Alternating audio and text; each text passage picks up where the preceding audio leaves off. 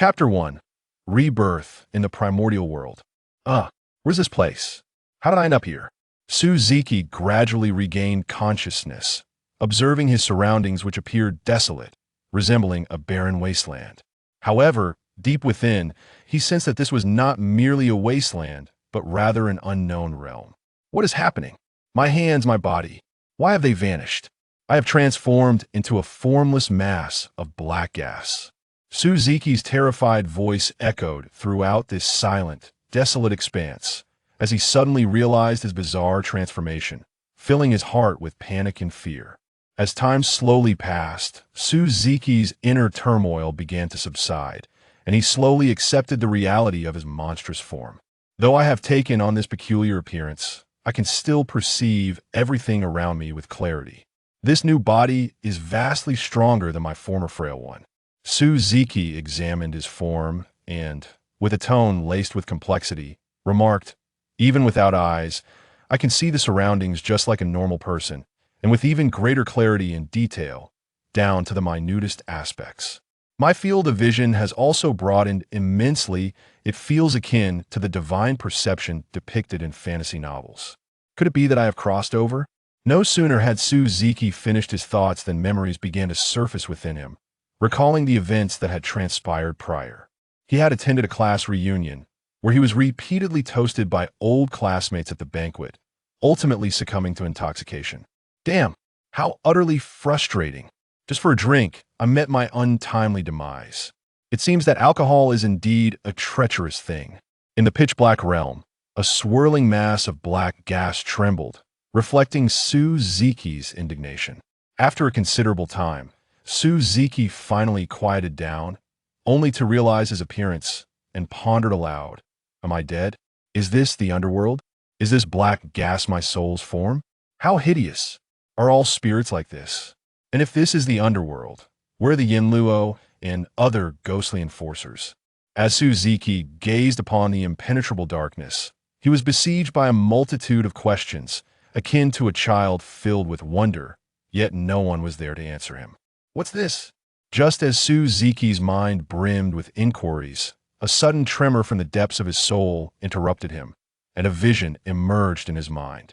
A towering figure wielding a colossal axe stood before a group of bizarre beings, gazing upon them as if perceiving various laws and paths. One of the strange creatures, resembling a monkey, pointed a dark staff at the giant with the axe, exclaiming, "Pengu, in your quest for transcendence, do you dare to cleave the chaotic world? Do you wish to destroy it? Are you not aware that if the chaotic world were to vanish, we too would perish?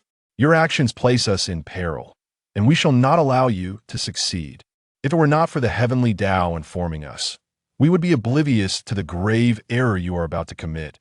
A shadowy figure radiating the essence of time bellowed. Listening to the scoldings and shouts of the numerous deities before him, Pengu regarded them with cold indifference. Humph.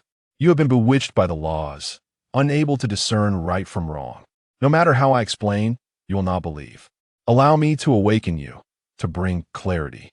If you insist on obstructing my pursuit of transcendence, I will scatter your souls to the wind and see how you hinder my path. Thus, the great Pengu lifted his axe in his right hand and grasped the creation jade plate in his left, charging toward the throng of 3,000 deities. Suzuki's mental imagery came to an abrupt halt, leaving him with a sense of longing. What a pity, such a fleeting vision. This must have been the moment when the great Pengu slaughtered the 3,000 deities. Clearly, there are countless untold secrets behind Pengu's actions, cleaving the chaotic world, entwining with the heavenly Tao, and the overarching laws. This is beyond my capacity to investigate. As Suzuki pondered, another scene unfolded in his mind. The great Pengu, his body riddled with wounds, dragged the axe in his right hand and tightly held the creation jade plate in his left. His gaze burned with fury as he strode purposefully toward his goal. At last, he paused at the very center of the chaotic world, casting a wistful glance around before determination flickered in his eyes. He raised the axe high and struck forcefully at the heart of the chaos. With a resounding boom, the chaotic world split open at its core, the fissure rapidly expanding, revealing golden light that illuminated the entire expanse of chaos. As the chaotic world shattered completely, chaos began to separate, giving rise to the four primordial elements of earth, water, fire, and wind, heralding the dawn of a new world, the spectacle of chaos, giving way to the emergence of heaven and earth. In a blink, Pangu supported the heavens and grounded himself, gradually parting the newly formed world into sky and land, until the heavens and earth were fully formed, establishing a new world. However, in the final moments, the great Pangu suddenly collapsed, his life force dwindling until it entirely vanished, signifying his demise upon achieving success. Subsequently, his form began to dissipate, merging with the new world, his body transforming into the vast expanse of the primordial realm. His eyes became the sun and moon. His voice transformed into thunder and lightning, ultimately shaping the primordial world. Not only did the great Pangus body merge with the primordial realm, but his weapon, the axe, also fractured into three parts: the Panga banner, the Taiji diagram, and the Chaos Bell. The Chaos Bell, sword toward the sun, formed from Pangus' left eye, while the Taiji diagram and Panga banner, scattered throughout the primordial realm, lost to time. The creation jade plate in Pangus' left hand, like the axe, was a primordial treasure containing the laws of 3,000 paths, shattering into countless fragments that scattered across the vast land of the primordial realm. Among them, the largest fragment would eventually be obtained by Hong Jun, making him the first sage of the primordial world and successfully establishing the path to become the Tao ancestor. Soon after, the skies of the primordial realm stirred, coalescing boundless purple-gold clouds of merit. This was the supreme achievement of the heavenly Tao and the overarching laws, rewarding the great Pangu for his act of creation. Regrettably, the great Pangu had already perished, his body transformed into a part of the primordial realm. Perhaps, had he lived, he could have harnessed this immense merit to advance further, reaching the realm of transcendence he so desired. The merit clouds, having gathered for some time, finally took shape, dispersing into several portions, with 30% of the merit bestowed upon the three pure energies that were the manifestations of Pangus' primordial spear. These would become the future three pure ones. Another 20% of the merit fused with the mysterious yellow aura that emerged at the dawn of creation, beginning to evolve into two renowned postnatal treasures in the future. The three pure ones, having received the merit, soared toward the primordial land formed from Pangus' corporeal body, until they vanished from sight. Following that, the 12 drops of Pangus' remaining essence also flew toward the primordial land. At this point, the events should have concluded, but our protagonist Suzuki's soul unexpectedly fused with the shadow of the great Pangu, restoring his previous appearance. Even more astonishingly, Suzuki also received the final 10% of the merit, an unexpected boon he had never anticipated. Not only had he traversed to the primordial realm and merged with the shadow of the great Pangu, but he had also obtained a portion of the merit. In the future, the three pure ones would possess a fraction of this merit, ultimately receiving a strand of the primordial purple energy from Hong Jun, becoming the sages of the heavenly Tao. In the primordial world, being a sage of the heavenly Tao meant invulnerability through calamities, wielding dominion over countless beings. Now, with a portion of merit, Suzuki harbored hope of receiving a strand of primordial purple energy from Hong Jun, thus becoming an immortal sage. Ha ha! Having reflected on all this, Suzuki suddenly burst into laughter. I never imagined that my soul would merge with the shadow of the great Pangu, and, even more surprisingly, that I would obtain a portion of the merit. Moreover, at this moment, I embody the essence of Pangus' shadow. My origins are equally remarkable. In the future, I shall surely acquire the primordial purple energy from Hong Jun and become the pinnacle of strength in the primordial realm. Suzuki then considered his unique circumstance of having traversed over, awakening with intelligence, no longer requiring an extensive period to cultivate awareness. He had become the first being in the primordial world to possess consciousness. Is this not the heavens bestowing their favor upon me? Now, I possess a comprehensive understanding of my past life. Who could possibly comprehend the primordial world better than I? Suzuki declared with unwavering confidence. In his previous life, Suziki was an avid enthusiast of novels, with his greatest pastime being the perusal of literary works. He had immersed himself in countless narratives set within the realm of the primordial world, having read no fewer than 100 books on the subject. Consequently, he possessed a foundational understanding of the specific circumstances and overarching trajectory of this fantastical universe, especially regarding the renowned treasures of the primordial world, the methods of acquiring celestial merit, and the intricate developments of this realm. Suziki was well versed in the details. After all, the multitude of novels he had consumed in his former life was not without purpose. Even though this world bore some distinctions, the fundamental direction and unfolding of the plot were unlikely to deviate significantly, allowing him to strategize and reap substantial benefits. Leveraging the information stored within his memory, Suziki could expedite and enhance the accumulation of his own resources, thereby positioning himself for a rise within the primordial world, ultimately leading to a life of leisure and freedom, ideally accompanied by several enchanting maidens. This, indeed, was Suziki's most fervent aspiration. With a sense of pride, he proclaimed, "Since I have been brought into this primordial world, let me leave my indelible mark here. I eagerly anticipate the transformations this realm will undergo in my wake." After surveying his peculiar body, he gleaned a few fragmented and rare memories, which enabled him to comprehend the nature of his surroundings, the remnants of the chaotic world left behind after the creation by the great Pangu. However, it would not be long before this fragment of the chaotic realm would completely vanish, merging entirely into the primordial world. Casting his divine sense around, Suziki lamented, "What a pity! It seems this fragment of the chaotic world cannot endure much longer before it dissolves, leaving no trace of the chaotic realm in the future. As a novice embarking on this journey, I humbly request guidance from esteemed readers. P.S. The initial chapters of this novel progress slowly, laying the groundwork for the protagonist's ascension." Chapter 2. The Postnatal Treasures of Virtue. Suziki hastily employed his divine consciousness to survey his surroundings, only to find that the landscape was uniformly monotonous, devoid of any remarkable features. Had it not been for his divine perception, he would have wandered aimlessly through the desert like an ordinary person. With the advantage of his divine awareness, Suziki navigated effortlessly through this fragmented world of chaos, gliding about in a form reminiscent of a gaseous entity, akin to a leisurely excursion.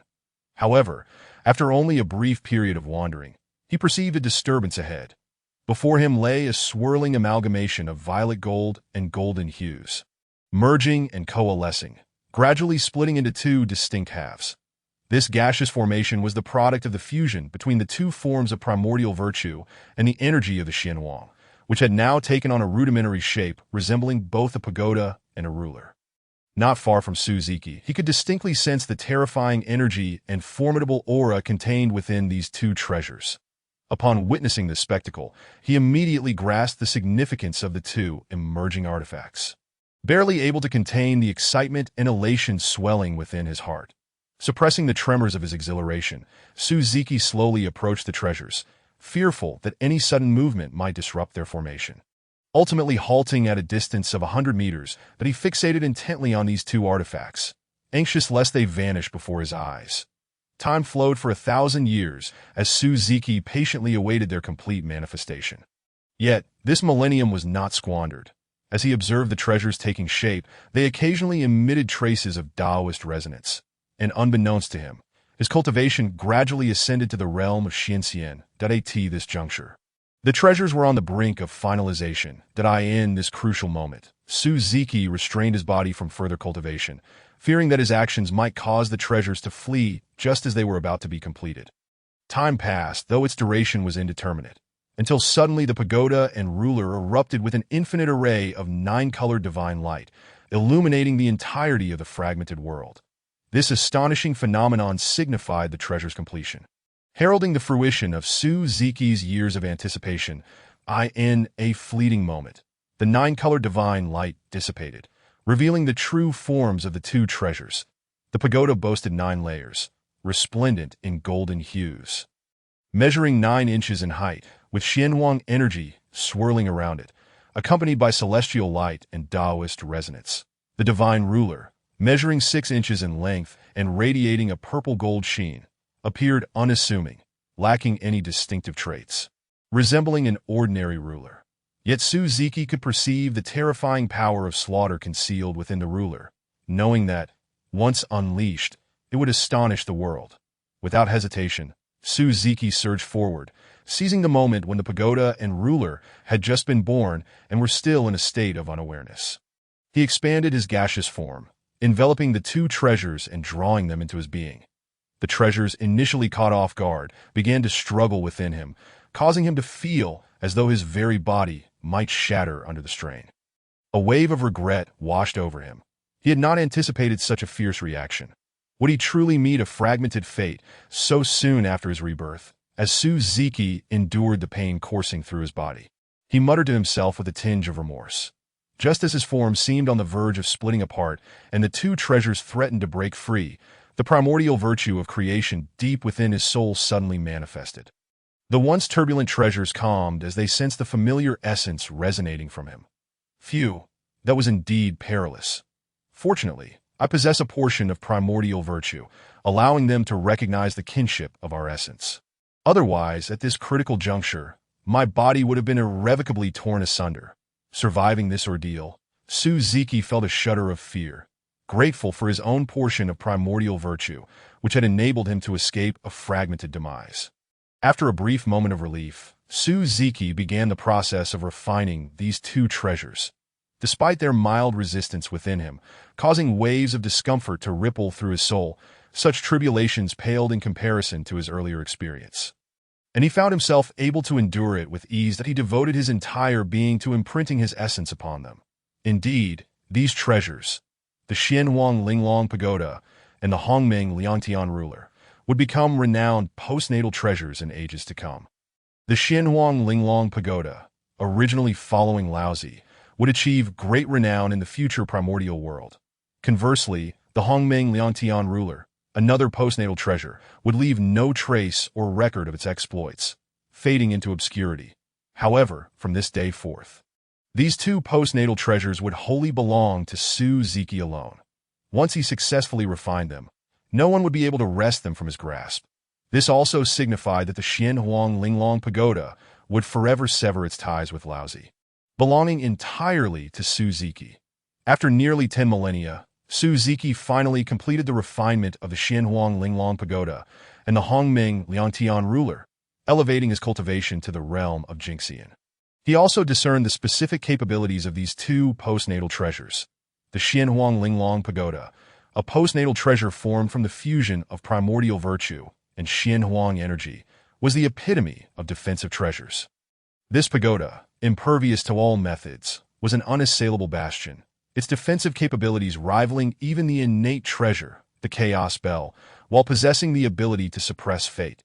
The Hongming Liangtian ruler, another postnatal treasure, was similarly forged from the amalgamation of primordial virtue and Xianhuang energy. This ruler was the supreme weapon of slaughter, its destructive power rivaling that of the Panga banner among innate treasures, earning its title as the foremost weapon of slaughter among postnatal treasures. As it was birthed from primordial virtue, this divine ruler struck down foes without incurring karmic retribution and possessed the ability to suppress fate. Unable to contain his excitement, Suziki exclaimed, "Let me unveil your rightful brilliance, so that the entire primordial world may know your names. Together, let us embark on a new journey of life." It was no wonder Suziki was so exhilarated with these 2 postnatal treasures. Regardless of what the future held, he could carve out his own illustrious legend. The Xianhuang Linglong Pagoda and the Hongming Liangtian ruler within him seemed to respond to Suziki's words, conveying their support for him. With his emotions settling, he reflected on how, in such a brief span of time, he had acquired such significant treasures. Perhaps he was indeed the protagonist depicted in novels, endowed with extraordinary fortune, with countless treasures awaiting his discovery that I end this desolate world. Suziki had not felt a trace of loneliness or isolation over the years. Rather, he relished the experience and had no desire to return to his previous life. For him, the mundane existence of his past was far too dull. The intricate and vibrant primordial world was the life he yearned for. Having fully refined the two postnatal treasures, Suzuki took a moment to recuperate before continuing his exploration of this fragmented world. He hoped to uncover more formidable treasures, yet alas, it seemed that his good fortune had already been exhausted, as he found nothing along his path. This outcome left Suzuki somewhat disheartened. He had imagined himself akin to the protagonist of a novel, beginning with an abundance of treasures and swiftly ascending to become the strongest in the world. It dawned on him that he was not the fated hero, blessed with extraordinary fortune, but merely a fortunate traveler. However, he overlooked one crucial point. In this fragmented world, how many treasures could truly exist? Once he entered the primordial world, he would come to realize the folly of his current thoughts and no longer fixated on searching for treasures. Suzuki instead discovered what he had previously neglected. This world, formed from the fragments of chaos, undoubtedly harbored numerous items related to chaos. Even the most ordinary and inconspicuous object surpassed many innate spiritual items from the primordial world in terms of quality and essence. After pondering for a moment, stroking his chin in contemplation, Suzuki recalled that items from the chaos seemed to hold boundless utility for the beings and spiritual items of the primordial world, capable not only of enhancing a cultivator's foundation and aptitude, but also of elevating the quality of spiritual roots and treasures. Since he was bored anyway, he decided to start collecting, regardless of whether these items possessed such effects. They were still remnants of the chaotic world and would undoubtedly prove useful in the future. Thus, Suzuki began to gather objects imbued with the essence of chaos, such as soil rich in chaotic energy and air floating in the atmosphere. Suffused with the aura of chaos, he would not overlook anything that bore the essence of chaos, feeling an overwhelming impulse to scour this world thoroughly, though his rational mind held him back. He also named these items, referring to them as chaotic spirit soil and chaotic aura, among others. Only he would choose such pedestrian names, yet he himself took great pride in them, believing them to be exceptionally good. Moreover, upon arriving at any location, Suzuki would meticulously scour every nook and cranny, leaving no small corner unchecked. His actions resembled a swarm of locusts sweeping through. During his search, Suzuki made an unexpected discovery: fragments of the primordial spirit left behind by the Panga deity after his transformation into the Three Pure Ones. As he gazed upon these ethereal shards, an uncanny sensation stirred within him, urging him to collect these fragments. Convinced they would prove beneficial, he reasoned that anything related to the Panga deity must hold value.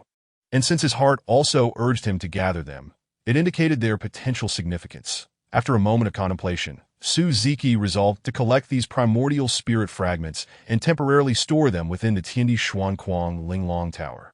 Assuring himself that even in the face of danger, he would remain unscathed, that in due course, he would seek to understand the utility of these fragments and decide whether they should remain by his side. Time passed swiftly, and several millennia later, the fragmented world had vanished, entirely merging into the primordial realm.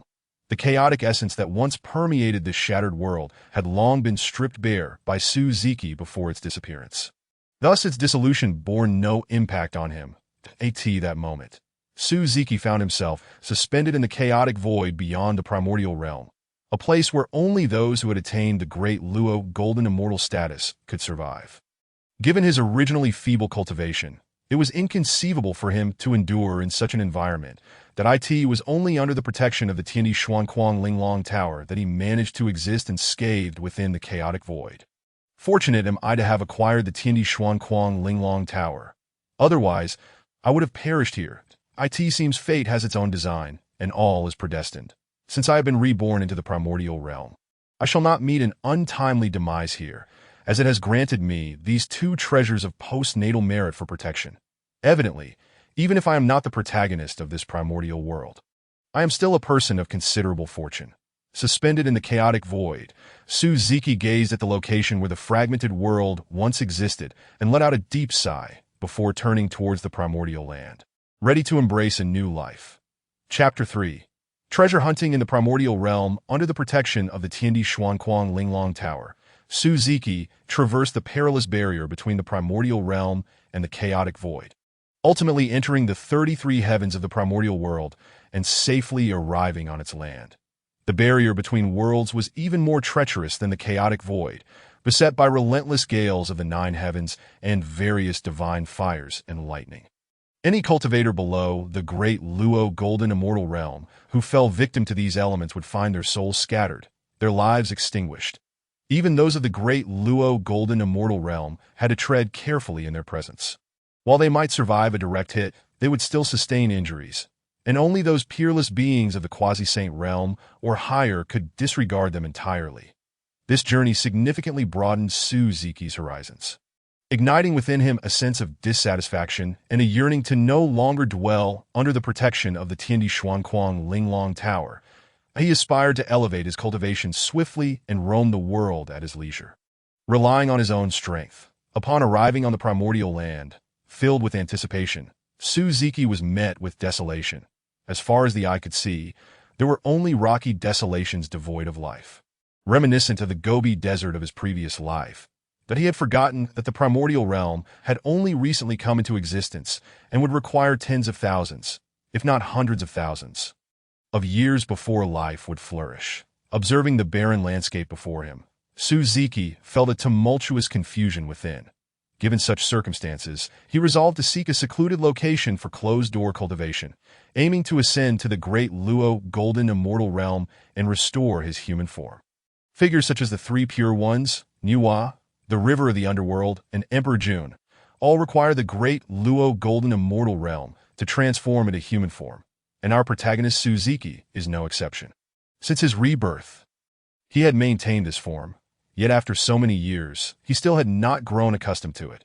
Only the human form suited him best, as Su Ziki casually selected a mountain peak rich in spiritual energy to establish a temporary cave dwelling, commencing his secluded cultivation with the goal of reaching the great Luo golden immortal realm, primarily to achieve his transformation into a human. Fortunately, while the primordial world was still lifeless, the spiritual energy within it was incredibly dense and pure, ideal for cultivators. The purity of this energy allowed for better absorption and refinement compared to the spiritual energy of later generations, enhancing the speed of cultivation. The magical power cultivated from this pristine energy was of superior quality, surpassing that derived from other forms of spiritual energy by a considerable margin. Within the cave, Su Ziki sat cross-legged, entering a state of meditation, absorbing the external spiritual energy into his body and guiding it along the pathways of the mental techniques he had memorized. With each complete circulation of spiritual energy through his body, his magical power increased incrementally, and his physique became more solidified. That as he grew more familiar with the operational routes, the speed of the energy flow quickened. Before long, a spiritual storm erupted around Su Ziki, as countless strands of spiritual energy converged, coalescing into swirling clouds of pure white mist around his form. These mists only formed when the spiritual energy reached its zenith. Su Ziki noticed that, in addition to the pure spiritual energy, several strands of slightly grayish special energy had gathered around him, and he could sense an essence of chaos imbued within this peculiar energy. Furthermore, as the chaotic world had only vanished a few millennia prior, the primordial realm was still infused with a trace of chaotic aura, resulting in this unique spiritual energy. After absorbing and refining it, he discovered that this energy was exceptionally beneficial for cultivators, providing tenfold the effects of normal cultivation, thus qualifying as a sacred treasure for training. Additionally, Su Ziki observed that the chaotic essence within this special energy was gradually diminishing, albeit at a slow rate. Within 10,000 years, this chaotic aura would completely dissipate over time, ultimately transforming into ordinary spiritual energy. Time flowed like a fleeting shadow. Those engaged in closed-door cultivation within the primordial realm often lost all sense of time, sometimes retreating for tens of thousands of years. After 100,000 years of seclusion, Su Ziki finally advanced from the golden immortal realm to the pinnacle of the Tai golden immortal realm, standing just a step away from the great Luo golden immortal realm necessary for transformation into human form. However, this final step was not easily traversed. That it required the consolidation of the 5 vital energies within his chest and the manifestation of the 3 flowers atop his head. This breakthrough could not be achieved merely through secluded cultivation. but rather required the cultivator to comprehend the heavenly principles and grasp the nuances of the Tao within the cosmos. That it is worth noting that this very step had thwarted countless cultivators within the primordial realm, who could only gaze longingly at the great Luo golden immortal realm, but found it unattainable. This step represented the chasm between heaven and earth. Once crossed, one could thereafter roam freely in the world, provided they did not provoke karma or invite calamity. However, to Suziki, this was not true freedom. Only by becoming a saint within the primordial realm, commanding the fates of myriad beings, and standing invincible in the world, could he attain the true essence of freedom he yearned for. Unable to progress further through closed-door cultivation, Suziki ultimately chose to emerge from his retreat, eager to see how the primordial realm had transformed in his absence. After so many years, life should have emerged, and beings have manifested in the world. He transformed himself into the likeness of his past life. Although this was merely an illusion, he believed that the human form was the most pleasing and suitable for him. Stepping out of his cave abode, he departed from the place where he had cultivated for over 100,000 years, preparing to traverse the vast primordial land and observe the world with keen eyes. After a gestation period of over 100,000 years, the primordial earth was no longer as desolate as it once was. The ground had flourished with a multitude of plants, diverse and countless. The current primordial world belonged to the savage beasts, aptly named so because Suziki discovered that most of these creatures possessed little intelligence, relying solely on their instinctual nature. That a few of the more formidable beasts possessed intellect equivalent to that of a 3-year-old human child at most. Furthermore, they lacked the understanding of harnessing the spiritual energy of heaven and earth for cultivation, relying solely on their robust physiques, resulting in frequent conflicts and bloodshed among them. In Suzuki's eyes, the most powerful among these savage beasts could barely be compared to the Tai golden immortal realm within the ranks of cultivators. Such a threat was hardly a cause for concern for him. Only when sentient beings emerged, and the 3 primordial races manifested, would the magnificent saga of the primordial world truly commence, entering a glorious era. This unique period was particularly advantageous for Suzuki, as the external savage beasts posed no threat or hindrance to him, allowing him to roam freely across the primordial world. That was his prime opportunity for development, a chance to scour the primordial land for formidable spiritual treasures and precious spiritual roots, enhancing his own foundation. According to Suzuki's understanding, the current primordial land was vast, later divided by people into 4 regions: the most remote western continent, the most prosperous eastern continent, and the southern and northern continents. After a brief contemplation, Suzuki decided to begin his search in the northern continent, as its predominantly flat terrain made it relatively easier to locate treasures. That as he journeyed, Suzuki discovered several exceptional paradises, shielded by natural formations. That could be said that his discovery was a stroke of extraordinary luck, triggered by the conflicts among the savage beasts that activated the formations, revealing their precise locations to him. Unfortunately, Suzuki could not take these paradises with him and could only leave markers, intending to revisit them when he had the power to do so. Additionally, Suzuki found dozens of premium spiritual veins and mineral veins, which he temporarily stored within the heavenly yellow Linglong Tower. Fortunately, the internal space of the tower was sufficiently expansive to facilitate such ease in transport. Throughout his search in the northern continent over 10,000 years, Suzuki's most significant harvest was the discovery of over 10 innate spiritual roots and more than 10 innate spiritual treasures. These results were indeed bountiful. Among them, several innate spiritual treasures were of the highest caliber, having once shone brilliantly in future timelines, each possessing a resounding reputation. The Void Box, a top-tier innate spiritual treasure, could be used to capture individuals that if one were to be ensnared within this box, unless possessing profound strength or another top-tier innate spiritual treasure, they would be reduced to mere blood within a short span of time. This treasure appeared during the latter stages of the conferred God Tribulation, where the primordial heavenly venerable used it to end the life of Bai Xiao. Original owner, Primordial Heavenly Venerable, the Taiji Seal, another top-tier innate spiritual treasure, could defend against all magical attacks, serving as an unparalleled defensive treasure. Original owner, Primordial Heavenly Venerable, the Bao Yin lamp, the foremost among the 4 great innate spiritual lamps, stood 9 inches tall, pure white as if crafted from ice and snow. Its form resembled a blossoming treasure lotus, large enough to resemble a deep bowl, with the lotus heart serving as the wick. The flame within was the seven treasures' mysterious fire, dazzling in seven colors, possessing the power to shake the heavens and reverse the cosmos, impervious to destruction by all but the most formidable treasures, compared to the 8 scenery palace lamp, the spirit coffin lamp, and the Yushu Liuli lamp. It was far more formidable. Original owner, Niwa, later passed to Yang Chan, ultimately to Lu Qinxiang. The heart-piercing lock, a top-tier, innate spiritual treasure, took the form of a longevity lock, its body a golden hue. Inscribed with enigmatic Tao inscriptions on either side, 3 white jade chains descended from it. Once activated, the 3 white jade chains would instantly unleash 9 black jade chains, obliterating the 3 flowers atop the victim's head, extinguishing the 5 energies within their chest, and firmly binding their 3 souls and 7 spirits, rendering them utterly immobile and in excruciating torment, unable to live or die at will, subject to the whims of the user. Even a master of the quasi-saint realm would find it impossible to escape this calamity without a top-tier, innate spiritual treasure to protect them. It was, in essence, a supreme treasure for capture and ambush. Original owner, Tongtian Jiaozhu, later became an ornament upon Tongtian's neck, a supreme treasure.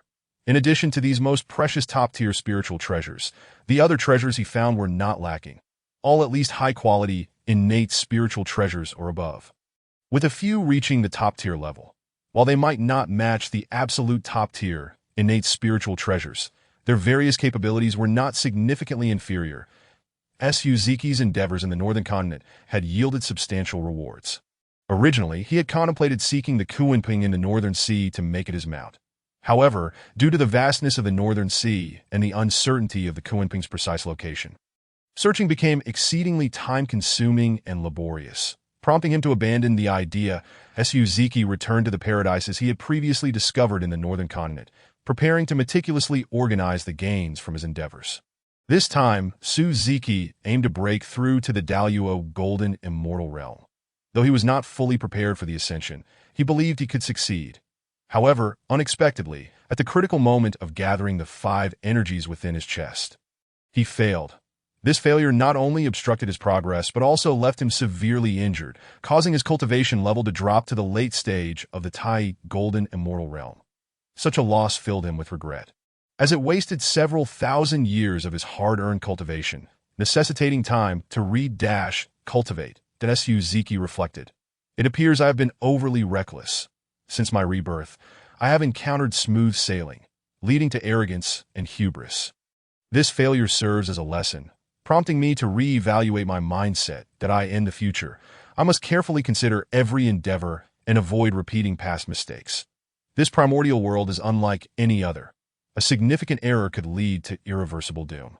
Afterwards, Suzuki fully adjusted his mindset and began to circulate his energy to heal the internal injuries sustained from the failed breakthrough to the Daluo Golden Immortal Realm, ultimately recultivating to restore his level. Chapter 4. The Quest for Treasure. After millennia of healing and cultivation, Suzuki's cultivation barely returned to the pinnacle of the Tai Golden Immortal Realm. His previous experiences taught him that breakthroughs are not achieved overnight. A steady and methodical approach is the correct path. Upon exiting his retreat, Suzuki resumed his treasure-seeking journey, sensing that the 3 primordial races would emerge within a mere 100,000 years. At that time, the entire primordial world would fall under their control. That in Suzuki's plans, he did not intend to engage in the conflicts among the primordial races. It was far too perilous for him, entangled in significant karmic repercussions that he wished to avoid. However, unexpectedly, the outcome often defies one's expectations, and a future incident forced him to become embroiled in a series of events that he traversed the land. Just as he had anticipated, the primordial continent now teemed with sentient beings, who began to encroach upon the living space of the savage beasts. The emergence of these beings unveiled the brutality of the primordial world. With their slaughtering figures visible everywhere, all vying for paradises, cultivation resources, treasures, spiritual roots, and more.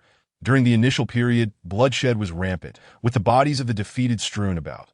This phenomenon persisted until they delineated their respective territories. at which point the violence gradually subsided. In Suzuki's view, these new beings posed no threat to him.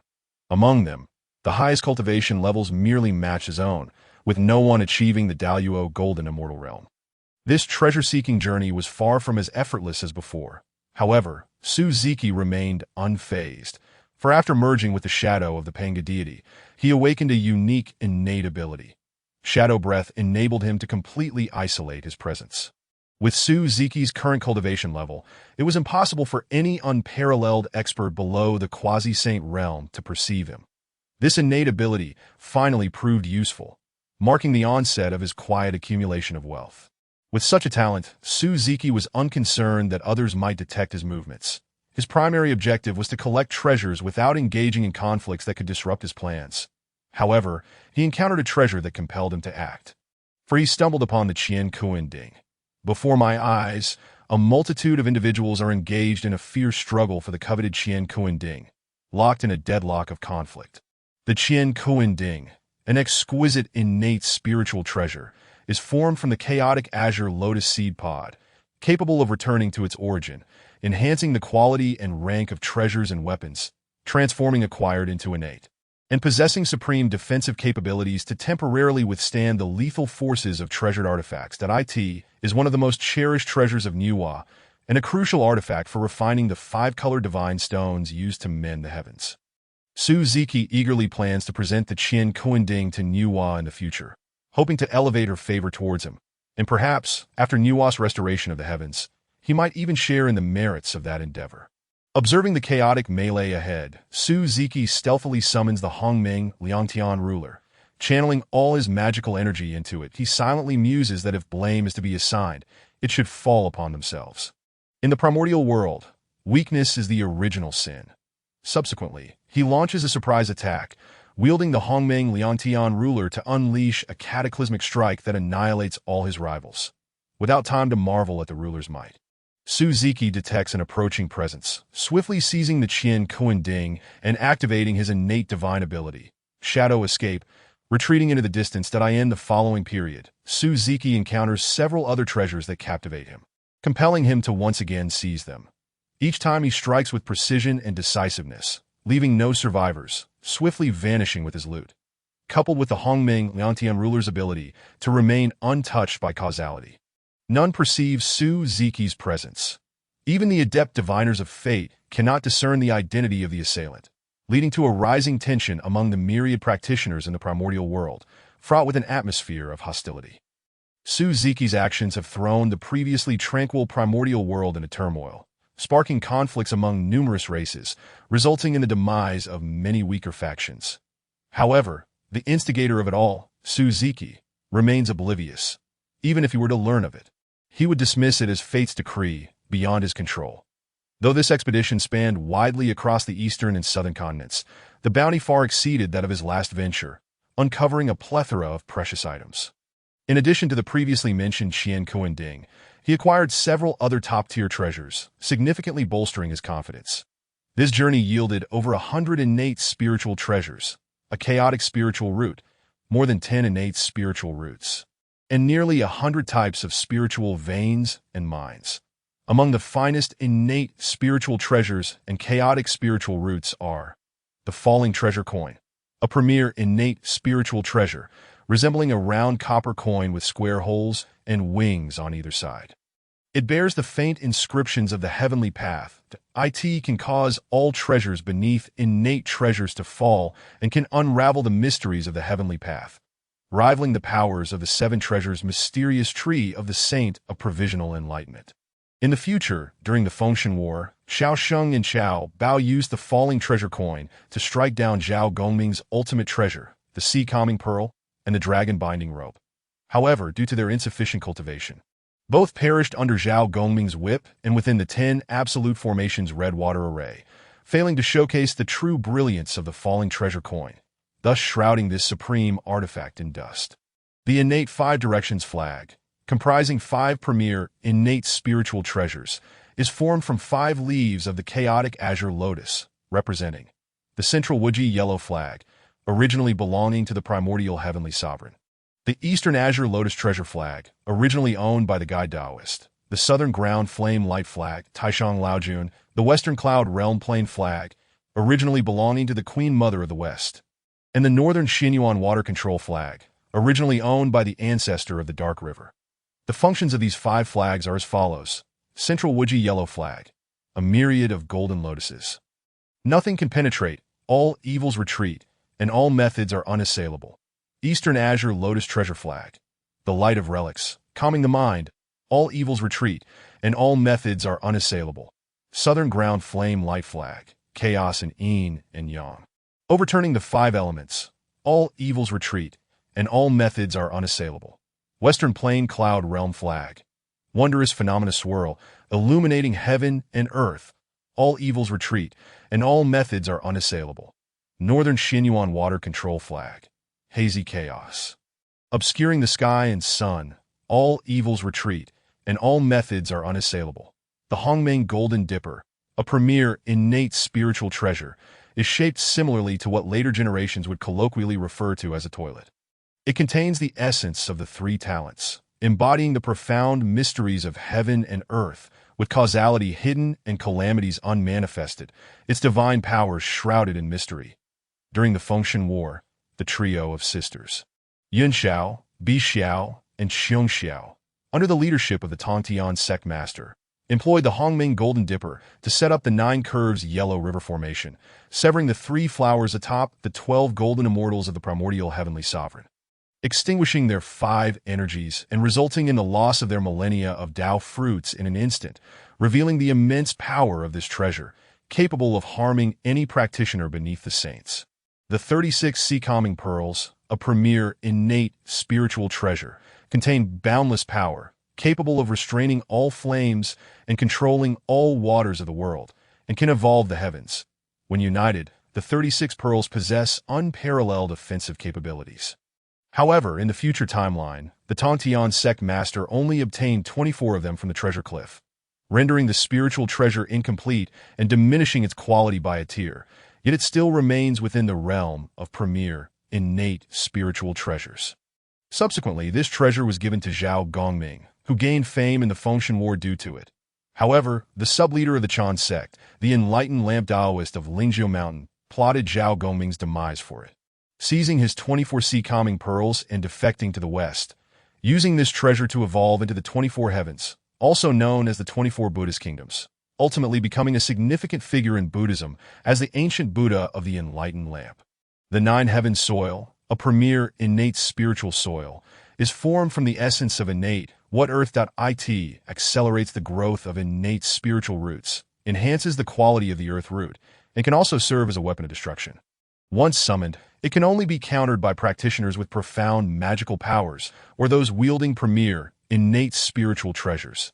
Its appearance resembles a handful of yellow earth, transforming into yellow clouds when summoned, exerting pressure and attack. The 9 heaven soil is also the key material that enabled Nuwa to create humanity and attain sainthood, and later, it protected humanity from the catastrophic floods unleashed by the collapse of Mount Buzhou.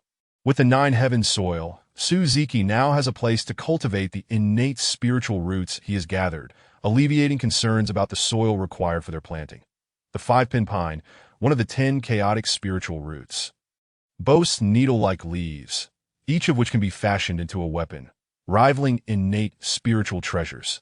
Striking an enemy can harm their primordial spirit, and only top-tier healing elixirs can restore injuries inflicted by the fruits of the 5-pin pine. Ultimately, Su Ziki planted the chaotic spiritual root of the 5-pin pine along with other innate spiritual roots atop the 9 heaven soil, marking the best possible outcome. Most of the remaining innate spiritual treasures are of superior quality, with a few still considered premier innate spiritual treasures. Thus concludes the account of the treasures acquired in the eastern region of the primordial continent, while the gains in the southern region are even more abundant. Having secured dozens of innate spiritual roots, hundreds of innate spiritual treasures, thousands of spiritual stone veins, and over 100 spiritual springs. Among the exceptional treasures are the celestial celebration clouds, a heavenly treasure born from the righteous essence within Panga's heart at the dawn of creation. The celestial celebration clouds wield immense power, driving magical artifacts, repelling all evils, and remaining untouched by any treasure or extraordinary weapons attack, immune to the harm of all divine abilities and spells. Its defensive prowess ranks only below the chaotic bell and the heavenly and earthly Xinyuan Linglong Pagoda. Within the celebration clouds, the world subtly manifests, with the sun, moon, and stars illuminating the expanse. Within the clouds, five-colored light permeates the skies, while celestial music resonates throughout the cosmos. Outside the clouds, countless golden lamps, golden lotuses, and jeweled strings cascade from the celebration clouds like a continuous stream of water dripping from an eave. Originally belonging to the primordial heavenly sovereign, having organized the spoils of this expedition, Suziki notes that there are two locations he has yet to explore: Kunlun Mountain and Mount Bujo.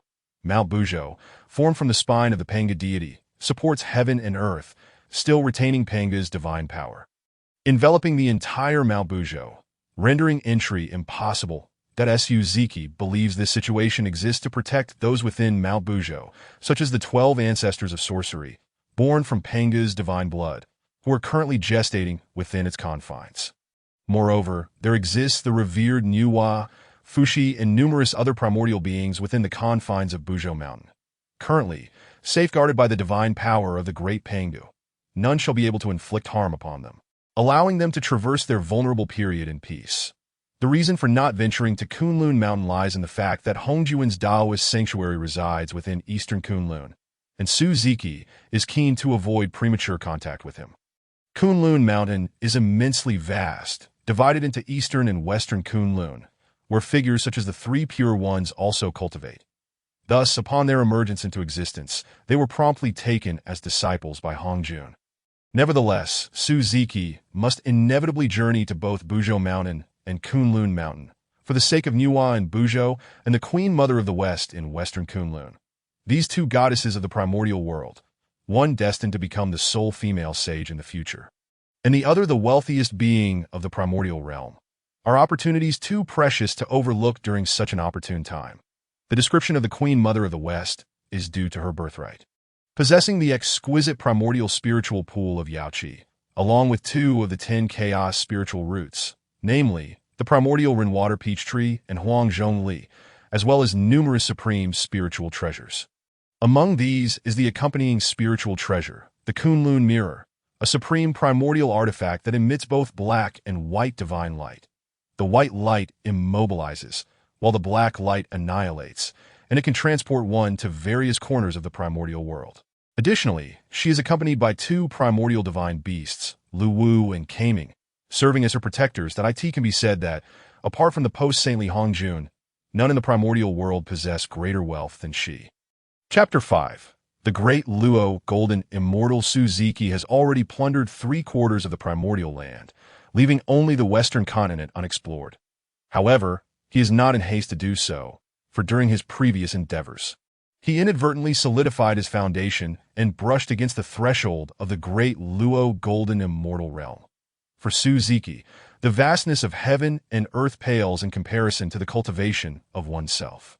Only by elevating his own cultivation can he roam freely within the primordial world, for otherwise, abundant treasures would prove futile. That in a certain cave paradise, Suziki sits in meditation, adopting the 5 hearts to heaven posture.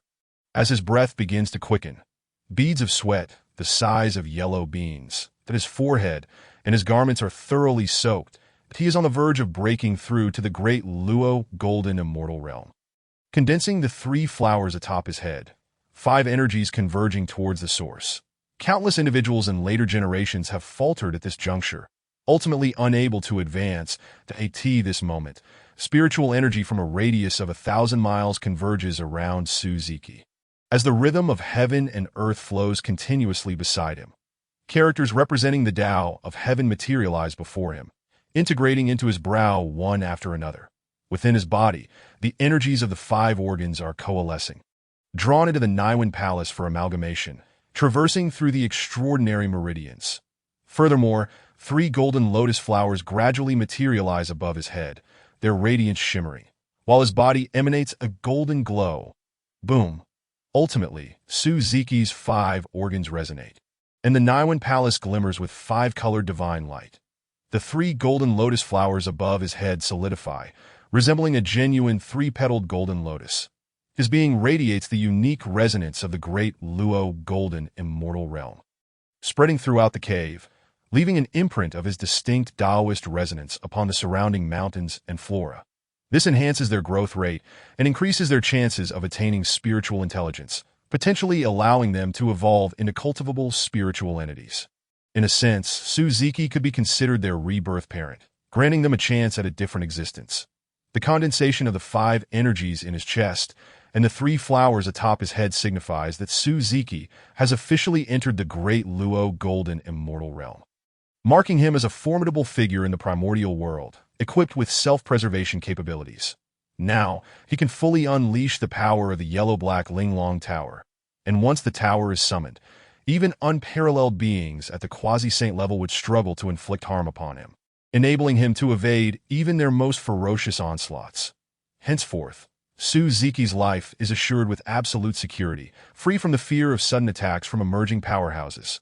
For Suzuki, not only does he enjoy the assurance of safety, but more importantly, having reached the great Luo golden immortal realm, he is now capable of truly transforming into a human form, traversing the primordial world in human guise that Suzuki reveals his true form, reverting to a swirling mass of pitch-black energy, and then his entire being radiates boundless golden brilliance, illuminating the cave. After a brief moment, the golden light dissipates, revealing a handsome young man in the place where Suzuki once Saturday. He possesses striking sword-like brows, keen black eyes, delicately pressed lips, sharply defined features, and a tall, slender physique, reminiscent of an eagle in the night. Proud and solitary, yet exuding an imposing aura that commands respect from all. Suzuki has successfully transformed into human form, restoring his humanity. Following his breakthrough to the great Luo golden immortal and subsequent transformation into a human, he did not face the so-called heavenly tribulation for testing. This is because, at this juncture, the primordial universe is not yet complete, and for primordial beings like Suzuki, born at the dawn of creation, there would be no lightning tribulation upon breaking through to the great Luo golden immortal realm. The true onset of heavenly tribulations for cultivators occurs after the Tao ancestor Hongjuan's 3 teachings, which harmonize with the way of heaven, rectifying its deficiencies. Henceforth, any being embarking on the path of cultivation will encounter heavenly tribulations upon breaking through to the levels of celestial immortal, golden immortal, and great Luo golden immortal, as well as during their transformation into human form. Moreover, heavenly tribulations differ in intensity, as the Tao of heaven tailors tribulations according to each individual's innate gifts. Thus, cultivators with greater talents are met with more formidable tribulations. After all, cultivation is an act of defiance against the heavens, siphoning the spiritual essence of heaven and earth to nourish oneself, prompting the Tao of heaven to test those who have reached a certain level of cultivation. Those who fail to transcend the heavenly tribulations may turn to ashes, their cultivation dissipating into the cosmos, contributing to the cycle of retribution for the heavens that a rare few who survive such tribulations often forfeit their qualifications for advancement, remaining forever at their original realm, unless they possess extraordinary treasures of heaven and earth to restore their potential. After successfully breaking through, Suzuki does not rush to exit his retreat. Instead, he meticulously organizes the fruits of his labor amassed over the years.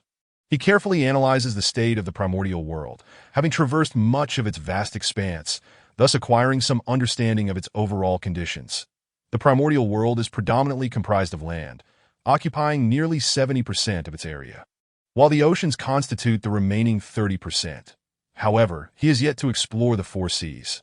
Nonetheless, from memories of his past life, he possesses some knowledge about the 4 seas, which also harbors numerous spiritually abundant immortal islands, rivaling the prosperity of the primordial land.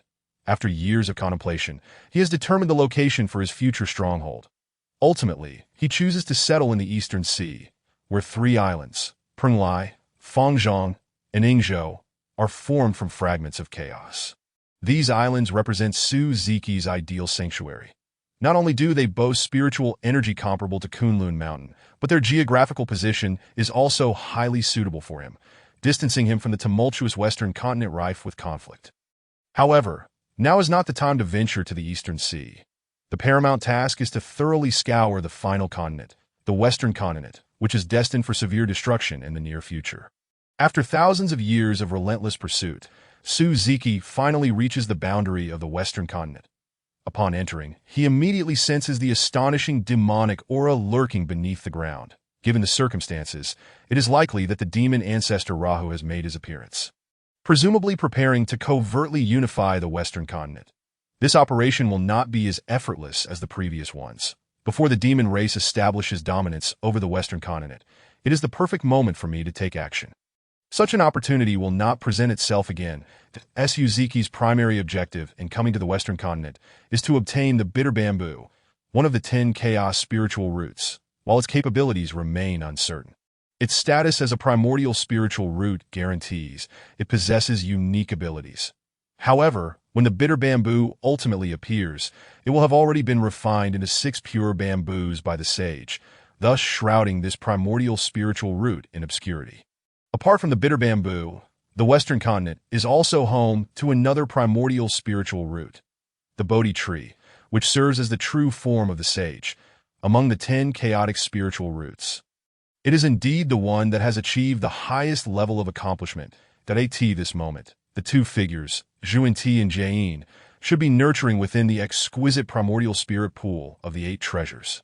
Yet what awaits them is a desolate West Point. One could say they are unfortunate, or conversely, exceedingly fortunate, as they have turned calamity into blessing, becoming saints of the heavenly D, Suzuki, cautious in the Western continent. Evaded the beings there while secretly searching for the traces of Kuju.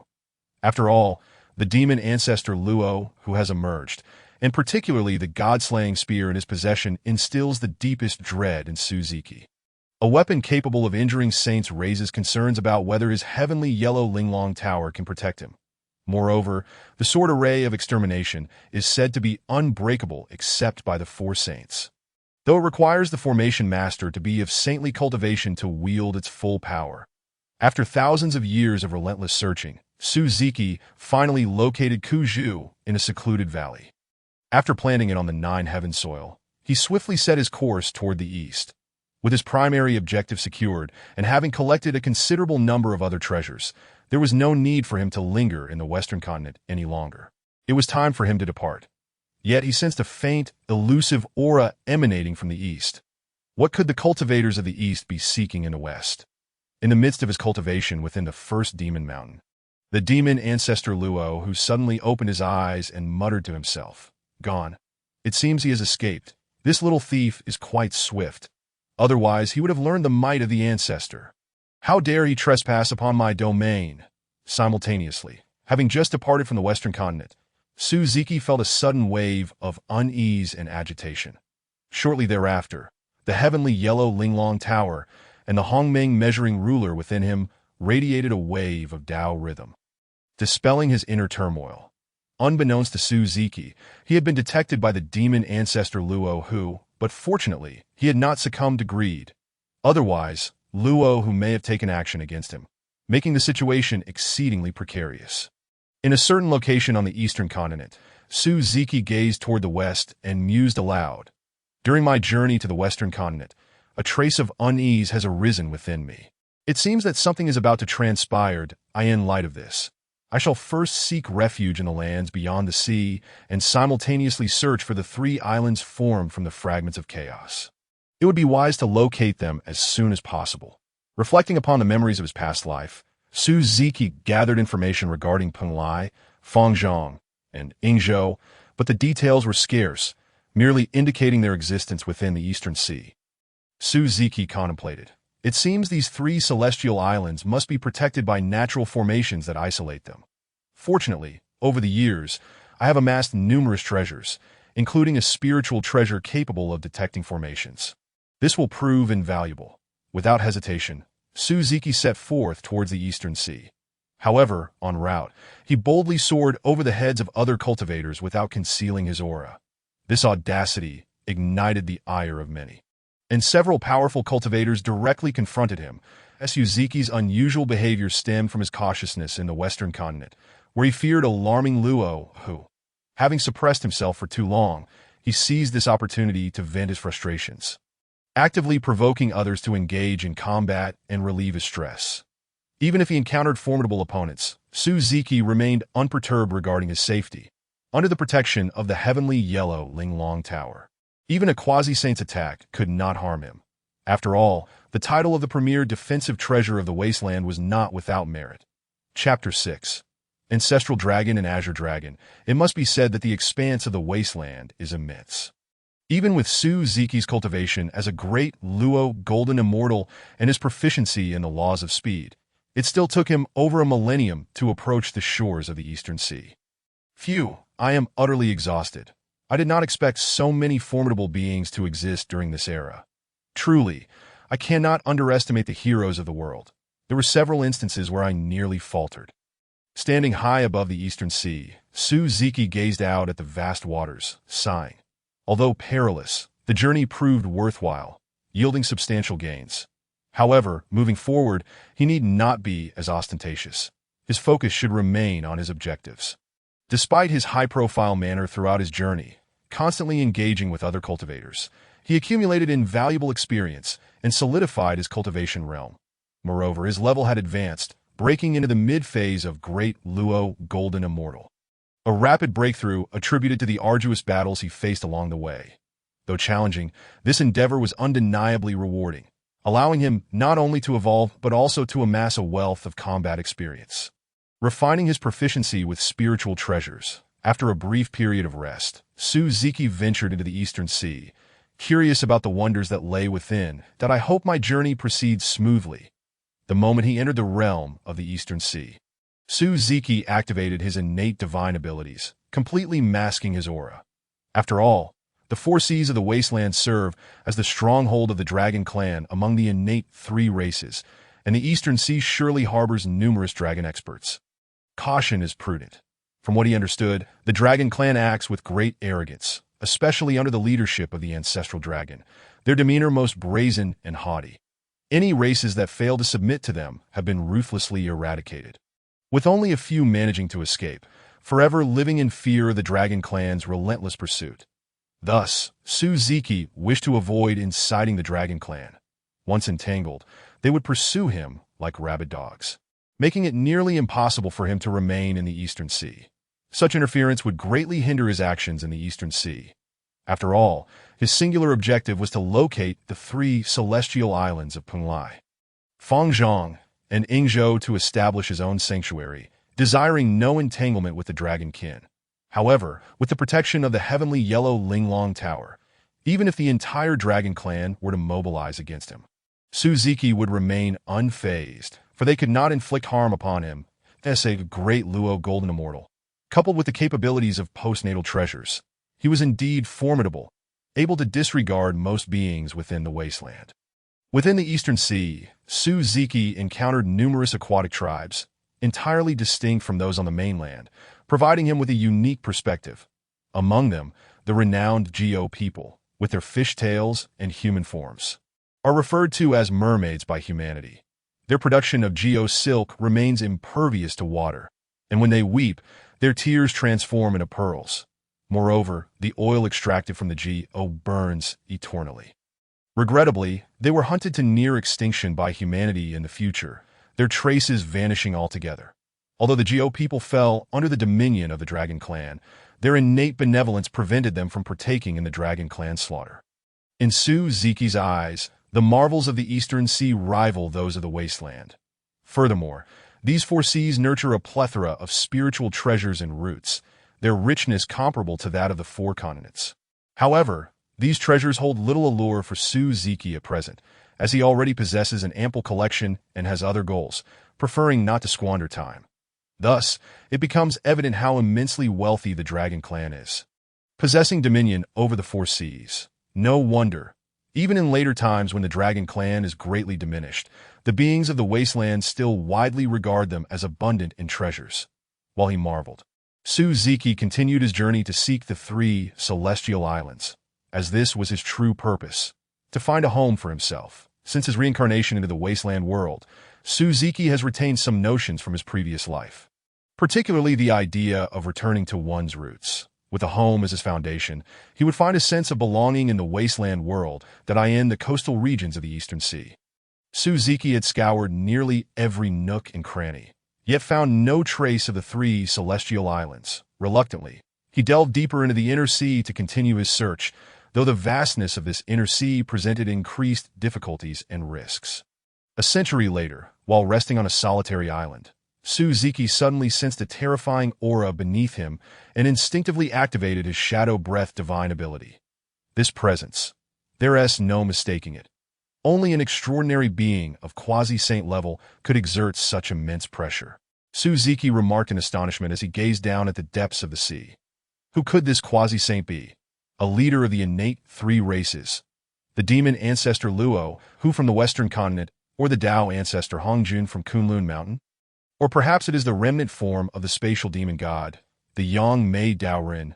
Could it be that Tao ancestor Hongjun has come here to eliminate Luo, who, alongside the other ancestors formed from the remnants of the chaotic demon gods? Suzuki pondered the identity of the quasi-saint lurking beneath. Yang Mei could likely be ruled out, as he had remained in the chaotic void outside the wasteland world. Never entering, that he inadvertently acquired the Hongming purple chi and became a saint of the heavenly Tao a millennium earlier than Tao ancestor Hongjun after one confrontation with Tao ancestor Hongjun. He vanished without a trace. The demon ancestor Luo, Hu, and Tao ancestor Hongjun could also be excluded, as they were preoccupied with their own affairs and unlikely to be here. Thus, the most probable candidate is the ancestral dragon of the Dragon Clan, for this is one of their strongholds. If any other quasi-saint were to enter, he would undoubtedly detect them. However, what puzzles Suzuki is the reason for the ancestral dragon's presence here. Could there be some anomaly in the depths of the nearby sea? The presence of the ancestral dragon, a being of quasi-saintly stature, was summoned to this place that Suzuki swiftly concealed his aura, producing a mirror-like spiritual treasure that revealed the scene beneath the ocean's depths. A colossal dragon, stretching thousands of fathoms, gradually transformed into a humanoid form with a dragoness head, arriving at the entrance of an underwater cavern. Indeed, it was the ancestral dragon, Suzuki mused inwardly. Subsequently, the ancestral dragon unleashed his full presence, exerting pressure into the cave, causing all marine life within a radius of 100,000 miles to flee in terror. The ancestral dragon fixed his gaze ahead and proclaimed in a booming voice, "Azure Dragon, cease your hiding. My arrival here signifies that I am acutely aware of your presence within. With my quasi-saintly cultivation, there is no escape for you." Shortly thereafter, a massive azure dragon, measuring 1,000 fathoms in length, emerged from the cavern and appeared before the mirror, that he then transformed into a striking young man, looking helplessly at the ancestral dragon. "Ancestral dragon, why can you not let me be? I have no desire to join your ranks. I yearn only to cultivate in solitude, indifferent to all else."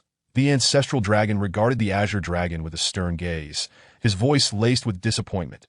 "Azure Dragon, you are the first dragon born since the dawn of creation. While I emerged during the primordial chaos, in a certain sense, you and the Candle Dragon are my brethren. You ought to assist me, to join the Dragon Clan and contribute to your kin. I can offer you a position of unparalleled prestige. Yet instead, you choose to cower here, squandering your innate gifts and power." But as he spoke, the ancestral dragon emanated waves of formidable might, causing the ocean within a 1,000,000-mile radius to churn violently, the surface roiling with surging waves and whirlwinds. The sea creatures beyond this tumultuous zone gazed in dread towards the center of the disturbance, bewildered by the cause of their sovereign's ire. However, the azure dragon, situated at the eye of the storm, remained undeterred, locking his resolute gaze upon the ancestral dragon. "Ancestral dragon, reflect on the countless sea tribes that were slaughtered under your command, those who refused to submit to you. Those who survived your onslaught have been relentlessly hunted. The bloodshed you have wrought is too great. It will inevitably bring calamity upon the Dragon Clan." With a heavy sigh, the azure dragon declared with unwavering conviction, "I shall never acknowledge a clan built upon such relentless slaughter, nor will I ever join forces with them. You might as well abandon hope." The ancestral dragon scoffed. "What disasters could befall the Dragon Clan under my leadership? Even should the Phoenix and Shilin clans unite, they would pose no threat to us." "How disappointing, Azure Dragon," the ancestral dragon retorted, anger flashing in his eyes that I never anticipated you would resort to such absurd reasoning to reject my call. The Azure Dragon, resolute, replied, no matter your persuasion, even if you were to slay me now, I would never consent to join your ranks. You would do well to relinquish your hopes. The Azure Dragon extended his neck toward the ancestral dragon, adopting a posture of resignation. You shall come to regret this, Azure Dragon. Your stubbornness seals your fate. From this day forth, the Dragon Clan shall not count you among its kin, the ancestral dragon coldly stated. Transforming back into his true form, the ancestral dragon broke through the waves and soared into the sky, departing the scene. The once turbulent sea began to settle, restoring tranquility to the surroundings. The Azure Dragon gazed deeply in the direction of the ancestral dragon's departure, shaking his head before retreating back into the cavern. Unbeknownst to him, witnessing the famed ancestral dragon and Azure Dragon in such a dramatic confrontation was an unexpected spectacle for Suzuki. It became clear that the Azure Dragon did not endorse the ancestral dragon's actions, explaining the latter's absence from the historical records before becoming one of the four spirits of heaven. Having observed this captivating scene, Suzuki carefully stowed away his spiritual treasure, contemplating both the departing figure of the ancestral dragon and the location of the Azure Dragon. He recalled the information he had gathered on the Azure Dragon, one of the four spirits of heaven, representing the Eastern Seven Stars, wielding the power of the Eastern wood element within the five elements of the cosmos. However, upon closer inspection, Suzuki discerned that the Azure Dragon's aura surpassed that of a great Luo golden immortal, albeit still within that realm, indicating he was on the cusp of quasi-saint status. This peculiar situation suggested that the Azure Dragon had yet to fully embrace his role as one of the four spirits, resulting in an incomplete essence. Nevertheless, even at this stage, the Azure Dragon was undeniably among the foremost experts in the current primordial world. It was little wonder that the ancestral dragon had sought to invite him back to the Dragon Clan. Yet such efforts were in vain. The Azure Dragon's aversion to bloodshed was fundamentally at odds with the ancestral dragon's disposition, rendering any alliance impossible. This choice, however, did not imply a lack of belonging to the Dragon Clan for the Azure Dragon. Rather, it stemmed from his distaste for the environment steeped in violence, prompting his retreat into seclusion. Yet, this decision also served as a salvation for him, following the catastrophic calamities faced by the three pre-celestial races. The Dragon Clan had suffered grievously, with their higher echelons nearly annihilated. The Dragon Clan's subsequent retreat to the Four Seas was made possible through the Azure Dragon's covert protection. Without such backing, the Four Sea Dragon Kings, possessing only the cultivation of a Tai golden immortal, would have been unable to secure the region. Given the Four Seas' wealth, many covetous eyes were cast upon it, compounded by the Dragon Clan's possession of rare treasures. Absent a powerful ally, it would have been impossible for the Dragon Clan to find refuge in the Four Seas and remain secure throughout the years that in this light. The Azure Dragon had shown great benevolence towards his kin, demonstrating a deep concern for their welfare. Despite the divergence in their aspirations at that moment, it was evident that few in the Dragon Clan were even aware of the Azure Dragon's existence. Chapter 7. Primordial Fongzong. Ingzhou. Not long after the ancestral dragon's departure, Suzuki silently vacated the solitary island, continuing his journey in search of home. Since encountering the ancestral dragon, his fortunes seemed to have shifted for the better. Along his path, he discovered numerous islands rich in spiritual energy, albeit none of them aligned with his true objective. Furthermore, most of these islands had already been claimed by the Dragon Clan or the sea tribes of the Eastern Sea, compelling him to press onward toward the innermost depths of the Eastern Sea. However, as he ventured deeper, Suzuki's premonition grew stronger. He sensed that his goal lay just ahead, and that he would soon uncover the three celestial islands. Hard work pays off, and after centuries of relentless effort, Suzuki finally stumbled upon an island concealed by a natural formation that he summoned the innate treasure, the Hongmeng Liangshensh, to forcefully breach a gap in the formation, swiftly entering the island. Upon entering, Suzuki felt as though he had stepped into a new world. The island was enveloped in celestial aura, bathed in radiant hues, and filled with fragrant aromas that ensnared the senses. An undeniable paradise of the immortal realm. Before him stood an ancient stone tablet, inscribed with two characters of celestial script. Pengli, This confirmed that he had indeed discovered the fabled Punlai Island. Approaching the stone tablet, he gently caressed its engravings, reflecting on the arduous journey he had undertaken to find this hidden gem. The effort had not been in vain. It was most certainly worthwhile. Upon entering Punlai Island, Suzuki discerned a profound presence of chaotic energy, suggesting that the island harbored numerous entities associated with chaos. Moreover, the island was home to countless extraordinary creatures, and the concentration of spiritual energy surpassed that of most locales within the primordial world. It rivaled the top-tier paradises such as Kunlun Mountain and Bujo Mountain, affirming Punlai Island's status as one of the celestial islands formed from fragments of chaos. As Suzuki roamed the island, he unexpectedly discovered a rare treasure of the primordial world at its very center: the three-light divine water. This divine water was one of the 10 sacred waters of the primordial realm. Born of sunlight, moonlight, and starlight, manifesting as golden sunlight divine water, silver moonlight divine water, and purple starlight divine water. The golden sunlight divine water erodes flesh and bone. The silver moonlight divine water corrupts the soul. And the purple starlight divine water consumes the true spirit's thoughts.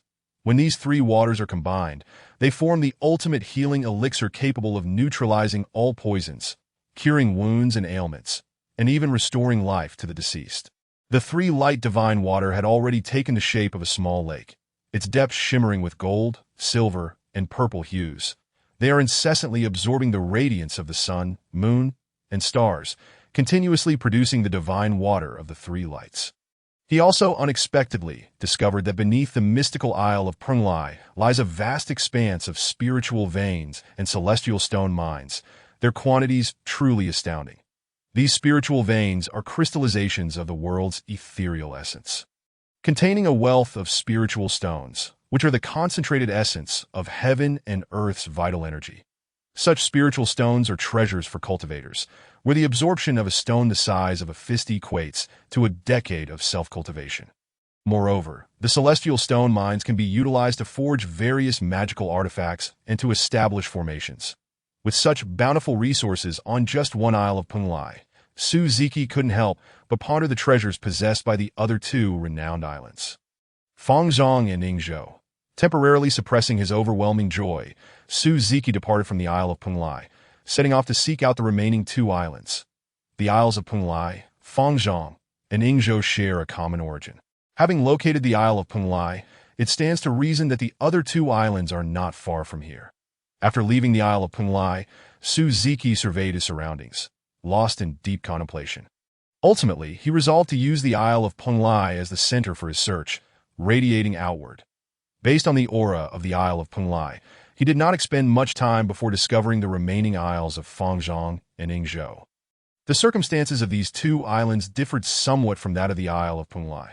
The Isle of Ningzhou, besides possessing a multitude of chaotic substances and abundant spiritual energy, is adorned with spiritual springs, lakes, and rivers throughout its expanse. Every 100 miles, one can find a spiritual spring, while every 10,000 miles reveals a massive spiritual lake. The spiritual waters within these springs, lakes, and rivers possess varying effects, such as enhancing comprehension, increasing cultivation, strengthening the physical body, and uplifting the soul, among others. In contrast, the Isle of Fangzhong is devoid of exotic creatures. Instead, it is replete with wondrous flowers, rare herbs, and celestial fungi, with ages numbering in the millions. Even the most common celestial herbs possess effects akin to 1,000,000 years of cultivation.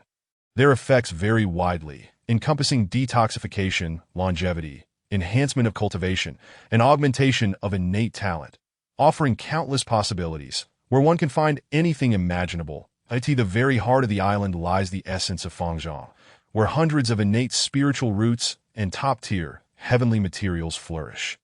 With such resources at his disposal, Suzuki would face no troubles in gathering disciples and establishing a sect, though his aspirations lie elsewhere. The abundance of million-year-old heavenly treasures on the Isle of Fangzhong is attributed to its entire terrain being composed of innate-grade spiritual soil. This innate spiritual soil not only accelerates the growth of plants, but also elevates their quality, serving as the ideal environment for the flourishing of various heavenly materials. The spiritual soil at the center of the island is of the highest grade. nurturing numerous innate spiritual roots and premier heavenly treasures. This exquisite innate spiritual soil significantly enhances plant growth and quality, providing the most optimal conditions for the cultivation of heavenly treasures. Furthermore, Suziki also encountered other fortunes on the Isles of Fangzhong and Yingzhou. On the Isle of Yingzhou, he discovered another type of divine water, the 1 yuan heavy water.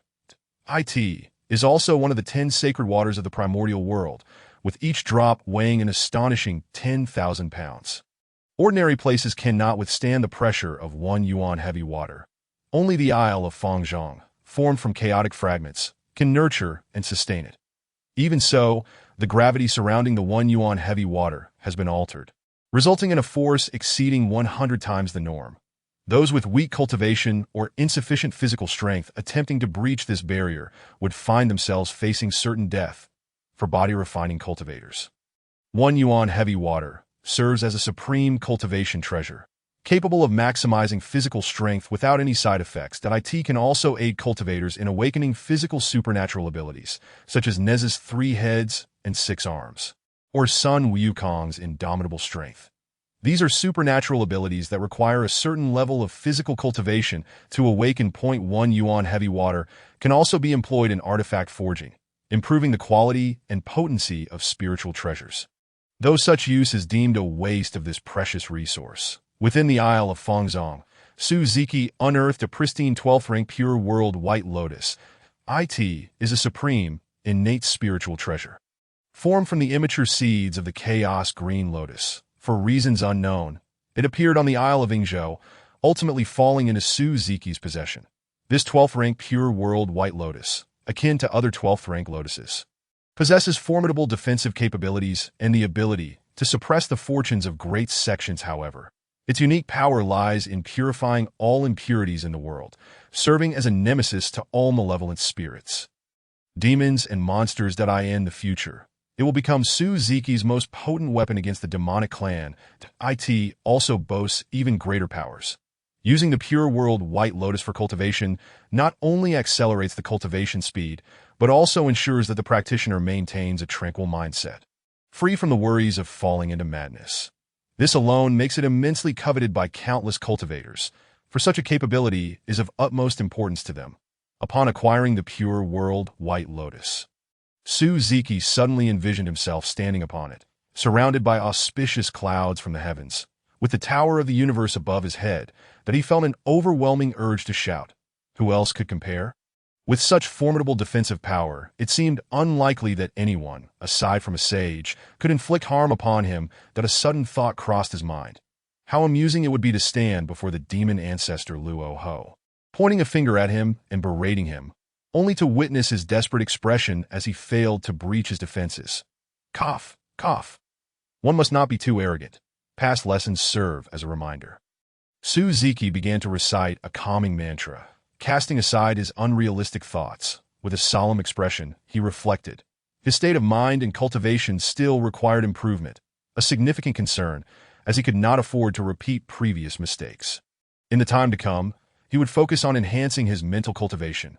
Otherwise, critical issues might arise at pivotal moments. The gains from the Isles of Penglai, Fangzhong, and Yingzhou were immense. It could be said that with the resources from these 3 islands, Suziki had become the foremost resource tycoon in the primordial world.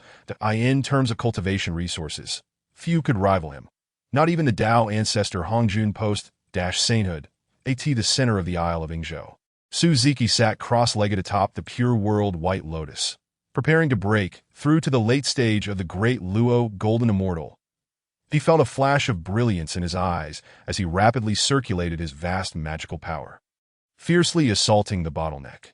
Simultaneously, his body emitted the sounds of dragon roars and tiger howls, akin to rolling thunder, creating an astonishing momentum. Ultimately, under his relentless efforts, cracks began to form in the bottleneck of the late stage of the great Luo Golden Immortal, resembling a mirror shattering, revealing remnants of its former self. Boom! A tremendous explosion resonated within Suziki, akin to a bolt of lightning on a clear day, echoing throughout the entire isle. And suddenly, his aura surged dramatically, as his body began to fervently absorb the surrounding spiritual energy. In no time, Su Ziqi's aura radiated the power of the late stage of the great Luo Golden Immortal, signifying his successful breakthrough and advancement in cultivation. Exiting his state of cultivation, he calculated the time and realized he was one step closer to the quasi-saint realm. When he reaches the pinnacle of the great Luo Golden Immortal, it would coincide with the onset of the Dragon Han calamity. It is imminent. Soon, Hongjun will achieve sainthood, and at that time, he will acquire the key to quasi-sainthood through the method of severing 3 corpses. During the ensuing period, he must adequately prepare to avoid any unforeseen circumstances that might catch him off guard. With nothing pressing at the moment, he resolved to forge a spatial ring. Feeling it an insult to continue using the Tower of the Universe for storage, he set to work, retrieving the Qian Kuan Ding and gathering a plethora of spatial materials to place within. Summoning the earth fire to commence the forging process. Several millennia later, Su Ziqi found himself surrounded by a heap of failed materials. Bang! A loud explosion erupted from within the Qian Kuan Ding. Alas, was this the umpteenth failure? 900 times or 1,000? Who would have thought that crafting a simple spatial ring would result in so many failures? This would be the final attempt. If it failed again, he vowed never to forge again. After declaring this, Su Ziqi carefully placed another set of materials into the Qian Kuan Ding, meticulously executing every step. Over a decade later, a brilliant red light burst forth from the Qian Kuan Ding, and Su Ziqi swiftly reached in, retrieving a black ring. After expending thousands of materials, he had finally succeeded in forging the spatial ring. Chapter 8. The Primordial all having succeeded in the forging. It was time to reconfigure these 3 islands. The distance between the 3 islands was quite inconvenient, that it would be best to integrate them into a new island. Su Ziqi removed the 36 stabilizing pearls from his hand. Swiftly channeling his magical power to fully activate their capabilities, that he proceeded to relocate the 3 islands, formed from chaotic fragments, into proximity and began to merge them into a single new island. Speaking of which, it sounds effortless. Yet in practice, Su Ziqi endured considerable hardships. During the migration, there were several moments when he nearly succumbed. Given Su Ziqi's cultivation and the 36 sea-settling pearls, relocating multiple islands should have posed no challenge. However, the fact that the 3 immortal islands, Prenglai, Fangzhong, and Yingzhou, were formed from chaotic fragments resulted in Su Ziqi expending vast amounts of magical energy and physical stamina to accomplish their migration. The new island took shape. An endless array of 7-color divine light erupted from its very core, illuminating the entire realm and transforming the world into a kaleidoscope of colors. Su Ziqi had anticipated this and had already laid down a formation around the 3 immortal islands during their relocation. Otherwise, his activities would have drawn the attention of others, for the commotion caused by moving islands was anything but trivial. Once the 7-colored divine light faded and tranquility returned, Su Ziqi meticulously restructured this new immortal island. Although the fusion of the 3 islands had caused significant tremors, it did not adversely affect the creatures dwelling on the island. A mere tidying up sufficed. This newly formed island, a synthesis of the 3 immortal islands, was designated by Su Ziqi as Taichu, thereby establishing its illustrious reputation as Taichu Immortal Island. But Su Ziqi found himself puzzled by the peculiar creatures that resided on the original Pengli Island. Their physical prowess and innate talents were commendable, and considering the abundant spiritual energy of Pengli Island, it would not be surprising if a few reached the realm of Great Luo Golden Immortal. However, for reasons unknown, the highest cultivation among them barely reached the pinnacle of Tai Golden Immortal. Even more strangely, they possessed only a modicum of intelligence, slightly surpassing the brutish beasts of the primordial earth. Nevertheless, this situation eased Su Ziqi's concerns. After all, a higher intelligence often brings with it a more complex web of thoughts, leading to potential complications. Their limited intellect made them easy to manage, ensuring no significant upheaval would arise. Su Ziqi meticulously categorized and compiled all the spiritual veins and mineral deposits on the island, transforming them into massive veins resembling great dragons coiled beneath the earth.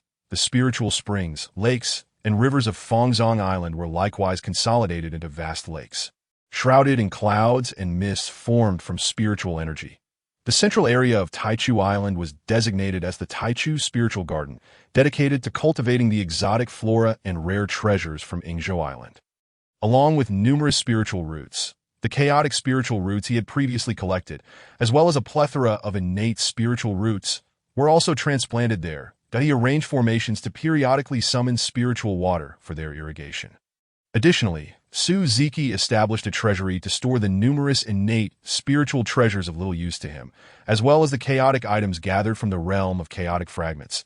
The internal space of the heavenly and earthly mysterious tower was fully liberated, no longer required to house these items. The exterior of the treasury was fortified with an array of defensive and concealing formations, while the interior was laced with numerous lethal formations, designed to eliminate any intruders. Su-Ziki's understanding of the art of formation stemmed from his recognition of their significance, having devoted considerable effort to mastering this discipline. Were there a ranking of formation masters in the primordial world, he would undoubtedly be regarded as a master himself, if not the very pinnacle.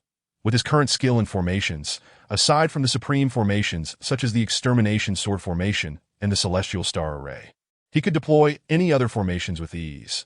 The sheer power unleashed by a supreme formation is unfathomable, capable of allowing quasi-saints to contend with saints, albeit for only a few moves before the formation collapses. Such an ability is indeed extraordinary. The notion that all below the saint level are mere ants is not a mere phrase. Thus, the deployment of supreme formations is beyond the capacity of a great Luo golden immortal.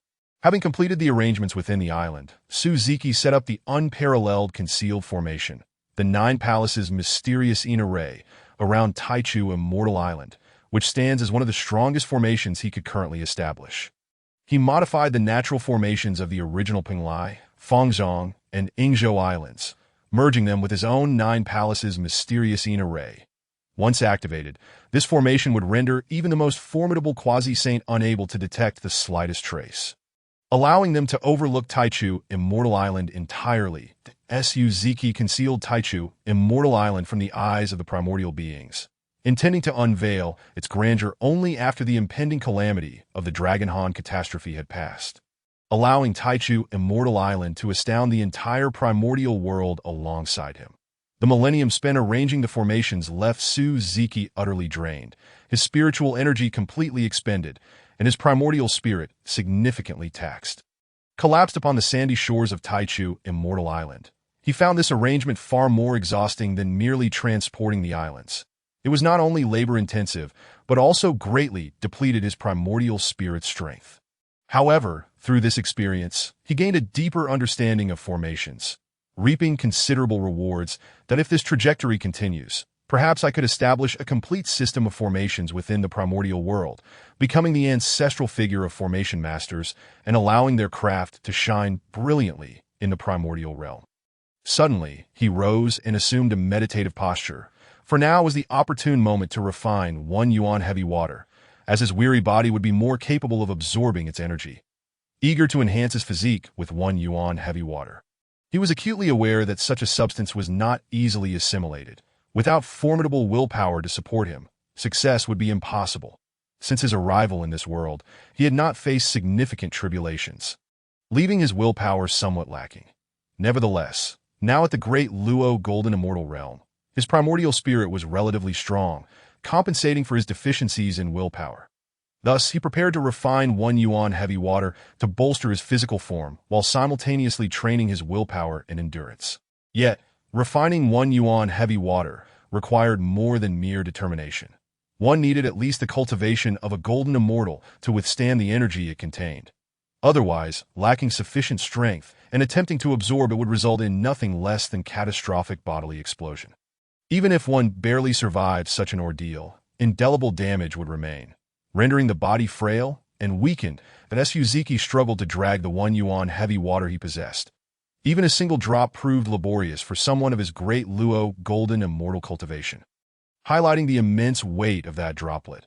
After careful observation, he swiftly consumed it. Almost immediately, he felt his entire being engulfed in a frenzy as his cells voraciously absorbed the energy from the 1 yuan heavy water. This process, however, was excruciating. As the energy was absorbed, his cells began to swell painfully, a torment few could endure. His body trembled incessantly, beads of sweat the size of mung beans cascading to the ground. His expression contorted, brows furrowed, teeth clenched, vision blurred, and hands gripping his knees tightly. Drawing upon the conviction within his heart, Suzuki persevered through the agony. After enduring the pain, he was rewarded with an exhilarating sensation, as if he floated among the clouds, accompanied by countless hands massaging him. Eventually, everything returned to normal, and Suzuki could distinctly feel his physical form had nearly doubled in strength. Indeed, 1 yuan heavy water proved to be an unparalleled treasure for body refiners. For even a mere droplet could yield such enhancement. After a brief rest, he consumed another droplet of 1 yuan heavy water, once more experiencing the extremes of pain followed by pleasure. Thus, Suzuki continued to refine for over 10 cycles, ultimately elevating his physique to its highest attainable state. Now, relying solely on physical strength, he could contend with the pinnacle of great Luo golden immortal experts. Even so, Suzuki had yet to awaken a physical divine ability unique to himself, sensing he was merely a hair's breadth from success. However, he was not overly anxious. Once he broke through to the pinnacle of great Luo golden immortal, he could continue refining 1 yuan heavy water, at which point he should be able to awaken his physical divine ability. As the sun dipped toward the horizon, its once brilliant light softened into a gentle, elegant glow, casting strands of twilight across the surface of the sea. Observing the condition of the dragon race, it seemed the emergence of the innate 3 races was imminent. Following that, within a mere 100,000 years, the cataclysm of the first immeasurable calamity, the Dragon Han catastrophe, would unfold. At that time, the demon race would also emerge, launching surprise attacks against the practitioners of the innate 3 races, with the demon progenitor Luo Ho poised to strike at the leaders of the innate 3 races. Standing upon the shore, gazing at the distant sunset, Suzuki fell into deep contemplation. What should I do during this first immeasurable calamity? Should I remain an observer or act from the shadows? If I intervene, what benefits might I reap? These questions warranted thorough reflection. Nevertheless, the onset of the calamity was still some time away, and my cultivation remains insufficiently strong, even if I were to act. My current power is inadequate, that I shall wait until I reach the pinnacle of great Luo golden immortal before considering these matters. Suzuki's bewildered gaze gradually sharpened, becoming more resolute than ever before. Regardless of whether this calamity of immeasurable magnitude would unfold, his primary focus now was to seize the moment for cultivation, striving to reach the pinnacle of the Luo golden immortal realm as swiftly as possible. This was of paramount importance. Once Hongjun attained sainthood and imparted the method to sever the 3 corpses, he would be able to swiftly eradicate all 3, thereby ascending to the peak of quasi-sainthood. Perhaps he might even acquire the primordial purple energy, and with its aid, ascend to sainthood, allowing him to live in unrestrained freedom thereafter. As for the methods to become a saint, Suzuki had contemplated them, but ultimately deemed it futile to ponder at this juncture. It would be wiser to consider them only after the Tao ancestor Hongjun distributed the primordial purple energy. He bore no concern over whether he would obtain the primordial purple energy. For the 3 pure ones, who also possessed a fraction of the merit from the opening of the heavens, could receive it. He was certain that Hongjun would not overlook him. The original heavenly Tao of the chaotic world had vanished with its disappearance, leaving only the great Tao intact. In contrast, the heavenly Tao of the Hongwang world was newly born, a creation of the Panga great deity. It was for this reason that Suzuki firmly believed he would acquire the primordial purple energy. However, it must be noted that the Hongwang world at this time was far from a golden age. The dominant protagonists of this realm, the innate 3 clans, had their highest cultivator merely as their chieftain. They were 3 chaotic divine beasts born from the chaos during Panga's opening of the heavens, which allowed them to attain quasi-saint status. Their conflicts were far less exhilarating than the later battles between the Wu and the Yao. Only after the calamity of Long On, when the Tao ancestor Hongjun triumphed over the demon ancestor Lihu and ultimately attained sainthood, did the Hongwang world truly enter its golden era, following the importation of the method to sever the 3 corpses. A glimmer of yearning illuminated Suzuki's eyes at that moment. The sun had completely set, and the moon began to reveal its allure. In contrast to the sun's fervor, the moon showcased its gentleness and coolness. Casting a silvery glow upon the undulating sea surface, it seemed as though he had forgotten something. A remarkable treasure. Suddenly, he could not recall it.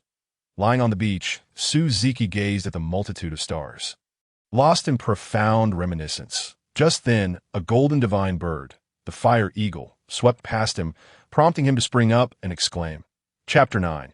The Chaotic Bell, Golden Crow, Dong Huang Tai Yi, the Chaotic Bell. Yes, it is indeed the innate treasure, the Chaotic Bell, transformed from the acts of opening the heavens. Suzuki exclaimed with excitement.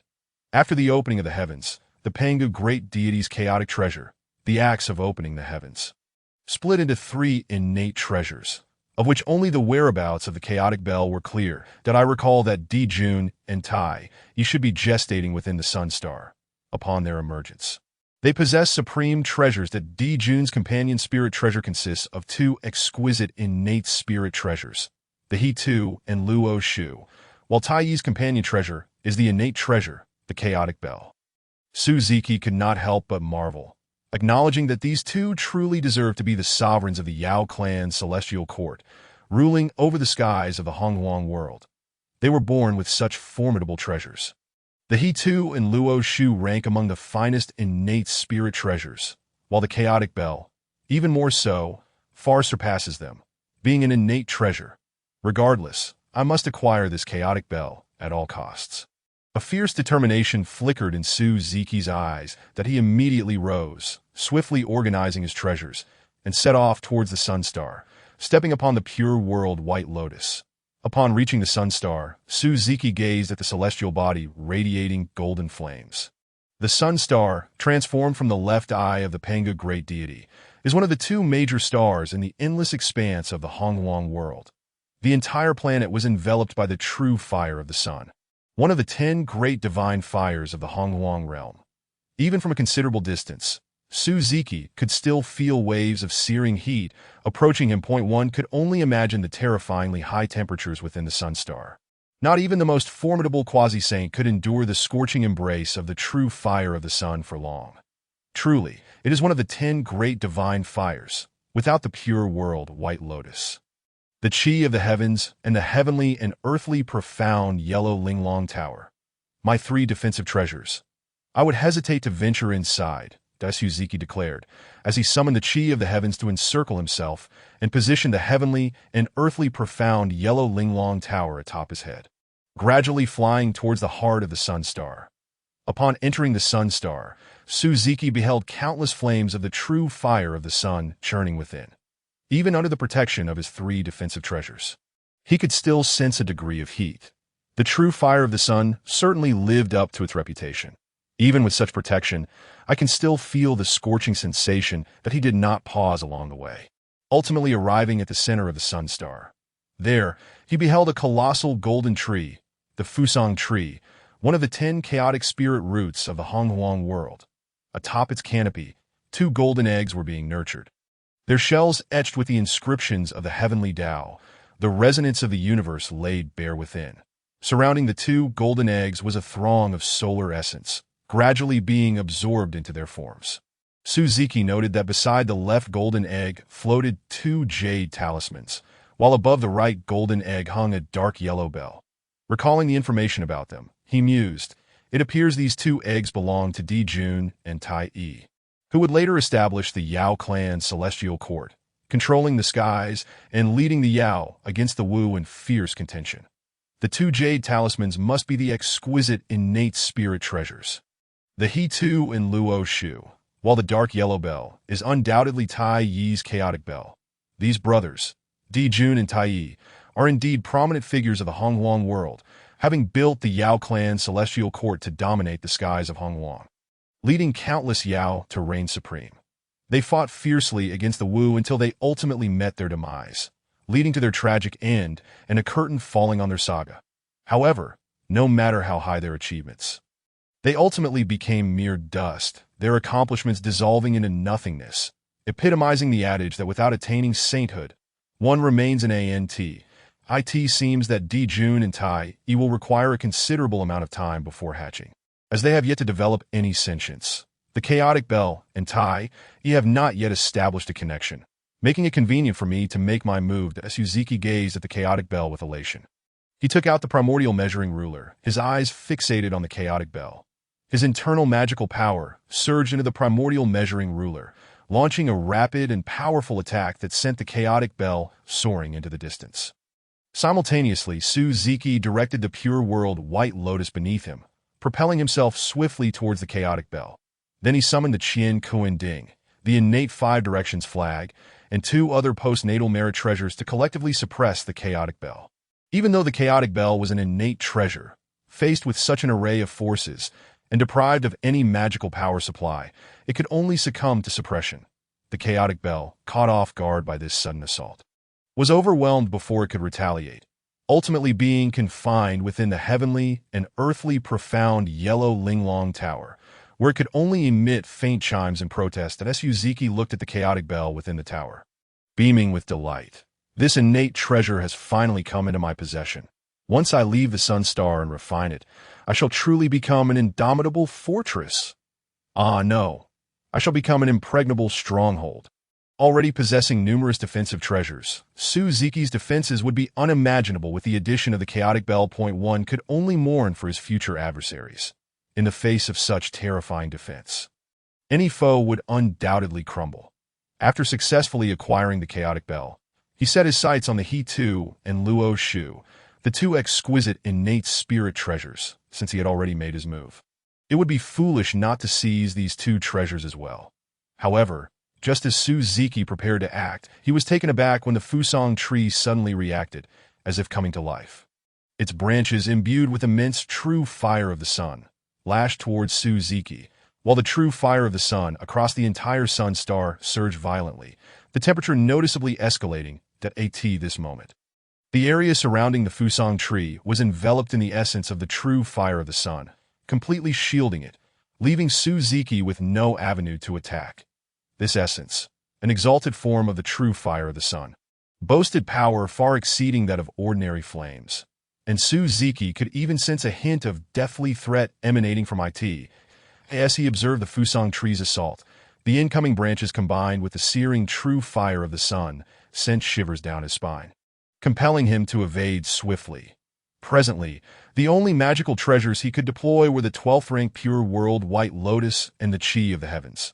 The rest were immobilized, suppressing the chaotic bell, leaving him unable to counter the Fusang tree's onslaught with ease. While fending off the attack, Suziki seethed. Damn it! What is happening? Why is this Fusang tree attacking me with such ferocity? As the Fusang tree's attacks intensified, the true fire of the sun raged more violently, the temperature now several times higher than before. Merely relying on two treasures for defense could not sustain him for long. Thus, Suziki was compelled to flee from the Sun Star in a state of disarray. After his departure, the Fusang tree fell silent once more, and the previously tumultuous Sun Star restored its tranquility. Yet Suziki could sense that the Sun Star was now on high alert, ready to unleash a torrent of attacks from the Fusang tree should he draw near. What a harrowing experience! He exclaimed that I never anticipated the Fusang tree would rebel so fiercely against me, forcing me to abandon the Hichu and Luoshu. Thankfully, I managed to secure the Chaos Bell. Otherwise, I would have suffered a tremendous loss. Pausing outside the Sun Star, Suziki reflected with trepidation. Could it be that the Fusang tree regards Dijuan and Tai as its own offspring? Otherwise, why would it attack me so relentlessly? I must be close to the truth. Even if I am mistaken, the reality cannot be far from it. Upon further contemplation, he realized that not only were Dijuan and Tai nurtured upon the Fusang tree, but it also provided them with the essence of the true fire of the sun for absorption, an honor unattainable by ordinary beings. Moreover, during perilous moments for Dijuan and Tai, the Fusang tree had fiercely defended them, summoning the true fire of the sun to protect them, that if there were no bond between them, Suziki would never have believed it. He gazed at the Chaos Bell within the Tower of the Mysterious Yellow, acknowledging that these considerations were now secondary. That it was imperative to hasten the refinement of the Chaos Bell to avoid future complications. He swiftly flew to a nearby celestial body, establishing defensive formations around him before dedicating himself fully to the task of refining the Chaos Bell, determined to master it in one fell swoop. Summoning the Tower of the Mysterious Yellow, he observed the Chaos Bell ensnared by the pre-celestial five-element flags, while the Chinkanding held it firmly in place above, and the tower exerted additional pressure, releasing streams of mysterious yellow energy to immobilize it. Despite this, the Chaos Bell occasionally emitted resonant chimes, resisting its confinement in a desperate bid for escape. Truly, the Chaos Bell was worthy of its status as a pre-celestial treasure, capable of counterattacking even under such circumstances. With Suzuki's departure from the Sun Star, he no longer required the protection of treasures and was able to exert his full strength to completely subdue the Chaos Bell and refine it. Branding it with his own mark to become its master, Suzuki then summoned 36 sea-calming pearls, the 12-petal pure world white lotus, and the celestial celebration clouds at this point. The Chaos Bell was utterly subdued, rendered incapable of resistance. Seizing the opportunity while the Chaos Bell was entirely restrained, Suzuki released his divine consciousness into the bell, commencing the refining process. With the aid of numerous treasures, his endeavor proceeded exceptionally smoothly. And within a mere century, he had completely refined the Chaos Bell, claiming this pre-celestial treasure as his OW and IT was fortunate that Suzuki possessed an array of exquisite spiritual treasures. Had anyone else attempted to refine the Chaos Bell, they might have faced annihilation instead. Upon completion of the refinement, Suzuki discerned the specific capabilities of the Chaos Bell, possessing the power to suppress worlds, alter the flow of time and space, invert yin and yang, reveal the mysteries of heaven's path, and harness the energies of earth, water, fire, and wind. IT was transformed from the handle of the chaos divine axe, with the sun, moon, and stars circling its exterior, while mountains and rivers subtly appeared within its body. Radiating five-colored divine light across the heavens, it instilled all throughout the universe. The Chaos Bell was infinitely profound and mysterious, capable of imprisoning time and suppressing space, rebounding any attacks from treasures and divine weapons, rendering it immune to all arcane spells. Its resonant chime shook the heavens and earth, causing the cosmos to pale, thereby revealing the undeniable might of a treasure. Even though Suzuki had long been aware of the Chaos Bell's formidable nature, he had not anticipated its capabilities to exceed his expectations significantly.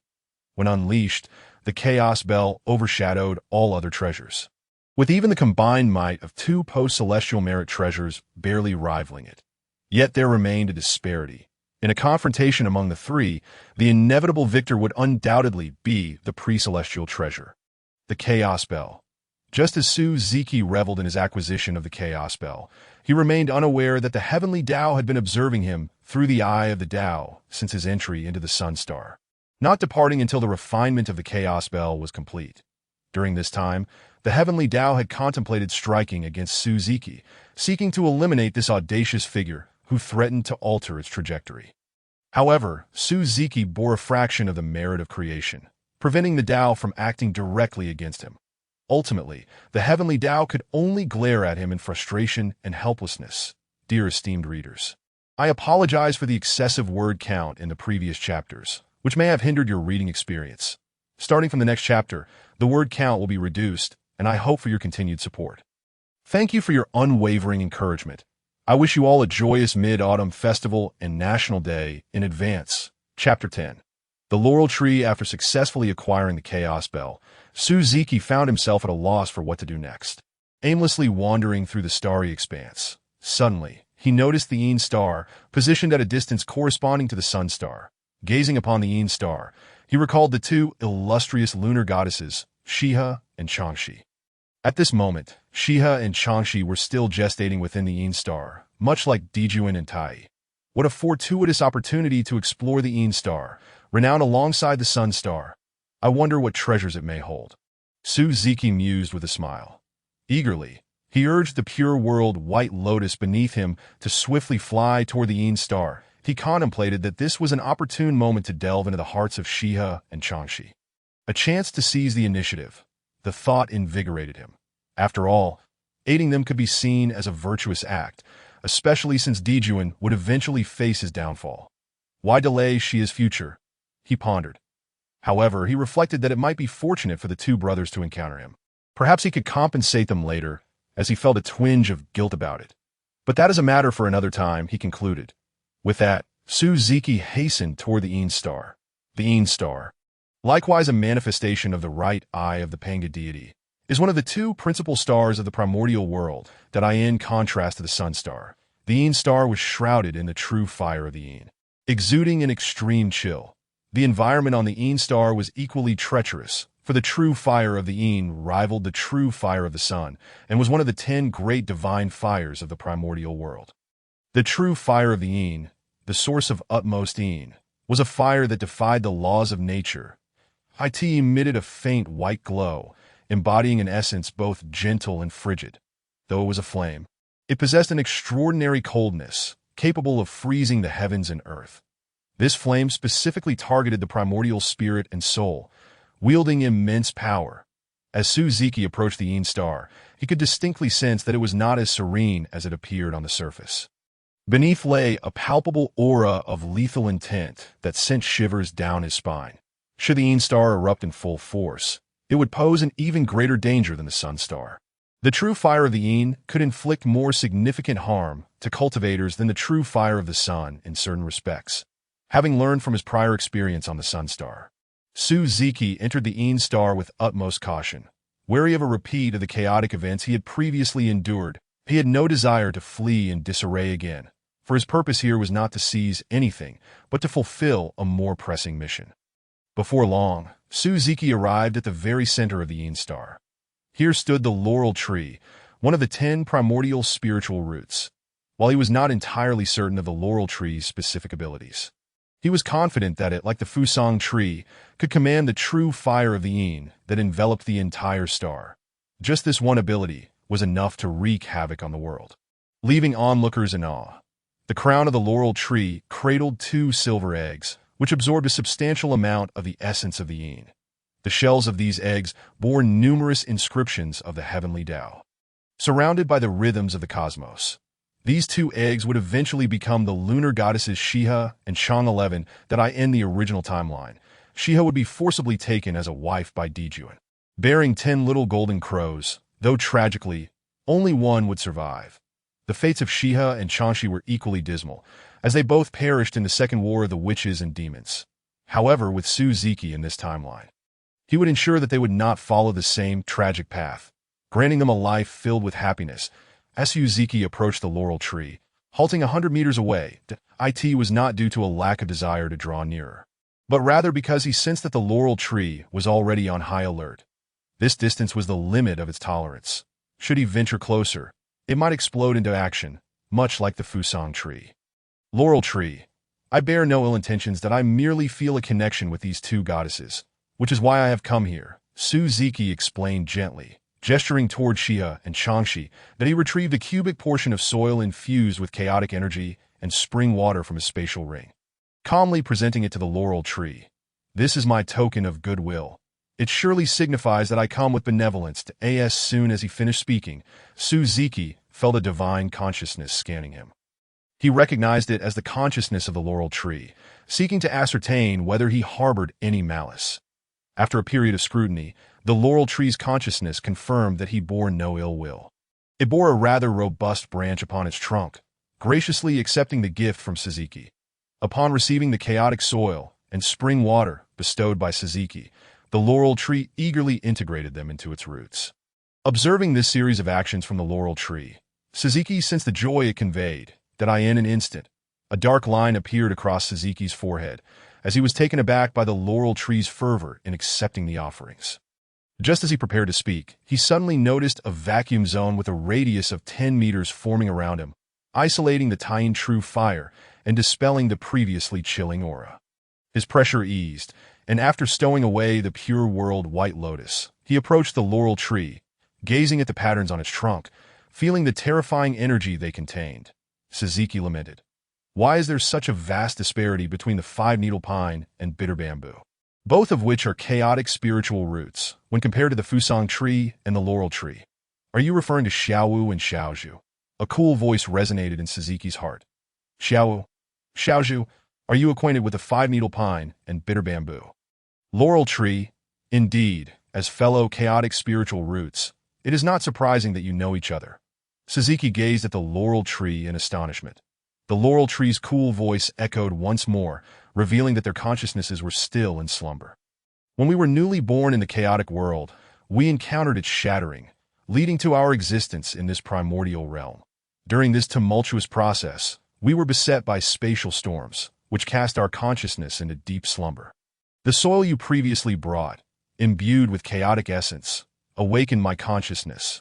Albeit faint, I am grateful for your efforts. That it is no wonder you were so eager to accept those items. Since these chaotic-infused objects are beneficial to you, I shall bestow them upon you. However, I possess only a limited amount. If you require more, I can retrieve some from home. Suzuki extracted all chaotic-related items from his spatial ring and presented them to the laurel tree. These should suffice to restore most of my consciousness. The remainder must be regained through my own cultivation. Greetings, esteemed readers. I am the author, Heizabai, and I wish you all a joyous Mid-Autumn Festival and National Day. Chapter 11. Shiha and Changshi, did I recall you mentioning a connection with them? Though I am somewhat skeptical, I can sense your intentions are not malicious, that I can allow you to interact with them. But we must wait until their consciousness is fully awakened. They are currently too fragile to endure any disturbances. The laurel tree's voice grew serious, and its sudden shift in demeanor left Suzuki feeling somewhat unsettled. May I inquire about the nature of your relationship with them? Is it one of mother and daughter, or something else? Suzuki posed his question. Although I am not entirely certain, I understand that we are not mother and daughter. They are manifestations of half the essence of the Tying star. While I am unaware of the reason behind my fusion with the other half, that I in a sense, we share a symbiotic relationship. Our fates intertwined. Should they encounter misfortune, I too would suffer grievously. In my current state, I would once again lose consciousness. That if I revert to my previous condition, my awareness would be completely extinguished, and I would be unable to recover. My body deteriorating and losing all abilities, left to survive only on the remaining half of my essence. Upon hearing the laurel tree's words, Suzuki mused. No wonder, after the war of the Lich and Witch, the esteemed Fusang and laurel trees, both among the 10 chaotic spiritual roots, faded from significance. The fall of Emperor Jun, Tai, Shiha, and Changshi rendered these 2 chaotic spiritual roots seemingly devoid of purpose. This also elucidates why the Fusang tree can effortlessly summon the true fire of the sun from the sun star. Suzuki regarded the laurel tree. The Fusang tree now resides within the sun star, and its situation mirrors yours perfectly. That I have a premonition that it will encounter the unforeseen event you mentioned in the future. Do you know of any means to save it? The laurel tree pondered for a moment. The elder brother Fusang, is it? I had not anticipated that his fate would align with mine, and should he face such circumstances. Salvation would require someone to collect the dissipating essence at the moment of the symbiote's demise and return it to the sun star to avert disaster. Then I must rely on you to save elder brother Fusang when the time comes. Rest assured, my inquiry signifies my commitment to rescuing him, Suzuki assured the laurel tree. His desire to save the Fusang tree stemmed not from altruism, but rather from the understanding that the Fusang tree's significance would compel it to act in the future. After all, a chaotic spiritual root holds considerable importance, so why not take action? With the laurel tree's prior explanation, Suzuki comprehended why he found the 5-needle pine and bitter bamboo somewhat peculiar. Upon returning to Taichu, Immortal Island, he could awaken their consciousness that as he cultivated, Suzuki engaged in dialogue with the laurel tree, and thus they coexisted for a millennium, forging a profound friendship. While diligently practicing, Suzuki discerned 2 faint consciousnesses emerging from the laurel tree's canopy. He opened his eyes and gazed upward, silently reflecting. After so many years, I finally await the awakening of the 2 of you. That they had just begun to awaken. It was not yet the time for contact. It would be best to wait a little longer. Suzuki re-entered his meditative state, feeling on the verge of breaking through the pinnacle of the Deluo golden immortal realm, and set aside other matters for the time being. Alas, failure again. This marks my 2nd attempt. Such a minor boundary has obstructed my progress for years, causing me to falter consecutively. What could possibly be the issue? Suzuki lamented, disheartened by his unsuccessful breakthrough. Brother Su, do not be disheartened. Your sorrow affects us as well. Indeed. If you continue like this, Sister Shiha will lose the desire to play with me. You owe me a story. 2 youthful voices chimed in his ears. Indeed, they were the lunar goddesses Shiha and Changshi. Following Suzuki's first failed breakthrough, he began to engage with them. Initially, They were somewhat shy, but with the laurel tree's assistance, Suzuki was able to forge a bond with them. Through his persistent efforts and unwavering companionship, coupled with his frequent storytelling, he ultimately became a significant figure in their hearts. Consequently, they often implored Suzuki to narrate tales, and over the years, he had spun countless stories. The fairy tales of his past life had nearly been exhausted, prompting him to invent new tales. When inspiration ran dry, he would resort to the excuse of retreating to cultivate. However, faced with yet another failed breakthrough and the persistent entreaties of the two, he could only recount his experiences in the primordial world until they succumbed to slumber. Shiha and Chanshi's consciousnesses were still immature. Each time they awakened, it was only for a day before they required 10 years of sleep. Have you failed again? It seems the Tyene is not well suited for your cultivation, which has led to your repeated failures. That a cool voice resonated in Suzuki's ears. After Shiha and Chanshi had fallen asleep, the laurel tree commenced communication with Suzuki. Why did you not inform me sooner? You made me squander so much time that I only just discovered it. Whenever you cultivate, you unintentionally absorb the cold, in energy here, which does not integrate with you, thus causing your failures. That I ask their solution. Must I leave this place to succeed in my breakthrough? Suzuki inquired urgently. That no need. You only need to absorb a fragment of this essence, and you shall no longer be affected by the cold energy. The laurel tree extended a fist-sized fragment of Tyene star essence towards Suzuki. Suzuki hesitated, looking at the laurel tree. Will losing this essence have any repercussions for you? Do not worry. It will merely weaken me for a few days, but it will not have any significant impact. That I shall recover fully after a few days of cultivation. The laurel tree plucked its blooming laurel flowers and offered them to Suzuki. These flowers I have borne should assist you in breaking through your realm. That I shall soon enter slumber. The rest depends on your own efforts. Receiving the Tyene essence and laurel flowers, Suzuki felt a surge of gratitude. He understood that the laurel tree's loss of this Tyene essence would significantly affect her. Otherwise, she would not succumb to slumber. Rest assured, I shall not disappoint your expectations. This time, I will surely succeed in breaking through to the pinnacle of the Deluo golden immortal realm. With that, Suzuki began to refine the Tyene essence in his hands. That as he did so, he sensed a faint connection to the Tyene star, and everything upon it began to acknowledge him. Chapter 12. Breakthrough and Temporary Departure. After a century, Suzuki finally completed the refinement of the small fragment of Tyene essence. Meanwhile, he could faintly sense a subtle connection with the moon star. Although it was tenuous, he could still feel it. After refining the essence of the moon, he had garnered the recognition of the moon star, allowing him to traverse its surface freely without the assistance of the laurel tree, and he no longer needed to evade the true fire of the moon. Despite the minimal amount of moon essence he had refined, he was still capable of manipulating a small quantity of the true fire.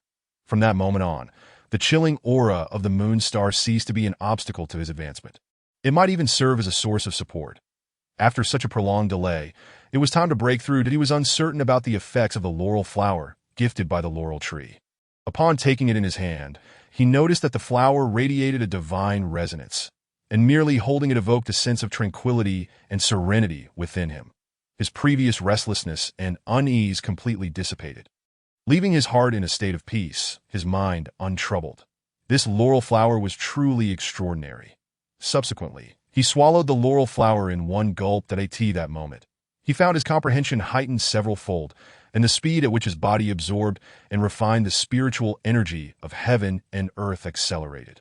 Merely a brief period of cultivation equated to the results of an entire day of arduous practice, enhancing his cultivation speed by more than 100 times. The effects of the laurel flower were astonishing. He exclaimed in disbelief. One could liken the laurel flowers produced by the laurel tree to the Tao enlightenment tea from his previous life's fantasy novels. Their effects surpassed even that of the tea, rendering them a coveted treasure for cultivators. Given such remarkable benefits, he could not afford to waste them. That he was ready to ascend to the pinnacle of the Deluo golden immortal realm. With that, he prepared to break through. He had already been capable of reaching the pinnacle of the Deluo golden immortal realm, but had failed previously due to interference from the chilling aura. Now, with the assistance of the primordial version of Tao enlightenment tea, the laurel flower, his breakthrough was within reach. Spiritual energy from heaven and earth began to converge around him, and his body voraciously absorbed this energy. A crisp crack echoed from within him. signaling the shattering of his bottleneck. Simultaneously, his aura began to rise steadily, culminating at the pinnacle of the Deluo Golden Immortal Realm before finally stabilizing.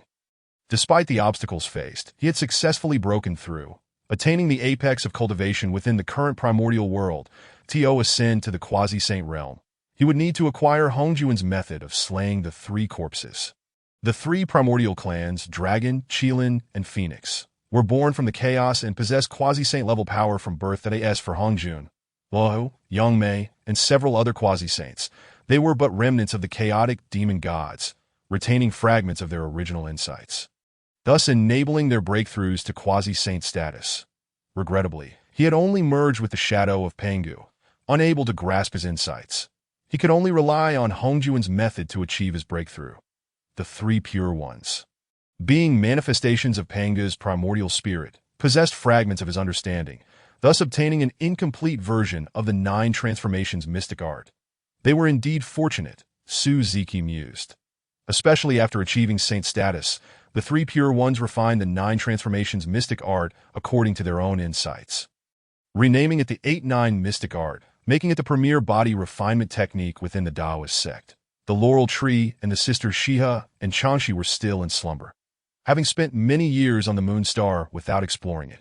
He seized this opportunity to roam its expanse that Su Ziki traversed the entirety of the moon star, witnessing its myriad wonders, discovering that it was not as desolate and dull as rumored in later generations.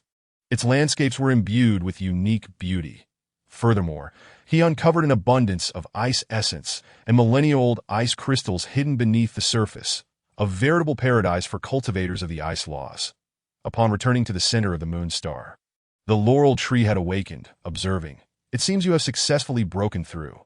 Congratulations. I must express my gratitude. Without your assistance, I would not have achieved this breakthrough, particularly due to the effects of the laurel flower." Su Ziki replied, gazing at the laurel tree. After a moment's hesitation, he continued, "I intend to leave this place. I have lingered here long enough and must return to the primordial land to check on my family situation. Since you have matters to attend to, I shall not keep you. Have you prepared to bid farewell to those 2 young girls?" The laurel tree inquired, its typically cool voice tinged with reluctance. "I am merely awaiting their awakening. The time is drawing near that a few days later. Brother Su, please tell us a story. We've been asleep for so long that our bodies have gone numb." The ever-spirited Changshi clung to Su Ziki upon awakening, eager for a tale. "Greetings, Brother Su." Shia's voice echoed with similar anticipation. "You, the most mischievous, have yet to be born. How can you claim to be numb? How shameful." Su Ziki laughed, pointing at Changshi. Then, he turned serious and said, "I shall not tell a story this time. I must temporarily leave the moon star and return to the primordial land, as there are matters that require my attention. After my departure, you must diligently cultivate, striving to reach the Deluo Golden Immortal Realm and take on human form." Su Ziki reassured them. "Do not worry. Once I have completed my tasks, I will return to fetch you, and at that time, we shall never part again." Hearing Su Ziki's words, both Shiha and Changshi revealed expressions of deep reluctance, unable to prevent his departure. Shiha spoke with a bittersweet tone, "Brother Su, rest assured, my sister and I will cultivate diligently to take on human form as soon as possible. You promise to return for us. You must not break your word. That my sister and I will wait for your return on the moon star." The once lively Changshi also turned somber. "Do not worry. I will not break my promise. I will surely return to see you." With that, Su Ziki nodded at the laurel tree. The laurel tree produced a cloth bag and placed it before Su Ziki, saying, "I have little to give you. These are some laurel flowers I picked, that I now bestow them upon you. You will surely find them useful in your future cultivation. Since these are your kind intentions, I shall accept them. When I return, I will bring you something related to chaos." Su Ziki smiled at the laurel tree. After accepting the gift, he turned away, facing the laurel tree and the sisters Shiha and Changshi. Changshi waved goodbye, and then he summoned the pure world White Lotus, transforming into a streak of light as he departed the moon star, heading toward the primordial land. Chapter 13. The 3 primordial clans. Su Ziki returned to the primordial land amidst the reluctance of many. He sensed an unsettling atmosphere, foreboding chaos on the horizon. The primordial world was on the verge of entering an era of conflict among the three clans, marking the onset of the first immeasurable calamity in this realm. The three primordial clans, the Dragon, Qilin, and Phoenix, stood as the rightful protagonists of the current primordial world. That in the southern expanse of the primordial continent lies the ancestral land of the Phoenix clan, the undying volcano situated at the very heart of the southern continent, where the Phoenix clan's power has already taken shape. The clan leader, Zuhu, is accompanied by the vice leader, the Fire Phoenix, and 7 elders, with the clan divided into the 5 phoenixes. Note: I would like to clarify that the name Zuhu has been adopted to avoid potential disputes, as many readers associate the term Phoenix with the male and Huang with the female. In this context, the setting is female, thus the name has been intentionally altered to Zuhu for clarity. The 5 phoenixes are the Red Phoenix, the Yellow Yuanju, the Green Yuan, the Purple K, and the White Honghu. Among these 5, the Red Phoenix holds the highest status, with the Zhuke and Fire Phoenix leading the charge. The Phoenix clan boasts a population of hundreds of millions, having earned the title of the sovereign avian race. Ruling the skies of the primordial world, clan leader Zuhu is one of the 3 chaotic divine beasts born from the chaos, possessing quasi-saint cultivation from birth. The 7 elders and vice leader Fire Phoenix all stand at the pinnacle of the Deluo golden immortal realm. The Phoenixes are masters of fire manipulation, and every clan member possesses the Nirvana fire, which can not only harm enemies, but also enable rebirth in the face of death. Additionally, only a select few within the Phoenix clan awaken another type of flame, the Southern Brightleaf Fire, upon reaching the Deluo golden immortal realm. This fire, a manifestation of the primordial 8 trigrams leap position, ranks as one of the top 10 divine fires in the primordial world, and is a rare companion fire awakened within the Phoenix clan. The Southern Brightleaf Fire burns with such intensity that it appears pure white, incinerating all in its path, rendering it immensely powerful and capable of bypassing all defensive measures except for supreme treasures, striking directly at the flesh. Thus, the Southern Brightleaf Fire stands as the most formidable technique within the Phoenix clan, seldom utilized due to the rarity of its users. Those who have encountered it typically met their demise beneath its flames, leaving few who truly understand it. Clan leader Zuhu has refined the essence of the Southern Leaf Fire over millennia to forge a divine sword, the Southern Brightleaf Fire Sword. This sword is not only exceptionally sharp, but also specifically designed to sever all protective auras, rendering it nearly impossible for any defense artifact below the level of a top-tier, innate spiritual treasure to withstand its might. Throughout the tumultuous journey of the Phoenix clan's quest for dominance, countless formidable foes have perished beneath the blade of the ancestral Phoenix, and the renown of this divine sword resonates throughout the entire primordial realm. Consequently, both the ancestral dragon of the Dragon clan and the primordial Qilin of the Qilin clan regard this weapon with deep trepidation. The northern continent and the vast seas of the primordial world are the dominions of the Dragon clan, who revere the ancestral dragon as their supreme leader. Beneath him is his younger brother, the Candle Dragon, and he has sired 9 offspring, each distinct and none resembling dragons. The Dragon clan values bloodline purity, with the number of dragon claws possessed correlating directly to the purity of one's lineage. The ancestral dragon, boasting 10 claws, is regarded as the pinnacle of the clan. The rare 9-clawed divine dragons, aside from the Candle Dragon, include only 9 elders who possess such traits. The ancestral dragon, one of the 3 primordial divine beasts birthed from chaos, inherently possesses the quasi-saint realm, while the 9 elders and his brother are all at the peak of the great Luo golden immortal stage. The Dragon clan comprises 5 true dragons, gold, silver, red, white, and black, with the golden dragon holding the highest rank.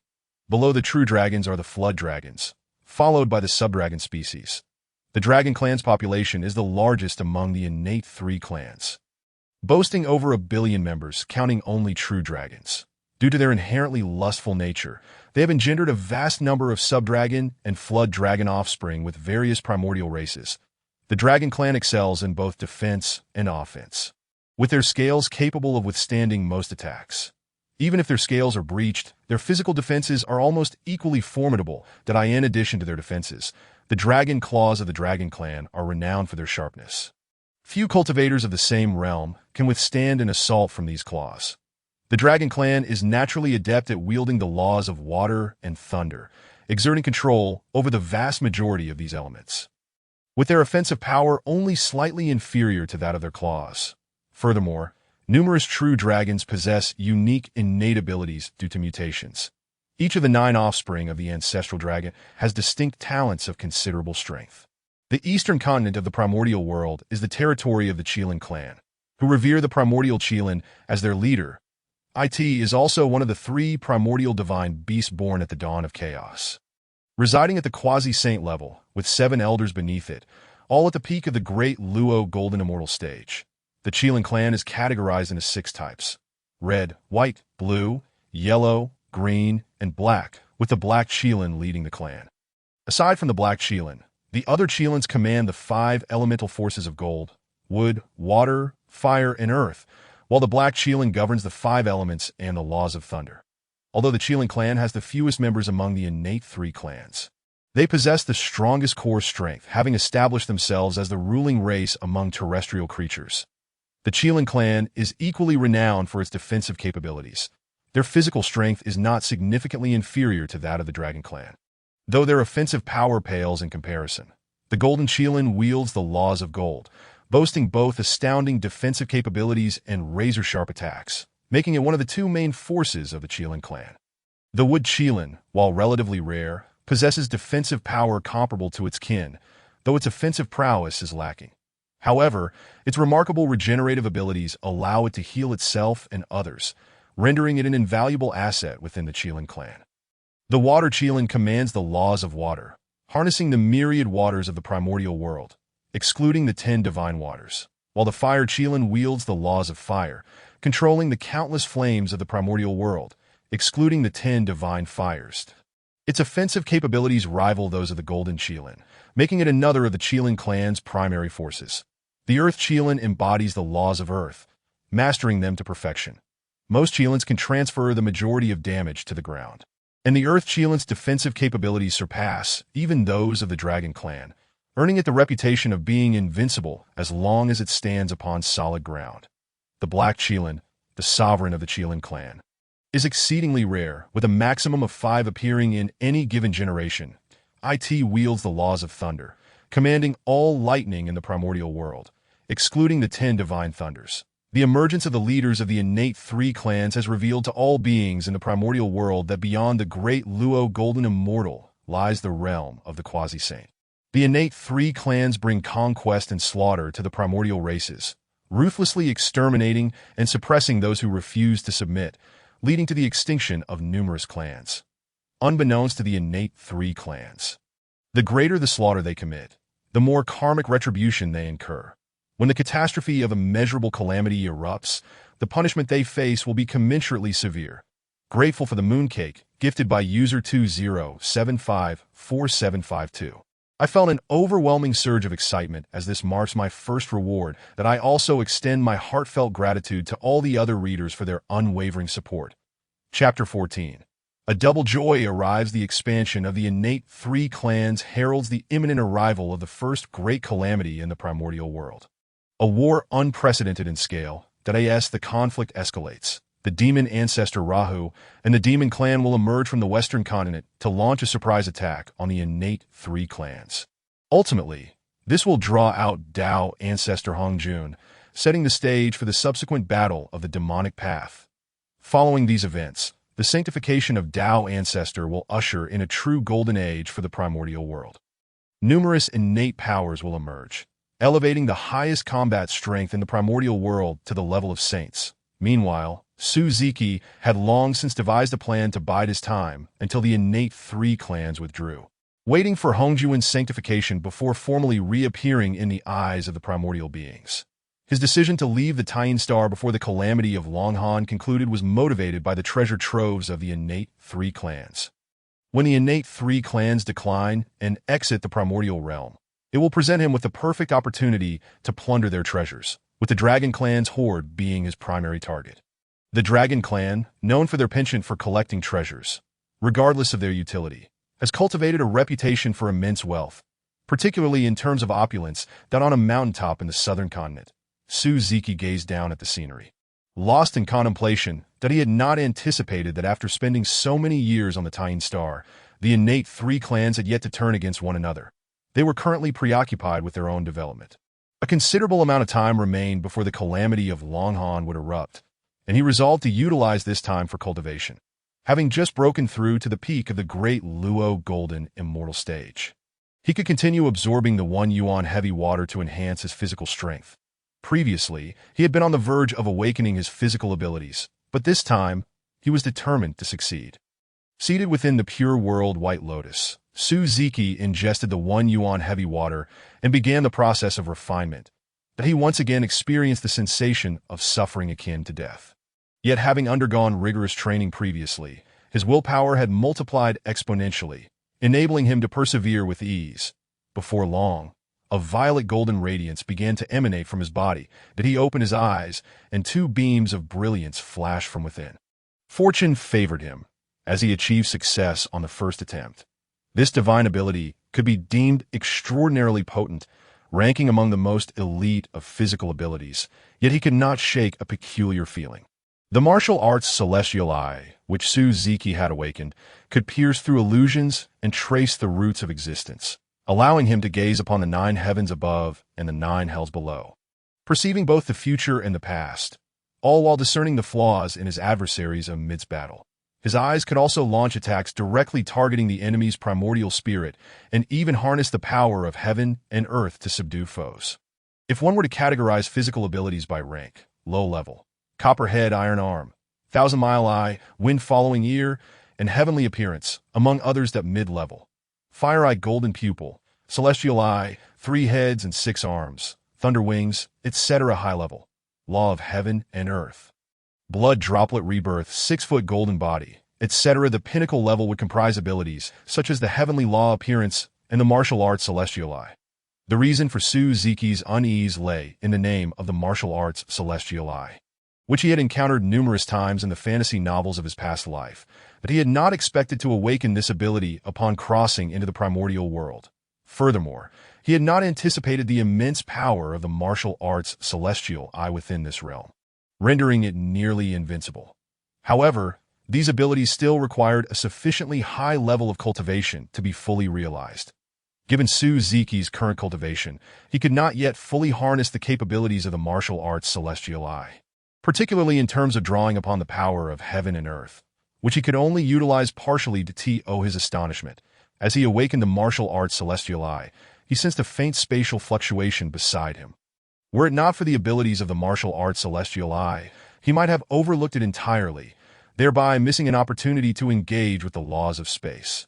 Now, through these spatial fluctuations, he could reach out and touch the power of spatial laws, with the potential to comprehend a spatial divine ability.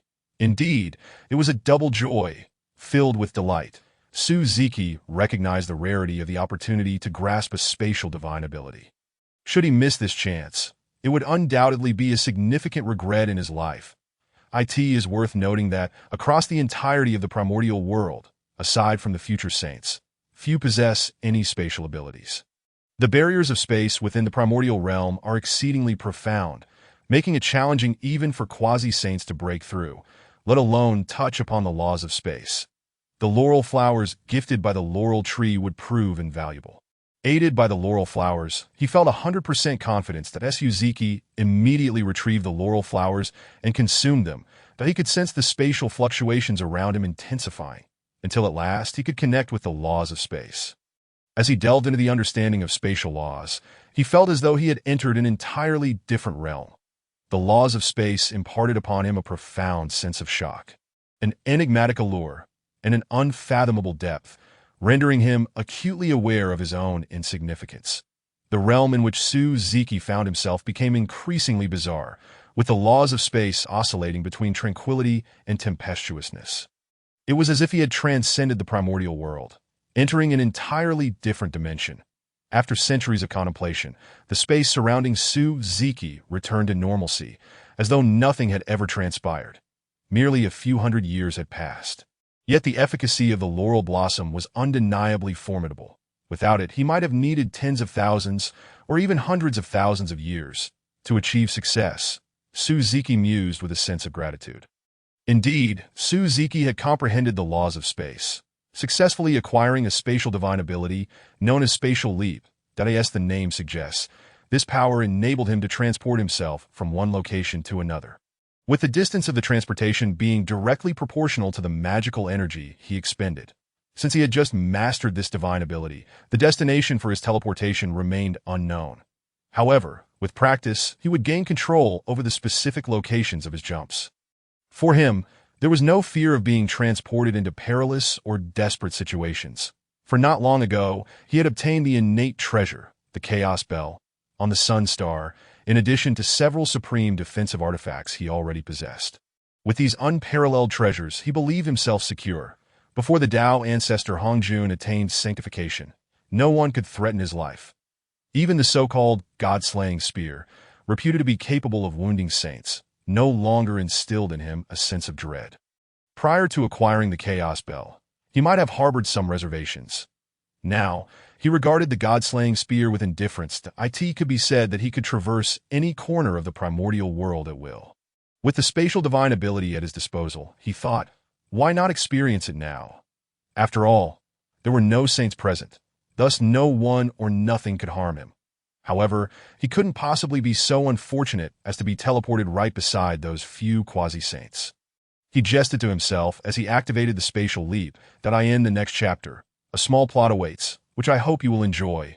Chapter 15, An Unexpected Encounter Within the Yinyang Valley of the Southern Continent. The Phoenix Clan's leader, Zhu Huang, was in seclusion.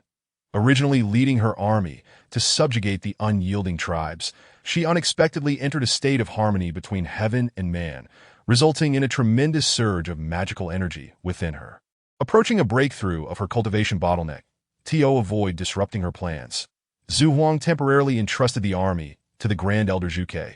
Intending to return after a breakthrough, Zhu Huang entered the Yinyang Valley, seeking to harness the innate Yinyang energy for her training, ensuring a successful breakthrough. At that moment, she was at a critical juncture in advancing to the peak of Quasi-Saint. Suddenly, a resounding boom resonated within her, signifying her successful ascension to the peak of Quasi-Saint. As she prepared to manage the excess innate Yinyang energy within her body, she exercised great caution. Should the balance of this energy falter, the repercussions would be dire. However, a sudden spatial fluctuation materialized beside Zhu Huang, and Su Ziki unexpectedly appeared before her. This unforeseen event interrupted her cultivation, causing the innate Yinyang energy to become chaotic within her. Who are you? How did you evade my array and appear before me? Zhu Huang demanded, struggling to suppress the tumultuous energy within her, her expression fierce as she regarded the uninvited guest. Upon seeing this stunning yet commanding woman, Su Ziki momentarily froze, only to realize a significant influx of innate Yinyang energy within himself, prompting him to channel his magical energy to suppress it. Observing Su Ziki's nonchalant demeanor, Zhu Huang's fury reached a boiling point, leading to a momentary disruption of her mental focus, causing the innate Yinyang energy within her to spiral out of control. Her skin flushed an unnatural crimson, her body radiating heat as if aflame, her enchanting eyes glimmering with seduction. At this moment, Su Ziki was entirely focused on suppressing the innate Yinyang energy within him and remained oblivious to Zhu Huang's distress. It was only when he sensed an unusual atmosphere that he finally recognized her unsettling condition. Inwardly cursing his misfortune, seemingly sensing the masculine energy radiating from Su Ziki, Zhu Huang impulsively embraced him, her lips moving toward him. Su Ziki was caught off guard by Zhu Huang's sudden advance, losing control over his magical energy as the innate Yinyang energy seized the opportunity to invade his consciousness. Gradually, Su Ziki found himself submerged in desire, cupping Zhu Huang's delicate face, captivated by her alluring eyes, and gently kissing her tempting lips. A soft moan escaped Zhu Huang's luscious lips, her exquisite form momentarily stiffening. Her ears flushed as her eyes grew increasingly dazed. In that moment, their surroundings transformed into a celestial bed, the fusion of yin and yang commencing amidst the swirling innate energies, casting the world in hues of black and white, creating an inexplicably surreal scene. Time slipped away, and gradually, tranquility returned. The innate yin-yang energies within Zhu Huang and Su Ziki began to dissipate, With the aid of the heavenly profound yellow Linglong Tower, Su Ziki swiftly expelled the innate yin-yang energy, regaining consciousness first. Feeling the pressure of his cultivation, he confirmed the woman's level before him to be that of a quasi-saint. Throughout the primordial world, there was only one woman who had reached this level, the Phoenix clan leader, Zhu Huang. Gazing at her, Su Ziki's emotions became a complex tapestry of shock, disbelief, and a hint of exhilaration. Overshadowed by a greater sense of helplessness that he had not anticipated such an occurrence with Zhu Huang. He could only lament the whims of fate that had led to this unforeseen event. Before long, Zhu Huang fully regained her composure. As she recalled the events that had transpired, she did not panic or scream. Instead, she fixed Su Ziki with a cold gaze that instilled a sense of discomfort and unease within him. "You despicable lecher! I shall see you perish. I will ensure your soul is shattered." Zhu Huang roared, gathering a ball of southern brightleaf fire in her right hand and striking towards Su Ziki. Seeing the blazing southern brightleaf fire in her hand, Su Ziki felt the terrifying energy within it. Observing the murderous intent in her eyes, he instinctively summoned the Chaos Bell for protection. Boom! A layer of profound yellow bell-shaped energy enveloped Su Ziki, shielding him from Zhu Huang's assault, the air resonating with the deep, sonorous chime of the Chaos Bell that I didn't realize you possessed such treasures.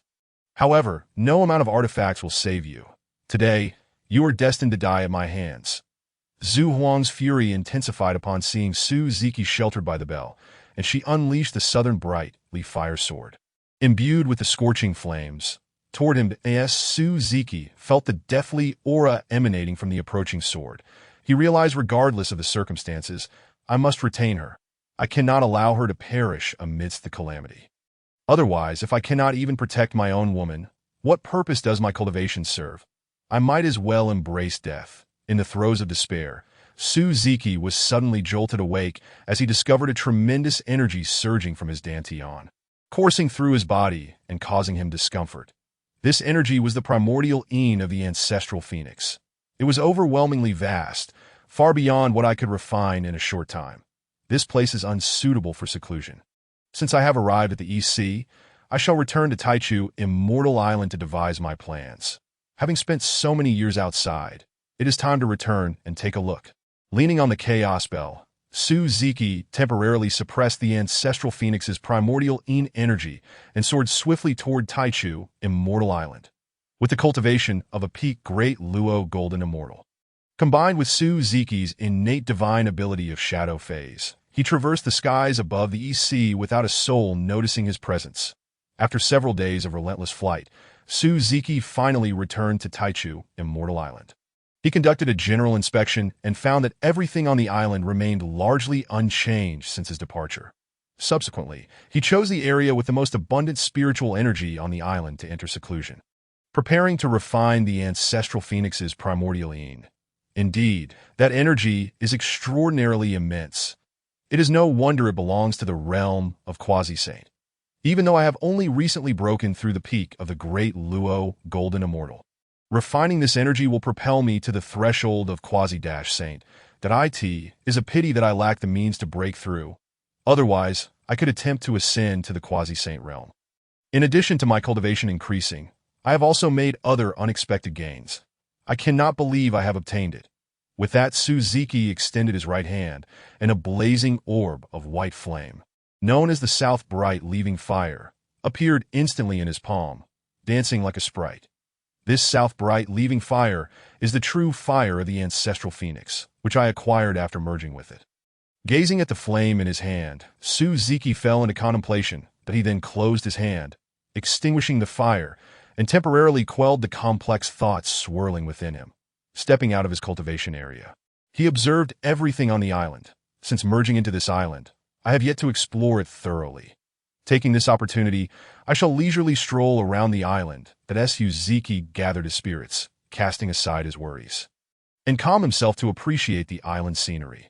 Upon reaching the Taichu spiritual garden he had established, he discovered that beside the two primordial roots of chaos at the center, four extraordinary flowers and herbs had blossomed, each possessing sentience, embodying the four forms of plum, orchid, bamboo, and chrysanthemum. I have been troubled by the lack of caretakers for this vast immortal island, and have been preparing to enlighten spiritual beings to assist me in management.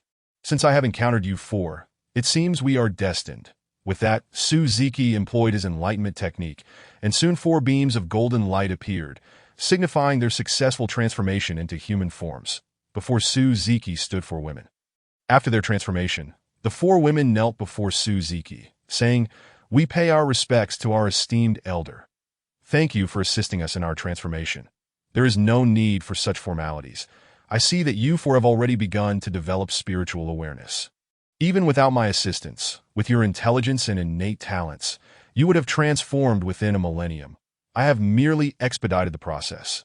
Now, please introduce yourselves in your original forms, so that I may know you better." "My original form is the frosted jade sword orchid, and I am named Lanyi Jun," said the gentle and intelligent woman among the 4. My original form is the 7 mirage gallon chrysanthemum. "And I am named Zhu Qianming," said the alluring woman. My original form is the purple spirit moon bamboo. "And I am named Zhu Yunxue," said the graceful woman. My original form is the golden silk ink jade plum.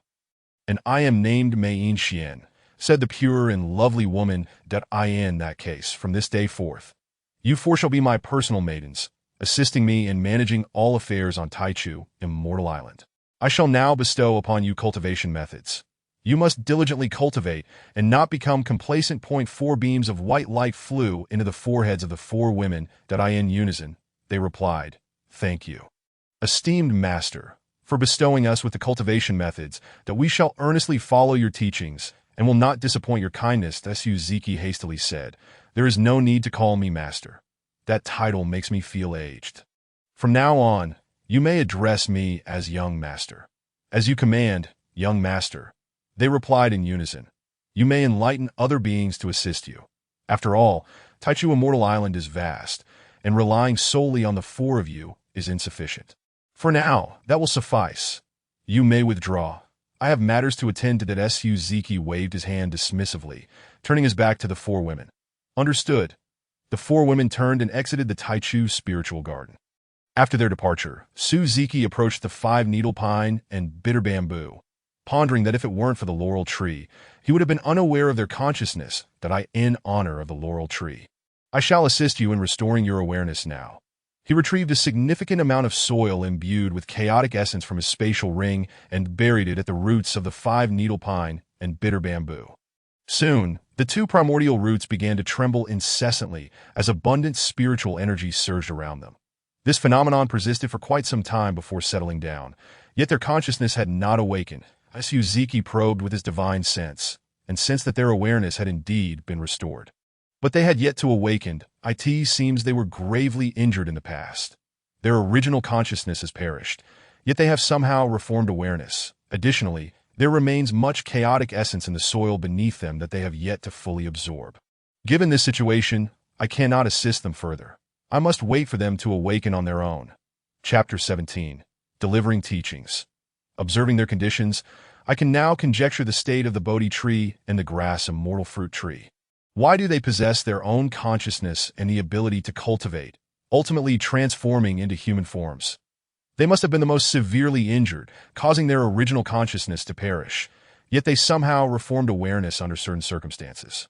Thus, throughout the history of the Hongwang world, only the Bodhi tree and the grass immortal fruit tree have transformed into human forms, eventually becoming the heavenly path saints and powerful cultivators of the Hongwang realm. If it were not for this reason, why have other primordial roots of chaos not transformed, remaining unaware of one another?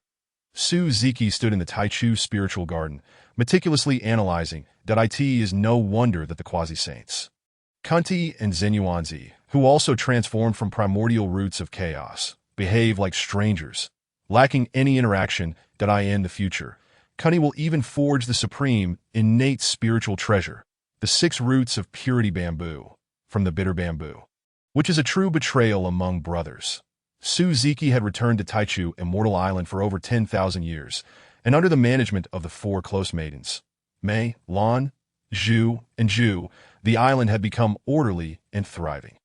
Furthermore, for many years, The four had aided numerous extraordinary creatures, heavenly materials, and earthly treasures on Taichu Immortal Island in awakening their consciousness, enlightening them to transform into human forms, and leading them to embark on their cultivation journey. Thus revitalizing the island, as the master of Taichu Immortal Island, Suziki gazed at the flourishing scene with great satisfaction, that he turned to the four maidens and remarked, "You have all done exceptionally well over the years, managing Taichu Immortal Island so adeptly. Your own cultivation has also reached the Golden Immortal realm, with a breakthrough to the Tai Golden Immortal not far off. These four superior spiritual treasures are my reward for you. I hope you will continue to strive diligently and not become arrogant due to minor achievements. Do you understand?" Suziki presented four swords before the maidens, delivering this admonition. "Thank you for your generous reward, young master, that we shall certainly heed your teachings," the four women responded in unison. "Since you are all beings of the island, I shall grant you a portion of creation." Suziki ascended into the air, hovering above as he proclaimed, "I am the master of Taichu Immortal Island, bearing the title Taichu. From this day forth, I shall deliver teachings for a century, and all beings on the island may come to listen." The four maidens, Mei, Lan, Zhu, and Ju, immediately sat down to prepare for the teachings, while the other beings on the island rushed eagerly toward the designated area upon hearing Suziki's announcement. After several hours, Suziki observed that most beings had gathered below and began silence. The previously raucous scene fell into utter stillness. They all sat down attentively, awaiting Suziki's discourse. Looking at the gathered beings, Suziki reminisced about his own school days, recalling how he too had sat attentively in class that he couldn't help but smile, but then remembering his current identity, he resumed a solemn expression. To study the achievements of the self is to cultivate one's own path. To cultivate one's own path is to rely on the teachings of the ancient sages. Reciting the sacred text cleanses the heart and reveals one's true nature. Although Suziki's teachings could not manifest the auspicious signs of the saints, with divine lotuses emerging from the earth, he could still draw upon the vast spiritual energy of heaven and earth to converge at this location. The multitude of beings below listened with rapt attention, utterly enraptured by his words. Many beings occasionally pound their chests and stomp their feet, at times weeping bitterly, and at other moments experiencing sudden enlightenment, completely immersed in the teachings of Suziki. However, his four devoted maidens did not merely furrow their brows like other beings. Rather, they quickly relaxed, having grasped the principles expounded by Suziki. While delivering his discourse, Suziki also took the opportunity to elucidate the path he had cultivated, thereby solidifying his own foundation and broadening the horizons of his future endeavors. That it was evident that this was a mutually beneficial outcome, as not only did it aid countless beings on Taichu Island in elevating their cultivation, but it also rectified his own shortcomings and fortified his foundation. That a century of teaching swiftly passed, and Suziki concluded his discourse, observing the beings still engrossed in their cultivation. Many had reached the threshold of a breakthrough. With a sense of satisfaction, Suziki nodded, resolving to assist them further. The rest would depend on their own fortunes. Thus, he summoned the spring water from the spiritual springs of Taichu Island, gesturing to transform it into a spiritual rain that fell upon the beings below. With Suziki's assistance, the multitude of beings began to break through, crack. As the first being achieved their breakthrough, it set off a chain reaction akin to a domino effect, with the sound of shattering bottlenecks resonating throughout the assembly.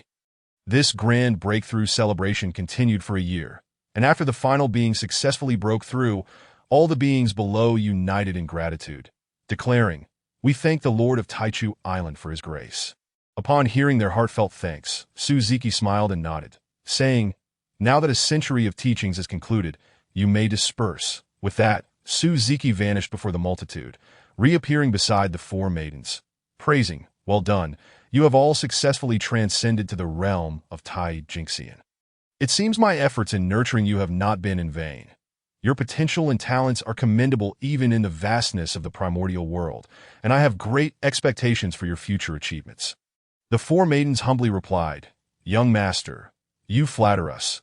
We have only attained this level through your guidance. All credit belongs to you." "Enough with the flattery," Suziki interjected, waving his hand to silence them.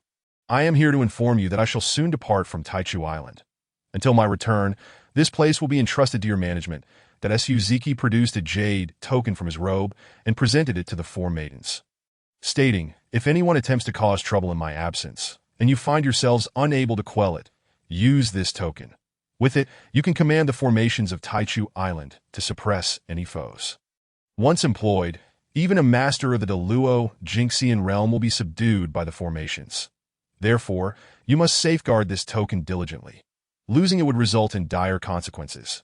After receiving the jade token, the four maidens respectfully vowed, "We will ensure the proper management of Taichu Island and will not disappoint your expectations. That I in that case, I shall take my leave. Take care of yourselves," Suziki declared before departing from Taichu Island. Chapter 18. Buzhou Mountain. Suzuki's departure from Taichu Island served two purposes, one of which was to visit Buzhou Mountain on the eastern continent, that he suddenly recalled that a primordial spiritual root resided there. Upon arriving at the eastern continent, he hastened to Buzhou Mountain. Gazing at the towering peak that soared into the clouds, resembling the backbone of heaven and earth, Suzuki was filled with profound reflections. Buzhou Mountain was the first divine mountain of the primordial realm, formed from the spine of the great Pangu after his demise. Alas, it was tragically broken by Gonggong, one of the ancestral witches transformed from Pangu's blood. Such is the capriciousness of fate. The primordial spiritual root that compelled Suzuki to traverse countless miles to Buzhou Mountain was the gourd root, for the 7 gourds it bore were all exceptional, innate spiritual treasures. The first gourd was purple golden, originally obtained by Laozi. Forged into the supreme, innate spiritual treasure, the purple gold gourd, which contained the 3 true fires and the frost of mysterious ice. Through the interplay of the dual energies, it formed a self-contained universe capable of absorbing all things and devouring heaven and earth. The second gourd was red, originally acquired by Hong Yun, transformed into the supreme, innate spiritual treasure, the 99 Scatter Soul gourd, capable of releasing red mist that contain a person's primordial spirit. Hong Yun greatly enhanced his strength through this treasure, eventually becoming the foremost among the scattered immortals. The third gourd was yellow, originally possessed by Dong Wangtai, forged into the supreme, innate spiritual treasure, the immortal-slaying flying knife gourd, which was ultimately gifted to the last surviving son of Emperor Jun, the 10 golden crows. After the battle between the Wu and the Lich, the great witch Dai was refined into a blazing light, while the gourd transformed into a flying knife. Thus, during the calamity of the Fengshen, the 10 golden crows, who became the Taoist Lia, would utter the phrase, "Treasure, please turn around." Each time, they utilized the immortal-slaying flying knife. The fourth gourd was green, originally obtained by Nuwa, forged into the supreme, innate spiritual treasure, the refining demon jar. The remaining 3 gourds, orange, blue, and silver, were in the possession of Tongtian and Yuanshi, respectively, with their specific abilities remaining unknown and not appearing in future generations. The final silver gourd was held by Zhuanti and Jin, also lacking recorded abilities in later times. The remaining gourd vine from the gourd root ultimately fell into Nuwa's hands, later used during her creation of humanity. Nuwa gained the merit of the heavenly Tao through her creation and became a saint of the heavenly Tao, while the gourd vine also received a portion of the merit, becoming another postnatal treasure, known as the creation whip. This whip posed a significant restraint on humanity. Once struck, even the 3 sovereigns and 5 emperors would fall from their thrones, with the most severe victims facing the risk of eternal damnation. As Suzuki stepped onto the foothills of Buzhou Mountain, he was immediately met with an overwhelming pressure that nearly rendered him breathless.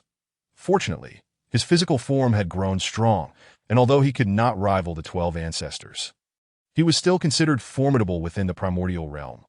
Otherwise, upon feeling that pressure, he might have collapsed to the ground in utter embarrassment. "Thank goodness my physique is robust.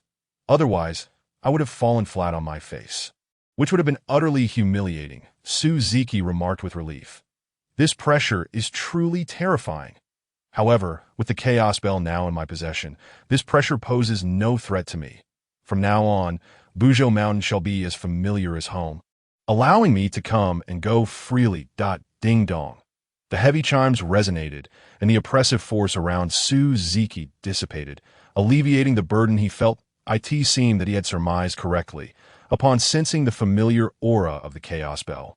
Buzhou Mountain relinquished its pressure as Suziki swiftly ventured deeper into Buzhou Mountain, embarking on a quest to locate the primordial spiritual root, the gourd root.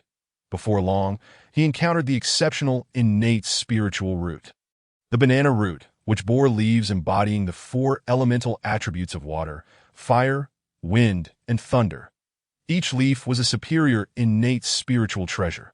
The fire attribute leaf would eventually be acquired by Laozi, becoming one of the three corpses assisting him in alchemy, while the wind attribute leaf would find its way to the Rakshasa woman of the Azura clan, also known as Princess Ironfan from the Journey to the West, when Suziki discovered the exceptional innate banana root. All four leaves remained unripe, still in the growth stage. It was only after thoroughly searching Buzhou Mountain that he finally located the exceptional innate gourd root. However, this gourd root was still growing, and the 7 gourds upon its vine had yet to take form, resembling mere 1-inch sprouts. Once Suziki claimed the chaos spiritual root gourd root, the 7 exceptional innate spiritual treasures it bore would solely belong to him, leaving no claim for others. As for Nuwa, he intended to gift her 1 gourd to strengthen their bond. The remaining gourd vine could be offered to her during the creation of humanity, potentially allowing him to share a fraction of the heavenly Tao's merit. After acquiring both the chaos spiritual root gourd root and the exceptional innate banana root, Suziki prepared to depart from Buzhou Mountain. Having lingered long enough, his return to the primordial world was not solely for the purpose of finding the chaos spiritual root. Another critical matter awaited his attention. In just a few millennia, the Longhan catastrophe would erupt, and he needed to visit the undying volcano in the southern continent to meet with the ancestral phoenix. He had devised a plan to aid the ancestral phoenix in navigating this impending calamity. Simultaneously, he sought to confirm whether the ancestral phoenix had conceived his child. If so, he must ensure the safety of his offspring. Initially, Suziki had also contemplated seeking the 24th grade creation Qinglian, as it was a matured lotus seed transformed from the chaos Qinglian, capable of becoming a treasure of innate quality. The chaos Qinglian bore 5 lotus seeds, only one of which matured, becoming the 24th grade creation Qinglian, while the remaining 4 half-matured seeds transformed into the 12th grade purifying world white lotus, the 12th grade merit golden lotus, the 12th grade karma fire red lotus, and the 12th grade annihilation black lotus. Unfortunately, upon its maturation, it was not favored by the heavenly Tao, resulting in its forced division into 3 parts, each becoming an exceptional innate spiritual treasure. Ultimately, they became the Taoist treasures of the 3 pure ones, with the lotus flower transforming into Laozi's crutch, the lotus root becoming Yuanshi Tianzun's 3 treasures Jade Rui, and the lotus leaves morphing into Tong Tian's Qingping sword, thus illustrating the origin of the 3 teachings as one. Regrettably, despite scouring Buzhou Mountain, he found no trace of the 24th grade creation, Qing. It appeared that fate had not destined him to encounter it, and he was unwilling to squander any more time in pursuit. No matter how extraordinary a treasure may be, it pales in comparison to the importance of family. Suziki has now come to regard Zhu Huang as family, and the mere thought of potentially becoming a father fills him with exuberance. The more he contemplates it, the more exhilarated he becomes, prompting him to depart from Mount Buzhou and soar southward towards the immortal volcano of the southern continent. Chapter 19. The sudden appearance of demonic traces in the current primordial world. It has become the dominion of the 3 innate races. The other races in this realm either submit to them or face near annihilation. Some races that wish to bow to the 3 innate clans do so to avoid slaughter, thus opting for seclusion. After all, the vastness of the primordial land makes it impossible for the 3 races to exert control over every corner. They can only command a general area, except for the western continent, which is exceedingly isolated. The remainder of the primordial world has been thoroughly divided among the 3 races, who are referred to as the 3 great overlords. However, they are not content with this arrangement. Each aspires to become the sole ruler of the primordial realm, seeking to swallow the others and unify the entire world. Regrettably, their powers are relatively balanced, preventing any swift realization of their ambitions. Thus, all must proceed with caution. While in the eastern continent, Suziki did not notice the early signs of friction among the 3 innate races. Yet, during his journey to the southern continent, at the juncture of the eastern and southern continents, he witnessed a faction of the Phoenix and Shilin clans embroiled in incessant conflict, leading their respective subordinate races into turmoil that as time passed, the higher echelons of both sides gradually became involved, igniting significant strife. You are all so absorbed in slaughter that you cannot foresee the tragic fate that awaits you, Suzuki lamented as he watched the chaos unfold below. Why does this seem somewhat amiss? Despite the intensity of the killings, they shouldn't be this frenzied. It's as if they are reckless and disregarding their lives. Just as Suzuki prepared to leave, he suddenly noticed something peculiar about the combatants below. "Open," he commanded loudly, activating his martial Dao Heavenly Eye. "This is demonic energy. Where could this demonic energy be coming from? Aren't the demon race practitioners confined to the Western continent? Could the conflict among the three innate races be related to them? Regardless of the reason, I must find the demon behind this and inquire." Tracing the source, he set forth. Soon, Suzuki discovered a demon practitioner not far from the battlefield, whose released demonic energy was influencing the practitioners of both clans. To his astonishment, this demon had already reached the realm of Great Luo Jinxian. It seemed that Luo, who had invested considerable resources to incite discord among the three innate races. Even a core force like the Great Luo Jinxian was dispatched. Unafraid of potential setbacks or losses, Suzuki mused that he activated his shadowy presence, appearing behind the demon practitioner, who was cackling maniacally. "Kill! Hurry and kill! Wipe them out completely!" What innate races, what heavenly protagonists, shamelessly proclaiming themselves as the overlords of the primordial world. Bah! They are merely puppets dancing to my tune. Only we, the demon race, are the true rulers of the primordial realm, and our great demon ancestor Luo, who is the sole master of this from my perspective. The concentration of calamity has already reached a significant level. It is likely that the first great calamity will soon erupt.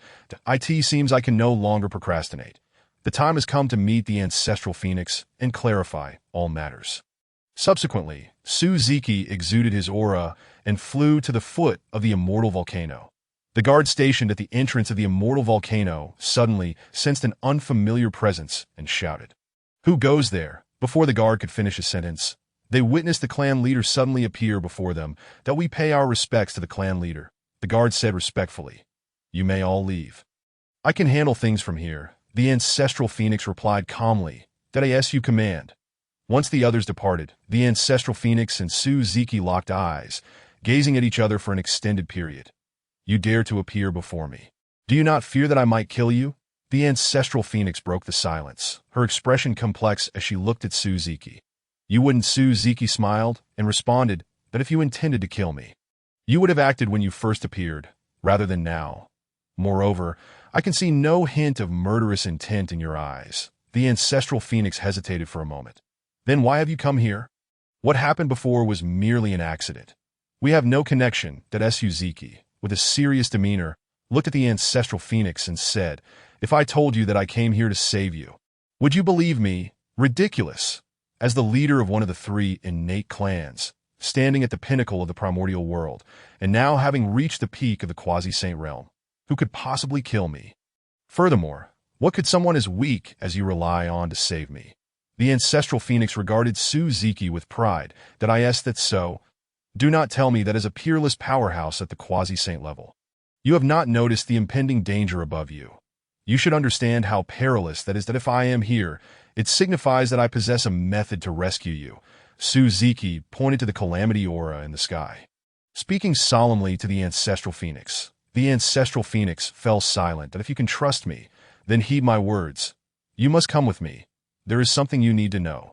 Just as Suzuki was about to persuade her, the ancestral phoenix interrupted him, casting a complex glance in his direction before leading him into the immortal volcano. Along the way, Suzuki pondered what the ancestral phoenix wished to disclose that required such a lengthy journey, as they seemed to be nearing the very heart of the immortal volcano.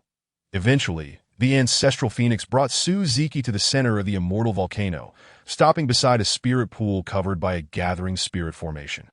Within, two eggs were nurturing. One was multicolored, while the other was black and white. "Could this be my child?" Suzuki exclaimed excitedly, feeling a connection through his bloodline as he looked at the two eggs. Hearing Suzuki's question, the ancestral phoenix gently nodded. "Wonderful. I am truly about to become a father." "Ha! This is marvelous." After receiving the ancestral phoenix's confirmation, Suziki exclaimed with great enthusiasm. Initially, he had merely speculated that he might become the father of Kong Xian and the golden-winged Great Peng in the future. But now it was a reality, and he was overwhelmed with joy. Meanwhile, the ancestral phoenix gazed at the exhilarated Suziki, a hint of maternal radiance illuminating her face. These are our children. After that incident, I discovered that I was already nurturing two lives within me. After giving birth to them, I found that I no longer harbored such hatred towards you. These two daughters have become my everything. And the events of the past no longer hold such significance. Daughters? That's quite all right. Daughters are wonderful. Daughters are like little cotton jackets for their fathers. I truly adore daughters, Suziki responded, initially taken aback. Then filled with joy that he had not anticipated that, due to his involvement, the once formidable Kong Xian, who dared to contend against saints, would now become a girl, nor that the golden-winged Great Peng, who had caused much trouble during the journey to the west, would also turn out as a girl. That Suziki marveled inwardly at the potency of the butterfly effect. Chapter 21. Transition. Suziki turned to the ancestral phoenix and said resolutely, during this impending calamity, "No matter what, you must adhere to my arrangements that I cannot allow my two daughters to enter this world without their mother." The ancestral phoenix met Suziki's determined gaze, falling silent for a moment, before a newfound happiness graced her features. "Very well. Please share your method. This great calamity cannot be escaped by the higher-ups of your innate clans, for the bloodshed you have wrought over the years has been far too severe, creating an insurmountable web of karma, particularly the leaders of the three innate clans. Under normal circumstances, it would be impossible for any of you to survive. However, I have conceived a plan. You must give me a portion of your true spirit. I can restore your true spirit in the future, allowing you to reshape your physical form and be reborn." Suziki spoke with regret, "that I am sorry, but I cannot fully protect you. I can only utilize this method to help you weather the storm." "I trust you. Your willingness is commendable," the ancestral phoenix replied, taking a sliver of her true spirit from her primordial spirit and offering it to Suziki. "That I entrust my safety and future to you. Rest assured, I will ensure your survival," Suziki declared resolutely as he accepted the ancestral phoenix's true spirit into his primordial spirit. "The immortal volcano is no longer suitable for nurturing our daughters. I wish to take them back to Taichu Island, where it will be much more conducive for them, if it is beneficial for them. As their mother, I shall not hinder you. Proceed as you wish." The ancestral phoenix cradled her two daughters from the pool, gently kissing their shells before reluctantly placing them into Suziki's hands. "Wait a moment. I shall return once I have settled them." Utilizing his spatial abilities, Suziki transported his daughters back to Taichu Island. Through years of practice, he had fully mastered spatial jumping. Now, he merely needed to set coordinates at a location to teleport from anywhere. Upon returning to Taichu Island, Suziki sent a message to his four close attendants, Mei, Lan, Zhu, and Zhu, instructing them to prepare the finest spirit spring. Arriving at the spirit spring, Suziki gently placed his daughters in its center. Thick clouds of spiritual energy formed above the spring, enveloping the two eggs and causing them to float in midair. Following this, Suziki arranged the nine heavens gathering spirit great formation around the spring to gather the spiritual energy of heaven and earth. He then set up the five elements returning origin great formation as a defense against multiple Deluo golden immortal attacks. Finally, he left his consciousness within the formation so that he would be alerted at the first sign of an attack. Having completed all preparations, Suziki instructed the four maidens to take good care of his daughters before activating the spatial jump to return to the immortal volcano, reappearing before the ancestral phoenix. "Have you arranged for them?" The ancestral phoenix inquired anxiously upon seeing Suziki. "Do not worry. My daughters will receive the finest treatment, that I will not allow them to suffer in the slightest," Suziki reassured her. Calming down upon hearing Suziki's response, the ancestral phoenix said, "In that case, let me take you to meet my clan members, so I can introduce you to them. In the Tianhuang Palace." The ancestral phoenix summoned the vice clan leader and the seven elders. As they entered the palace, they gazed at Suziki with confusion and astonishment. Before they could react, the ancestral phoenix spoke. "This is my husband, the island master of Taichu Island. Recently, Suzuki had shared his basic background with the Ancestral Phoenix, and she had gained some understanding of him. Upon hearing the Ancestral Phoenix's introduction, the assembled members fell into deep shock. Sister, could he be the father of my two nieces? The first to react was the vice clan leader, Huofeng, the Ancestral Phoenix's younger sister. Clan leader, this was your private matter, and we should not pry into it. However, may I ask why you have summoned us? The elder Zhuke stepped forward to inquire. The Ancestral Phoenix did not respond to her question, but instead nodded at Suzuki, signaling him to speak. Allow me to address this. Suzuki stepped forward and said, have you noticed any unusual occurrences above the immortal volcano? Yet no matter how you searched, you found nothing. Indeed, we have sensed something amiss.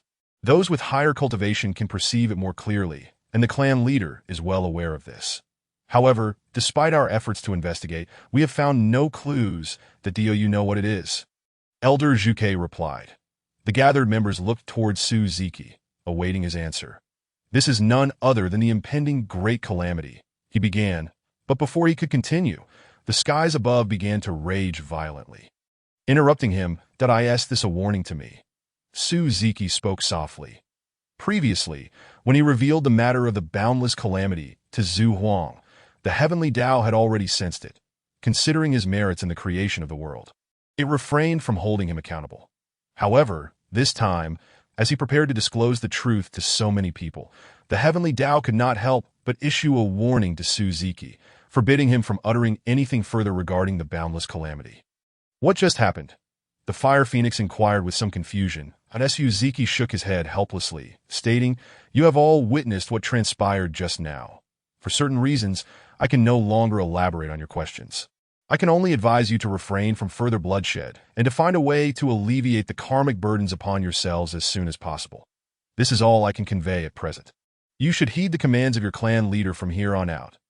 Zhu Huang stepped forward and declared, from this day forth, I command all our kin and our allied races to return to our stronghold and enter a state of alertness, prohibiting any unnecessary excursions. Should outsiders come to provoke us, we shall merely repel them without engaging in prolonged battles. The reason for such an order from Zhu Huang was that Suzuki had informed her of the demonic clan's behind-the-scenes instigation. May I inquire why the clan leader has issued such a peculiar command? Elder Tu stepped forward to ask. The Zhu Huang shot him a stern look, her expression serious as she replied, there is no need for further inquiries. Simply follow my orders. Understood. We will make the necessary arrangements immediately. The elders replied in unison that if the clan leader has no further instructions, we shall take our leave that I too shall descend to assist. Farewell, brother-in-law. The Fire Phoenix remarked playfully to Suzuki. Who would have thought your authority is quite formidable? Once you adopt a serious demeanor, no one dares to speak freely. Suzuki smiled at Zhu Huang. Acknowledging her presence. Chapter 22. The battle commenced as time flowed swiftly, a millennium passing in the blink of an eye. During this millennium, the demonic clan's practitioners incessantly stirred trouble behind the scenes, employing all manner of vile tactics to sow discord among the innate three clans. The Dragon and Shilin clans suffered numerous casualties at the hands of the demonic practitioners, who framed each other for their misdeeds, leading to numerous disputes and considerable losses on both sides over the years. The Phoenix clan, however, remained vigilant within their territory under Zhu Huang's orders, refraining from unnecessary outings, which denied the demonic practitioners any opportunity to strike. Initially, the members of the Phoenix clan were perplexed by Zhu Huang's commands. But upon witnessing the plight of the Dragon and Shilin clans, they cheered for their wise leader, heeding her words and primarily focusing on their cultivation within their respective domains. Consequently, the Phoenix clan endured minimal losses and even saw slight gains. All of this was attributable to Suzuki, who had garnered the respect of several elders within the Phoenix clan. While the Phoenix clan rejoiced, the demonic clan's Luo, who was not so fortunate. At the beginning Demon Mountain, he raged, you worthless fools. After all these years, the Phoenix clan has suffered no losses whatsoever. What have you been doing? Are you in a stupor? A demonic practitioner stepped forward. Reporting to the ancestor, it is not that we are incompetent, but the Phoenix clan has inexplicably retreated, leaving us with no place to strike. Luo, who suddenly lashed out, reducing the practitioner to dust. Did I permit you to speak? Useless. I care not what methods you employ. You must incite a great war among the innate three clans. This is your final opportunity. Now get out of my sight." Luo, who waved his hand dismissively. Once the others had retreated, he gritted his teeth and vowed, "Phoenix Clan, you shall not escape my wrath. I will not let this matter rest." Following Luo, whose warning, the demonic practitioners lurking within the innate three clans desperately stirred chaos in the Hongwang world, resorting to all sorts of despicable tactics against the practitioners of the innate three clans, all to fulfill Luo, whose orders. Their actions led to the Phoenix Clan being besieged even within their own domain, as the Dragon and Qilin clans began launching continuous attacks, resulting in the three Primordial clans united in a thunderous battle cry. Charging fiercely at one another, each clan engaged in a relentless assault. The leaders of the Primordial clans, Ancestor Dragon, Ancestor Phoenix, and Beginning Qilin, ascended into the heavens to engage in a titanic clash. The Ancestor Dragon transformed into his true draconic form, a colossal dragon soaring to great heights, his elongated body stirring the clouds for miles around. The Ancestor Phoenix morphed into her phoenix form, her wings crackling with wind and thunder as she darted towards the sky with breathtaking speed. The Beginning Qilin assumed his true form, fiery clouds rising beneath his hooves, his entire being adorned with the five elemental energies, radiating unmatched grace. The clash of the three primordial clans commenced, heralding the onset of the first catastrophic calamity in the world of Hongwang. The warriors of the three clans, caught in the frenzy of battle, became frenzied and reckless, disregarding their own lives in their insatiable thirst for slaughter. Various magical spells and divine powers collided in midair, erupting in a dazzling display akin to a festival of fireworks. The dragon warriors, regaining their true forms, relied on their formidable defenses to surge through the battlefield, their claws claiming the lives of countless foes. Numerous phoenix warriors were struck down by the dragon claws, their bodies torn asunder, littering the ground with their remains. The Qilin warriors, fortified by their own defenses, sustained minimal casualties beneath the onslaught. The Phoenix Clan, caught off guard, suffered significant losses. Their fury ignited as they summoned the Southern Brightleaf Fire to incinerate all surrounding enemies, rendering the defenses of the Dragon and Qilin clans as fragile as parchment. As the battle raged on, the number of fallen warriors from the three clans continued to mount, streams of crimson blood blossoming into grotesque flowers in the air, cascading to the ground like rivers of life. In that moment, the lives of powerful cultivators were cast aside like mere weeds, with countless warriors perishing every moment, becoming sacrificial offerings to this calamity. Just as the primordial clans were embroiled in chaos, the demonic army surged forth, catching the three clans off guard. "Ha ha! Kill them all, my sons!" The Ancestor commands that not a single primordial cultivator be spared. Kill the beleaguered primordial clans, already on the brink of exhaustion, were ruthlessly decimated by the demonic army, with the dragon clans suffering the most grievous losses as the demonic forces struck from their rear, though the Phoenix and Qilin clans also sustained considerable damage. Under the overwhelming assault of the demonic army, the primordial clans displayed signs of utter defeat, no longer embodying the might of the three great sovereigns of Hongwang that as fate would have it. Justice has its way. The heavens spare no one. Previously, the primordial clans had slaughtered other races of Hongwang, and now it was their turn to face annihilation at the hands of the demonic forces.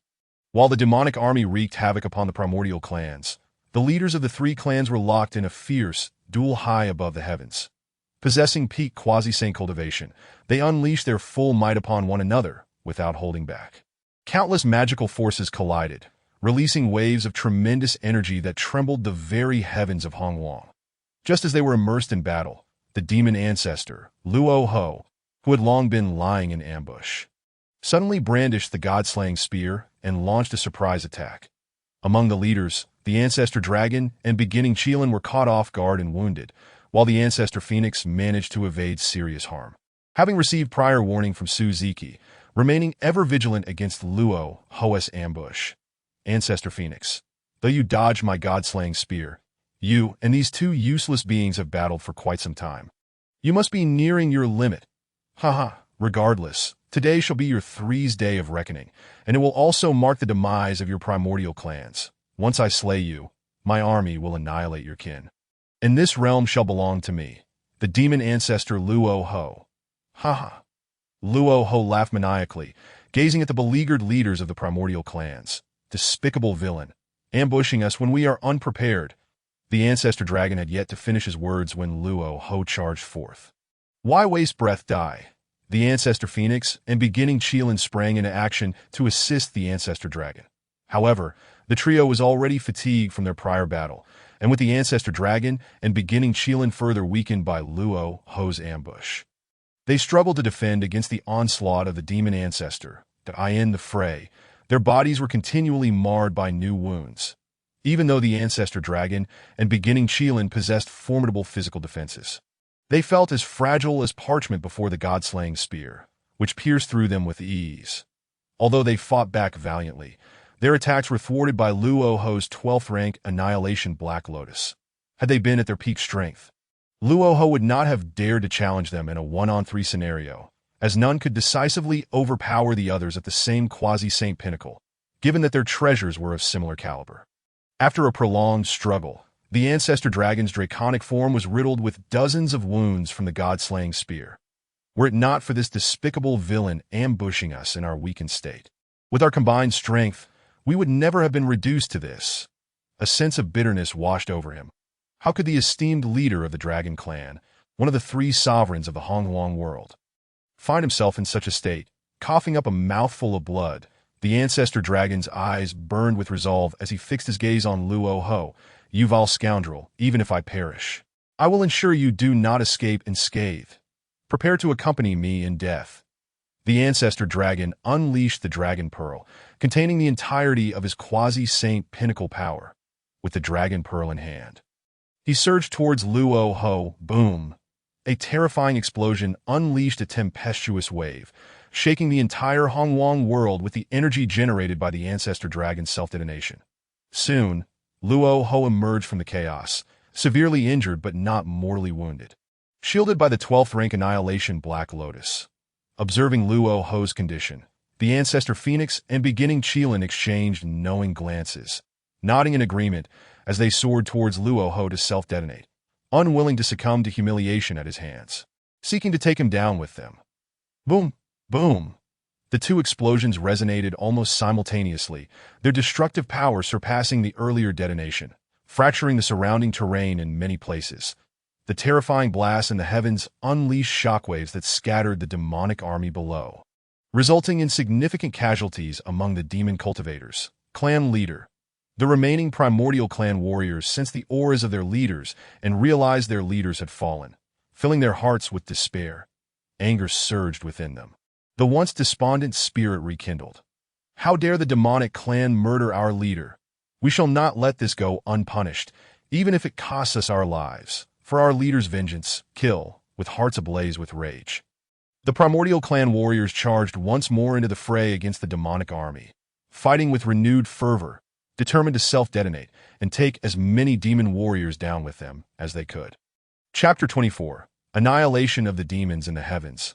A whirlwind of energy tore apart a radius of millions of miles, creating terrifying spatial rifts that voraciously consumed everything in their vicinity.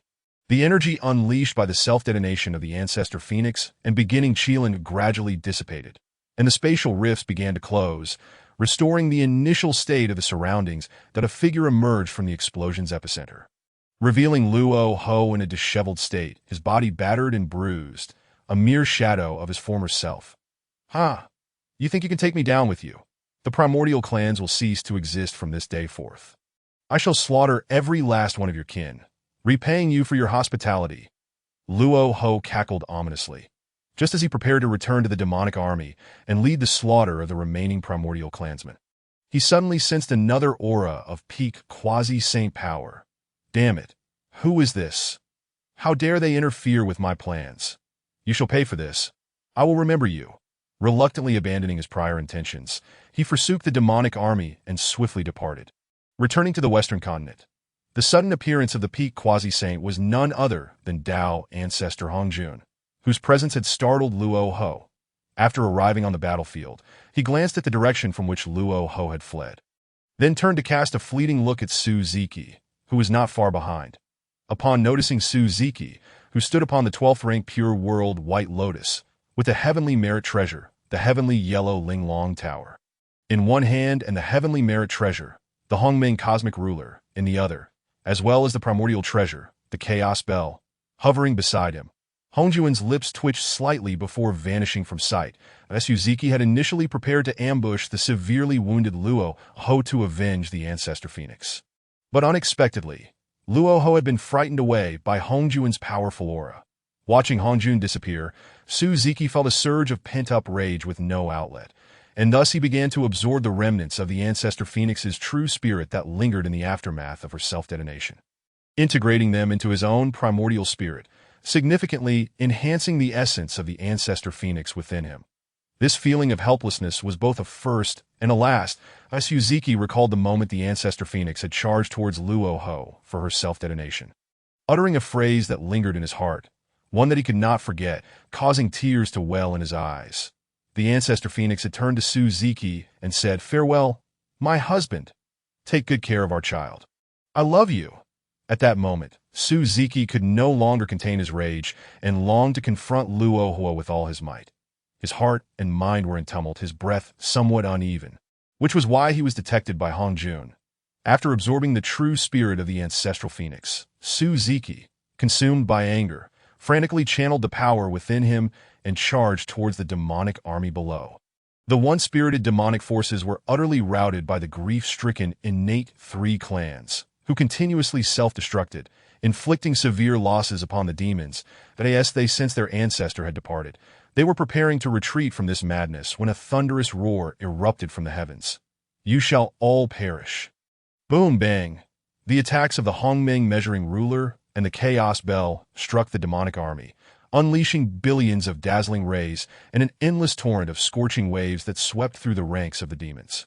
In an instant, all demonic cultivators within a 100-mile radius were reduced to ashes, creating a vacuum in the battlefield.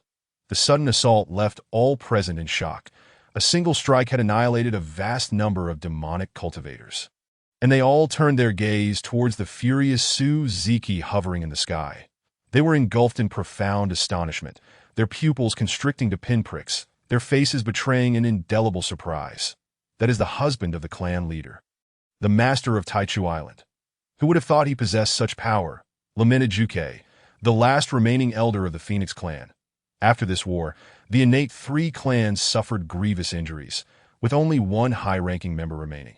The Dragon clan had but the ancestral dragon's brother, Shilong, alive, while the Qilin clan had only the second elder, Emo Qilin, surviving. Yet, Suziki did not cease his assault. Instead, he continued to slaughter the demonic cultivators in a frenzy. Venting his inner turmoil and anguish, like a god of war, Suziki moved effortlessly among the demonic ranks, employing various means to mercilessly reap the lives of the demon cultivators. The deaths of the demons at Suziki's hands varied. Some were reduced to dust by the Chaos Bell. Others cleaved into fragments by the Hongming measuring ruler, scorched to ashes by the South Ming fire, or crushed into a pulp by 36C stabilizing pearl, witnessing the grim fate of their kin. Several leaders within the demonic army bellowed, "Who are you? Dare you slaughter our key in light of this? Please settle yourselves comfortably, and I shall swiftly eliminate these hidden dangers on your behalf." Upon hearing Suzishi's words, the members of the Phoenix clan promptly prepared themselves. From the exquisite tower of heaven and earth, Suzishi retrieved the heavenly merit he had acquired and began to purge the causality and boundless calamities from the bodies of every clan member. Before long, a continuous stream of black smoke emanated from each member of the Phoenix clan, dissipating into the ether.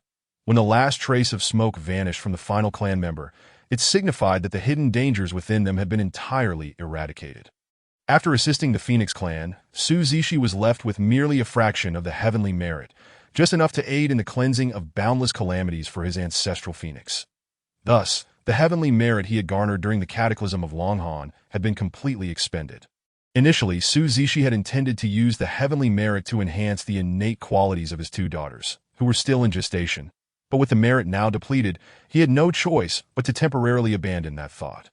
For Suzishi, acquiring heavenly merit was not overly challenging, as he was well aware of the developmental trends of the Honghuang world and the methods to obtain heavenly merit.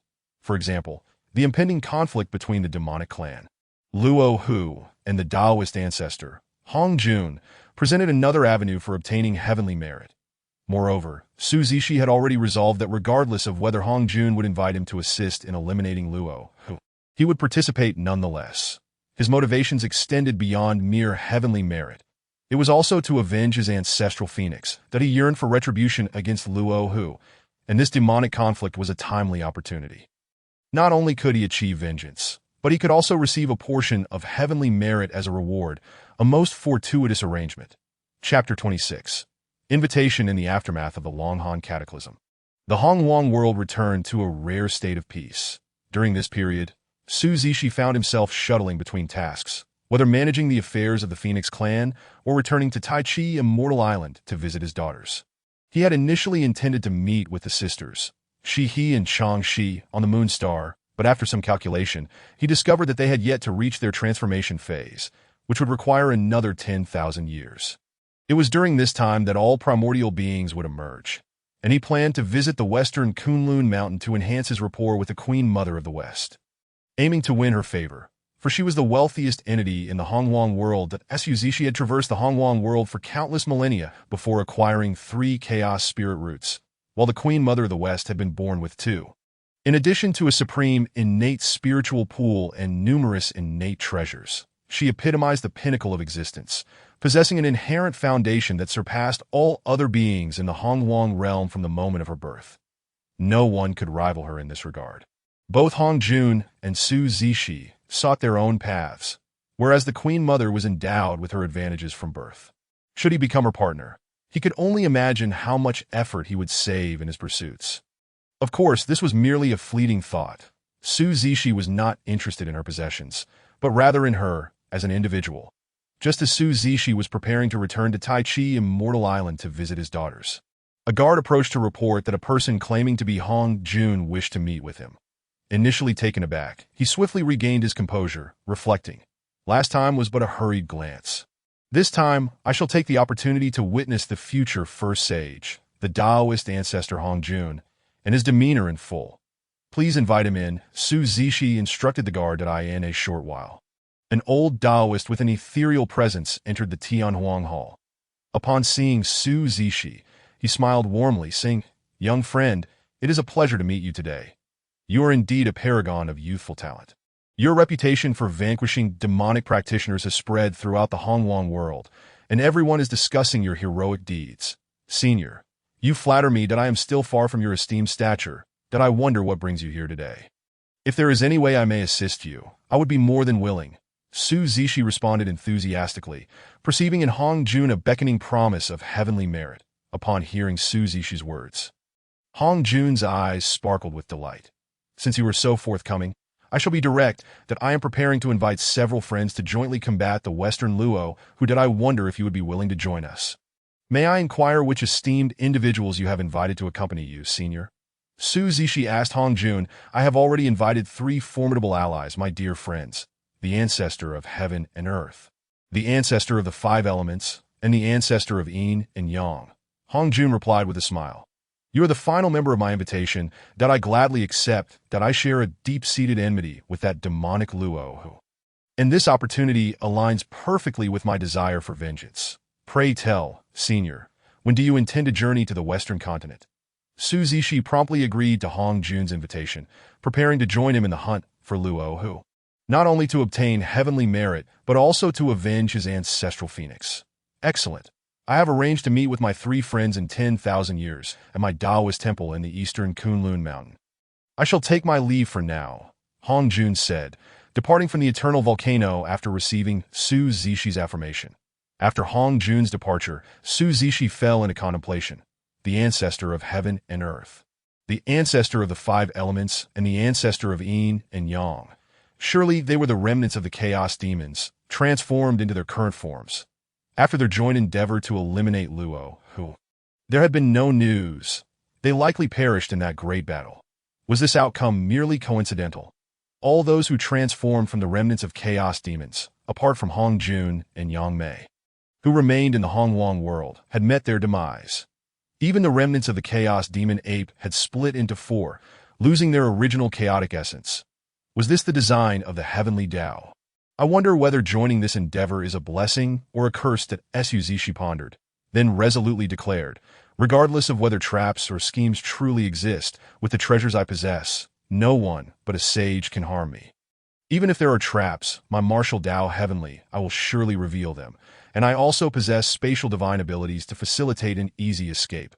With a sigh, Suzushi continued, however, this means I may have to wait until the conclusion of the demonic conflict to meet the Queen Mother of the West. The timing of the assault on Luo, who coincides with the emergence of those primordial powerhouses, heralding the arrival of the most golden era in the Honghuang world, that at that time, I shall witness the capabilities of those gifted primordial beings.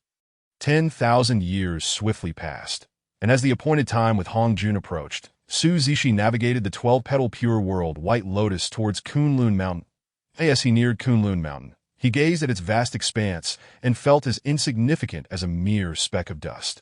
Upon entering Kunlun Mountain, he received a transmission from Hongjun, guiding him to the location of his Taoist temple, the Eastern Kunlun Mountain Taoist Temple. Upon Suzushi's arrival, he found Hongjun and the 3 invited friends already present. He was the last to arrive. Esteemed seniors, I apologize for my tardiness, Suzushi said. Bowing in apology, that we have only just arrived, Hongjun replied with a smile. Allow me to introduce you.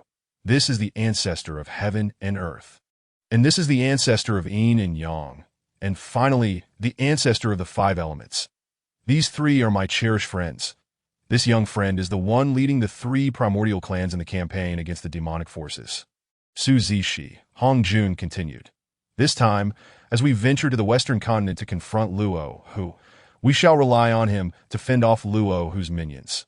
The 3 ancestors merely cast a cursory glance at Suzushi, offering no further remarks.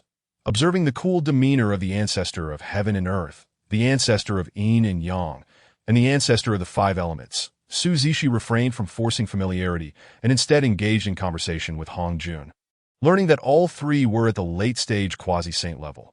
Inwardly, Suzushi marveled. It is no wonder they are the reincarnated remnants of the demon gods. Clearly, a distinction exists between the chaos demons and their counterparts.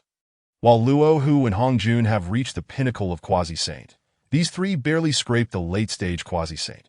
Now that Suzushi has arrived, I shall allocate the tasks that I, along with my 3 friends, will jointly besiege Luo, Hu, while Suzushi will be responsible for dealing with the remaining demonic practitioners. Do any of you have objections to this arrangement? Hongjun inquired, looking towards Suzushi and the 3 ancestors. The ancestors nodded in agreement, indicating their acceptance of Hongjun's plan. That I have no objections. Everything can proceed as per the esteemed senior's arrangement, Suzushi affirmed. Very well. Let us set forth to the western continent, so we may reach our destination without delay and avoid any unforeseen complications. Hongjun addressed the crowd. Accompanied by Suzuki and 3 others, he hastened towards the western continent, although their party consisted of 5 individuals. With Suzuki alone at the pinnacle of the great Luo golden immortal realm, the others at the very least at the late stage of quasi-saint, Suzuki's speed did not lag significantly behind that of the other 4. Initially, Hongjun intended to accommodate Suzuki by deliberately slowing his pace. But upon noticing that Suzuki could easily keep up with their rhythm, he ceased to hold back and sped towards the western continent. As they approached the boundary of the western continent, the group came to a halt. Hongjun turned to glance at the 4 behind him, stating, "Ahead lies the western continent. Our vigorous journey has taken a toll. Let us take a moment to recover here before entering. That I suspect that the demon at the quasi-saint peak will be aware of our arrival the moment we set foot on this land. Therefore, we must exercise utmost caution on the upcoming journey to avoid falling into the demon's ambush." Suzuki and the other 3 nodded in understanding. After a brief period of rest, the 5 of them ventured into the western continent, swiftly making their way toward the stronghold of the demon clan, Shimo Mountain. Just as Hongjun had predicted, the moment they entered the western continent, Luo, who was alerted to their presence and aware of the newcomers' cultivation levels, he promptly set up the extermination sword formation within Shimo Mountain. Awaiting the arrival of Hongjun and his party, to their bewilderment, the 5 did not encounter a single demon cultivator or any living being along their path. No one was there to elucidate this phenomenon. Shortly thereafter, they arrived at the foot of Shimo Mountain. where they beheld a vast legion of demon soldiers standing in formation, their presence casting a dark shroud over the sky with their overwhelming demonic aura. Hongjun advanced with righteous fervor, addressing Luo, you are a tyrant devoid of compassion, having wrought endless slaughter upon this western continent and extinguished countless lives. Your heinous crimes have led to your abandonment by heaven and earth. There is no place for you in the entirety of the primordial world. Today, we have come to enact divine justice and eliminate you, the most wicked of beings, restoring clarity to the primordial world.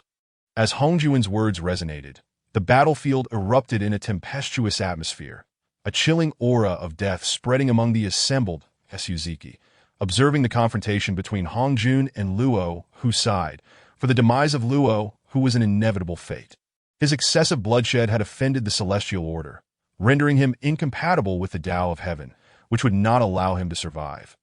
Even if Luo, who were to be exceptionally powerful, being merely at the quasi-saint peak was insufficient in the face of the celestial order.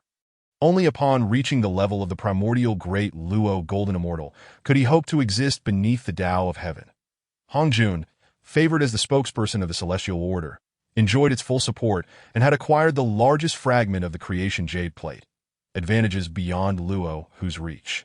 Upon hearing Hongjuan's proclamation, Luo, whose eyes blazed with murderous intent, his expression morphing into one of madness and ferocity, an icy aura radiating from him, that do not presume that 5 of you can vanquish the ancestor. To me, you are but a swarm of ants. No matter how many of you there are, I shall slaughter you all.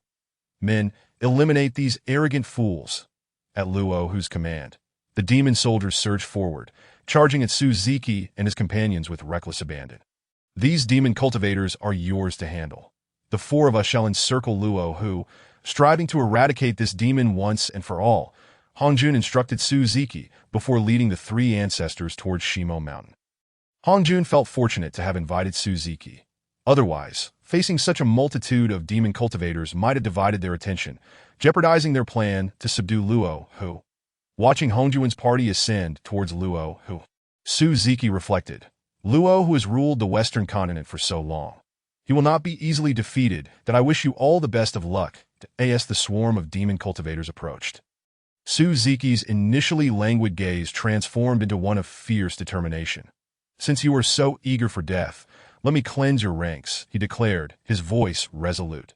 With that, he activated the 12-petal pure world, white lotus beneath his feet, unleashing its purifying power to reduce the demon cultivators to mere dust. Given that Suziki has achieved such remarkable results, we must not fall behind, Hongjun urged the 3 ancestors beside him. While Suziki was embroiled in battle with the demon army, Hongjun and his companions entered Shimo Mountain, preparing to engage in their own confrontation. Upon witnessing their entry, Luo, who immediately activated the extermination sword formation he had previously set up within the mountain. Standing amidst the 12-petal annihilation black lotus, he pointed the god-slaying spear at Hongjuan's party, declaring, This place shall be your grave. Let the extermination sword formation commence. This formation is a supreme array of unfathomable power. I never anticipated this demon would possess such a treasure, Hongjun exclaimed in alarm. He turned to his fellow ancestors, saying, It appears we must now reveal our true abilities. With that, he summoned the Panga Banner and the Taiji diagram. Both innate supreme treasures. These treasures had long been in Hongjuan's possession, explaining why Suziki was unable to locate them despite years of searching.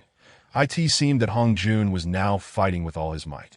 After all, while Suziki had engaged in a magnificent slaughter among the demon army, if the 4 quasi-saints failed to subdue Luo, who, it would be an utter disgrace. Not only the slightly weaker Yin-Yang ancestor, 5 elements ancestor, and Shinkuan ancestor, but even the typically composed Hongjun would find it unacceptable. Let the path of enlightenment commence. Hongjun radiated an overwhelming aura, his eyes glimmering with a cold light that in his determination to avoid defeat. He cast aside the image of the transcendent immortal. With a thunderous roar, he channeled immense magical power from his right hand into the Panga Banner and the Taiji diagram in his left. The ink-black Panga Banner erupted with blinding brilliance. He waved the Panga Banner. Sharp and chilling chaos sword energy shot forth like a volley of arrows, relentlessly targeting the sword array of extermination, accompanied by a cacophony of explosions. Meanwhile, the Taiji diagram unfurled before Hongjun, conjuring an energy barrier that shielded him from the relentless assaults of the sword array, preserving him unscathed. Beside him, the ancestor of Qiankuan summoned a gold-glowing seal. The ancestor of Yin-Yang produced a black-and-white diagram, and the ancestor of the five elements conjured a five-colored ring. The power emanating from their treasures was hardly inferior to that of the Penga banner and the Taiji diagram. Outside the mountains, as Su Ziki held off the demon clan cultivators, he watched the four unleash their treasures and couldn't help but smirk, thinking that once they perished together with Luo Ho, the treasures would ultimately fall into his hands. Faced with the onslaught of the four supreme artifacts, the sword array of extermination began to tremble, on the verge of collapse. This sight incited both anger and concern in Luo Ho, who, after a moment of contemplation, steeled himself and addressed the four within the array. Today, you must perish within this sword array. There is no escape for you. Sword array, absorb. Absorb all the spiritual energy of the Western continent. As soon as Luo Ho's words fell, the spiritual energy and vitality of all beings began to be siphoned into the sword array from the Shimo Mountain. The formations underground in the Western continent began to drain all spiritual energy. And soon, the entire land was left desolate, becoming the most barren region in the primordial world, save for a few unique places. Furthermore, even the demon cultivators battling Su Ziki were drained of their life force by the sword array, leading to the utter devastation of the Western continent at Luo Ho's hands. However, as the sword array absorbed the entirety of the Western continent's spiritual energy and vitality, its power surged dramatically. The four within the array, witnessing Luo Ho's actions that nearly extinguished the vitality of the Western continent, felt the imminent threat of death from the sword array. They resolved to end the battle swiftly. Fearing that further delay might allow Luo Ho to escape death once more in unison, the four forced out their essence blood, dripping it onto their treasured artifacts. Instantly, the power of the five treasures soared, rivaling that of the sword array, which had absorbed the entire spiritual energy of the Western continent. Together, they propelled the five treasures toward Luo Ho, who sensed the looming threat of death, that I will not fall so easily. You shall all perish with me, Luo Ho retorted, forcing out a mouthful of essence blood onto the sword array. He unleashed the full might of the 12th-ranked Annihilation Black Lotus and the God-slaying spear. Successfully countering the assaults from the four, thus, the five engaged in a brutal conflict atop Shimo Mountain for 10 days and nights. The once majestic Shimo Mountain had been reduced to a mere hill, its former grandeur lost. Meanwhile, Su Ziki, observing the battle as the demon cultivators were drained of their vitality by the sword array, cheered at the spectacle that as dusk fell 10 days later. The fierce battle gradually came to a halt. Luo Ho appeared battered and on the verge of collapse, while apart from Hongjun, who had 2 defensive artifacts and sustained minimal damage, the other 3 ancestors bore severe injuries, seemingly no better off than Luo Ho. Given the current state of the battle, it was evident that Luo Ho would not endure much longer. Luo Ho, with such grievous wounds, you no longer possess the means to resist. It is time for you to meet your end. The ancestor of the 5 elements laughed heartily upon seeing Luo Ho's condition. Hongjun fixed his gaze on Luo Ho, stating, Luo Ho, to battle 4 of us single-handedly and reach this point, you may now rest your eyes. Ha ha, young Hongjun, do you truly believe victory is yours? The ancestor shall not perish so easily at your hands. You shall all accompany me to the grave. Ha ha, old Hongjun, just wait. I will return. With that, Luo Ho absorbed the remaining spiritual energy within the sword array into his own body, causing it to swell ominously as his skin began to crack, preparing to self-destruct before the 4. The 4 beheld Luo Ho's intent to perish alongside them. They summoned their treasures with all their might to defend against the cataclysmic energy of his explosion. Sensing the overwhelming energy unleashed by Luo Ho's self-detonation, Hongjun finally retrieved the creation jade disc from his embrace, surrounding himself with the protection of 3 artifacts. Meanwhile, Su Ziki, who had deduced Luo Ho's motives during his speech, summoned all of his treasures and poured his magical energy into them, enhancing their defenses to the utmost. Dear esteemed readers, please grant a 5-star review, add this tale to your bookshelf, and click to urge for updates at the end of the chapter. Chapter 29. The aftermath and division of treasures the immense magical power and the energies of Luo, Ho's physical and spiritual essence, combined with the remaining spiritual energy of the entire Western continent, culminated in a cataclysmic explosion. The terrifying shockwave and searing heat swept across everything in all directions. The relentless waves of heat pursued the thunderous roars, evaporating all life and matter within a vast expanse of billions of miles, leaving the Western continent irreparably scarred. Boom, boom, boom. The colossal sounds of the explosion resonated throughout the primordial world, the echoes of the blast reverberating wildly across the Western continent. The denizens of the primordial realm beyond the Western continent seemed to hear the thunderous clash, their eardrums ringing with pain. They gazed in terror and confusion toward the west, realizing that this explosion far exceeded the destructive power of the self-detonation executed by the leaders of the primordial Su-Ziki. Cast his gaze upon the treasures of the three venerable ancestors. The Qian Kuan Bagua seal, originally a primordial treasure, had been downgraded to an innate treasure after the Qian Kuan demon god participated in the assault on the Panga great god. Its power lies in controlling the cosmos of heaven and earth, stirring the energies of the universe and determining the life and death of all things, facilitating myriad transformations. The Yin-Yang Taiji diagram, also a primordial treasure, similarly fell to the status of an innate treasure during the assault on Pangu by the Yin-Yang demon god. Its ability is to master the dualities of yin and yang, seizing the creations of heaven and earth, and altering the fates of others, with its yin and yang energies capable of transforming anything. The Five Elements Divine Ring, yet another primordial treasure, was likewise diminished to an innate treasure due to the involvement of the Five Elements demon god in the attack on Pangu.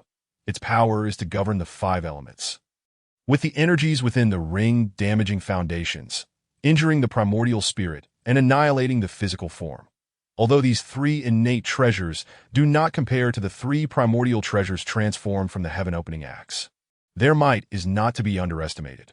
Ultimately, Su-Ziki chose the Qian Kuan Bagua seal and the Yin-Yang Taiji diagram, while the Five Elements Divine Ring would undoubtedly come into his possession when Hongjun, upon attaining sanctity, distributed treasures. Despite the allure of several treasures belonging to Luohu, including the god-slaying spear capable of wounding saints, which tempted him greatly, he knew that such a perilous artifact would not be bestowed upon him by Hongjun.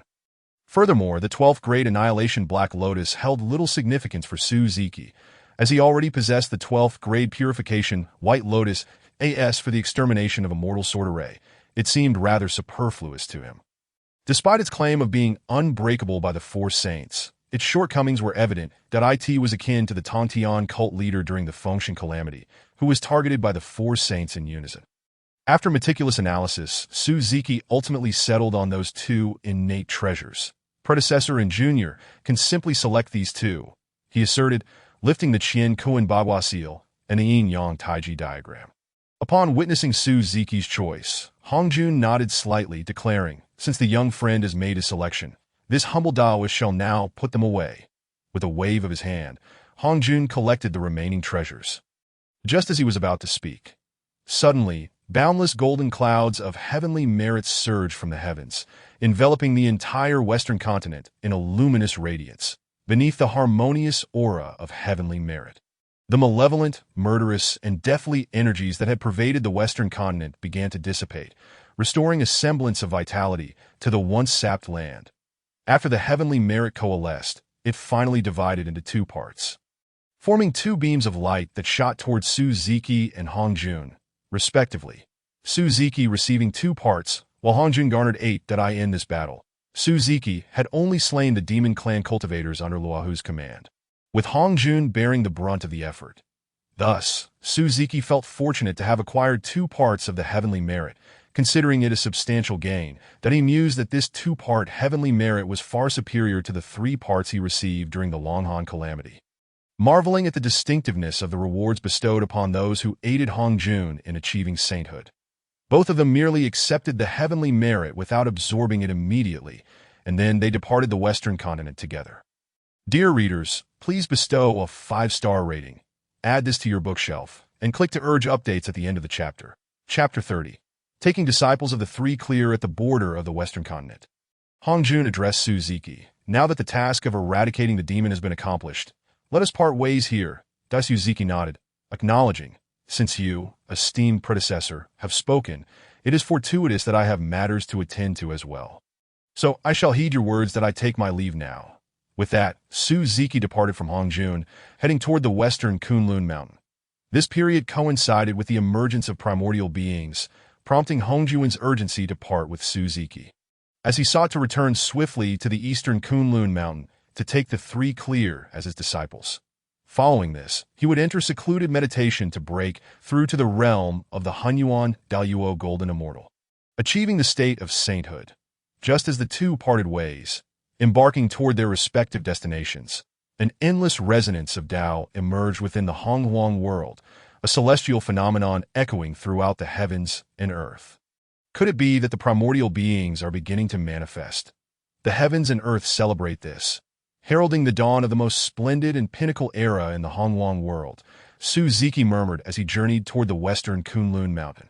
Atop the eastern Kunlun Mountain, three streams of clear energy radiated golden light, soon transforming into human forms. That in the midst of these three manifestations stood an elderly figure, his expression serene, seemingly indifferent to all. To his left, a middle-aged man bore a haughty demeanor, and finally, to the right, a youthful figure exuded an air of confidence and pride. These three individuals were none other than the future Taching Saint Laozi, Yuqing Saint Yuanshi Tianzuan, and Shanqing Saint Tongtian cult leader. The youthful Tongtian cult leader gazed down at the unfolding scene and laughed heartily. Ha ha ha! Eldest brother, second brother, after so many years, we have finally assumed our forms. Is this truly the Honghuang world transformed from our Father God's body? It is utterly magnificent. Third brother, do be mindful of your demeanor. As the rightful descendants of Pangu, every word and action must reflect our identity.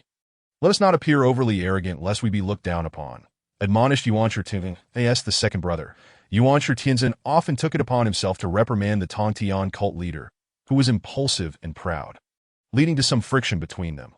However, due to their respective standings, Tongtian could only endure Yuanshi's admonitions.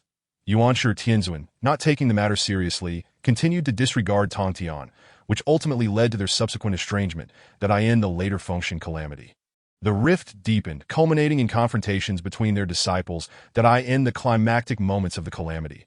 Yuanshi Tianzuan and Laozi shamelessly engaged in battle against the disciples of the Tongtian cult leader, even joining forces with the two saints of the West to dismantle the extermination of a mortal sword array.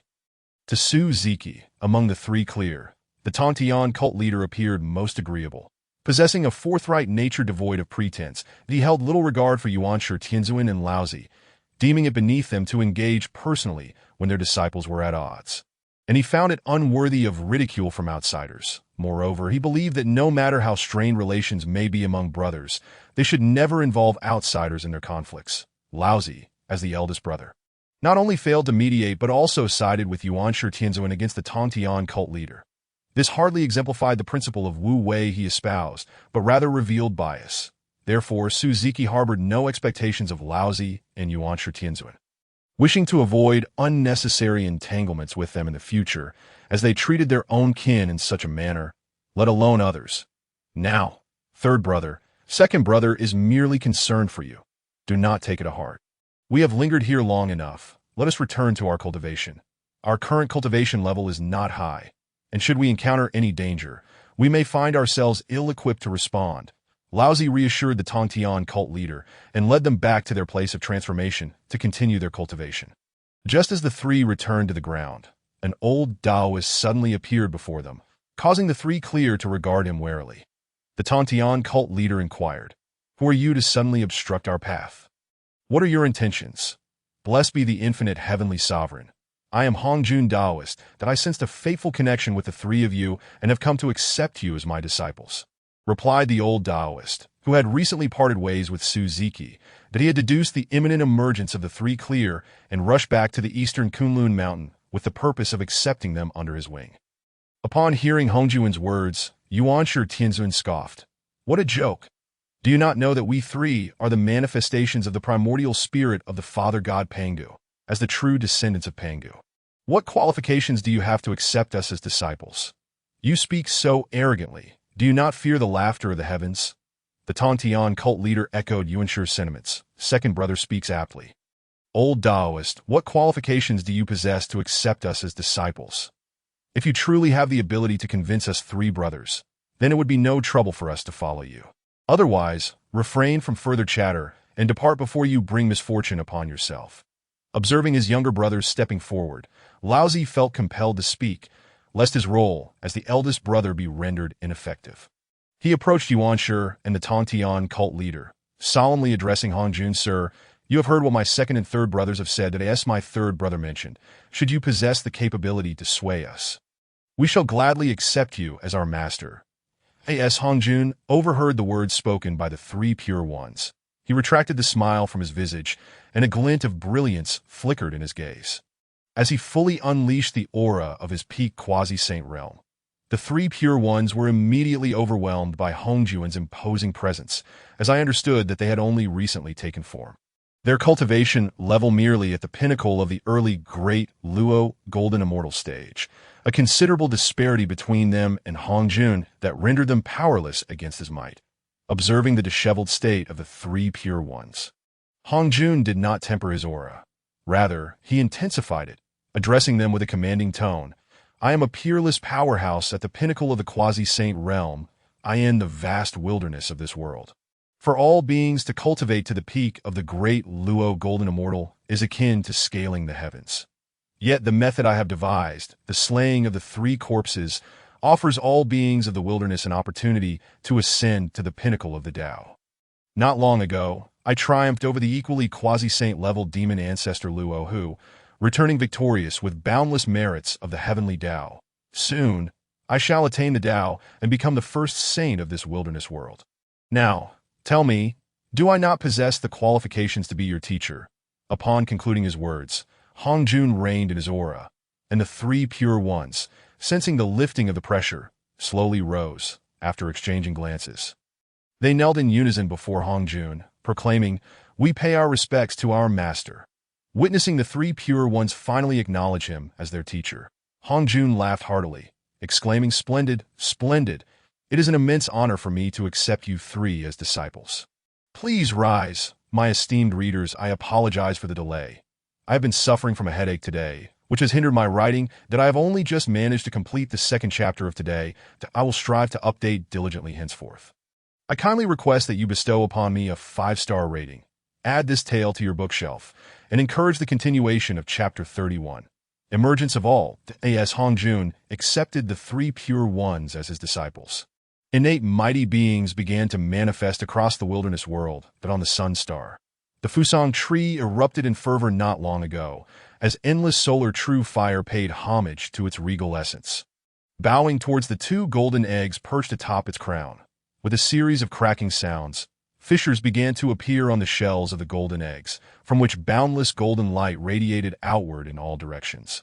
As the golden light reached its zenith, the eggs shattered completely, releasing two arcs of rainbow light. With a resounding call, two magnificent golden birds, adorned with 3 legs, soared above the Fusang tree, surveying their surroundings with an air of dominion. These two divine birds were none other than the future founders of the Yao clan's heavenly court, the emperors of the wilderness, Dijun and Tai Yi. After circling in the air several times, the two golden crows descended back onto the Fusang tree and transformed into human forms. Big brother, second brother. Dijun and Tai Yi embraced each other excitedly. Dijun declared, at long last, after all these years, we have successfully taken form. It is time for us to make our entrance into this wilderness world and witness its heroes. Tai Yi echoed, indeed, big brother. Now that we have emerged, we must carve our names into the annals of the wilderness. Dijun calmly remarked, second brother, for now, let us hone our strength within the Sun Star before venturing into the vast wilderness. Our current power is still lacking. We are not yet fit to dominate this world. Tai Yi added, from the moment we took form, I have felt a vague sense of losing something profoundly significant to me, though I cannot ascertain what it is or how it was lost. He placed his left hand over his heart, a hint of sorrow in his expression as he spoke to Dijun. The precious item Tai Yi had lost was the Chaos Bell. a primordial treasure that should have accompanied him in achieving great renown within the wilderness world, yet it had been snatched away by Su Ziki long before their consciousness had awakened.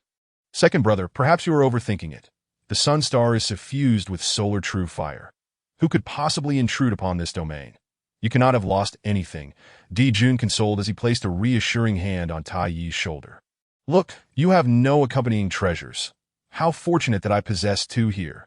Choose one freely, and I shall gift it to you. The river diagram and Luo book materialized before Tai Yi, awaiting his selection. Faced with such treasures, one would typically be unable to ignore them. Yet Tai Yi merely glanced at Di Jun and declined, saying, Big brother, I appreciate your kindness, but these two treasures complement each other. Their power would surely diminish if separated. Moreover, they are your accompanying artifacts, most attuned to you, that I in my hands. Their true potential cannot be fully realized. So please, take them back. Second brother, Di Jun began, prepared to persuade Tai Yi further. But was interrupted. Big brother, there is no need to say more. I shall not accept them, that if you genuinely wish to do right by me, seek out a powerful treasure for me in the wilderness.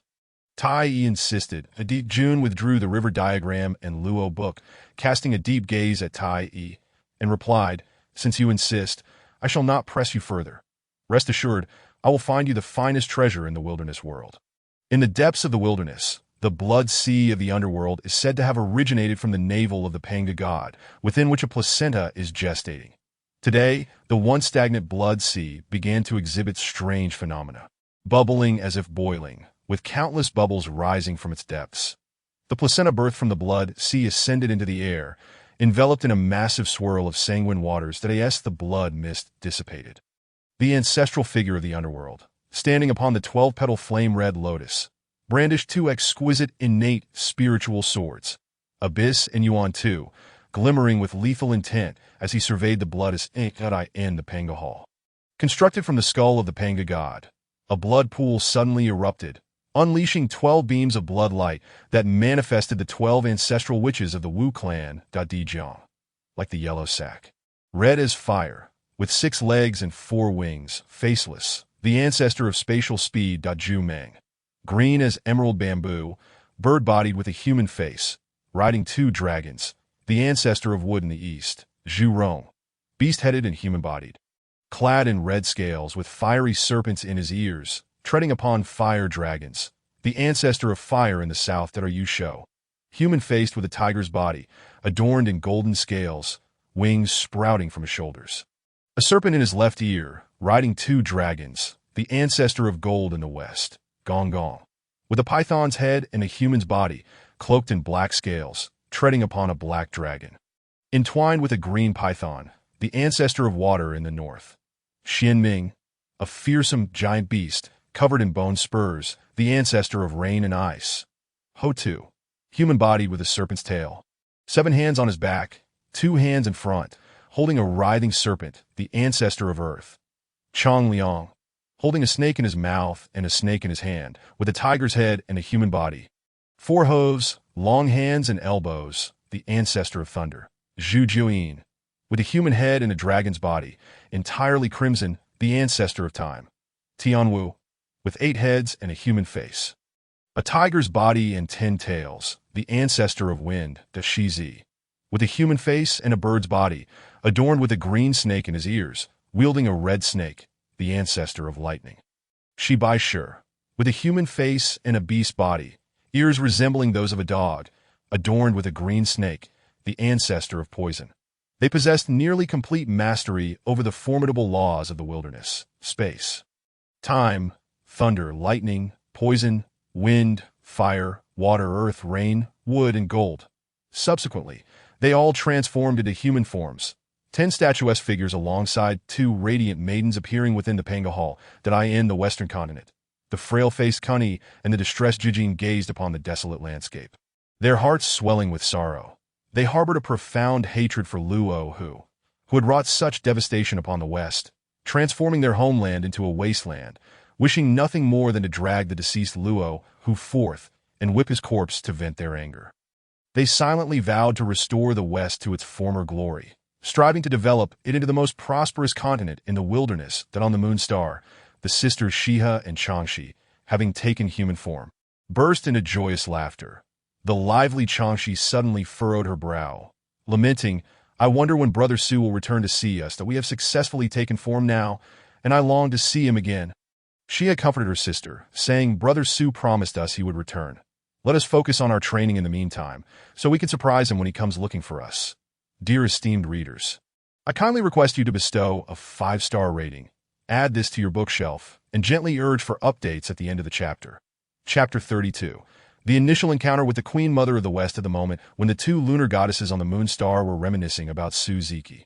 He was hurtling at full speed towards the western Kunlun mountain. His purpose was to catch a glimpse of the affluent and primordial Queen Mother of the West, at a time when she had just taken form and was still untouched by worldly affairs. A perfect opportunity for him to enhance his rapport. Should he arrive too late, such a favorable occasion would elude him, and the challenge of winning over the Queen Mother would increase exponentially. Thus, he exerted every effort to reach the western Kunlun mountain. As he journeyed, Su Ziki could distinctly sense the continuous emergence of sentient beings taking form. Through his observations, he discerned that these beings possessed exceptional talents, roots, and potential, although they could not rival the innate powers. Many surpassed numerous beings from the era of the Dragon and Han Calamity. Su Ziki could not help but exclaim, "Truly, it is the dawn of the most resplendent era in the primordial world." In such a brief span, an abundance of gifted beings has manifested that I wonder what remarkable talents the innate powers possess, and to what terrifying extent the top-tier beings, such as the 3 pure ones, will exhibit their endowments. I am eagerly anticipating a meeting with them, to compare and test whether I can completely overshadow them, that I fervently hope that Hongjun will soon break through to the Saint of the Tao. Ushering in this magnificent ERA.TO expedite his arrival at the western Kunlun mountain, Su Ziki unleashed the formidable aura of his peak Daojingxian cultivation, soaring high in the sky with great ostentation. With his current cultivation, few in the primordial world could rival him.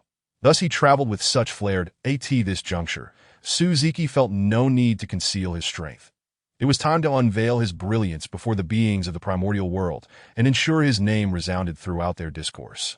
Although he had already gained considerable renown by leading the 3 innate tribes in the extermination of the demonic cultivators during the Dragon and Han Calamity, this was of little consequence to him.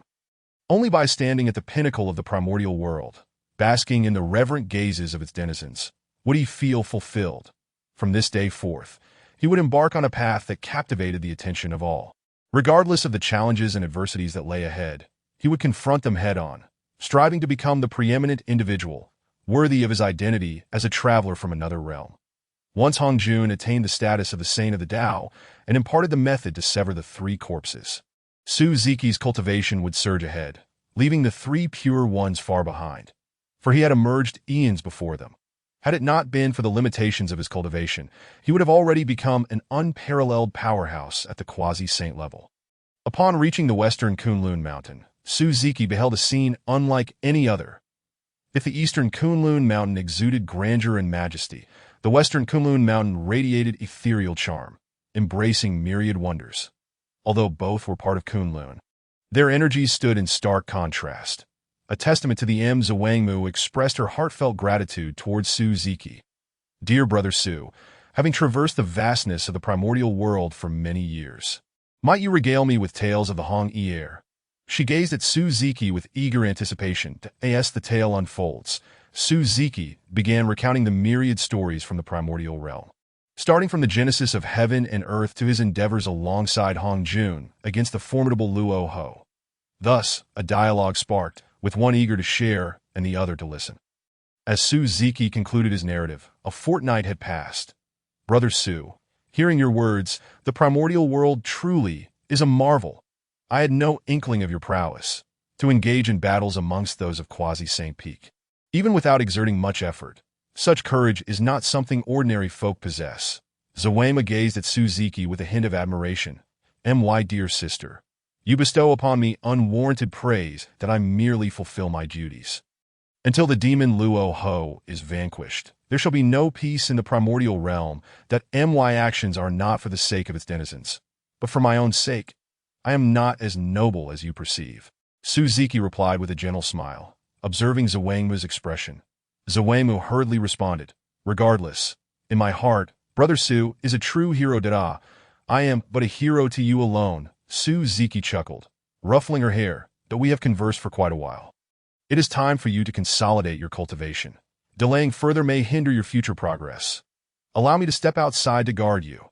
With that, Su Ziki turned and stepped outside the hall. Zuemu, watching his retreating figure, held the three-light divine water he had gifted her close to her heart, her face adorned with a blissful smile 0.5 centuries hence, upon sensing that Zuemu had halted her cultivation. Su Ziki awaited her emergence at the palace entrance. It turned out that Zuemu had not only stabilized her previously erratic cultivation, but had also advanced further, breaking through to the mid-stage of the great Luo Golden Immortal. Overjoyed by her progress, Zuemu rushed outside, and upon spotting Su Ziki, she could not restrain herself from leaping into his embrace, exclaiming, "Brother Su, I am truly grateful. Were it not for the divine water you bestowed upon me, I cannot fathom how long it would have taken to reach the mid-stage of the great Luo Golden Immortal." Su Ziki gently patted her back, chuckling, "You've lingered in my embrace for so long. Do you not fear a sense of modesty?" At his playful teasing, Zuemu sprang from his arms, lightly treading the ground as she retorted, "Brother Su, you are such a fool. You infuriate me." Seeing her reaction, Su Ziki could not help but laugh and said, "All right, dear sister, it is my fault. Please forgive me. I have been here for some time and have yet to behold the beauty of the western Kunlun Mountains. Might I have the honor of inviting you, the celestial maiden before me, to appreciate this splendid scenery together?" Upon hearing his invitation, Zuemu's melodic laughter rang out once more. "Since you have so earnestly invited me, I shall reluctantly accept. Who could resist such kindness? Come, follow me. I shall show you the breathtaking sights of the western Kunlun Mountains that will surely leave an indelible mark on your memory." Feigning reluctance, Zuemu turned and began guiding Su Ziki through the wonders of the western Kunlun Mountains. Thus, the two of them reveled in the beauty of the landscape, a harmonious pair drawing ever closer as the sun began to set, ultimately finding solace in each other's embrace. Before long, hand in hand, they stood atop the highest peak of the western Kunlun Mountains, gazing down at the world beneath them. From a distance, they appeared as a pair destined for one another. Perfectly in sync and natural that in the early hours of dawn, they sat upon a rock, with Zuemu resting her head against Su Ziki's sturdy shoulder. As the sun gradually ascended, she sighed, "How I wish time could pause, allowing me to remain on your shoulder forever." Su Ziki turned to her, supporting her shoulders with his hands, his gaze filled with affection. "We shall be together for all eternity. No force can separate us." Their embrace gradually elongated under the sun's warm glow. Dear esteemed readers, I kindly request your 5-star reviews, add this to your bookshelf, and click to urge for updates at the end of the chapter. Chapter 34. Farewell. Following their previous experiences, the bond between Su Ziki and Zuemu blossomed into a passionate romance, inextricably intertwined, unwilling to part from one another. Every inch of the western Kunlun Mountains bore witness to their shared footprints, as Zuemu led Su Ziki through every scenic marvel, deepening their understanding of each other along the way. Su Ziki gained profound insights into the two chaos spiritual roots possessed by Zuemu. He discerned that these roots possessed a consciousness akin to that of the laurel tree. The innate rainwater peach tree, one of the 10 chaos spiritual roots, bears fruit once every 30,000 years, granting passage to the Tai golden immortal realm upon consumption. The peach's most notable trait is longevity, coexisting with heaven and earth, sharing the lifespan of the sun and moon, an existence reserved for the great Luo golden immortal. If one were to avoid calamity, they could achieve immortality, a power unique to the chaos spiritual roots that end the journey to the west. The 3,600 peach trees in the peach garden yield only subroots. Those that bear fruit every 3,000 years become celestial immortals. 6,000 years yield Xian immortals, and 9,000 years lead to golden immortal status. Thus, the heavenly court permitted Sun Wukong to wreak havoc in the peach garden. Huangzhong Li, another of the 10 chaos spiritual roots, flowers once in 1,296 years, bears fruit once in 1,296 years, and matures once in 1,296 years, yielding 9 fruits at a time. Upon consumption, one attains the great Luo golden immortal realm. Upon witnessing the capabilities of these two chaos spiritual roots, Suziki could not help but smile. Given his current relationship with Zhuangmu, the peach tree and Huang Zhongli would soon fall under his dominion, granting him control over two chaos spiritual roots. With this, he would possess 5 out of the 10 chaos spiritual roots, claiming half of their number. Should this truth come to light, jealousy would surely abound. The effects of these two roots are astonishing, particularly Huang Zhongli, which allows an ordinary person to ascend to the great Luo Golden Immortal Realm immediately, while many currently exist in the great Luo Golden Immortal Realm. In the grand scheme of the primordial world, with its myriad beings, the disparity is immense. Even in the age of the saints, many primordial beings regard the great Luo Golden Immortal as an invincible existence. Thus, it is said that Huang Zhongli possesses miraculous effects, capable of altering one's fate entirely. Furthermore, Suziki had gleaned some knowledge about the exquisite innate spiritual pool, the Yaoqi. The Yaoqi water as primary attribute is its ability to purify a cultivator's mind, dispelling negative emotions, enhancing the speed of cultivation, and even mending injuries to the cultivator's primordial spirit. In addition to these wonders, Suziki also became acquainted with Zhuangmu's 2 guardian beasts, Lu Wu and Kai Ming. These 2 divine creatures are renowned throughout the realm, born alongside Zhuangmu as her loyal companions, devoted to safeguarding her safety. Lu Wu, a tiger with 9 tails and a human head with piercing eyes, governs the seasons and climate, guarding the northern expanse of the western Kunlun. Kai Ming, another tiger, boasts 9 heads resembling humans, possessing the ability to perceive all things and foresee the future, safeguarding the southern reaches of the western Kunlun Mountains. Through his exploration, Suziki discovered that while these 2 divine beast talents may not surpass Zhuangmu's, they are still remarkably impressive. This realization left him astonished. In the hierarchy of innate beings, the pinnacle consists of those with the qualifications to attain enlightenment, such as Di Jun, Tai Yi, Jin Yuanzi, and Ming He, all of whom are on the cusp of achieving enlightenment. Zhuangmu, revered as the foremost female immortal by Hong Jun, possesses extraordinary talent, capable of reaching the peak of quasi-saint status. Thus, the revelation that Lu Wu and Kai Ming's abilities are merely a shade less than Zhuangmu's offers a glimpse into their future prowess, as Suziki could only shake his head at Zhuangmu's fortune, akin to the treatment of protagonists in novels from his past life. Alas, despite her exceptional luck, her fate was tragically sealed when she was slain by Di Jun and Tai Yi after being named the foremost female immortal by the Tao ancestor Hong Jun. The innate Ren water peach tree and the exquisite innate spiritual pool, Yaoqi, eventually fell into the hands of the Tao ancestor Hong Jun, who gifted them to his disciple, the Maiden of the Yaoqi. After the war between the witch and the demon, meanwhile, Huang Zhongli found its way to Yuanshi Tianzuan. Note: this outcome is merely my speculation, a personal viewpoint. However, with Suziki, the time traveler, Zhuangmu's fate shall not mirror that of the original timeline, preventing her premature demise. Perhaps, with the assistance of Suziki, her future achievements may reach even greater heights. Suziki had spent millennia reveling in the company of the Queen Mother of the West on the western Kunlun Mountain. Initially, he perceived nothing amiss. However, he soon discerned that her attention had been exclusively focused on him, and throughout all these years, she had never once engaged in cultivation. He sensed a decline in her spiritual prowess, a consequence of years of neglect. This revelation filled Suziki with profound frustration, yet he found himself unable to reproach the woman who loved him with such fervor. He could only fret in solitude. He was at a loss as to how to persuade the Queen Mother to return to her rightful path of cultivation, knowing that her exceptional talent was at stake.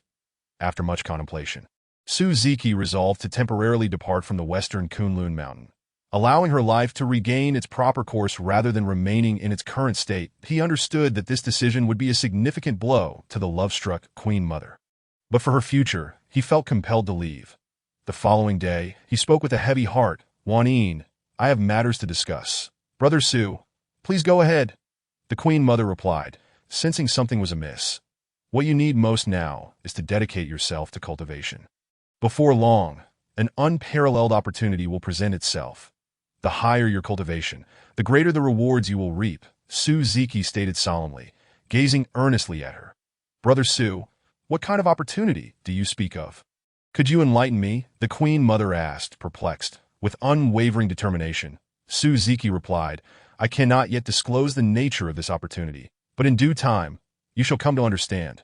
Therefore, you must heed my words and intensify your cultivation. This is not the moment for romantic entanglements. After a prolonged gaze into her eyes, Suziki declared resolutely, I have decided to temporarily leave the western Kunlun mountain, that I do not wish for my presence to hinder your future. Rest assured, this is not a permanent farewell, merely a brief separation. This is a communication jade talisman. Even if we are worlds apart, we can still remain in contact as usual, he said, handing her a jade talisman. Brother Su, if I were to fail to comprehend your good intentions after all this, it would be profoundly ungrateful of me. I shall heed your advice and devote myself to cultivation during your absence. However, you must remember to keep in touch. The Queen Mother's beautiful eyes brimmed with tears as she spoke, her voice choked with emotion. Wanin, do not worry. Before long, we shall reunite, that I promise that we shall never part again. Suziki assured her as he embraced the Queen Mother, gently stroking her hair as her tears soaked his garments. After a long while, they gradually parted, and Suziki turned to leave towards the direction beyond the western Kunlun mountain. Waving goodbye to the Queen Mother, she watched him depart, murmuring, Brother Su, I will wait for you. I shall always await your return. A heartfelt thanks to the venerable Chaos Ancestor for the generous support of alike. A mooncake, and an invitation for a mountain hike that I kindly request all esteemed readers to bestow a 5-star rating. Add this to your bookshelf and click to urge updates at the end of the chapter. Chapter 35. An unexpected encounter with the three purities after departing from the western Kunlun mountain. Suziki felt adrift. Harboring a twinge of longing for the Queen Mother, he gazed back at the majestic peaks of Kunlun. He found himself uncertain of his next destination, ultimately choosing a path at random.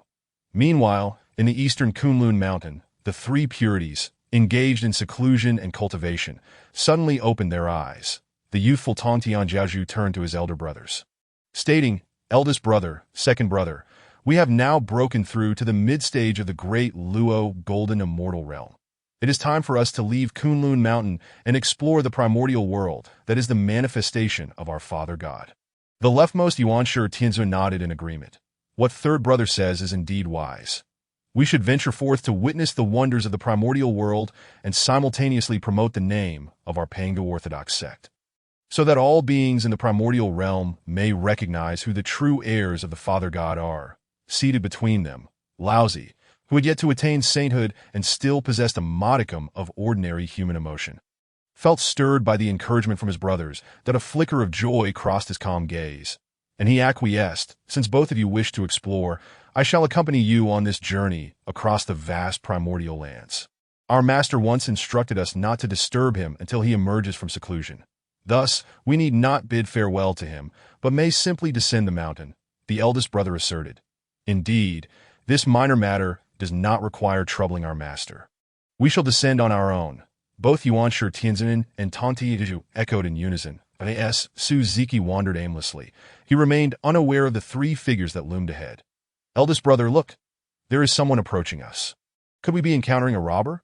I wish to test my cultivation against this individual, though I hope he is not too weak, for that would render it rather uninteresting. Tontian Jiaozhu exclaimed with excitement. Laozi raised a hand to halt his younger brother, speaking gravely. Third brother, do not act rashly.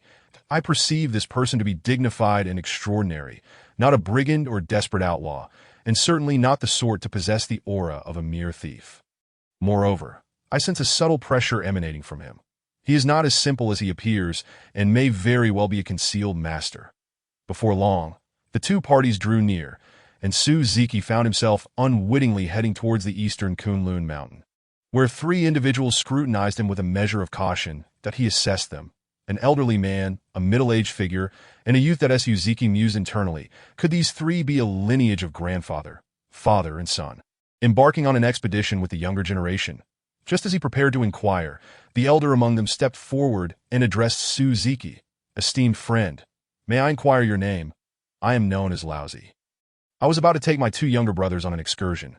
May I ask what brings you near us?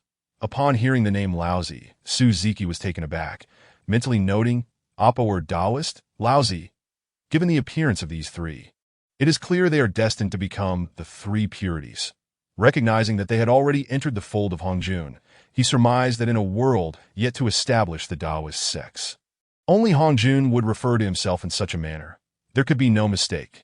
Friend, may I inquire what business you have? Laozi asked, observing Su Ziki lost in contemplation. Suppressing his astonishment, Su Ziki composed himself and replied, I sincerely apologize. I was deep in thought and failed to notice your presence until now. Given your attire and your self-identification as poor Taoist, could it be that you were disciples of the venerable Hongjun? You are familiar with our teacher? Laozi asked, intrigued. Might I ask who you are? Our brother has shared his background. It is only fair that you share yours as well, so that we may ascertain whether you are deceiving us. Tong Tian Jiaozhu, unable to contain his impatience, interjected. Laozi had intended to reprimand Tong Tian Jiaozhu for his impulsiveness, but then considered it an opportunity to glean more about Su Ziki, that wide background. You ask? I once collaborated with the venerable Hongjun to eradicate the demon Luo, who from the western continent. Although my contribution was modest, it fostered a sense of camaraderie between us that I wonder if the venerable Hongjun has mentioned this to you. If not, it is of little consequence, Su Ziki replied with a smile. Upon hearing Su Ziki's words, Yuan Shi Tianzuan exclaimed, Oh, you are the Su Xiaoyu our teacher has often spoken of. I had no idea it was you. What remarkable ability do you possess that has earned such admiration from our master? Second brother, exercise restraint. It is evident from our teacher's words that this esteemed friend possesses a level of cultivation above our own. Anyone who travels alongside our master and earns his praise is certainly not to be underestimated. I surmise that his cultivation must be at least at the pinnacle of the great Luo golden immortal realm, far surpassing our own. Should we provoke him, we would be at a severe disadvantage. Laozi communicated to Yuan Shi Tianzun telepathically. Hearing Laozi's warning, Yuan Shi Tianzun's expression changed dramatically, and he quickly inquired, Eldest brother, what should we do now? Should we leave or observe the situation? Remain calm. Second brother, did I sense no malice from this individual? As long as we do not provoke him, he should not take any hostile action against us. Laozi reassured Yuan Shi Tianzun. Moreover, given his acquaintance with the teacher, there is a degree of connection to us, which should engender some goodwill towards us. Additionally, considering our proximity to the eastern Kunlun Mountains, even if he harbored malicious intentions, it would be implausible for him to subdue all three of us in a swift manner. At that point, we could seek aid from the teacher. The Tongtian noticed the ever-changing expression on the face of the and observed Laozi and communicating through their thoughts, which led him to speculate inwardly. What could possibly be troubling these two brothers, whose countenance has shifted so dramatically?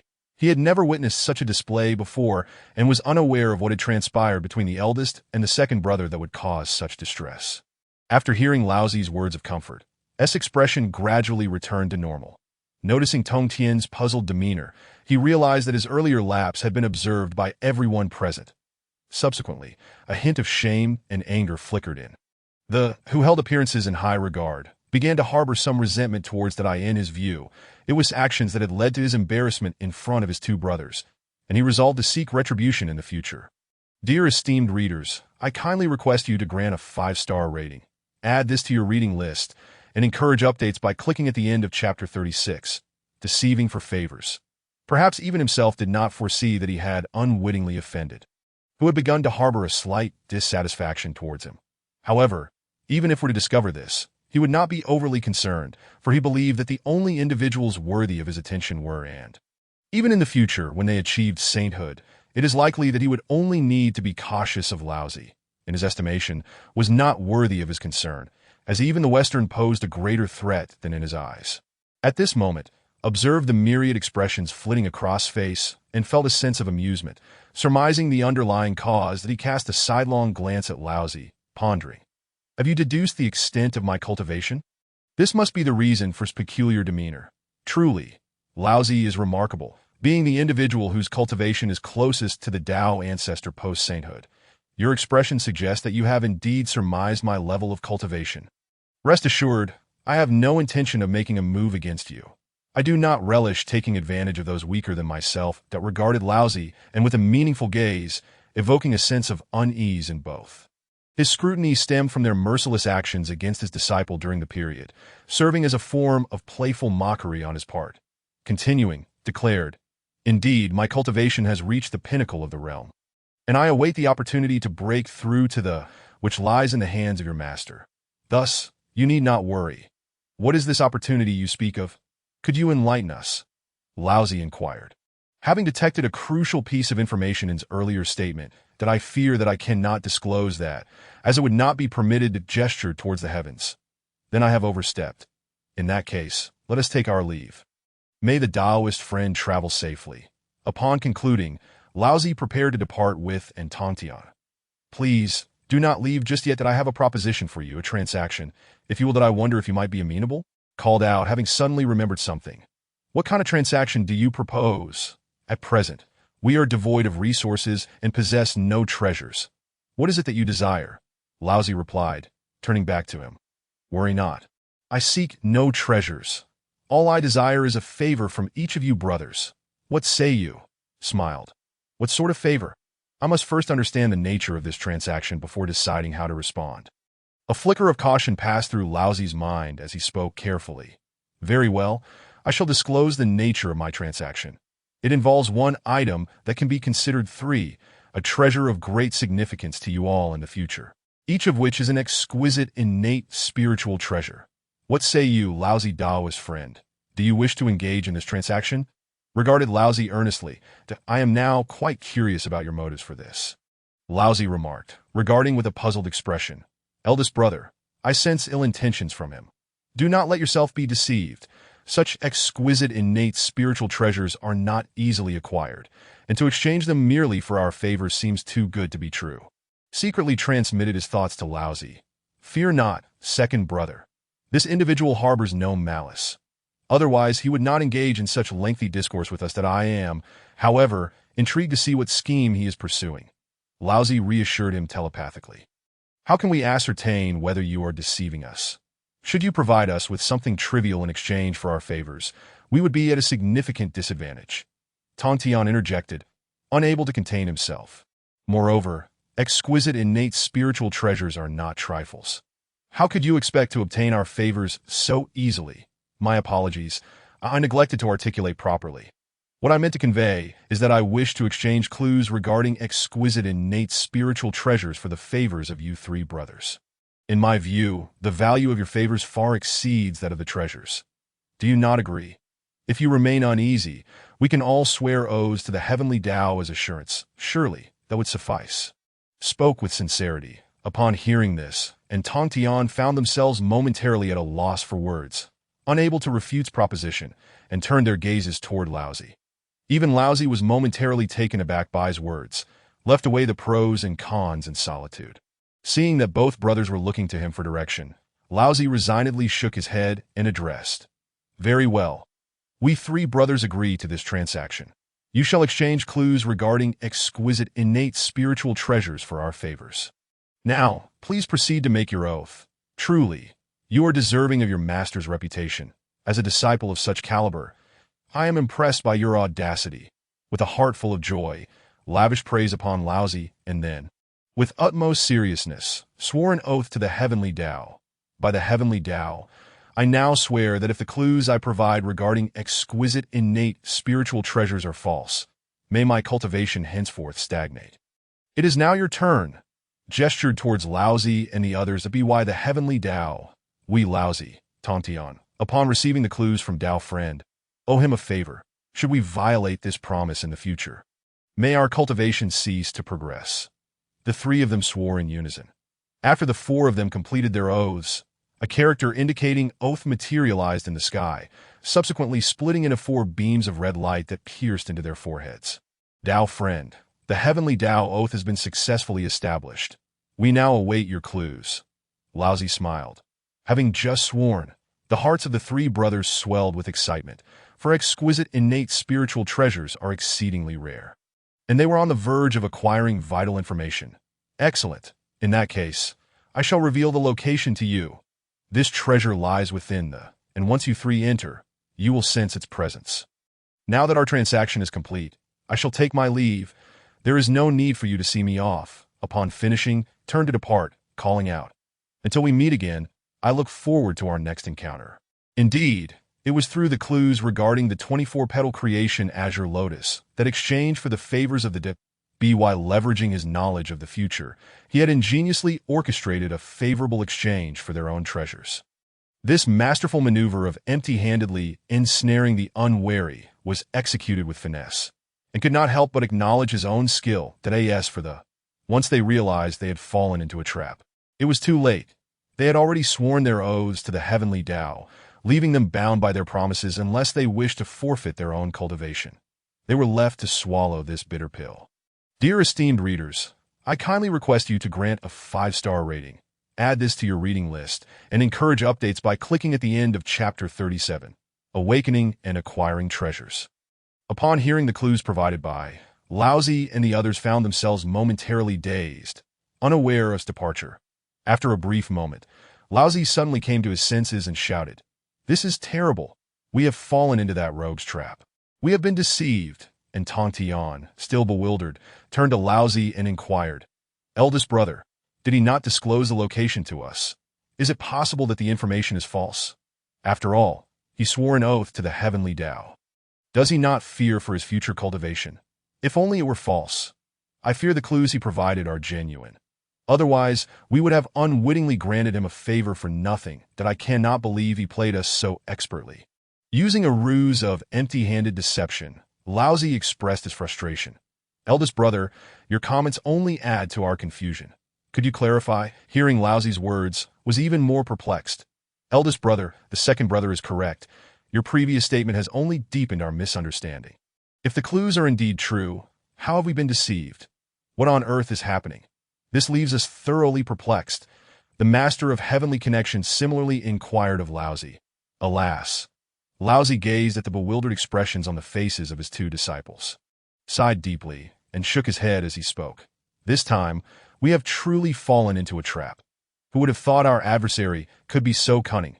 First, he mentioned the supreme, innate spiritual treasure to capture our attention, then proposed to exchange our goodwill for clues regarding it, and finally assuaged our concerns with a heavenly oath that in truth, none of these actions were problematic. The issue lies in the clues he provided, which it now appears are indeed genuine. The crux of the matter is that this true clue has caused us to suffer losses that he stated. As long as we reach Mount Buzhou, we will be able to sense the exact location of the treasure, implying that this treasure was originally meant for us. He must have deduced this information upon encountering us, which led him to contemplate such a transaction that we have essentially been duped into exchanging our goodwill for what rightfully belongs to us. We have been sold like fools, yet we are still counting his money. Do you now understand?" After finishing his words, Laozi could no longer contain his fury, striking the ground where Su Ziki had once stood, shattering it into fragments and stirring up clouds of dust. "How utterly despicable! This wretched thief dares to toy with us in such a manner. This time, we, the rightful heirs of Pangu, have lost all dignity. I had long suspected this person was untrustworthy, yet I still fell for his ruse. The next time I encounter him, I shall ensure he is torn limb from limb and his soul imprisoned within an oil lamp to burn for 1,000,000 years, allowing him to experience a fate worse than death." The primordial heavenly sovereign finally regained his composure and spoke in a fit of rage that in contrast, the master of heavenly connection, rather than succumbing to extreme fury like the primordial heavenly sovereign, instead contemplated Su Ziki's intentions, pondering why such elaborate efforts were expended merely to deceive them out of 3 favors. The worth of goodwill is contingent upon circumstances. At times it may be worth its weight in gold, while at others it may be utterly valueless out of course. The master of heavenly connection could not foresee that Su Ziki was aware that all 3 of them would eventually attain the status of heavenly saints, rendering the value of these 3 favors immeasurable. "Second brother, calm down. What has transpired has already occurred. No amount of anger can rectify it. Let us temporarily set aside this grievance and seek an opportunity for retribution in the future," Laozi advised, restraining the enraged primordial heavenly sovereign. "Moreover, we must hasten our journey to Mount Buzhou, so we may secure the treasure that rightfully belongs to us and avoid any further mishaps." "All right, I shall heed your counsel. Eldest brother, for now, let us set this matter aside and later confront that detestable thief," the primordial heavenly sovereign replied, straightening his disheveled garments and regaining his composure, observing the primordial heavenly sovereign in such a state. Both Laozi and the master of heavenly connection could sense the suppressed fury within him, akin to a volcano on the verge of eruption, which would unleash catastrophic consequences. Both understood the primordial heavenly sovereign's temperament and felt powerless to persuade him to relax. At Mount Buzhou, after being deceived by Su Ziki, the three Pure Ones flew swiftly towards their destination, anxious that any delay might lead to unforeseen calamities. Just as Su Ziki had indicated, the closer they approached Mount Buzhou, the more they felt an unusual sensation within themselves, as if something were beckoning them towards a specific location. Following this instinct, they ultimately arrived at a mysterious valley, enveloped by a natural formation that kept outsiders at bay. Only those destined to enter, like the three Pure Ones, could gain access. The spiritual energy here is overwhelmingly rich. They marveled as they entered the valley, astonished by the sights before them. Simultaneously, they felt an increasing pressure weighing upon them, which caused a slight discomfort. Though this minor issue paled in comparison to the awe inspired by the valley's scenery, it is worth noting that the eastern Kunlun mountain, where they had previously resided, was already among the most premier spiritual realms of the primordial world. Yet they had not anticipated that this mysterious valley would possess such an extraordinary concentration of spiritual energy. Here, the essence of heaven and earth had condensed into droplets, perpetually falling into a stream below, flowing deeper into the valley. After following the stream for about half a day, they suddenly halted, stunned by the astonishing sight before them. Just 10 meters ahead, a massive water pool floated in midair, filled with the stream's water, which had amalgamated into a reservoir of spiritual energy. Within this pool, a blue lotus with 24 petals was blooming radiantly, occasionally exuding a calming and serene aura imbued with the power of creation's laws. This was the 24-petal creation blue lotus, the supreme treasure formed from the matured seeds of the chaos blue lotus. However, as it neared maturity, the heavenly order would not permit its existence. Thus, it sought out those with whom it was destined to share its essence, ultimately choosing the three Pure Ones, who were manifestations of Panga's primordial spirit. While the three Pure Ones were still in shock, a sudden inspiration struck them. Laozi exclaimed, "Red flower!" The petals of the creation blue lotus transformed into a pan-long staff, soaring into Laozi's grasp. The primordial heavenly sovereign declared, "White lotus." The lotus roots morphed into a three treasures rui, flying into his hands. The master of heavenly connection stated, "Green lotus leaf." The lotus leaves transformed into a chinkping sword, which flew into his possession. Simultaneously, the remaining root of the creation blue lotus withered, becoming a pool of mud, and the reservoir of spiritual energy slowly dissipated. Though each of the three Pure Ones had acquired an exquisite innate spiritual treasure, their hearts were not filled with joy. Instead, they fell in a deep contemplation that I humbly beseech all esteemed readers to grant a 5-star review. The debut of Xiaohe is imminent. I implore you for your support. Chapter 38. The clan's migration after successfully obtaining the goodwill of the three Pure Ones. Su Ziki's previously sorrowful demeanor had lightened considerably. When the three Pure Ones inevitably arrived, they would surely harbor resentment towards him. However, Su Ziki paid this little heed. Not to mention that the current three Pure Ones could not overpower him. Even after they became saints, he would not fear their united front, as he had his own means to counter them. Furthermore, he was aware that once the three Pure Ones ascended to the status of heavenly saints, a monumental event would soon unfold in the primordial world, the division of the three Pure Ones. This development would render their goodwill inconsequential. Having gained such rewards upon leaving Kunlun Mountain, he had effortlessly secured the favors of three future saints. Indeed, knowing the storyline has its advantages. For now, I shall return to the Undying Fire Mountain. It is time to relocate the Phoenix clan from the primordial realm.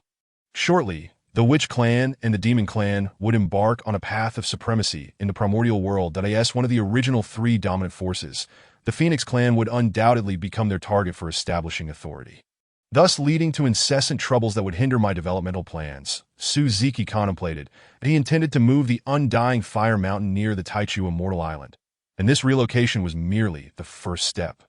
In his plan, the remaining two of the three innate clans, the Dragon and Qilin clans, were also to be brought under his control. With the Phoenix clan already largely under his dominion, the timing for subjugating the Dragon and Qilin clans was not yet ripe. He needed to select an opportune moment to ensure their complete submission.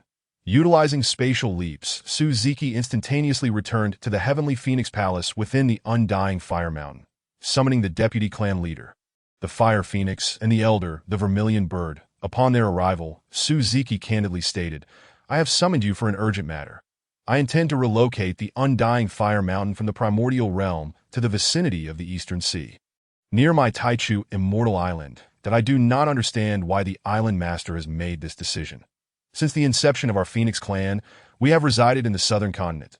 Suddenly demanding us to move without a suitable reason is unacceptable." The elder, the Vermilion Bird, replied, somewhat angrily, to brother-in-law, "The elder speaks truthfully. Without a compelling rationale, the clan members will certainly not agree." The Fire Phoenix concurred.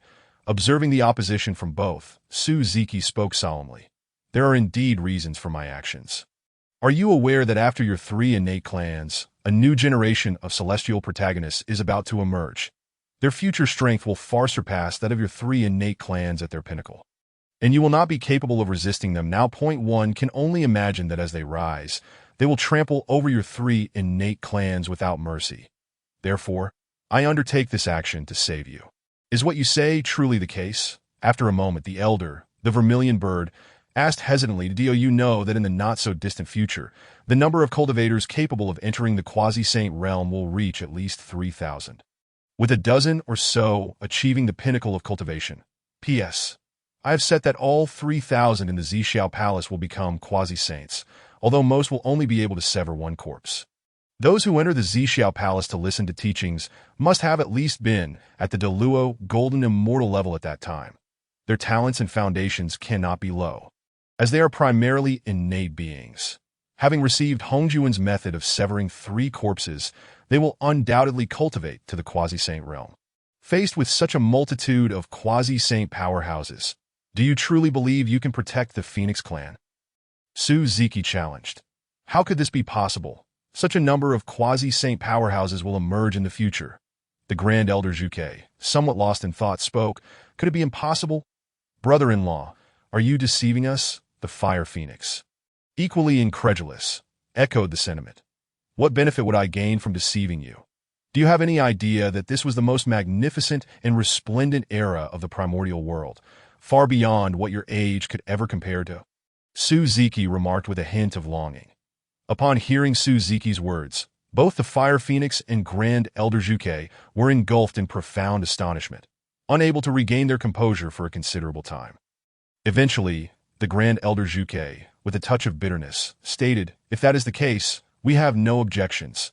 The Phoenix clan shall abide by the commands of the Island Master. Do not despair, Grand Elder.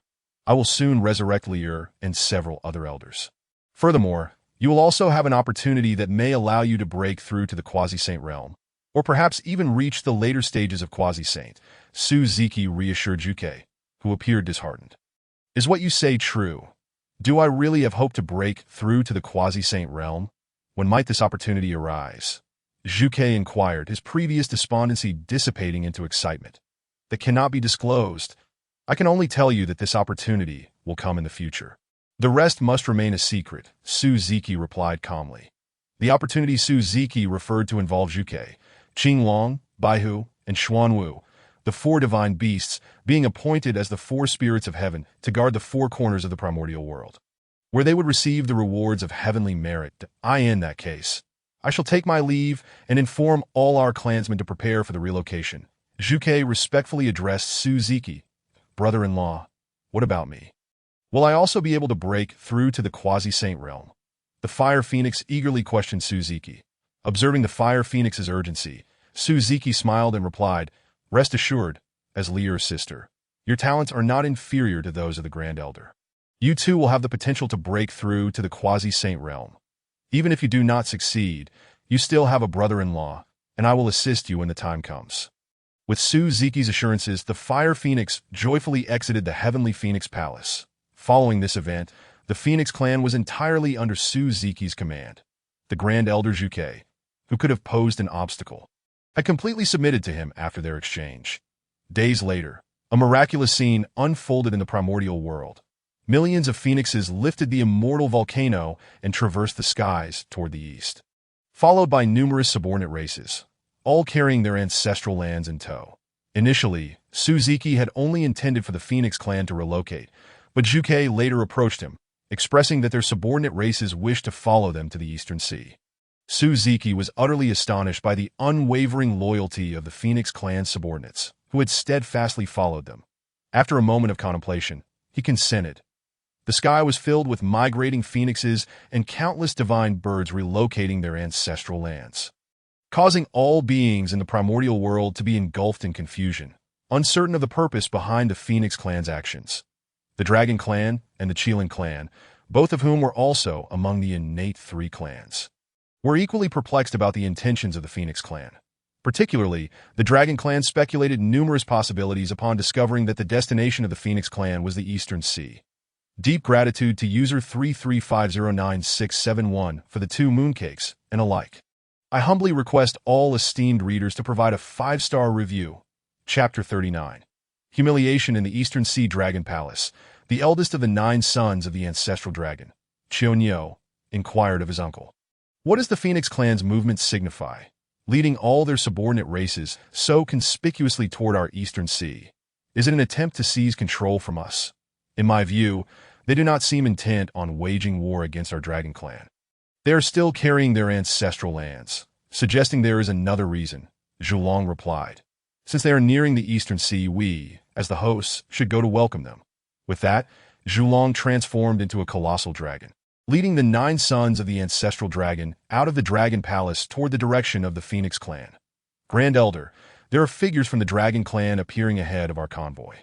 They are the Shilong and the 9 sons of the ancestral dragon. A scout reported to Juke that I understand. Juke calmly replied, You may leave now. Since the master has come to welcome us, we should meet with them. Some matters need clarification to avoid unnecessary misunderstandings that Suzuki addressed Juke. Upon seeing Juke approach the forefront, Shilong welcomed them, stating, Our Dragon clan warmly welcomes you to the Eastern Sea. Should you require any assistance, do not hesitate to ask. We shall accommodate you, Zhulong. It has been many years. You remain as insincere as ever, Juke retorted with a hint of sarcasm. Hearing Zhuchue's words, the impulsive Yazi prepared to question him, but was restrained by Cheonyo, who whispered, Second brother, this is not the Dragon Palace. Our status is insignificant before these individuals. Remain silent and observe, noting the actions of Cheonyo and the others. Suzuki interjected, Your clan leader appears to have a promising successor. I foresee that these 9 young ones will achieve great things in the future. It is a tremendous honor for my 9 nephews to receive praise from the illustrious Island Master. I, as their uncle, thank the Island Master on their behalf. Zhulong responded politely, Such flattery is unnecessary. You are here to inquire about the intentions of the Phoenix clan, are you not? Suzuki cut to the chase. Indeed. Zhulong nodded and said, The Island Master is astute. Might I ask you to elucidate this matter so we may alleviate our concerns? Suzuki replied calmly, The situation is quite simple. The Phoenix clan is currently under my command, and my Taichu Immortal Island is situated above the Eastern Sea. Due to the vast distance between the 2 locations, I decided to lead the Phoenix clan closer to my domain. Who would have thought that the Island Master's treasure land lies within the Eastern Sea, and that our Dragon clan has not detected any anomalies over the years? Your prowess is indeed commendable. Zhulong initially complimented Suzuki before his expression turned serious. His dragon eyes widened as he proclaimed, While we have no authority over your return to your treasure land, your direct relocation of the Phoenix clan to our Eastern Sea without even notifying us is rather dismissive of our Dragon clan. Is it not? Subsequently, Zhulong unleashed his aura, exerting pressure upon Suzuki and the others. Suddenly appearing behind Zhulong, Suzuki placed his hand on his shoulder and said in a deep voice, Zhulong, do you realize what consequences your actions may bring? I can interpret this as a provocation against me. Given the circumstances, I shall let this pass this time. You have grown so powerful. Zhulong's pupils constricted at first, then he acknowledged his error, saying, Alas, my previous actions were disrespectful. I implore your forgiveness. Now that you have admitted your mistake, I shall forgive you, Suziki replied as he gently brushed off his sleeves and returned to his previous position, seeing their uncle humiliated thus. The 9 sons of the ancestral dragon were all filled with indignation. But Zhulong suppressed their anger with a mere thought that, as Suziki calmly stated, "You must understand that in the primordial world, strength commands respect. As long as I am stronger than you, why should I regard you? Do you intend to kill me? Zhulong, I am giving your dragon clan face, as you were once one of the overlords of the primordial world. The relocation of the Phoenix clan to the Eastern Sea does not equate to us seizing control. We are merely settling down in the Eastern Sea, nothing as complex as you might think. In that case, we shall take our leave, wishing you all the best," Zhulong declared, departing with the 9 sons of the ancestral dragon, their expressions tinged with reluctance. Onward. Zhuke commanded his kin to continue their journey upon witnessing Shilong's departure. "Brother-in-law, I had no idea you were so formidable. You managed to subdue Shilong directly." The Fire Phoenix gazed at Suziki with admiration. The presence of Zhulong is indeed fortunate, but the future remains uncertain. Suziki replied mysteriously. As the recently departed Zhulong and his entourage left, Yazi could not restrain himself, exclaiming, "Uncle, why did you lower yourself in such a manner? This was entirely their fault. Why should you apologize? What does this mean for the dignity of our dragon clan?" "Silence, second brother," Chionyo scolded. "Uncle's actions are for the sake of our dragon clan. He has made significant sacrifices, and you have no right to criticize him." "Brother, I do not understand," Yazi began, but was interrupted by the 8th brother, Fushi, who urged, "Second brother, just listen to what the eldest brother has to say." "Let me explain," Zhulong interjected, observing the bickering among his nephews. As the island master of Taichu said earlier, in the primordial world, strength prevails. Everything is determined by power. Just as our dragon clan once wielded dominance, controlling the fates of other races at will. Our lives now rest in the hands of the island master. Do you think I desired to bow my head? If I did not, we could have faced death right there. Dignity, do you think I am merely afraid of dying? Have you considered what would happen if we perished? What would become of our remaining clansmen? How many Deluo Jinxian experts remain in our clan aside from us? Can they safeguard our people alone? In the shadows, we remain unaware of how many eyes are fixed upon us. Should we grow any weaker, they shall reveal their fangs and pounce with lethal intent. Uncle, I apologize for misjudging you. I never anticipated the immense sacrifices you have made for our sake. Dayazi expressed his remorse to Zhulong. Zhulong replied, "It is well that you understand. Upon your return, you must cease to concern yourselves with matters related to the Phoenix clan. Let them settle in the Eastern Sea undisturbed. Our foremost priority now is to diligently cultivate our skills. Rest assured, uncle, upon our return, we shall devote ourselves to our training and strive to alleviate your burdens," declared the 9 sons of the ancestor dragon in unison. Zhulong gazed at them with pride, saying, "You are indeed the sons of the eldest brother. The future of our dragon clan rests in your capable hands. I humbly beseech all esteemed readers to grant us a 5-star review. Your kindness is greatly appreciated." Chapter 40. Encountering the Azure Dragon after the migration of the Phoenix clan into the Eastern Sea. Guided by Suziji, they ultimately arrived near the Taichu Immortal Island. Open. Suziji dispelled the concealment array surrounding Taichu Immortal Island, revealing its splendor to the world. The Island Lord's realm is indeed a treasure without equal. Zhu Kei exclaimed in admiration at the sight of Taichu Immortal Island. "Please feel free to settle in this vicinity. I must return to the island to check on my 2 daughters," Suziji said with urgency. Zhu Kei inquired, "Do you know how long it will be until the 2 princesses are born? We are eager to witness their grace, having inherited the talents of both the Island Lord and the clan leader. We are curious about the heights of their potential." "Indeed, brother-in-law, when shall I have the pleasure of meeting my 2 delightful nieces?" The Fire Phoenix similarly pressed, "It is not yet their time to be born. I have delayed their arrival until the heir is revived," Suziji explained. "The rest is in your capable hands." As Suziji and his companions approached Taichu Immortal Island, the 4 maidens, Mei, Lan Zhu, and Zhu, sensed their presence. Initially, they assumed an enemy was attempting to invade the island, but upon recognizing Suziji, they stood down from their alert state. "Welcome back, young master," the 4 maidens greeted in unison. Suziji surveyed the scene and, with a sense of relief, remarked, "I have been away for many years. Yet you four have managed this island splendidly. You have fulfilled my trust in you. If there is any reward you desire, do not hesitate to ask. I shall do my utmost to accommodate you," he added. "You honor us, young master, but this is merely our duty. Your happiness is all that matters." Mei Xian replied, "Since you have performed admirably, a reward is warranted. Conversely, should you err, there will be consequences," Su Ziji stated solemnly. "These 4 bay laurel flowers shall be your reward. They are blossoms from one of the 10 primordial spiritual roots. The bay laurel tree, and will greatly aid your cultivation. Thank you for your generous gift, young master." The 4 maidens expressed their gratitude in unison. Suzg continued, "Furthermore, you must relay that the Phoenix clan and their subsidiary races have relocated nearby. You are to coexist peacefully without conflict." "Understood. Uncle, it has been a millennium since Taichu Immortal Island revealed itself in the Eastern Sea, and the Phoenix clan has resided here for a millennium as well. During this time, there was only a brief period of unrest in the early years. Since then, all has been harmonious. There has been no conflict between them and our Dragon Clan or the Sea Clan. It appears the former island lord did not deceive us. They had no intention of seizing the Eastern Sea from our Dragon Clan. Chionyo reported to Shilong, such formidable beings would not deceive us. Instruct our kin to avoid provoking them. Our paramount focus should be on enhancing our own strength, and I harbor a foreboding sense that significant events are imminent in this primordial world, and our Dragon Clan will face unprecedented challenges."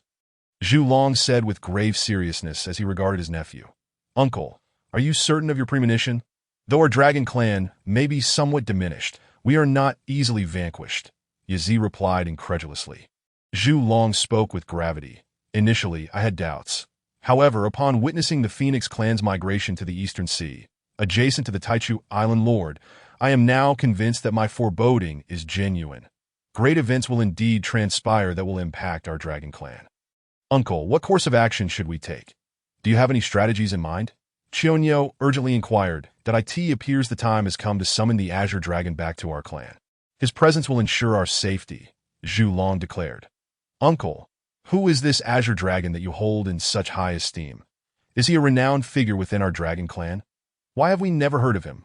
Chionyo questioned.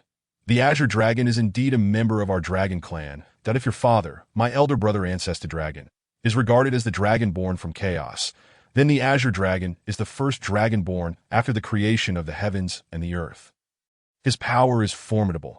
I cannot compare to him, making him the strongest among our Dragon Clan aside from my brother." Zhu Long reflected. "If he is such a powerful figure in our clan, why has he never made an appearance or served our Dragon Clan? Could he be a traitor?" Chionyo pressed further. Zhu Long replied calmly, "He is no traitor. Rather, he shuns bloodshed, a stark contrast to our Dragon Clan's rise, which has been marred by conflict. That he chose to leave our clan and secluded himself in a remote location to cultivate in peace. That my brother has invited him several times, but he always declined. Consequently, my brother sealed all information regarding the Azure Dragon, and thus, few within our clan are aware of his existence. Presently, I am the only one who knows of the Azure Dragon, given that he has been absent from our clan for so many years." "Will he truly return to aid us?" Chionyo queried. "You misunderstand the Azure Dragon if you harbor such doubts that he possesses deep affection for our clan, that a difference in ideals does not equate to indifference toward the well-being of our kin. It is indeed time to invite him back to our clan," Zhu Long concluded, soaring toward the Azure Dragon's location. Somewhere in the Eastern Sea, Zhu Long arrived at the entrance of an underwater cavern. Setting aside his complex thoughts as he called out, "Azure Dragon, my old friend, why do you not emerge for a visit? Why have you come here instead of managing the Dragon Clan in the Dragon Palace?" The voice of the Azure Dragon echoed from within the cave. "That my old friend, it seems you still care for the Dragon Clan. Otherwise, you would not utter such words," Shilong replied with a smile. The Azure Dragon spoke gravely. "Speak plainly. What is it that you desire? If there is nothing of significance, you would not have come here. That I have come to invite you back to the Dragon Clan, to join me in restoring our kin to their former glory," Zhu Long said with profound sincerity. Speak the truth, Zhu Long. If you do not, I shall have no choice but to drive you away." "You know my temper is unwavering," the Azure Dragon responded coldly. "Since you insist, I shall be forthright that I sense that momentous events are on the horizon, which may affect our Dragon Clan. Our clan is currently in a state of extreme weakness. And it is difficult for me alone to provide protection, which is why I seek your return to help safeguard our kin. I believe you have always cared deeply for our clan's safety. Your departure was merely a result of differing philosophies. Now that my brother has passed, the Dragon Clan requires your strength for protection. Come back with me, Zhu Long implored, his eyes filled with hope. Chapter 41. The Azure Dragon's return. After a lengthy silence following Zhu Long's words, the Azure Dragon finally responded. Return for now. Allow me some time to reflect, that I will decide when I have come to a conclusion.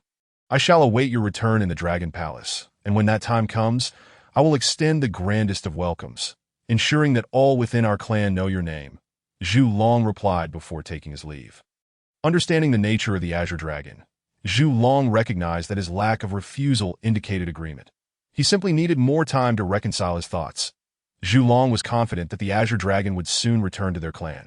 The Azure Dragon watched Zhu Long depart, murmuring to himself, "The Dragon Clan? It has been many years since I last returned. I wonder if the Dragon Palace has changed, or if it remains as I remember it." Upon Zhu Long's return to the Dragon Palace, the 9 sons of the Ancestor Dragon, noticing only Zhu Long's presence and the absence of the Azure Dragon, inquired, "Uncle, does it mean that the Azure Dragon does not wish to return and aid our clan?" "No, the Azure Dragon will be back soon, and you shall also refer to him as Uncle. Do you understand?" Zhu Long replied sternly. "But why did he not accompany you?" Yazi questioned. Zhu Long answered firmly. "You need only to know that the Azure Dragon will soon return to our clan. Do not concern yourselves with the particulars. Additionally, prepare for his arrival and ensure the utmost respect is afforded to him." "We understand, Uncle." Seeing Zhu Long's serious demeanor, Qiao and the others hurriedly affirmed their understanding. Several centuries later, Ong, the crisp sound of a dragon's roar reverberated across the expanse of the East Sea, revealing a magnificent azure dragon soaring gracefully through the skies. "Ha! The Azure Dragon has finally come to terms with its thoughts, boldly proclaiming its existence to others, signaling that our Dragon Clan has not yet descended into complete obscurity." Observing the Azure Dragon's actions, Zhu Long exclaimed with excitement. "Qiao, hasten to summon our kin and prepare to welcome the Azure Dragon's return with our highest rites." Seeing Zhu Long so animated, Qiao promptly responded, "Uncle, rest assured, we have been prepared well before your command. We await only your signal. You have done remarkably well this time. Let us set forth to greet the return of our clan's Azure Dragon." Shortly thereafter, the waters above the eastern palace of the East Sea gradually parted, forming a colossal chasm. Countless sea creatures lined up in ranks upon the surface to welcome the Azure Dragon. Subsequently, tens of thousands of great dragons emerged in succession from the depths, dancing gracefully in midair. Zhu Long, accompanied by the 9 sons of the Ancestor Dragon, flew towards the Azure Dragon, while the previously scattered dragons slowly aligned themselves, forming a path of divine dragons facing each other. "Welcome back, Azure Dragon. See how overjoyed your kin are at your return. We have prepared the pinnacle of dragon ceremonies to honor you." Zhu Long smiled warmly at the Azure Dragon. "Allow me to introduce you. These 9 are the sons of your elder brother." Zhu Long indicated the 9 sons of the Ancestor Dragon, saying, "Come forth and pay your respects to your uncle." The Azure Dragon. "You 9 are quite impressive. I foresee that before long, you shall surpass both me and Zhu Long, embodying a semblance of the Ancestor Dragon's grandeur," the Azure Dragon remarked, nodding in acknowledgement.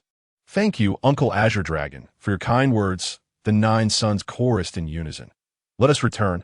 Our kin have awaited your arrival for far too long." Zhu Long gestured for the Azure Dragon to proceed first. As the Azure Dragon traversed the path formed by tens of thousands of divine dragons, the dragons erupted in jubilant roars, expressing their warm welcome. Ultimately, the Azure Dragon returned to the long-forgotten Dragon Palace. Gazing nostalgically upon the familiar sights, Azure Dragon, behold how the Dragon Palace remains unchanged after all these years. It is as it was when you departed. Now that you have returned home, what are your thoughts?"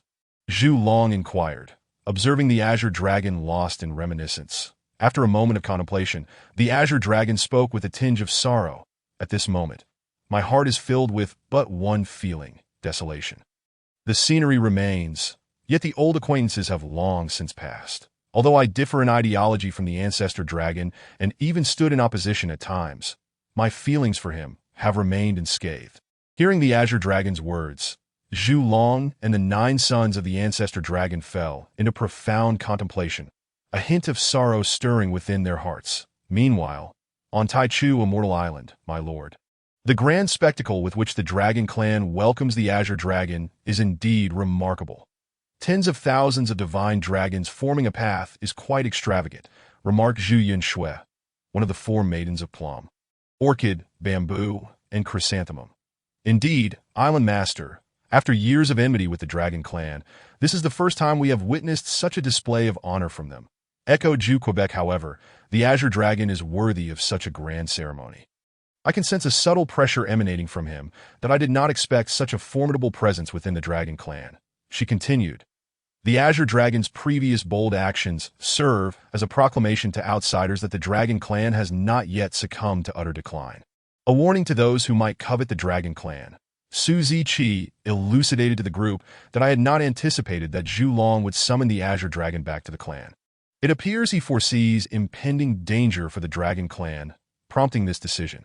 However, the events that may unfold in the future are far from straightforward. Even with the Azure Dragon's return, it will merely amount to a drop in the bucket. Simultaneously, Su Ziqi mused, could it be that my relocation of the Phoenix clan to the East Sea has sparked something in Zhu Long? Otherwise, he would not have so suddenly invited the Azure Dragon back to strengthen the Dragon Clan's position. Nevertheless, even with the Azure Dragon's return, it will not hinder my plans to subdue the Dragon Clan. After all, they will soon be facing the Demon Clan's heavenly court and 2 unparalleled demon emperors. At that time, leveraging the pressure from the Demon Clan's heavenly court, I can seize the opportunity to bring both the Dragon and Qilin clans under my command. Island Master, with the addition of a powerful figure like the Azure Dragon to the Dragon Clan, will we face conflict? After all, you humiliated Zhu Long years ago. Should we be wary of potential retribution from the Dragon Clan? Zhu Ke interjected, breaking Su Ziqi's train of thought that had no need for concern. I perceive Zhu Long as a wise individual who understands that their utmost priority is to restore the Dragon Clan's vitality. Rather than stir unnecessary conflict with us, that he must also realize that even with the Azure Dragon at his side, they cannot contend with me. Furthermore, with you of the Phoenix clan and myself in the same camp, the Dragon Clan is far from our match, and he would not act irrationally, Su Ziqi replied with confidence. I must take my leave now. For the time being, the island shall be managed by the 4 of you. Should you encounter any challenges, seek Zhu Ke's assistance from the Phoenix clan. Only notify me of matters that cannot be resolved. Everything else shall proceed as usual. Su Ziqi instructed the 4 maidens, Mei Lan, Zhu, and Zhu. Chapter 42. Fuxi and Nuwa. Su Ziqi's destination was Mount Buzhou, to seek the only female sage. Nuwa T. Mount Buzhou. The siblings Fuxi and Nuwa were engaged in discourse about the wonders and tales of powerful beings in the primordial world. Brother, observe how the primordial world has entered a new era following the battle of the 3 innate clans. Many individuals possess talents comparable to ours, Nuwa remarked. Take, for instance, the 3 pure ones, who are renowned as the true successors of Pangu. Those 3 brothers have made a resounding name for themselves in the primordial world. Additionally, the 2 golden crows born from the Sun Star possess great might, subjugating various races and claiming the title of the Demon Clan. Beyond them, there are the 12 ancestor witches, who dwell alongside us on Mount Buzhou. They do not cultivate spiritual techniques, but instead strengthen their physical forms, inherently wielding the power of the laws, making them formidable opponents. Nuwa pointed out the powerful beings in the primordial world. Fuxi inquired, Sister, since you are aware of so many powerful figures, whose influence has left the most profound impression on you, the one who stands out is undoubtedly the Island Master of Taichu, who led the 3 innate clans in eradicating the demon army during the battle of the 3 innate clans, that I have even heard that he collaborated with a quasi-saint from Kunlun Mountain to besiege the demon leader Luo Ho from the Western continent, resulting in a cataclysmic battle that devastated half of the Western continent. One can scarcely imagine the ferocity of that conflict. Alas, since then, I have heard no news of him, and his true name remains unknown, Nuwa recounted. From your words, it seems this Taichu Island Master is an extraordinary individual. Judging by the title, he must hail from overseas, Fuxi mused. Indeed, brother, he has remained absent from the primordial lands for so long. He must have returned to overseas realms, that I wonder when we might encounter him and witness his remarkable presence. Niwa expressed with anticipation. Sister, have you taken a liking to him? Fushi teased. Brother, how rude. I merely wish to make his acquaintance. It is not as you imagine, Niwa retorted, playfully pinching Fushi's arm, that oh dear sister, I was merely jesting. Must you be so rough? Fushi said with a wry smile, rubbing his slightly sore arm. Then, with a serious expression, Fushi proposed, Sister, we have attained the late stage of the great Luo Golden Immortal Realm, making us proficient in the primordial world. How about we embark on a journey to explore? We could also gather information about the whereabouts of that Tai Chu Island Master. Niwa contemplated for a moment before agreeing. You are right, brother. Since our transformation, we have remained on Mount Buzhou, never venturing out. Now that our cultivation ensures our safety, it is indeed time to explore the primordial world. Just as Fushi and Niwa were deliberating their excursion, Su Ziqi had just arrived at the foot of Mount Buzhou. This Mount Buzhou is so vast. How shall I locate Niwa? All right, both Niwa and Fushi possess human heads and remarkable talents. Surely they have made a name for themselves within Mount Buzhou. I shall use this clue to inquire among the beings of Mount Buzhou. And I am bound to find them, Su Ziqi pondered. Unbeknownst to Su Ziqi, he may have been unfortunate in his luck, as he had yet to encounter a single being along the way. He decided to expand the range of his spiritual probe in search of them. After approximately an hour, two figures came into view, and he eagerly approached them. Greetings, fellow travelers. I am the island master from Tai Chu Immortal Island, and wish to inquire about the two of you. Are you the infamous island master who slaughtered the demon cultivators? A melodious voice interrupted Su Ziqi's inquiry. Turning, he beheld a stunning woman who left him momentarily spellbound. She possessed bright, clear peach blossom eyes, gracefully arched willow brows, and long lashes that fluttered gently. Her skin was flawlessly fair, with a faint blush, and her delicate, rose-petal-like lips were irresistibly inviting. A truly unparalleled beauty. That my good friend, is it not rather impolite of you to gaze at my sister so intently?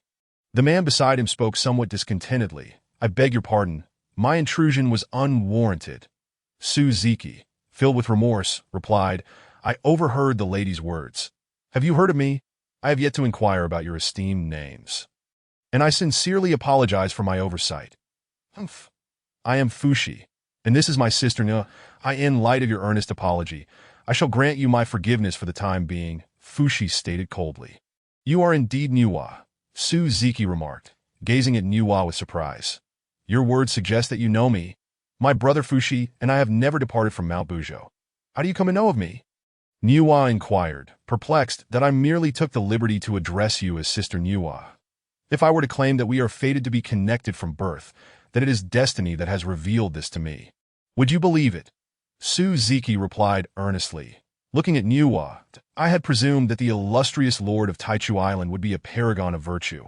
I never anticipated you would be a lecher. Niwa expressed her disappointment. Sister Niwa, what prompts such words? I merely spoke the truth. How could that render me a lecher in your eyes? Su Ziqi feigned innocence as he looked at Niwa, that if you were not a lecher, then why did you utter such words just now? Niwa questioned hesitantly, I believe you have misunderstood me, Sister Niwa, that I spoke thus because I genuinely came to know of you through divine providence. As you mentioned, you have never left Mount Buzhou, and no news of you is spread throughout this primordial world. How then could I know your name? Furthermore, I am aware that you and your brother Fushi possess the forms of a human head and serpent body, which serves as proof of my truth, Su Ziqi asserted. Upon hearing Su Ziqi's words, Niwa fell into contemplation. After observing for a considerable time, Fushi spoke, Since our acquaintance is a matter of fate, why not accompany my sister and me back to our abode, where we may converse in greater detail? There is no need to refer to me as Lord of the Island. My surname is Su, and you may address me as Brother Su. May I call you Brother Fushi?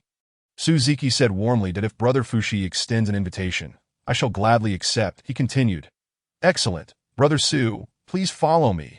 Fushi roused the contemplative Niwa and then led Su Ziqi back to their dwelling. Chapter 43.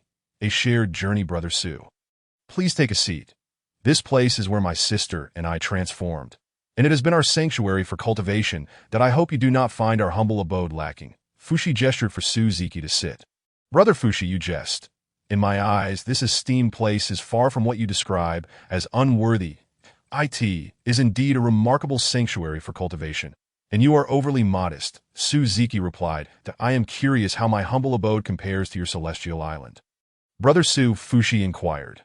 That is difficult to say. You put me in a precarious position. Suzuki lamented. Do not speak so. I merely wish to hear your honest opinion. I shall not take offense, Fushi said nonchalantly. Suzuki responded. Since Brother Fushi insists, allow me to provide a brief introduction. My Taichu Island is formed from the fusion of 3 shards of the chaotic world. Compared to Mount Bujo, it is not vastly different. Merely a tad superior. I had not anticipated the origins of your island to be so extraordinary. No wonder your achievements are remarkable. Fushi remarked. I shall refrain from further pleasantries and return to the matter at hand. You must have reservations regarding my previous statements, but I assure you that they are all true. Indeed, as Brother Su noted, my sister and I are not well known, yet you possess intimate knowledge of our names and true forms. From this perspective, your words may hold truth. However, I still harbor some doubts and cannot fully trust your claims, Fushi hesitated. Although Fushi and Niwa were not entirely convinced by Suzuki's words, their impression of him had shifted from that of a lecher to that of a refined gentleman. After all, Suzuki had traversed time, acquiring knowledge of Fushi and Niwa's every detail, and coupled with his exquisite performance, it was challenging for Fushi and Niwa to discern any flaws. Perhaps we should set aside our previous concerns and allow time to validate my claims. Let us first become friends, shall we? Suzuki said earnestly, gazing at Fushi and Niwa. Since Brother Su has proposed it, let us temporarily extend our trust to you. I observe your remarkable demeanor, and you do not appear to be a villain. Thus, I shall accept you as a friend, Fushi declared with hearty approval. Fushi then turned to Niwa, who hesitated momentarily before nodding in agreement. Since brother consents, as a sister, I shall also agree. Excellent, Suzuki exclaimed joyfully. He mused to himself, what a challenge this has been. I have finally gained the temporary trust of both Niwa and Fushi. The next step is to earn their complete trust so I can pursue Niwa. Subsequently, Suzuki proposed, shall we engage in a discourse of philosophy? Certainly. Fushi and Niwa replied in unison. Then allow me to commence. Suzuki began, to the utmost depth of Kuin, from which all things arise. It naturally follows the heavens. Kuin, vast and encompassing, possesses virtues without bounds that it contains and fosters greatness, and all things flourish therein. The gentle mare embodies the earth, traversing the land without limits, yielding and steadfast that as Suzuki expounded. Countless golden lotuses gradually bloomed around him, and a wondrous essence of Tao resonated, refreshing the minds of those present. Both Fushi and Niwa gradually became immersed in Suzuki's teachings. Time swiftly passed. And what was meant to be a discussion among 3 had turned into a solo performance by Suzuki. Niwa and Fushi were captivated by his teachings, and their energies began to steadily ascend. Thus, Suzuki continued his discourse uninterrupted, carrying on until the present moment. My apologies, Brother Su. It was intended to be a discussion among the 3 of us, yet it has become a one-man show for my sister and me. Your teachings are profoundly intricate, and we have both become engrossed in them, receiving considerable benefits. Our recently attained cultivation has been greatly solidified, Fushi said, awakening from his reverie and apologizing to Suzuki. Niwa added, I extend my gratitude to you, Brother Su, for imparting your wisdom to us for a millennium. You are indeed a person of noble virtue, and we misjudged you previously, following Suzuki's teachings. Both Niwa and Fushi had come to fully trust him. They believed that no ordinary person would selflessly impart knowledge for such an extended period, especially for a millennium, Suzuki replied with delight. There is no need for such courtesy, Brother Fushi and Sister Niwa. As friends, it is only fitting that I assist you. Observing the expressions of Niwa and Fushi, Suzuki felt assured that they had entirely placed their trust in him. He could not help but reflect, at last, they fully believe in me. Spending a millennium teaching them has been worthwhile. Only through giving can one receive. Niwa, I have sacrificed much for you. Do not let me down. We have resided in this dwelling for a millennium. Shall we 3 venture forth to explore the primordial world together? Fushi suggested. Indeed, my sister and I were preparing to depart Mount Bujo to explore the primordial realm. But our unexpected encounter with you has delayed us. He continued. Brother is correct. How about we travel together, Brother Su? It would be beneficial for us to look after one another, Niwa added. Upon hearing Fushi and Niwa's invitation, Suzuki promptly replied, since Sister Niwa and Brother Fushi have expressed such intentions, I shall accompany you. Let us traverse the primordial world together. Seeing Suzuki agree so readily, Fushi and Niwa exchanged smiles. Since Brother Su has consented, let us set forth. Excellent. Do you have any particular destinations in mind, or shall we wander aimlessly? Suzuki inquired. Niwa responded, since we have no pressing matters, why not explore the primordial world at our leisure and experience its diverse customs? As Sister Niwa suggests, let us follow her lead, Suzuki said, turning to Fushi. Indeed, Fushi nodded in agreement. Thus, the three of them roamed the vast expanse of the primordial realm, spending millennia in joyous exploration. Throughout this time, Fushi and Niwa's understanding of Suzuki deepened, and their bond of friendship grew ever stronger. During this period, Fushi frequently expressed his desire for Suzuki to become his brother-in-law, which often prompted Niwa to retaliate, mercilessly pinching his as such. With Fushi's constant support, the relationship between Suzuki and Niwa flourished, that Niwa's feelings for Suzuki evolved from mere fondness to profound affection, and the two found themselves in a passionate romance. Fushi, observing the intimate connection between Suzuki and Niwa, felt a sting of jealousy as he was forced to partake in the dog food the couple shared. Often lamenting in front of Niwa his regret for aiding Suzuki, that I humbly implore all esteemed readers to lend your support to Xiaohei. Chapter 44. Hongjun achieves sagehood. Suzuki and his companions, 3 in total, traversed the vast expanse of the primordial world, leaving behind legends in numerous locales. One day, as Suzuki and Niwa engaged in playful banter, a sudden and terrifying pressure enveloped the land. An otherworldly aura surging forth, weighing heavily upon the hearts of all beings, rendering them despondent. Concurrently, tens of thousands of auspicious clouds manifested in the sky, adorned with vibrant colors and extraordinary phenomena, as golden lotuses emerged from the void, gently descending upon the earth, causing a stir among the populace. The purple aura rose from the east, golden lotuses erupted from the ground, and the continuous melody of creation resonated throughout, its profound and mysterious notes seeming to solidify in the air, accompanied by waves of Tao rhythm. As the spiritual essence of heaven and earth converged in that fleeting moment, countless rare and exotic plants, along with extraordinary treasures, awakened their sentience and took form. Upon taking shape, these beings all knelt and prostrated themselves on the ground, offering their gratitude towards the direction of Hongjun. That a voice then echoed through the air.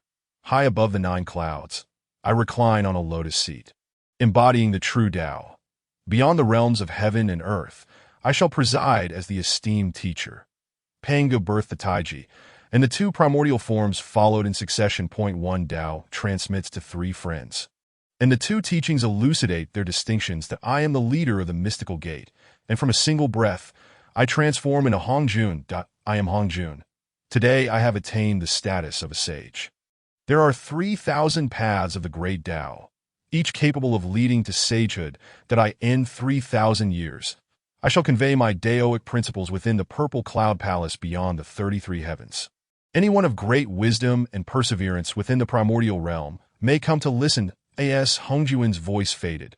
All beings in the primordial world instinctively bowed in reverence towards his location, expressing their respect. A sage? Is this the realm beyond the quasi-sage level? It is truly terrifying that I wonder if I can reach such heights. Fushi lamented.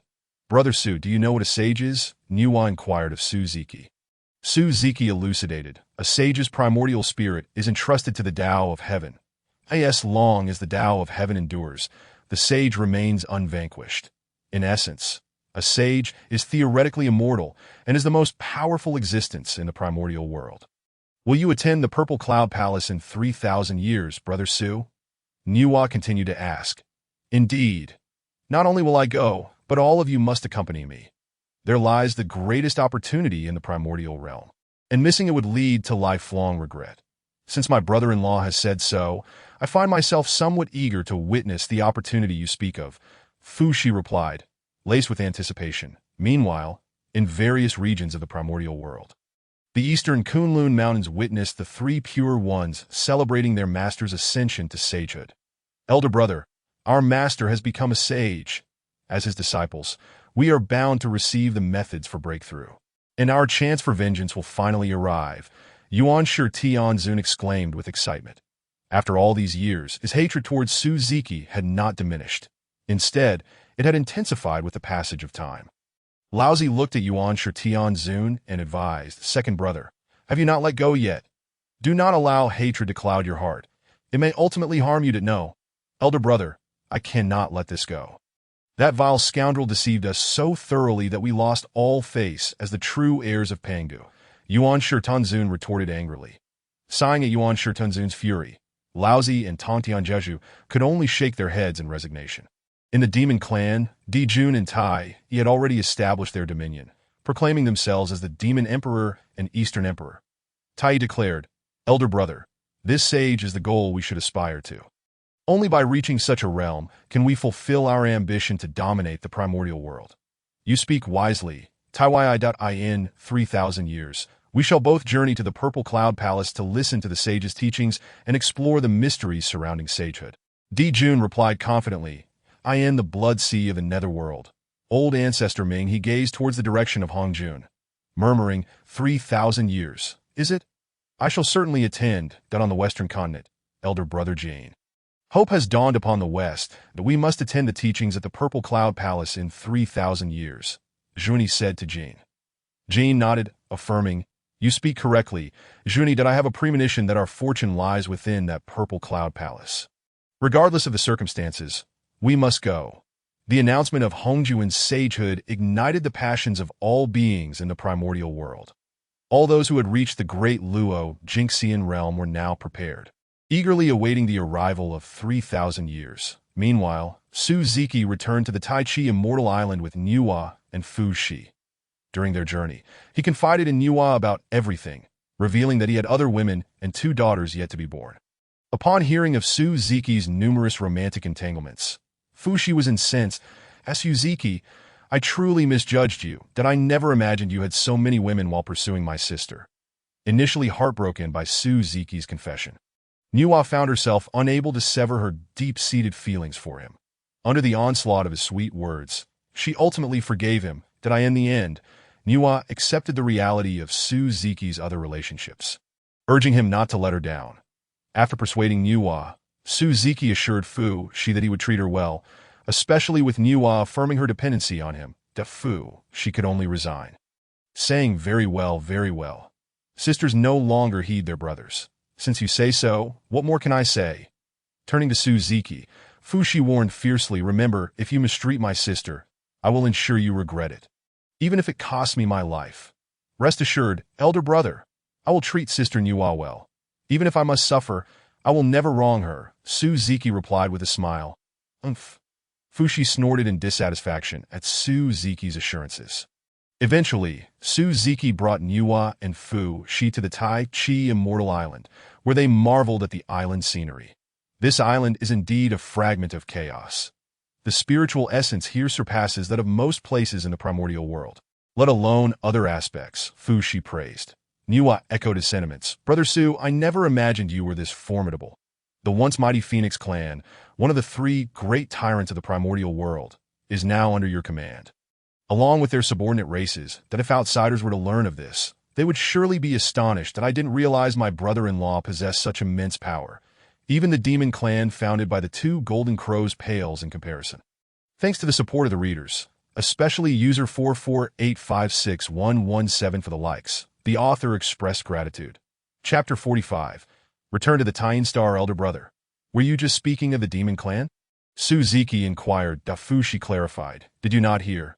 This demon clan was established by 2 3-legged golden crows, known as the Demon Emperor Dijun and Eastern Emperor Tai, born from the left eye of the Panga deity that transformed into the sun. Who would have thought Dijun and Tai would establish the demon clan so early? However, with Tai now devoid of the assistance of the Chaos Bell, I wonder if he can still achieve the same illustrious reputation as in his past life. It seems unlikely, Su Ziki pondered. Have you heard of the Witch clan? Suzuki asked again, "Did I possess some knowledge about them?" Niwa interjected. "The Witch Clan does not cultivate the primordial spirit but rather focuses on physical strength.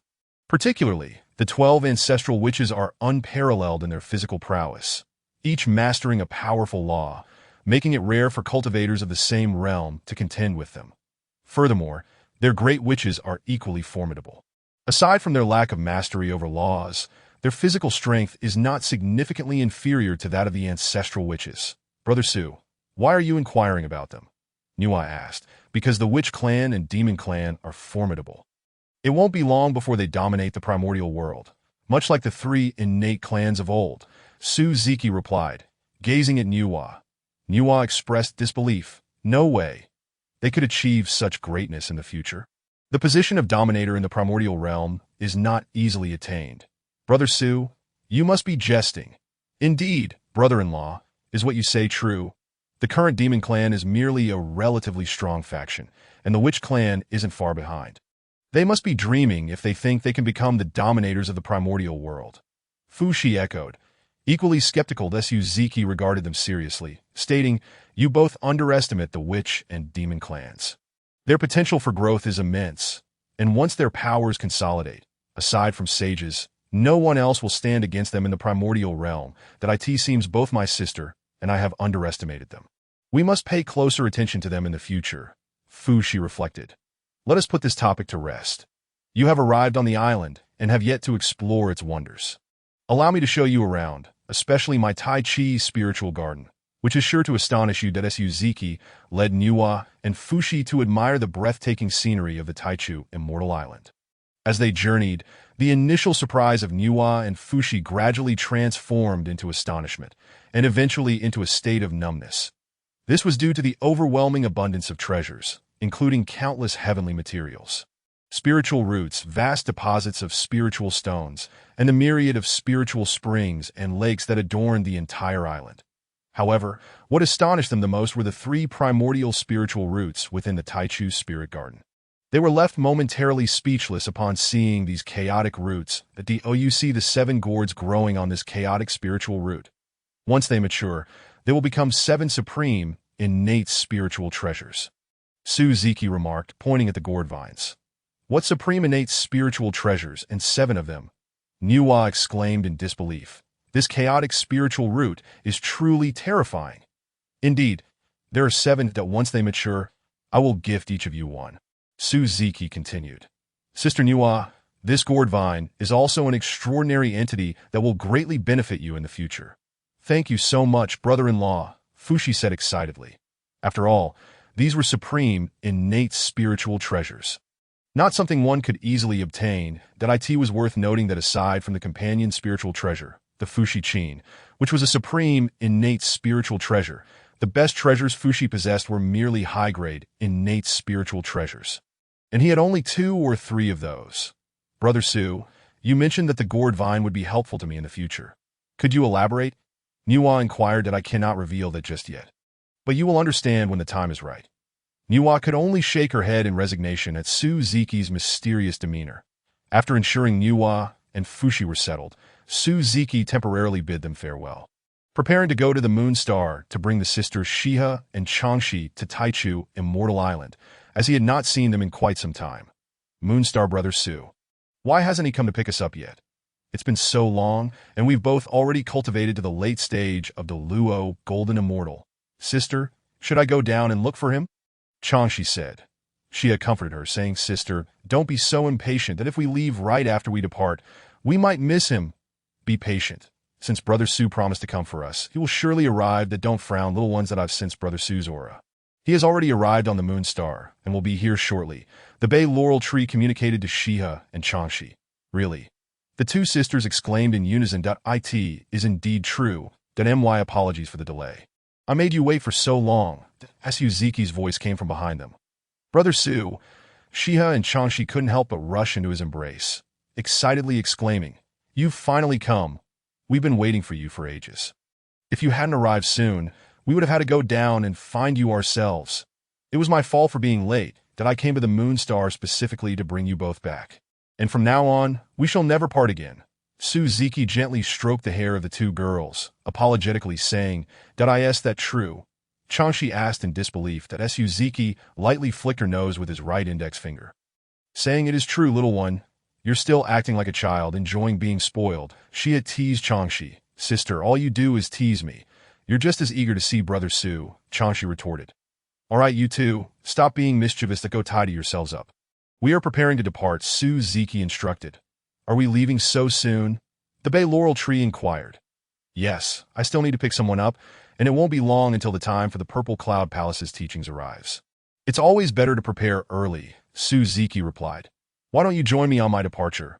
With Shiha and Changshi gone, it would be quite lonely for you to remain here on the Moon Star. You can return to Taichu, Immortal Island with me, and see the other chaotic spiritual roots." Suzuki invited the bay laurel tree. "Since you put it that way, I shall accompany you." The bay laurel tree pondered for a moment before responding. "Very well. You shall temporarily remain confined within this cauldron of heaven and earth. I will release you shortly," Suzuki said, retrieving the cauldron and placing the bay laurel tree inside. "Let us go." Suzuki took the hands of Shiho and Changshi, soaring toward Taichu Immortal Island. A heartfelt thanks to the generous readers for their support. Chapter 46. Gathering together, Suzuki returned to Taichu Immortal Island with Shiha and Changshi. And upon seeing the island scenery, Changshi couldn't help but exclaim, "Brother Su, is this your home? It's absolutely beautiful. The scenery here is far more enchanting than the Moon Star. This will also be your home in the future. There is no need to rush. You can take your time to explore." Suzuki replied. He then summoned his 4 maidservants and instructed them, "Please take the 2 young ladies to the rooms I prepared for them." Allowing them to rest well, Suzuki turned to Shiha and Changshi, saying, "For now, accompany my maidservants. I will first head to the Taichu Spirit Garden to let the bay laurel tree out, lest it become bored in the cauldron. Once I settle it, I will come back to join you." "All right, Brother Su, please hurry." The 2 girls reluctantly followed the 4 maidservants, Mei Lan, Zhu, and Zhu, as they departed. "Taichu Spirit Garden Bay Laurel Tree. You may come out now." Suzuki took out the cauldron of heaven and earth and released the bay laurel tree. Upon emerging, the bay laurel tree surveyed its surroundings and remarked, "The environment here is perfect for our spiritual roots to thrive. And there is even a faint aura of chaos underground." Suzuki pointed ahead and said, "In front are the 5-needle pines and bitter bamboos, whose consciousnesses are still in slumber." On the other side, the gourd vine's consciousness has completely perished. It is good that Xiao Wu and Xiao Zhu are still alive. Their consciousnesses will awaken again shortly, and we shall meet once more. However, it is a pity that Xiao Qi can no longer be saved. The 7 gourds on its vine are absorbing its final life force as they grow. When the gourds mature, it will perish completely." The bay laurel tree lamented. Suzuki reassured the bay laurel tree, saying, "I have good news for you. Before long, your other 2 companions will also arrive here." "Which 2? The bay laurel tree asked eagerly. "They are the Huangzhong Li and the Primordial Rainwater Peach tree, currently in the western Kunlun Mountains. I will soon bring them back," Suzuki explained. "Little Li and Little Shui, so it is them. To see them again after such a long time is truly wonderful." "Thank you so much, Suzuki. Without you, I would never have the chance to reunite with so many brothers and sisters." The bay laurel tree expressed its gratitude. Suzuki smiled and said, "You are being too formal. We are good friends, and it is only right for me to help you. For now, stay here and keep them company. I must go see Shiha and Changshi." After bidding farewell to the bay laurel tree, Suzuki left the Taichu Spirit Garden and headed to Shiha and Changshi's room. To his surprise, he found the 2 sisters happily conversing with Niwa, and the 3 appeared to be getting along splendidly. "What are you discussing that has you all so cheerful?" Suzuki said as he approached them from behind. Brother Su, you were so naughty for startling us like that," Changshi pouted. Niwa similarly reproached. "Indeed, Brother Su, you gave us quite a fright." Though Shiha remained silent, Suzuki could see in her eyes that she too was somewhat displeased. "My apologies. It was my fault. Please forgive me, esteemed ladies," Suzuki said, bowing his head. The 3 women erupted into laughter at Suzuki's playful demeanor. "Now that you are all laughing, that must mean you have forgiven me," Suzuki said, observing their cheerful expressions. "Brother Su, you are truly incorrigible," Changshi huffed, pouting. Suzuki laughed heartily. "Ha! Very well, I shan't tease you further. What are you discussing so joyously? Not telling you. Chanshu stuck her tongue out at Suzuki. Niwa interjected, Brother Su, why are you so curious about our women's matters? You should mind your own business. By the way, weren't you supposed to bring over your beautiful confidant from the western Kunlun Mountains? When will you be doing that? I came here to inform Shia and Chanshu first, and then bid farewell to you. Since you are all here, I need not make an extra trip, Suzuki replied. Brother Su, are you leaving again? Chanshu asked reluctantly. Little one, I will return soon. You two sisters should spend time with Niwa. Suzuki gently ruffled Chanshu's hair. Brother Su, return early. We will be waiting for you to come home. Shia's cool voice reached Suzuki's ears. Yes, you two wait for me at home. Suzuki glanced at the three women before departing Taichu Immortal Island and soaring toward the western Kunlun Mountains. Western Kunlun Mountains who? The Queen Mother of the West concluded her meditation, her eyes beginning to cloud with confusion as her heart longed for a certain individual. Initially, she had intended to continue her cultivation. But suddenly, excitement surged within her, prompting her to leap to her feet and race towards the door. The catalyst for her exhilaration was the unmistakable aura of Suzuki, signaling that her beloved had finally returned. Upon stepping outside, she beheld Suzuki smiling warmly at her, and without hesitation, she leapt into his embrace. Wanine, I sincerely apologize for making you wait so long. Suzuki gently murmured as he held the Queen Mother close. It was but a short while. Your return is all that matters. She sobbed softly in his arms. Will you depart again after this visit? She inquired anxiously. This time, I have come to take you back to my home. Suzuki replied tenderly. Really? The Queen Mother asked, her eyes widening with hope. Indeed. I have come solely to escort you away, he assured her, brushing away the tears from the corners of her eyes. Let us go. I will help you gather your belongings, and we shall set off immediately. With that, Suzuki summoned the Qian Kuan Ding, assisting the Queen Mother in packing her palace, along with her 2 chaos spirit roots and the Yao Pool. Meanwhile, she busied herself gathering some miscellaneous items and subsequently summoned Lu Wu and Kai Ming Beast. I am departing from the western Kunlun Mountain. Do you wish to accompany me? She asked. Master, we are your guardians and shall forever remain by your side. Following you wherever you go, Lu Wu and Kai Ming Beast responded in unison. The Queen Mother smiled joyfully, saying, Then come with me. Having been by her side for so many years, she could not bear to part with them. Once everything was ready, Suzuki took the Queen Mother's hand, followed by the 2 divine beasts, and they soared towards the Taichu Immortal Island. Shortly thereafter, the quartet returned to the Taichu Immortal Island, where Niwa, Shiha, and Chanshu eagerly approached to welcome them back. Thus, aside from the yet-to-be-revived ancestor Phoenix, all of Suzuki's beloved companions had gathered. Chapter 47. The Purple Cloud Palace. 3,000 years swiftly passed. And in the blink of an eye, the time for Hongjuan's sermon arrived. The time has finally come, Suzuki announced, turning to the assembled group behind him. Everyone prepare yourselves, we are about to embark. Such a grand occasion must not be missed. Let us go forth to embrace the dawn of a glorious era. With that, Suzuki summoned the celestial and earthly Linglong Tower, enveloping them all within and soaring towards the outer realms of the 33 heavens. Accompanying Suzuki besides his 4 beloved companions were Fushi, Zhuke, and the Fire Phoenix, while his 4 most trusted maidens remained behind at the Taichu Immortal Island to guard against any potential intruders, simultaneously, in the blood sea of the underworld. The ominous figure of the ancient river of the underworld, clad in a crimson robe, emerged from the depths, transforming into a streak of blood light and darting towards the 33 heavens that eye in the western continent. The duo of Zhuan-Ti and Jie-In hurried towards the same destination.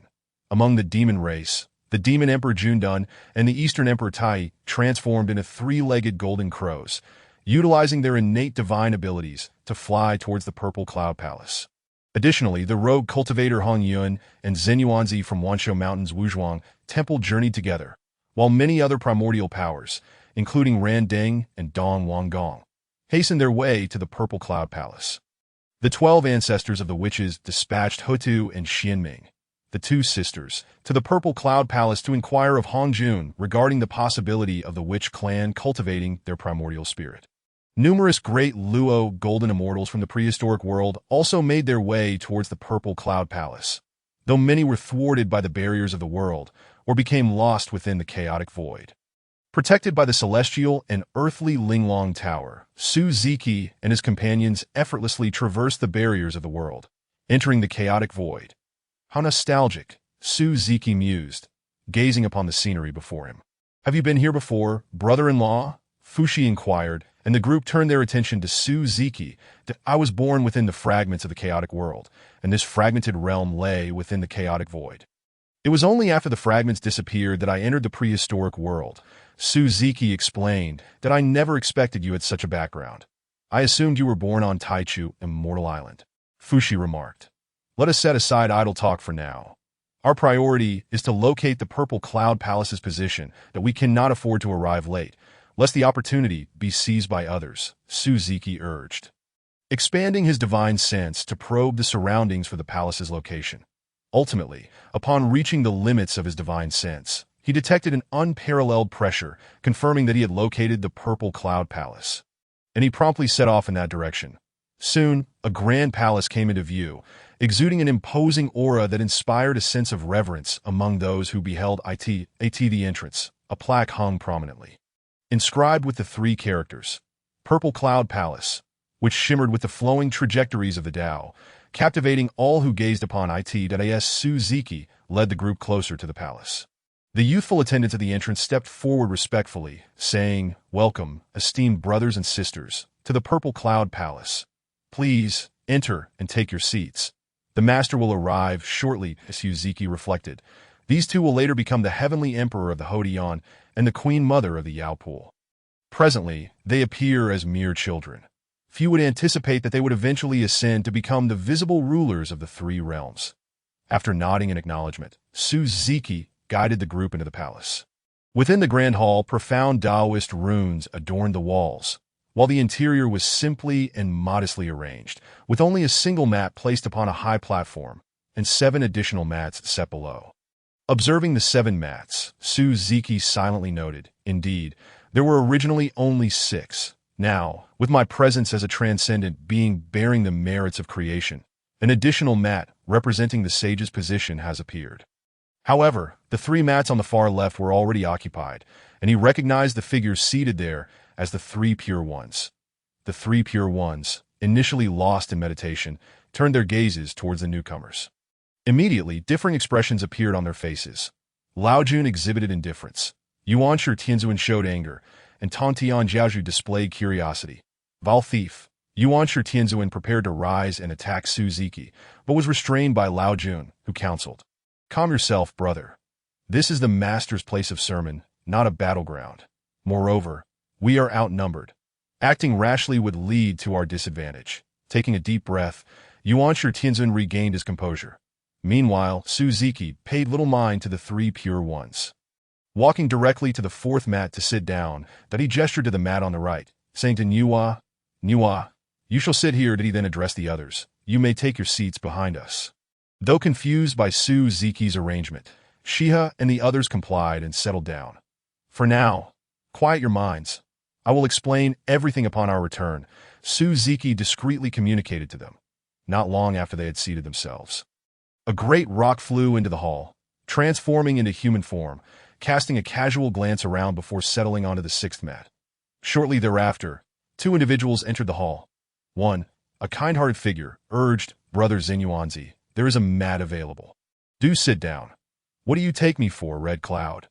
It is thanks to you that I arrived at the Purple Cloud Palace so swiftly. Thus, the final mat should rightly belong to you. Zenyuanzi replied earnestly, that if you insist, then I shall take the last mat, Red Cloud conceded. With that, all 7 mats were fully occupied. Soon after, 2 golden crows flew in, followed closely by the ancient river of the underworld, who stepped upon the 12-grade fiery red lotus. Before long, the Purple Cloud Palace was filled to capacity, with approximately 3,000 individuals seated within the hall. That Suziki surveyed the scene, reflecting, it seems only the Western duo of Je'in and Zhuanti remain absent. Suddenly, he heard a voice behind him exclaim, Hurry, Brother Je'in, or we shall be late. We must not miss the sage's sermon.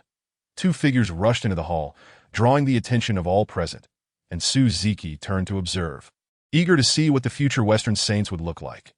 Gazing at the distressed Jane and the pallid Juan-Ti, he thought to himself, indeed, they match the descriptions from my previous life perfectly. Chapter 48. The struggle for the cushions. As Juan-Ti and Jane arrived at the Purple Sky Palace, their gaze swept over the interior of the Grand Hall, which was already filled to capacity with attendees.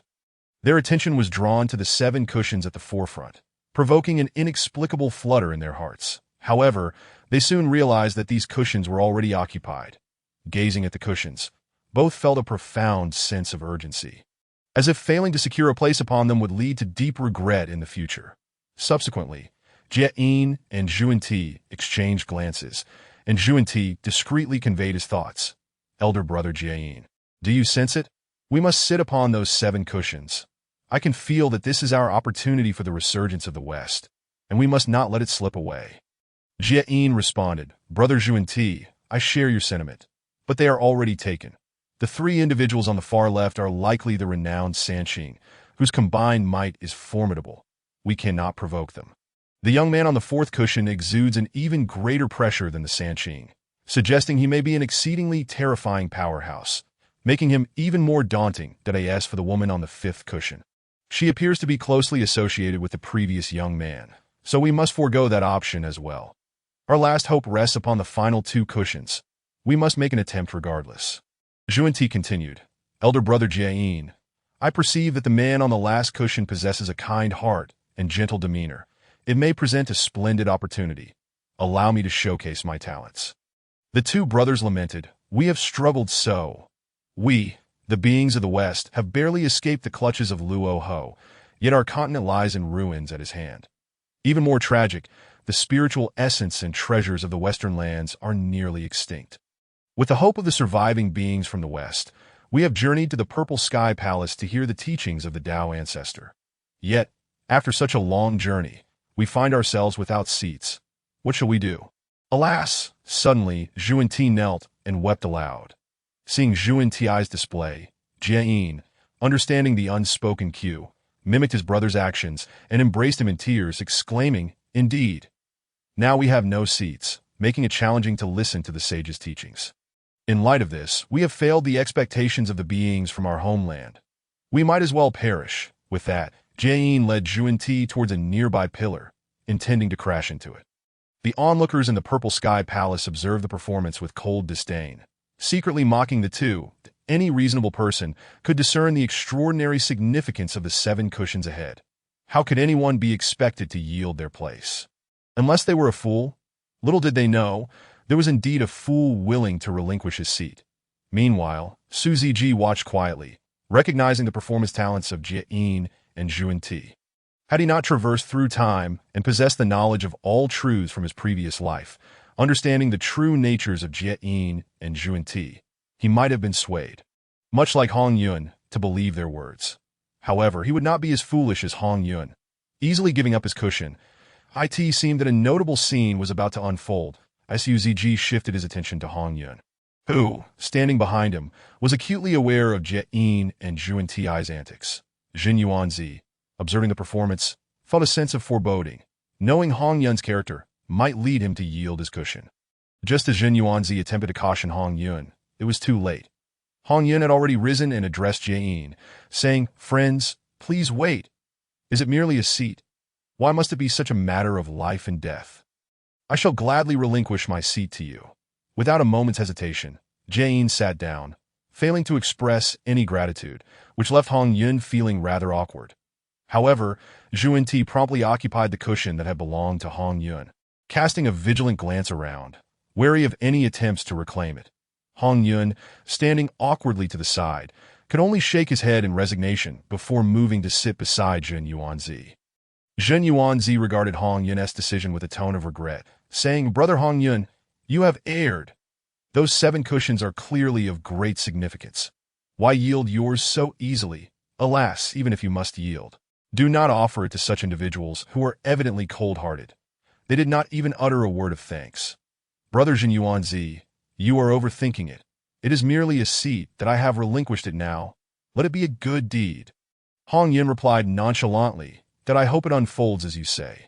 Meanwhile, the others in the Purple Sky Palace, witnessing Hong Yun's act of yielding, regarded Jae-in and Hong Yun with incredulous expressions, struggling to believe that anyone could be so foolish.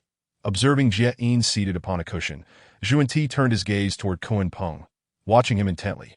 The meditative Yuan, Shirtanzun, was disturbed by the cries of Jae-in and Zhuan-Ti, which disrupted his tranquility and rekindled the anger he had previously suppressed. Noticing Koen Peng nearby, he thought to himself, I cannot contend with that rogue. Am I to be bested by a mere beast? With that, Yuan Shirtanzun directed his disdainful gaze at Koen Peng, speaking in a condescending tone. What face do you, a creature of scales and shell, have to sit among us? You should depart. He waved his hand, sending Koen Peng tumbling from the cushion. Meanwhile, Zhuan-Ti, who had been waiting for his chance, swiftly took Koen Peng's place. Unperturbed by the commotion, Koen Peng remained focused on his own cultivation, unaware of the unexpected misfortune that had befallen him. Just as he contemplated confronting Yuan Shirtanzun for an explanation, a voice suddenly resonated within the Purple Sky Palace, interrupting his thoughts. What commotion is this?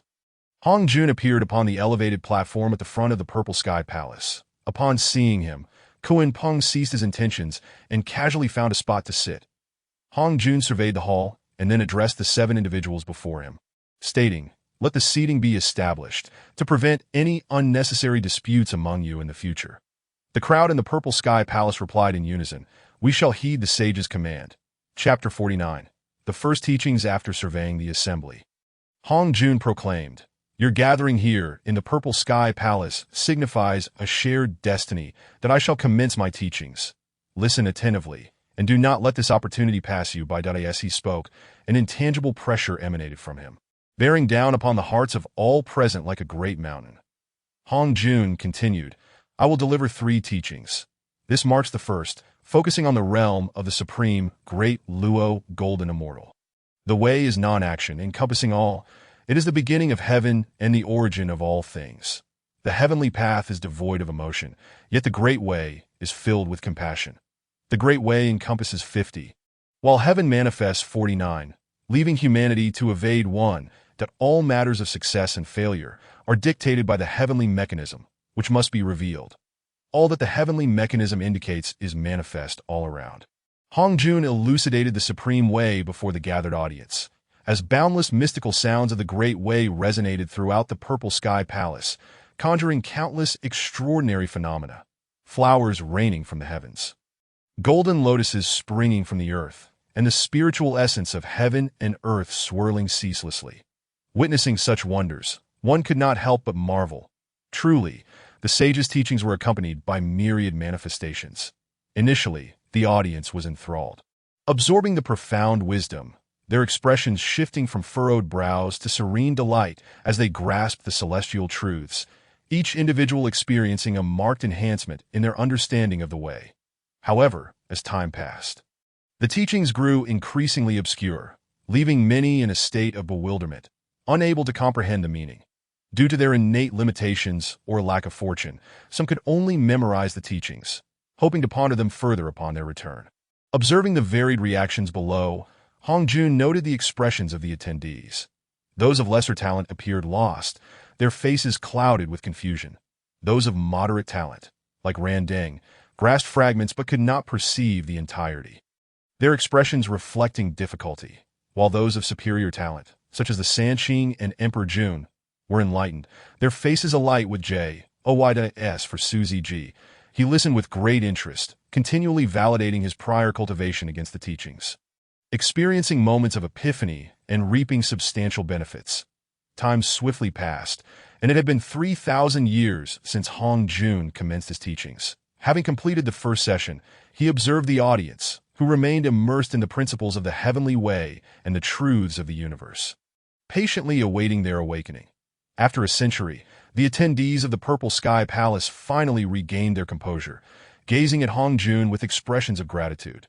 Laozi, realizing that while he had gained some understanding of the way, he was acutely aware of his ignorance in many respects, stood and bowed to Hong Jun, inquiring, Master, may I ask, what is the way? What is its origin? Hong Jun replied, The way resides within the heart and pervades the universe. All things are the way, and the way encompasses all things. Yuan Shitianzun also rose to pay his respects, asking, "Master, how many paths are there to attaining the way?" Hong Jun responded, "The myriad paths to enlightenment are all valid." "May I inquire, Master, how does one attain enlightenment?" The Lord of Heaven then posed a question. Hong Jun replied, "The journey to enlightenment is encapsulated in three distinct paths. The first, the highest, is to attain enlightenment through sheer strength. That is, by relying on one's own power to become a primordial golden immortal. However, this path is the most arduous. The second path involves the method of severing the three corpses, utilizing innate spiritual treasures to entrust the three corpses, and subsequently cutting them away. The three corpses represent the entanglements of sentient beings, the good, the evil, and the self. Should one manage to sever these three attachments and unify them through entrustment, one may then attain the status of a primordial golden immortal through my method. Lastly, there is the method of attaining enlightenment through virtue, which requires the accumulation of boundless heavenly virtues to empower oneself, allowing one to transcend bottlenecks and ascend directly to the realm of the primordial golden immortal. However, the consumption of virtues required for this approach is overwhelming, and only those who have made significant contributions to the world of the wilderness may utilize this method for breakthrough.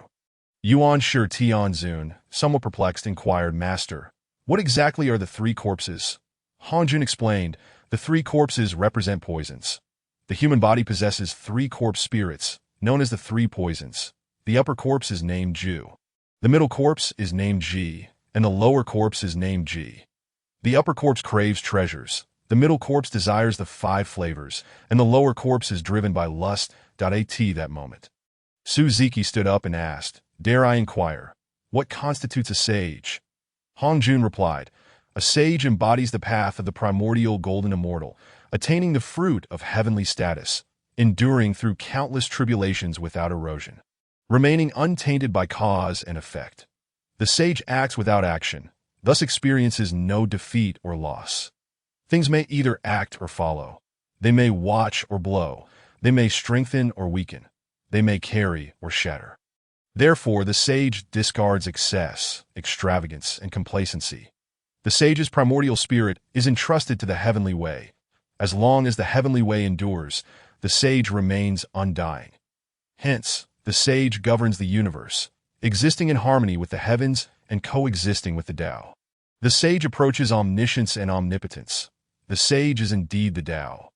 After a brief pause, Hong Jun continued, "The sage perceives all matters and phenomena, the vast world, observing the past, present, and future, manipulating time and space within their grasp, life and death, and the cycle of rebirth. With a mere thought, the heavenly way transforms accordingly, boundless and unquantifiable, neither born nor extinguished, returning to the void, capable of gathering and dispersing, wandering beyond material existence, not bound by the cycles of time and space, existing eternally. Beneath the sage, all are but ants that if one cannot become a sage, even if they are infinitely close, they remain ants, incapable of attaining eternity. To a sage, they can be extinguished with the slightest effort.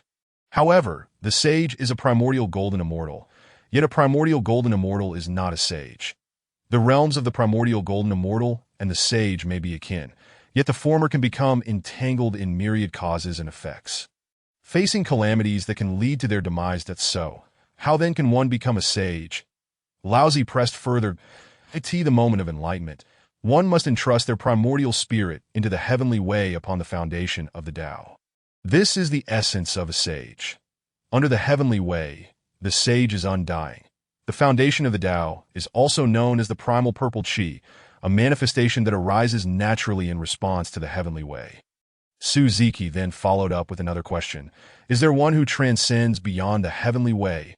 Hong Jun stated, "What you ponder, I am already aware. Above the primordial golden immortal lies the primordial boundless golden immortal.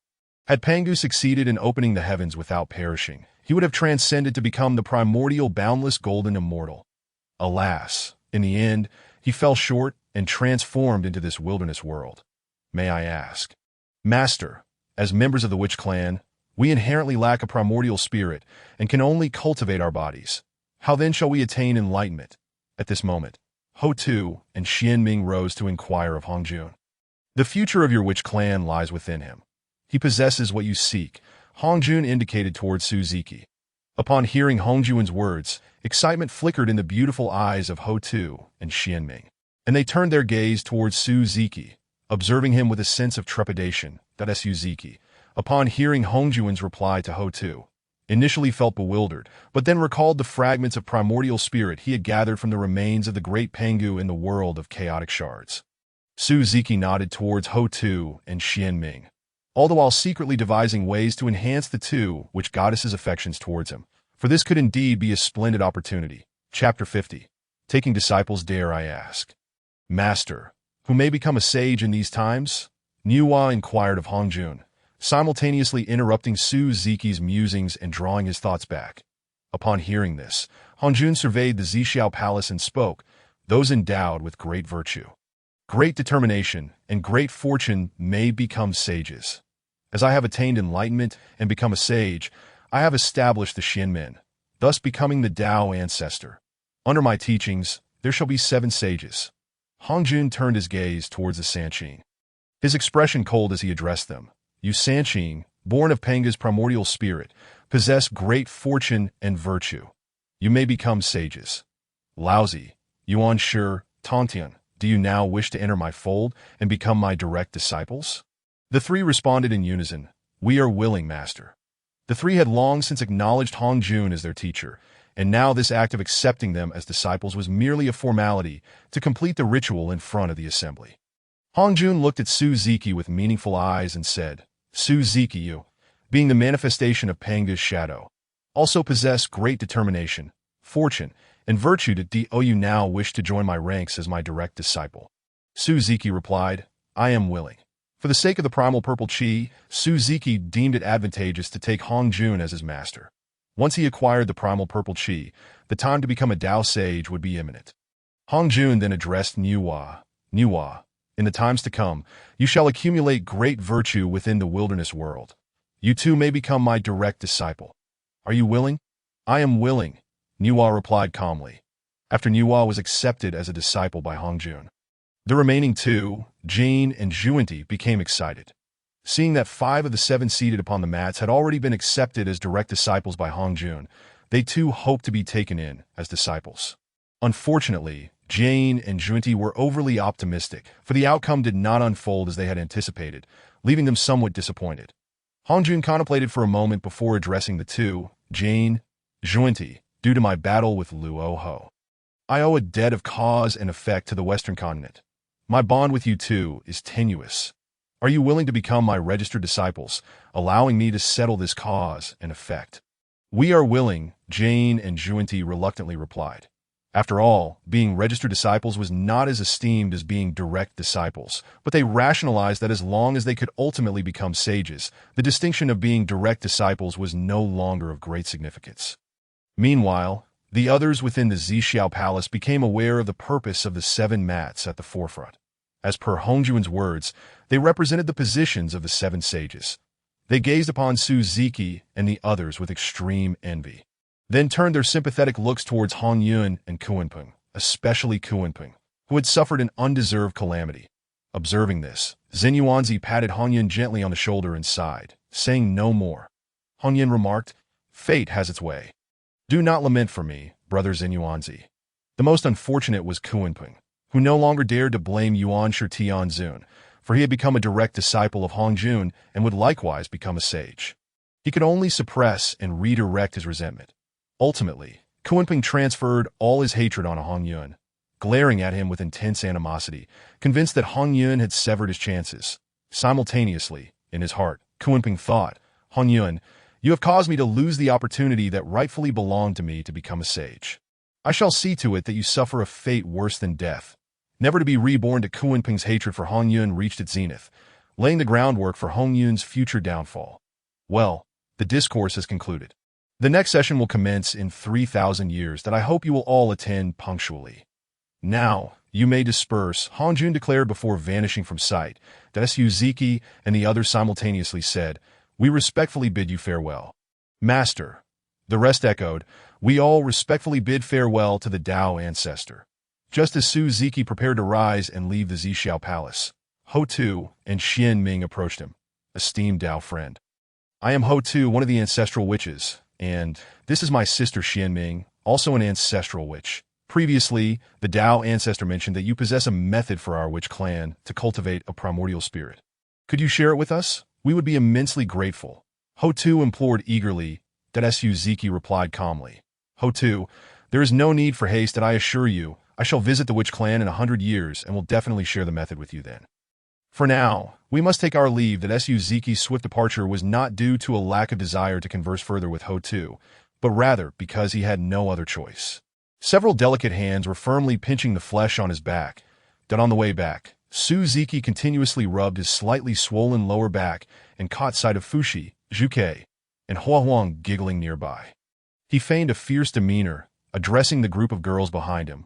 What is this jealousy I see? I shall see how to discipline you upon our return. Umph. Are you trying to deceive those two sisters from the witch clan into your grasp?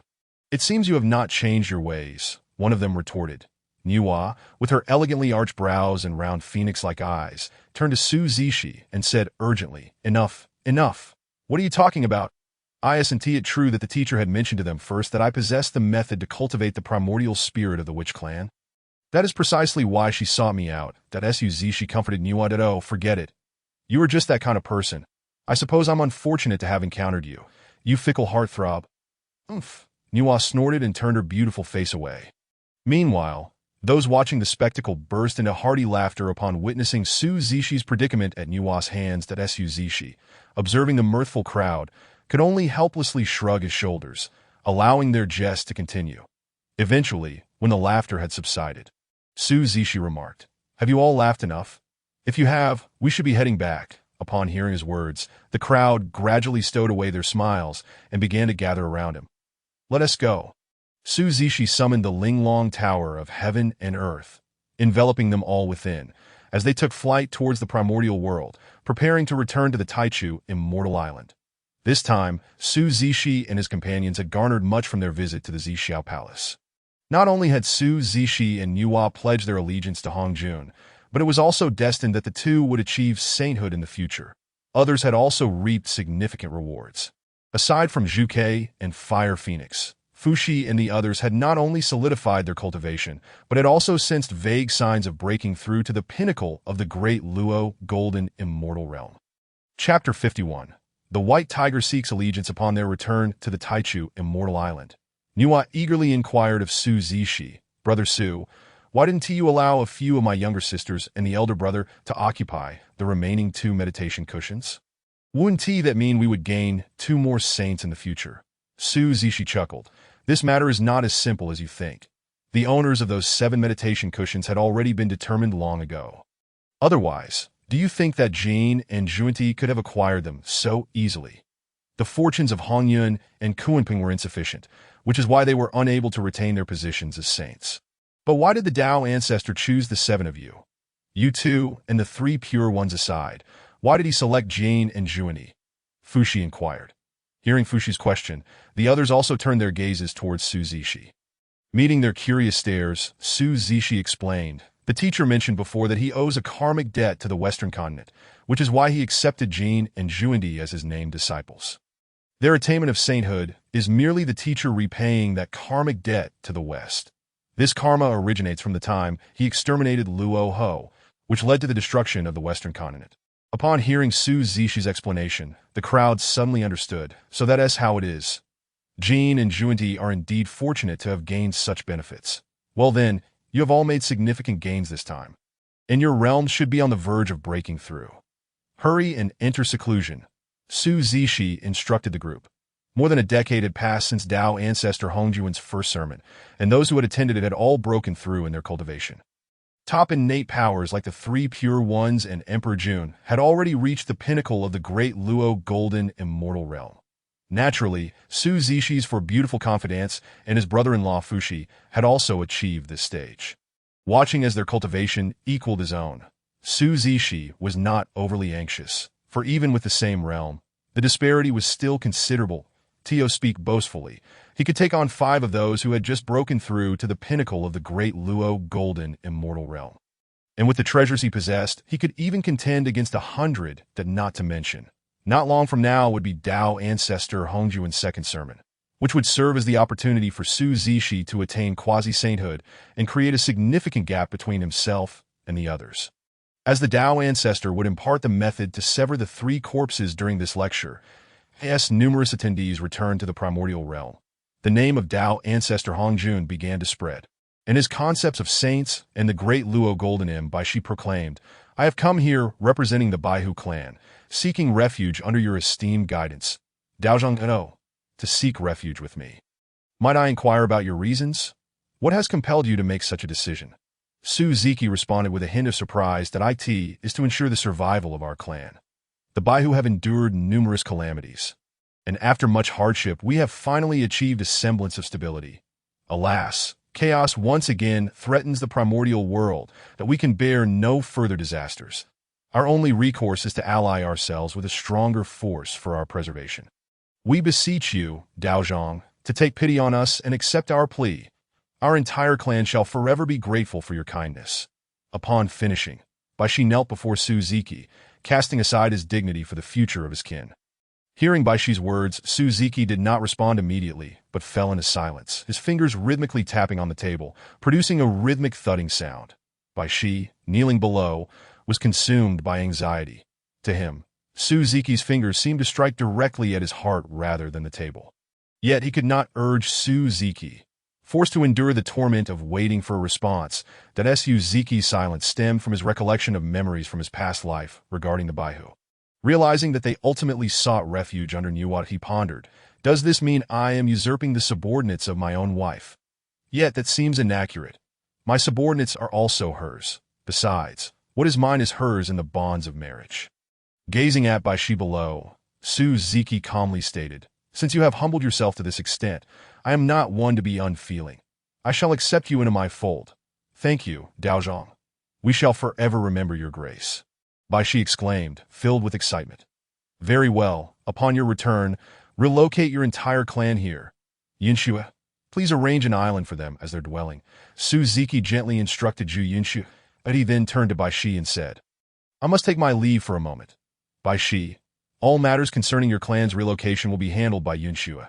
You need only follow her instructions." With that, Su Ziqi departed from the Huanyu Palace, soaring towards Buzhou Mountain for his century-long appointment with Hudu. "Come with me. I will escort you to your designated residence. From this day forth, your Baihu clan shall become a part of Taichu Xian Island. And you are to adhere to the rules set forth by the young master," Zhu Yunxue informed Baishi. Baishi hurriedly replied, "Rest assured, young lady, we shall henceforth follow Daozhong's lead. Point one more thing. Do not refer to the young master as Daozhong.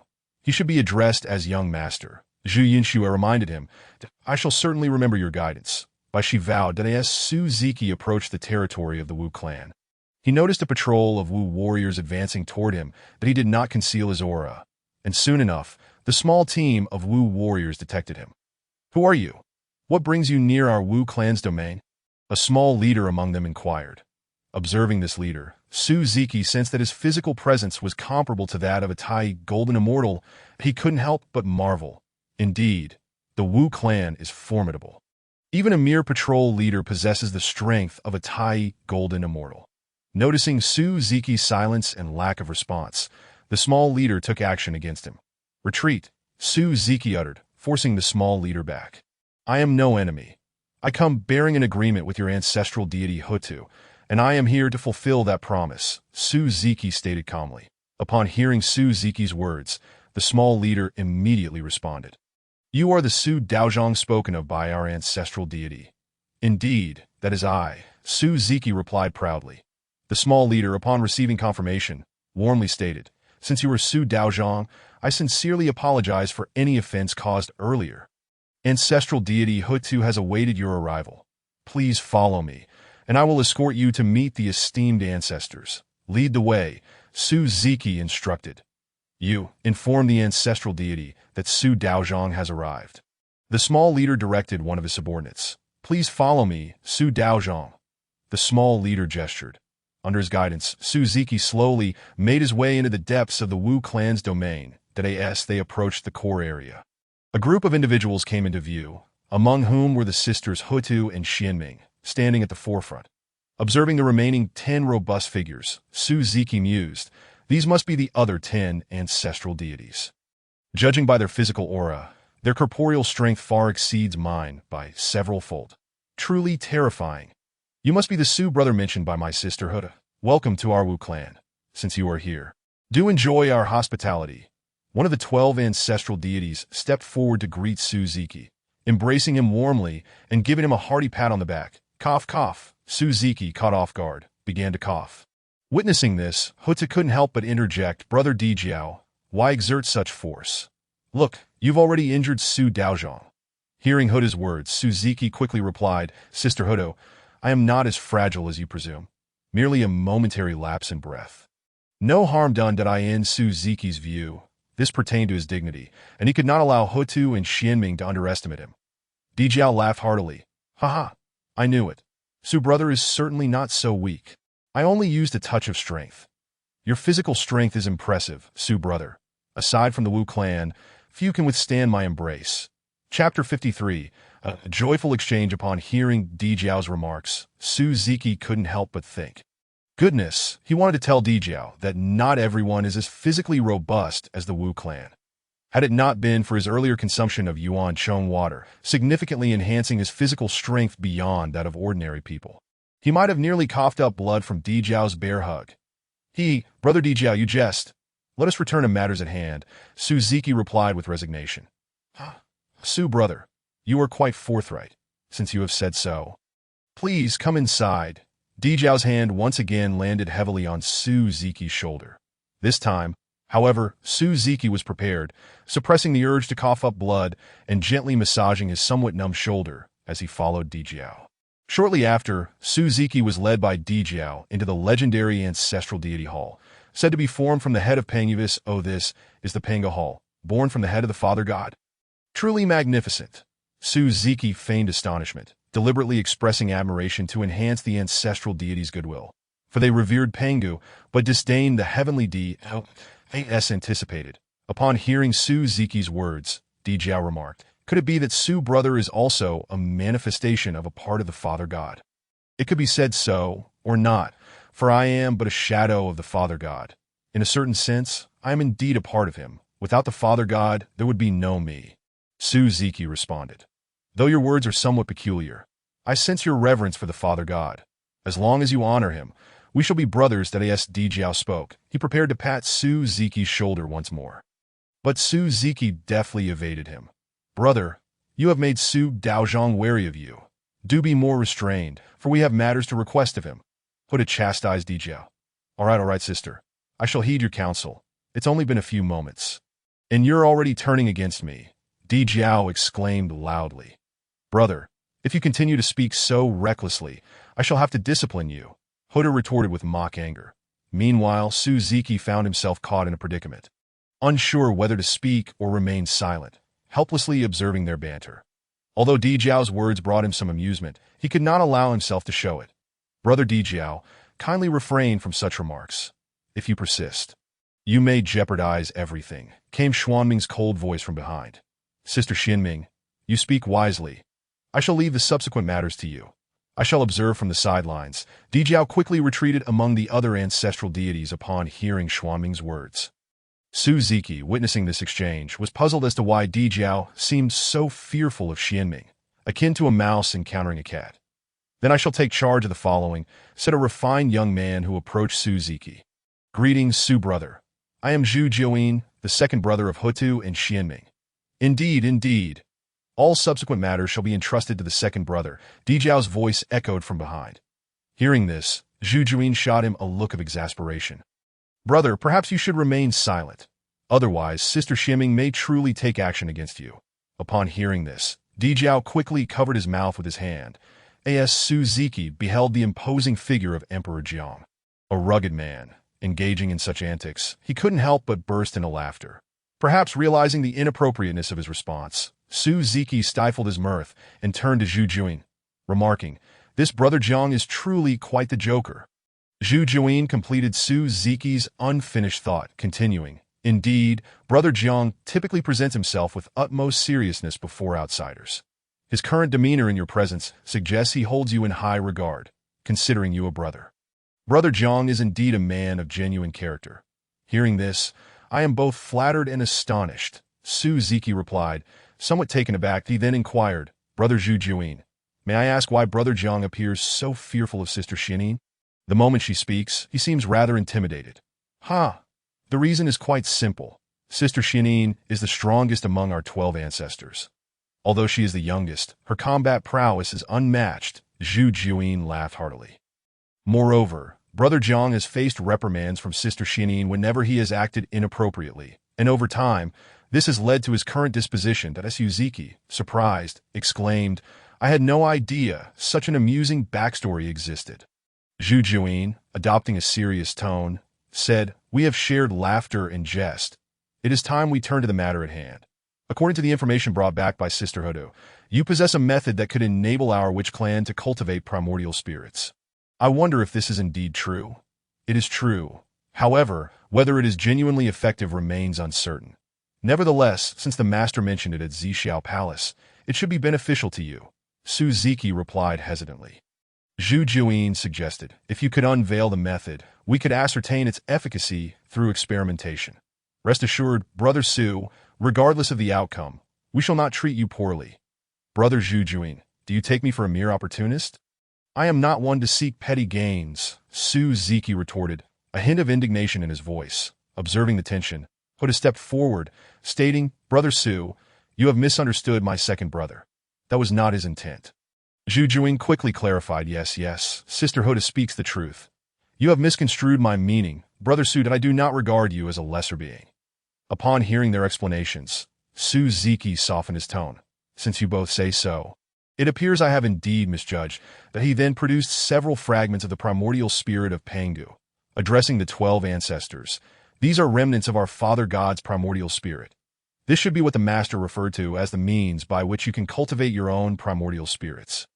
Brother Su, is this truly the primordial spirit of our Father God? Zhu Juin asked, his excitement palpable. It is the most fragmented form imaginable, Su Ziki corrected him. You are all manifestations of our Father God's essence. These fragments should enable you to cultivate your own primordial spirits. Chapter 54. Discussion. Hutu inquired, Brother Su, how shall we integrate these primordial spirit fragments? I have contemplated this as well, and ultimately, there is but one viable approach, the merit of the heavenly Tao. You shall use the merit of the heavenly Tao to refine the fragments, thereby nurturing your own primordial spirits, Su Ziki replied. The merit of the heavenly Tao. Our witch clan does not revere the heavenly Tao, nor do we know how to obtain such merit. This seems of little use to us. Zhu Juin expressed doubt, but Su Ziki turned to Hodu. You need not rush to acquire the merit of the heavenly Tao. You must rely on Sister Hutu to me. Hutu exclaimed, astonished and pointing at herself. Brother Su, could you elucidate further? Su Ziki shook his head. That is the most I can divulge. He sensed the increasingly oppressive atmosphere above him.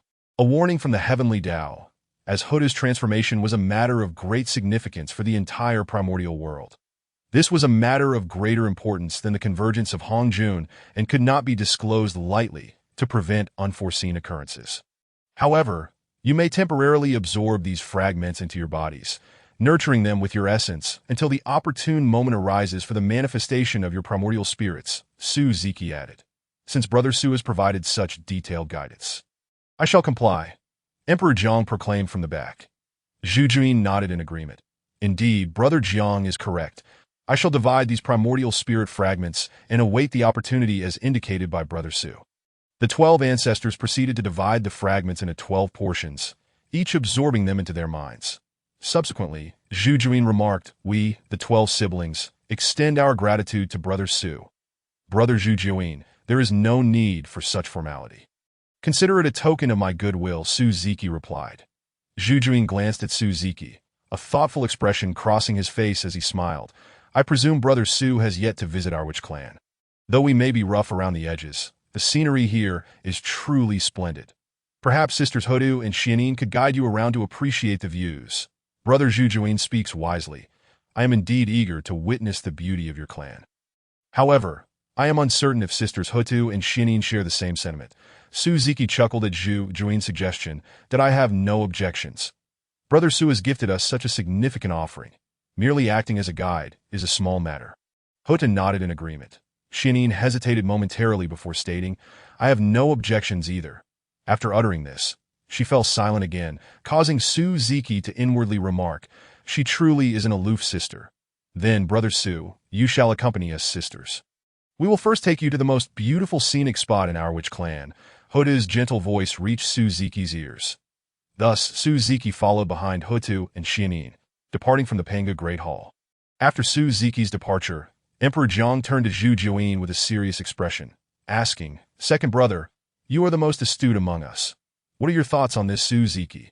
He so readily provided what we sought without demanding anything in return. Does he harbor ulterior motives toward our witch clan? In that moment, Emperor Jiang bore none of his previous jovial demeanor, instead appearing exceedingly solemn, as though transformed entirely. Elder brother, I recall you were quite fond of him earlier. Why this sudden skepticism? Zhu Juyin inquired, puzzled. Emperor Jiang scratched the back of his head. I did indeed hold him in high regard, sensing he is unlike others, and his character resonates with me. However, when it comes to matters concerning the witch clan, I cannot act solely on personal feelings. Elder brother, since you harbor doubts, shall we apprehend him and interrogate him thoroughly to uncover the truth? Zhu Rong, known for his fiery temperament, stepped forward. Zhu Juyin regarded Zhu Rong, saying, Fifth brother, you remain as impulsive as ever. We have yet to reach a consensus, and you propose to seize him. Second brother is correct. Fifth brother, if you continue with such rashness, do you dare to challenge me to show you what brotherly love truly means? Emperor Jiang raised his clenched fist towards Zhu Rong, gesturing warningly. Upon hearing Emperor Jiang's words, Zhu Rong instinctively recoiled, retreating behind his other siblings. Among the 12 ancestors, Emperor Jiang was only unable to overpower Xianyin. While he could not bear to lay a hand on Hutu, the other brothers had all faced Emperor Jiang's wrath, especially Zhu Rong, who frequently found himself reprimanded for his hot-headedness. Additionally, every time Emperor Jiang suffered a defeat at Xuanyin's hands, he would take out his frustrations on Zhu Rong, leading Zhu Rong to feel apprehensive whenever Emperor Jiang appeared displeased. Zhu Juyin, observing Emperor Jiang's demeanor, sighed, Elder brother, do not jest any longer. We must focus on the matter at hand. Very well. Second brother, what is your assessment of Su Ziki's seemingly selfless actions? What could his true intentions be towards our witch clan? Emperor Jiang resumed his inquiry. Zhu Juyin chuckled, Elder brother, you are overthinking this. Brother Su genuinely wishes to befriend us, albeit with his own agenda though. Second brother, your statement has left me somewhat perplexed that if he sincerely desires our friendship, what ulterior motives might he possess? Emperor Jiang scratched his head in confusion. Who could blame you for being so oblivious, elder brother? I believe everyone except you and fifth brother has discerned the truth, Zhu Juyin remarked, glancing at the other ancestors. Gomeng stepped forward, affirming, second brother is right. Only elder brother and fifth brother remain unaware. How foolish. Second brother, third brother, have you both gone mad? Do you wish to experience my affection firsthand? Emperor Jiang retorted, irritated, as he waved his fist at Zhu Juyin and Gomeng. Elder brother, you remain as obstinate as ever. Very well, second brother. Why don't you enlighten elder brother? Gomeng directed Di Zhang's attention towards Zhu Juyin, observing that Gomeng had drawn the flames onto himself. Zhu Juyin could not help but exclaim internally, what kind of brothers are these? Each one less reliable than the last. I truly have it difficult. With a sigh, Zhu Juyin remarked. Alas, this brother Su is so generous with the fragments of our primordial spirits solely for the sake of our two younger sisters. Now you understand, elder brother. The second brother, taken aback, responded, are you suggesting that brother Su wishes to pursue our two younger sisters? Hence his generosity. Indeed. You have grasped the essence, elder brother, Zhu Juyin replied. Chapter 55. Capturing hearts while Di Zhang and the other ancestral witches deliberated on Su Ziqi, he was being guided by Ho Tu and Xianming, exploring the scenic wonders of the witch tribe. Look, Daoist Su, Ho Tu pointed out, there lies Gu Mountain, the most renowned peak of our witch tribe. This mountain is revered as our sacred training ground. The gravitational force here far exceeds that of ordinary places, and we often train our physical forms atop it. As one ascends, the gravity intensifies, and at the summit, it is hundreds of thousands of times stronger than normal. Even our ancestral witches can barely manage to stand there. Upon hearing Ho Tu's explanation, Su Ziqi couldn't help but exclaim, "I had no idea that your witch tribe possesses such formidable physical prowess, and that you all put in such diligent effort as well." Su Ziqi continued, "Sister Hotu, may we discuss something?" Surprised, Hotu replied, "Please, Daoist Su. Speak your mind, we are now quite familiar with each other. Could you perhaps address me with a different title? The constant use of Daoist Su feels rather awkward to me. How about calling me Brother Su instead?" "Of course.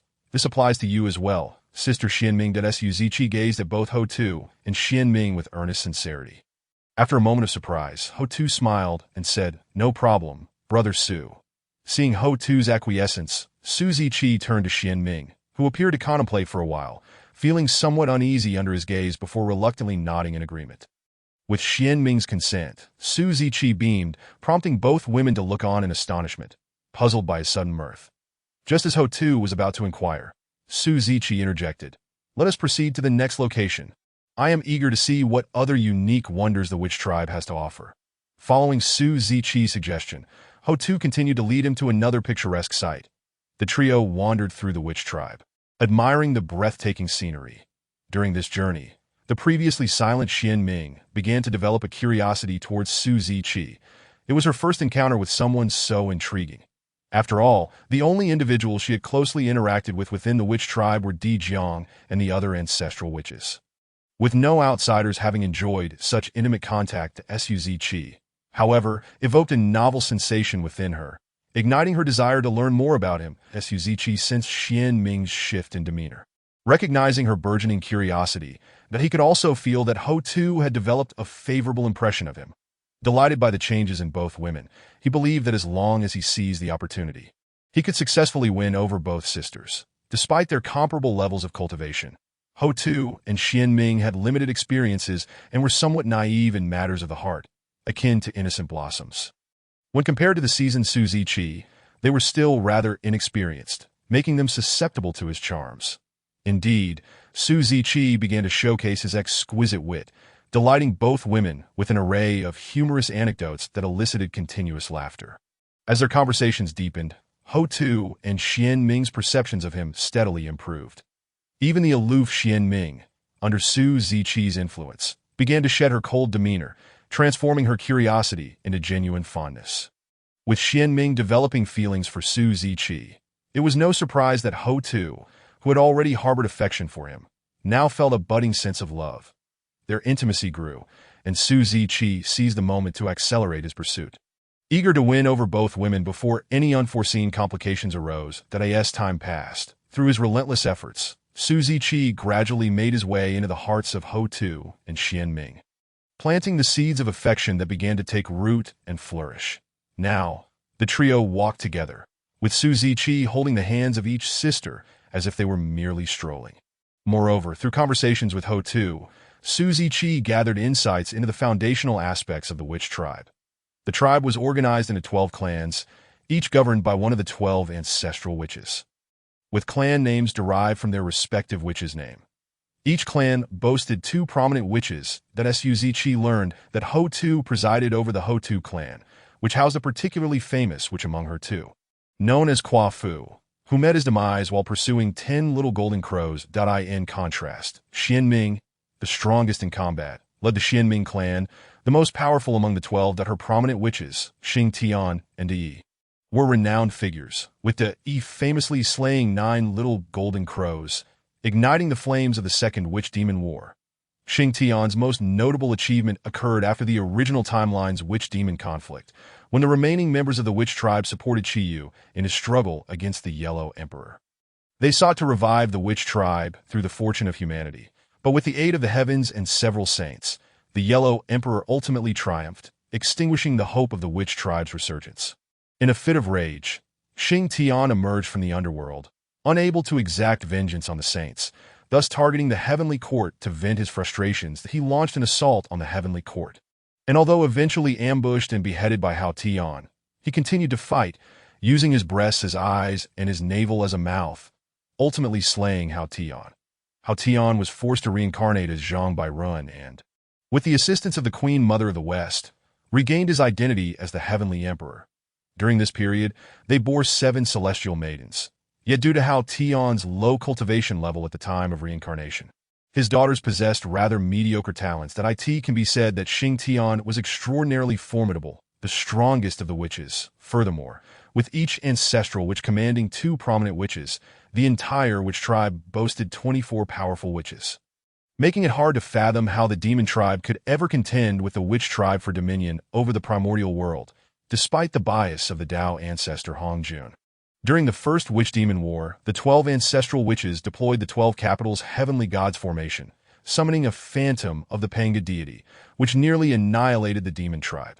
Unfortunately, at a critical moment, Tao ancestor Hongjun intervened, saving the demon tribe and proclaiming that the witches govern the earth while the demons govern the heavens, establishing a truce for 10,000 years to allow the demon tribe time to recuperate. Thus, after the Second Witch-Demon War, both tribes suffered devastating losses, their elites perishing, and like the 3 innate tribes, they fell from their former glory, with only a handful of their kin surviving.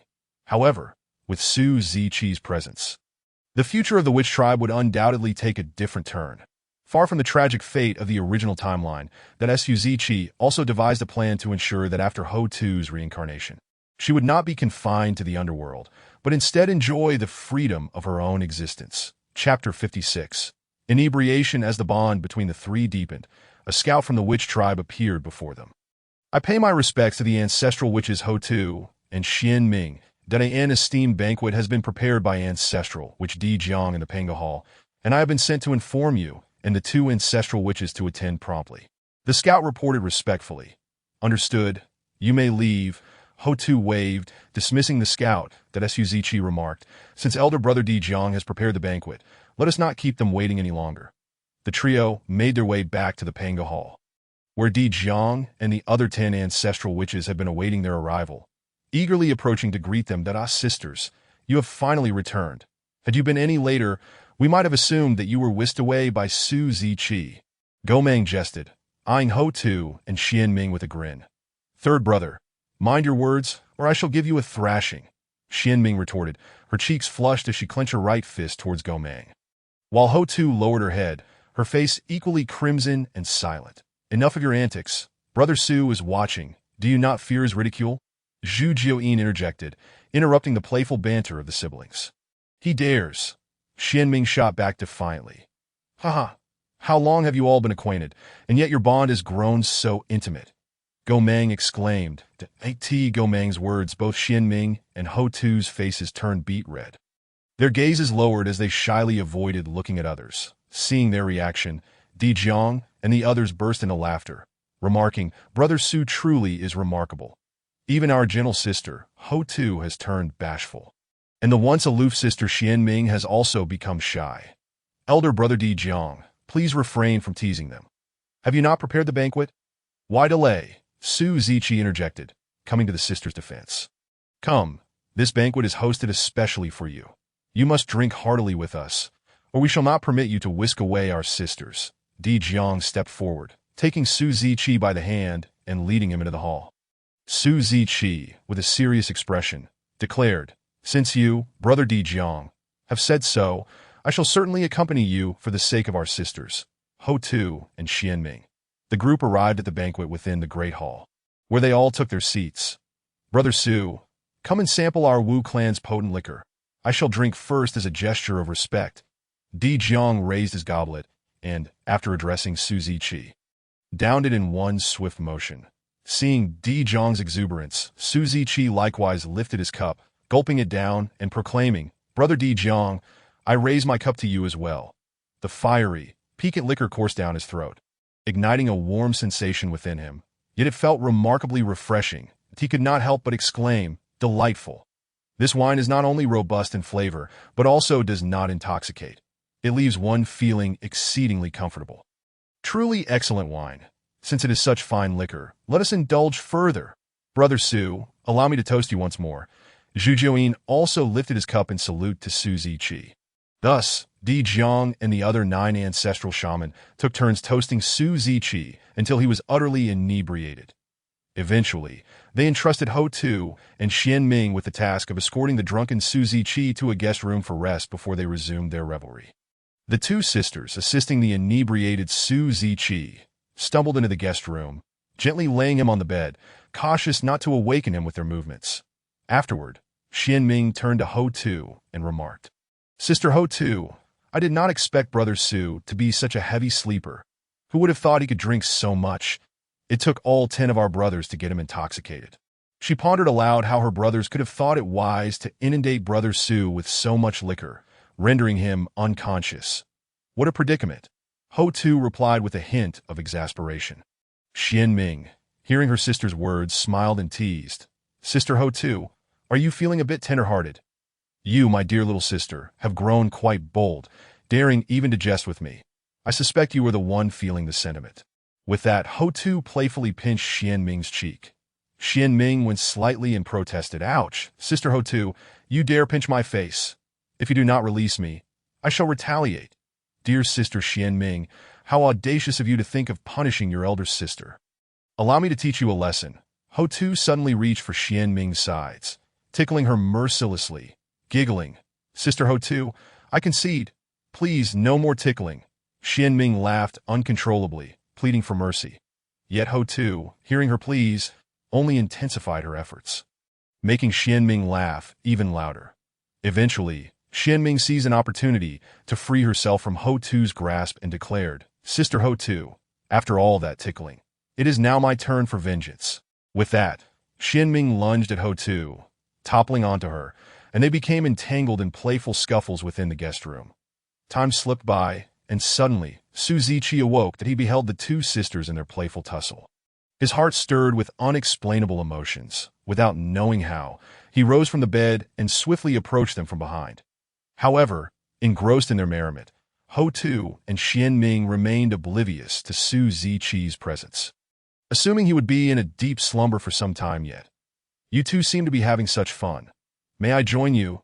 Su Ziqi exclaimed, suddenly lifting both women into his arms and retreating towards the bed. Startled at first, Ho Tu and Xianming ceased their struggles upon hearing Su Ziqi's voice, their cheeks, already flushed from drinking, blossoming a deeper shade of crimson. Days later, on a bright morning, a refreshed Su Ziqi rubbed his slightly heavy head. As he recalled the events of the previous night, he felt a surge of excitement, quickly followed by a throbbing headache. Unsure of how to articulate his experiences to his astonishment, he had acted so boldly while intoxicated, and it had led to unexpected consequences. Just as Su Ziqi was savoring the lingering effects of the night, a voice echoed from the heavens, announcing, "The millennium has come to pass. Today, the Purple Cloud Palace reopens, and I shall continue to enlighten all beings. Those with destiny may come to listen." Upon hearing Hong Jun's proclamation, his companions temporarily set aside their inquiries. Feeling a wave of relief, Su Ziqi summoned the Tianxuan Linglong Tower, guiding everyone through the 33 layers of heaven into the void of chaos, ultimately arriving at the Purple Cloud Palace, where they took their seats in order. This time, Su Ziqi and his companions were the first to arrive, followed closely by the three Pure Ones and the Western figures, Jiayin and Zhuan-Ti, who similarly took their designated places. Shortly thereafter, the likes of Ming-He Laozu, Dijun, and Tai Yi also arrived, settling into their previous seats. Once most attendees were present, the Tao ancestor Hong Jun emerged upon the high platform. "Greetings, Master." Su Ziqi and his companions rose in reverence. "Greetings, Sage." The others in the Purple Cloud Palace echoed in unison. Seated once more, they awaited Hong Jun to commence the second lecture. However, this time, Ho Tu and Xianming were absent, for their prior visit had solely been to learn about the Wu clan's methods for cultivating their primordial spirit.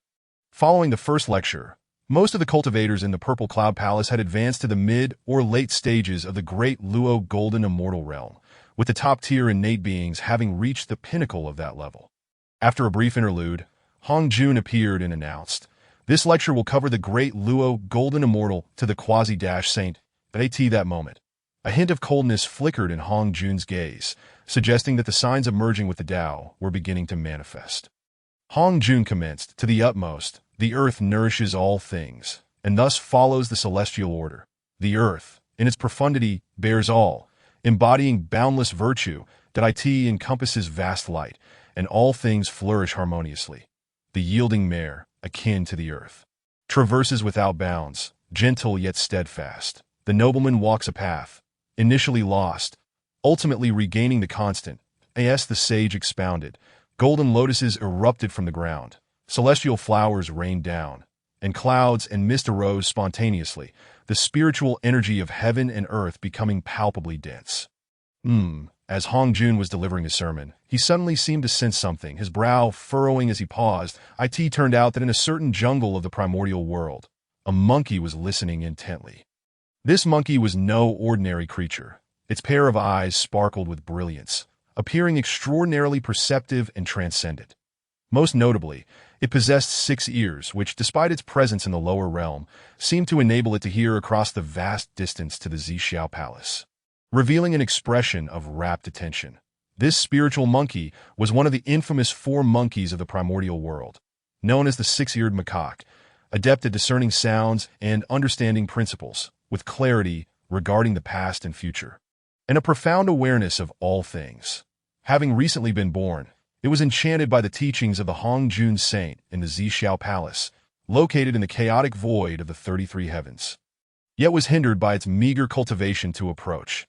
Thus, it resorted to its innate talent to eavesdrop on Hong Jun's sermon from billions of miles away.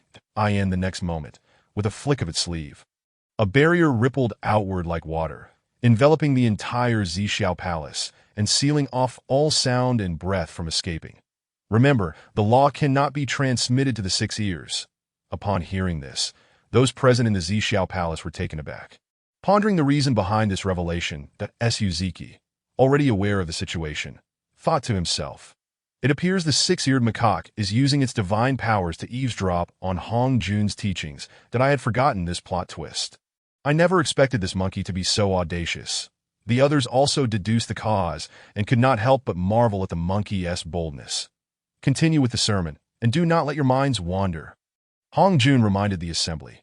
After hearing his words, everyone adjusted their postures, and Hong Jun, noticing their attentiveness, nodded slightly before resuming his teachings. That a millennium later, the sermon concluded. After allowing everyone to exit their state of comprehension, Hong Jun spoke.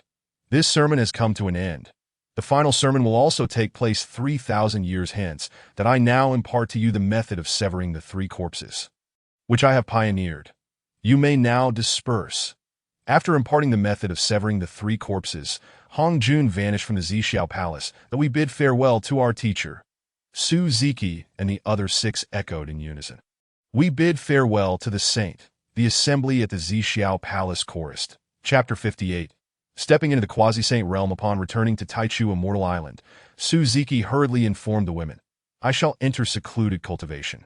We will discuss everything after my breakthrough." He was not merely seeking to evade the inquiries of Niwa and the others. More importantly, Su Ziki had lingered at the pinnacle of the great Luo Golden Immortal Realm for quite some time. Now, having finally obtained the method of severing the 3 corpses, he could ascend to the long-awaited quasi-saint realm. Within the entirety of the Huanyu Palace, Su Ziki was the sole practitioner at this moment. He had become thoroughly familiar with the method imparted by Hong Jun and resolved to sever the most challenging of the 3 corpses first, the corpse of attachment, while others might find severing the good and evil corpses easier. The corpse of attachment was typically the last to be severed. Many practitioners would become stuck before the final corpse of attachment after severing the good and evil corpses, with only those possessing great fortune and immense willpower able to succeed. Only the most exceptional innate beings could sever all 3 corpses and step into the pinnacle of the quasi-saint realm. That Su Ziki opted to sever the corpse of attachment first because he had been at the pinnacle of the great Luo Golden Immortal Realm for an extended period, his foundation far exceeding that of others, and he possessed a clear understanding of his own attachments, leading him to make this decision. Severing the most difficult corpse first would also facilitate the subsequent severing of the good and evil corpses, allowing Su Ziki to swiftly cultivate to the pinnacle of the quasi-saint realm, outpacing others such as the 3 pure ones. He had even devised a plan to become the first to achieve enlightenment after Hong Jun's 3rd sermon and the distribution of the primordial purple energy, contemplating how to attain the status of a great sage. Initially, he intended to use the Chaos Bell as the vessel for the corpse of attachment. However, the Chaos Bell, being a supreme innate treasure, was unsuitable as a vessel for the 3 corpses. The overwhelming power of innate treasures made it difficult for the severed attachments to merge and transform into a corpse. Thus, he concluded that using a top-tier, innate spiritual treasure as a vessel was optimal, ultimately choosing the 12-petal purifying white lotus as the vessel for the corpse of attachment. Moreover, the ultimate culmination of the method of severing the three corpses is the unification of the three corpses, reintegrating the severed attachments, good intentions, and evil intentions back into the body. For Suzuki, using treasures as vessels for the three corpses was merely a temporary measure. In the end, the three corpses would ultimately reintegrate into his being. With his eyes tightly shut, immersed in cultivation, Suzuki suddenly shouted, "Sever!" His immense magical power transformed into a blade, cleaving through his primordial spirit, extracting the attachment within. Then, Suzuki concentrated his mind, channeling these attachments into the 12-petal purifying white lotus. Under the tremendous support of his magical power, the speed of severing his attachments increased, and the appearance of the 12-petal purifying white lotus began to change, gradually manifesting as a Taoist figure resembling Suzuki. Upon the emergence of the white-robed Suzuki, his momentum surged dramatically, leaping from the pinnacle of the great Luo golden immortal realm to the peak of the early quasi-saint realm, just a step away from severing the second corpse and entering the mid-quasi-saint realm. His corpse of attachment donned a white Taoist robe, wearing a smile akin to a gentle spring breeze, exuding the vast aura characteristic of the quasi-saint realm, resembling a transcendent sage, evoking a sense of reverence among onlookers. The white-robed Taoist, as Suzuki's corpse of attachment, also attained the early quasi-saint realm, radiating a formidable presence. After Suzuki's successful breakthrough, he began to emanate a vast and powerful aura, the pressure sweeping across the entire Eastern Sea. Suzuki's true form and the white-robed corpse of attachment resembled the sun and moon in the sky, instilling awe in all beings within the Eastern Sea. Meanwhile, the first to sense Suzuki's breakthrough and the emanation of quasi-saint energy were those waiting on Taichu, Immortal Island. Upon sensing Suzuki's aura, the beings on the island knelt in reverence toward the Huanyu Palace. This pressure is reminiscent of what we felt from our patriarch back in the day. The island master has broken through to the quasi-saint realm, Zhu Kei exclaimed excitedly. The fire phoenix echoed, brother-in-law has broken through. He has reached the same realm as sister. Hearing Zhu Kei and Fire Phoenix, Niwa and the other beloved companions of Suzuki were overjoyed, more thrilled than if they had achieved breakthroughs themselves. That MY brother-in-law is truly remarkable. He has grasped the method of severing the three corpses from the Tao ancestor for such a short time. And while I have yet to fully comprehend its intricacies, he has already begun cultivating and achieved results. Such talent is truly terrifying, Fushi remarked with admiration. The four maidens, Mei Lan, Zhu, and Zhu, who were serving behind the crowd, also rejoiced at Suzuki's breakthrough, feeling fortunate to attend to such an extraordinary young master. In the Dragon Palace of the Eastern Sea, Qinglong and Zhulong were discussing the future of the Dragon Clan when they suddenly felt a terrifying pressure permeate the entire Eastern Sea, overwhelming even the two of them. The 9 sons of the ancestral dragon below were not so fortunate, collapsing to the ground under this tremendous force. Before long, Suzuki withdrew his oppressive aura and re-entered his state of cultivation, preparing to make a concerted effort to sever the second corpse and break through to the mid-quasi-saint realm. As Suzuki's authority dissipated, the inhabitants of the Dragon Palace regained their freedom, and the 9 sons of the ancestral dragon rose to their feet. Qinglong, did you feel that? That pressure seems familiar. It resembles the one we felt from our elder brother, the ancestral dragon, Zhulong remarked. Qinglong sighed. You are correct, Zhulong. That terrifying pressure can only belong to someone in the quasi-saint realm. After all these years, someone has once again broken through to this realm that I wonder who it is among the Eastern Sea. Zhulong pondered. Who else could it be? Aside from our dragon clan, the only others in the Eastern Sea are the Phoenix clan and those from Taichu, Immortal Island. From the pressure just now, I sensed a familiar aura. It must be the island master Suzuki. With this breakthrough, it will be even more challenging for our dragon clan to contend with him. Qinglong lamented. Zhulong, you should not think this way. We bear no enmity toward this island master. As for your prior grievances, they are but trifles in my view. His previous actions were not an insult to you, but rather a counsel, reminding you that the Dragon Clan is no longer what it once was. And you must understand your current situation, Qinglong stated. Hearing Qinglong's words, the 9 sons of the ancestral dragon below spoke up in unison. Uncle Qinglong, how can you excuse him? His actions were clearly an affront to Uncle Zhulong, a humiliation to our Dragon Clan. Pray tell, how has he humiliated you? Qinglong inquired sternly. The 9 sons of the ancestral dragon fell silent, unable to articulate a response. Observing their speechlessness, Qinglong admonished, your perception of his actions as humiliation stems from your own misguided sense of pride. You have yet to move beyond the glory of the Dragon Clan in the past, which leads to such misconceptions. Chapter 59. The first glimmer of clarity upon hearing Qinglong's words, the 9 sons of the ancestral dragon fell into a deep silence. As the candle dragon pondered for a moment, he spoke up, Brother Qinglong, your words have awakened us completely, that we should have long since emerged from the shadows of our former glory and faced our present circumstances with the appropriate mindset. Uncle Qinglong, we were reckless before. Please forgive us. The 9 sons of the ancestral dragon expressed their apologies in unison to Qinglong. They continued, we had been in denial about the decline of our Dragon Clan. But upon hearing Uncle Qinglong's words, we have finally come to our senses that we implore you, Uncle Qinglong, to guide us on what we should do moving forward. Seeing the realization dawn upon the 9 sons of the ancestral dragon, Qinglong felt a sense of relief and said, what we must do now is to avoid conflicts with the inhabitants of Taichu Immortal Island as much as possible, that if we have the opportunity to establish friendly relations with them, that would be even better. Additionally, we must recall our kin from the northern continent back to the northern sea. The primal lands are about to descend into chaos once more, and our current strength as dragons is insufficient to safeguard those territories. For now, we should focus on protecting our ancestral lands across the 4 seas and relinquish our hold on other regions. Otherwise, it may become a burden to us in the future to be why forsaking the land. Few will notice our absence in the 4 seas, allowing us ample time to recuperate. The Candle Dragon concurred, stating, Brother Qinglong, I support your suggestion to have our Dragon Clan entirely abandon the land and retreat to the 4 seas. After all, we have very little territory left on the northern continent, and relinquishing it would have minimal impact. He continued, however, what shall we do about our subordinate races? Are we to abandon them? Wouldn't such an action leave them disheartened?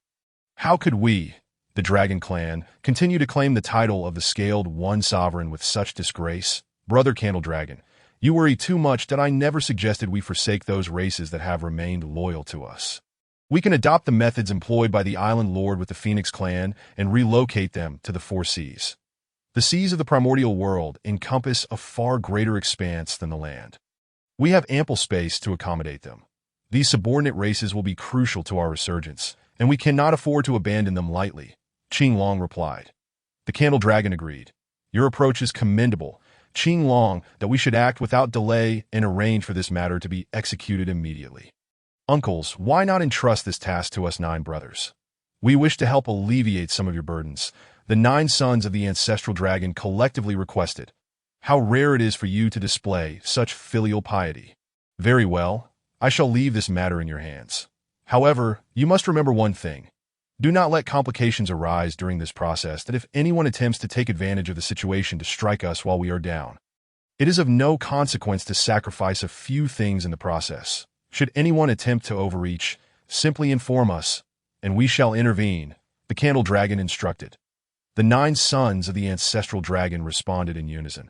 Uncle, rest assured, we shall adhere to your directives that we take our leave now. Upon receiving the order to retreat, the 9 sons of the ancestral dragon hurried to the northern continent, but before they could rest, an unexpected event occurred. During the era when the 3 innate clans reigned supreme, many remnants of those exterminated by the Dragon Clan had gathered together and launched an assault on the Dragon Clan's stronghold. These wretched scoundrels dare to ambush us while we are vulnerable. In the past, they would not even show their faces when we hunted them down, yet now they have the audacity to attack us brazenly. If given the chance, I shall ensure they meet a gruesome end. Yazi exclaimed in fury. Big brother, what should we do now? Chiun inquired of Chinyo. What should we do? Naturally, we must eliminate these miscreants. Otherwise, will we still have any face left? Yazi replied urgently. Calm down, second brother, that I believe this matter is not as straightforward as it seems. There must be someone pulling the strings behind the scenes. Otherwise, these individuals could not have gathered together. Chino analyzed coolly. Z pressed. Big brother, what shall we do now? Senai, you are the fastest among us. Hurry back to the EC Dragon Palace and report to our two uncles. Here, we can hold them off for the time being that I sense a powerful force backing this group. Otherwise, they would not have been able to unite, Chino said gravely. San and I assured, Big brother, do not worry. I will return to the EC promptly and inform our two uncles of everything. With that, San and I sped off toward the EC, not far from the Dragon Clan, atop a solitary peak. Two figures were observing the movements of the Dragon Clan. Fei Dan, Lord Dejuan instructed us to test the mettle of the Dragon Clan before his retreat into seclusion. However, in my opinion, the once mighty Dragon Clan, now reduced to a mere shadow of its former self, is hardly worth the effort of probing. We could simply suppress them outright. Fei Lian remarked disdainfully as he watched the Dragon Clan. Fei Dan, however, did not share Fei Lian's view and countered. Fei Lian, you underestimate the situation. The Dragon Clan, once one of the three great overlords of the primordial world, may be in decline, but they undoubtedly possess hidden trump cards. Lord Dejuan merely wishes for us to draw out their hidden strengths, so that once he and Lord Tai break through to the Quasi-Saint realm, he can swiftly bring the Dragon Clan under his control. After all, no matter how fallen the Dragon Clan may be, they were once rulers. Having them under our banner would greatly enhance the reputation of our demon clan. Fei Dan and Fei Lian were among the future 10 great demon saints of their kind. Fei Dan, resembling a rat, was barefoot and capable of spewing venomous liquid, making him an adept ambusher and a valuable support fighter.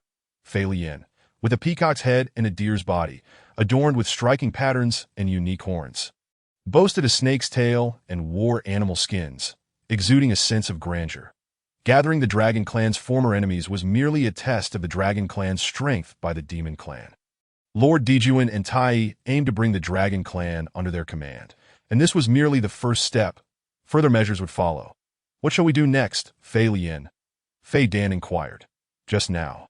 A small rat departed that I saw him heading toward the EC. They must have sensed something amiss and are returning for reinforcements to that point. We can assess Candle Dragon's capabilities and see what strength this last bastion of the Dragon Clan possesses. Fei Lian replied. Should we summoning Zhao as well? After all, Candle Dragon has quite a reputation, and we should exercise caution. Fei Dan suggested, no need. Candle Dragon is but a mere opponent. Even if we cannot defeat him, it does not mean we cannot retreat unscathed. Why should we fear him? Fei Lian replied with arrogance. Fei Dan nodded in agreement with Fei Lian's words. Little did they know, the Dragon Clan had another formidable expert in Qing Long, and their arrogance would soon cost them dearly. Chapter 60. Defeat Sin and I raced toward the EC without daring to pause for even a moment. Upon arriving at the EC Dragon Palace, he encountered Qing Long. Seeing San and I, Qing Long inquired with curiosity, Little Five, why do you appear so flustered? Where are your other brothers? Were you not supposed to be arranging the retreat? Catching his breath, San and I replied. Uncle Qing Long, we just arrived at the northern continent when we encountered an attack on our Dragon Clan. Then what happened next? Speak quickly. You are making me anxious. Qing Long urged at that moment. Candle Dragon approached and, upon seeing San and I, expressed surprise. Qing Long, what has caused your distress? Little Five, why have you returned? It seems something significant has transpired on the northern continent. Qing Long, do not rush. Let Little Five catch his breath before you interrogate him, or you will not get any answers. Candle Dragon interjected. San and I finally regained his composure. He promptly explained, Uncles, as soon as we arrived at the northern continent, we were assaulted by those remnants of our extinct kin. They have gathered together and launched an attack against our Dragon Clan that if it were just them, they would pose little threat. There is no need for you to return to the EC for assistance. Candle Dragon remarked. Qing Long added, it seems there are other forces at play behind this incident. Do you have any idea who it might be? Uncle Qing Long is correct. My elder brother shares the same view. He believes that these individuals would not have gathered without someone orchestrating it from behind the scenes. San and I replied. Since there is someone behind this, their intentions must not be simple. Those attacking us are merely cannon fodder, likely sent to assess our strengths. There are certainly other plans in motion, Qinglong concluded. Candle Dragon, filled with rage, declared, "Our dragon clan has only recently fallen, and already there are those who wish to take advantage of our plight. Truly, it is a case of the dragon swimming in shallow waters being harassed by shrimp, and the tiger falling to the ground being bullied by dogs. Uncles, we must hasten to the northern continent. My elder brothers are still there, and we do not know what dangers they may face." The anxious Swan and I exclaimed, "Xiao Wu is indeed correct. Qinglong, we must immediately head to the northern continent. I am eager to discover who dares to cast their gaze upon our dragon clan. Their appetite is truly insatiable, unafraid of the consequences that may shatter their teeth." The Candle Dragon spoke coldly. "Very well. I too wish to witness the capabilities of this individual who dares to provoke our dragon clan." Turning to Swan and I, Qinglong added, "Xiao Wu, you need not accompany us. You must be exhausted from your haste to return to the Eastern Sea. It is best for you to rest well within the Dragon Palace." Having spoken, Qinglong departed from the Eastern Sea Dragon Palace alongside the Candle Dragon, leaving Swan and I to silently pray for the safety of his elder brothers. Philian, it has been several days, yet the Candle Dragon has yet to arrive. Continuing to wait is not a viable option. The cannon fodder we gathered has nearly perished. When shall we take action? Phaeton voiced his impatience. "The Dio not fret. The demise of those weaklings bears no consequence for us. They serve merely as bait to lure out the Dragon Clan's elites that in my estimation, the Candle Dragon will soon arrive. Let us prepare accordingly," Philian responded. Just as he spoke, a resounding dragon's roar interrupted him. "Ha! The Candle Dragon has finally arrived. Philian, let us go meet him," Phaeton exclaimed with glee upon hearing the roar. "Now that he has arrived." "It is indeed our turn to make our move," Philian declared. The two then flew towards the Candle Dragon, but as they appeared before him and Qinglong, a sense of foreboding washed over them. "This is bad. We underestimated the Dragon Clan, not realizing there was another of equal strength to the Candle Dragon," Philian proclaimed, sensing the aura of Qinglong beside him. "It seems you two scoundrels are the ones stirring trouble from behind." Qinglong retorted, "No, you are merely errand boys. There must be someone else pulling the strings behind you." The Candle Dragon added, "You two are merely at the late stage of the great Luo Golden Immortal Realm. You lack the qualifications to be the masterminds. Speak of your benefactor, or I shall make you experience a fate worse than death." Qinglong shook his head. "I cannot fathom whether your benefactor underestimates our Dragon Clan, or if you are simply arrogant, dispatching two insignificant pawns to probe us. Reveal your backer now, lest you suffer physical torment." It will be to the Qinglong spoke in a deep voice. At the same time, the five individuals, including Jimeng, who had just departed, emerged onto the ground, while Tai rudely tossed Fei Lian and Fei Dan onto the ground. "Ouch, Tai, we are currently injured. Could you treat us with a bit more care?" Fei Lian remarked, wincing in pain. That Jimeng cast a cold glance at the two and scoffed. "This treatment is mild compared to what you deserve. Had it not been for your reckless actions, our mission would not have ended in failure." With a forced smile, Fei Lian replied, "Brother Jimeng, we had no idea that the Dragon Clan had another member on par with the Zhulong. We merely sought to fulfill Lord Di Jun's orders promptly, especially since Brother Ing Zhao was still commanding troops outside and would require some time to return to So, according to your reasoning. This is all my fault?" Ing Zhao glared at Fei Lian. Fei Lian hastily clarified, No, Brother Ing Zhao, you have misunderstood my intent. Enough. The matter is already ended in failure. No amount of arguing will absolve us of responsibility. We should focus on devising a plan to redeem ourselves." Jimeng interrupted their quarrel. After a moment of silence, Fei Dan's eyes darted around before he spoke. "Since our mission to probe the Dragon Clan has failed, and the 3 innate clans are not limited to just the Dragon Clan, what about the Qilin Clan? Once Fei Lian and I have recovered, we shall set off to the Qilin Clan and test their strengths.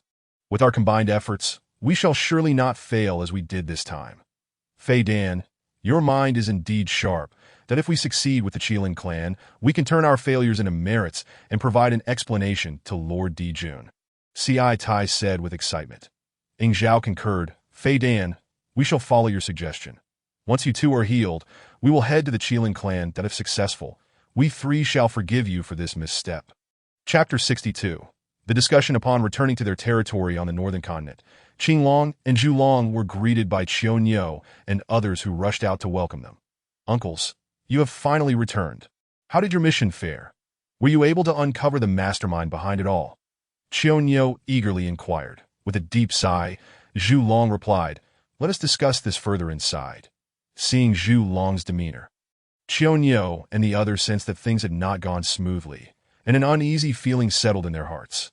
Once inside the hall, Qinglong glanced at Zhu Long and asked, "Shall I convey the news? Or would you prefer to do so?" "They must ultimately be informed that I shall take the lead," Zhu Long said as he turned to face Qianyo and the others. "Although we have discovered the identity of the mastermind, we have no means to confront them. Moreover, it will not be long before they return, and even we may struggle to stop them. Uncle, could you reveal to us the identity of this mastermind?" Qianyo pressed. Zhu Long's expression grew grave as he stated, "Alas, it is the Yao clan. The individuals who came to test us are 5 of the Emperor Dijun's trusted subordinates, while Qinglong and I managed to repel them. We also learned a piece of very unfavorable news. The Yao Emperor Dijun and Donghuang Tai are currently in seclusion, striving to break through to the quasi-saint realm. Once they succeed, they will visit our dragon clan. Though they may call it a visit, their true intention is to coerce our surrender, aiming to subordinate our dragon clan under the Yao clan's banner, utilizing us as a stepping stone to enhance their own reputation and, potentially, as cannon fodder in their quest for dominance." After Zhu Long finished speaking, the hall fell into an oppressive silence, with everyone remaining taciturn. Eventually, Qianyo broke the eerie stillness, asking, "In light of this, do you have any plans? Uncles, what future lies ahead for our dragon clan?" Yaji added, "Regardless of the circumstances, we cannot capitulate to the Yao clan. Otherwise, our dragon clan's future will be irrevocably lost, and we will never have the chance to rise again." The remaining brothers of the Zulong echoed, "What the second brother says is true. Uncles, we cannot surrender to the Yao clan, as this is not merely a matter of dignity, but a question of the future of our dragon clan." Observing the fervor of his nephews, Zhu Long sighed lightly. "I have no intention of surrendering to the Yao clan that, as you rightly stated, should we choose that path, we might temporarily preserve our clan. But we would doom the future of the dragon clan, subjecting ourselves to constant oppression and schemes by the Yao clan until we have no opportunity for resurgence. What difference is there between that and extinction? Is it truly the case that our dragon clan is beyond salvation?" Qianyo and the others asked, their voices tinged with despair. Witnessing the distress on their faces, Qinglong hesitated before speaking. "There is a way, but I doubt you will accept it. Uncle Qinglong, given the gravity of our situation, please do not keep us in suspense. Just tell us," the others implored urgently, akin to drowning individuals grasping for a lifeline. Zhu Long chimed in, "Qinglong, just present your idea. At this juncture, what is there to refuse? Since you insist, I shall share my plan." Qinglong addressed the group to ensure the survival of our dragon clan unscathed. "We have only one option, to ally ourselves with a powerful figure that know, Uncle Qinglong, how does this differ from surrendering to the Yao clan?" "I absolutely cannot accept that." Yaji immediately opposed. The others echoed. "Second brother is right. This suggestion bears no distinction from capitulation. We cannot accept it." Zhu Long regarded Qinglong with confusion, uncertain why he would propose such an unfeasible solution. Qinglong replied calmly, "You do not grasp the distinction I am making. While allying with a powerful figure and surrendering to the Yao clan may seem similar, they are fundamentally different. That if that is the case, please elucidate the differences between the two," Zhu Long said in a somber tone. Qinglong took a deep breath and explained, "It is quite simple. Our current aim is to preserve the dragon clan. However, relying solely on our own strength is no longer feasible. Thus, we must seek a protector. The difference lies in the fact that surrendering to the Yao clan would lead to our complete decline, whereas allying with a powerful figure, provided we choose wisely, could not only safeguard our clan, but potentially restore us to our former glory."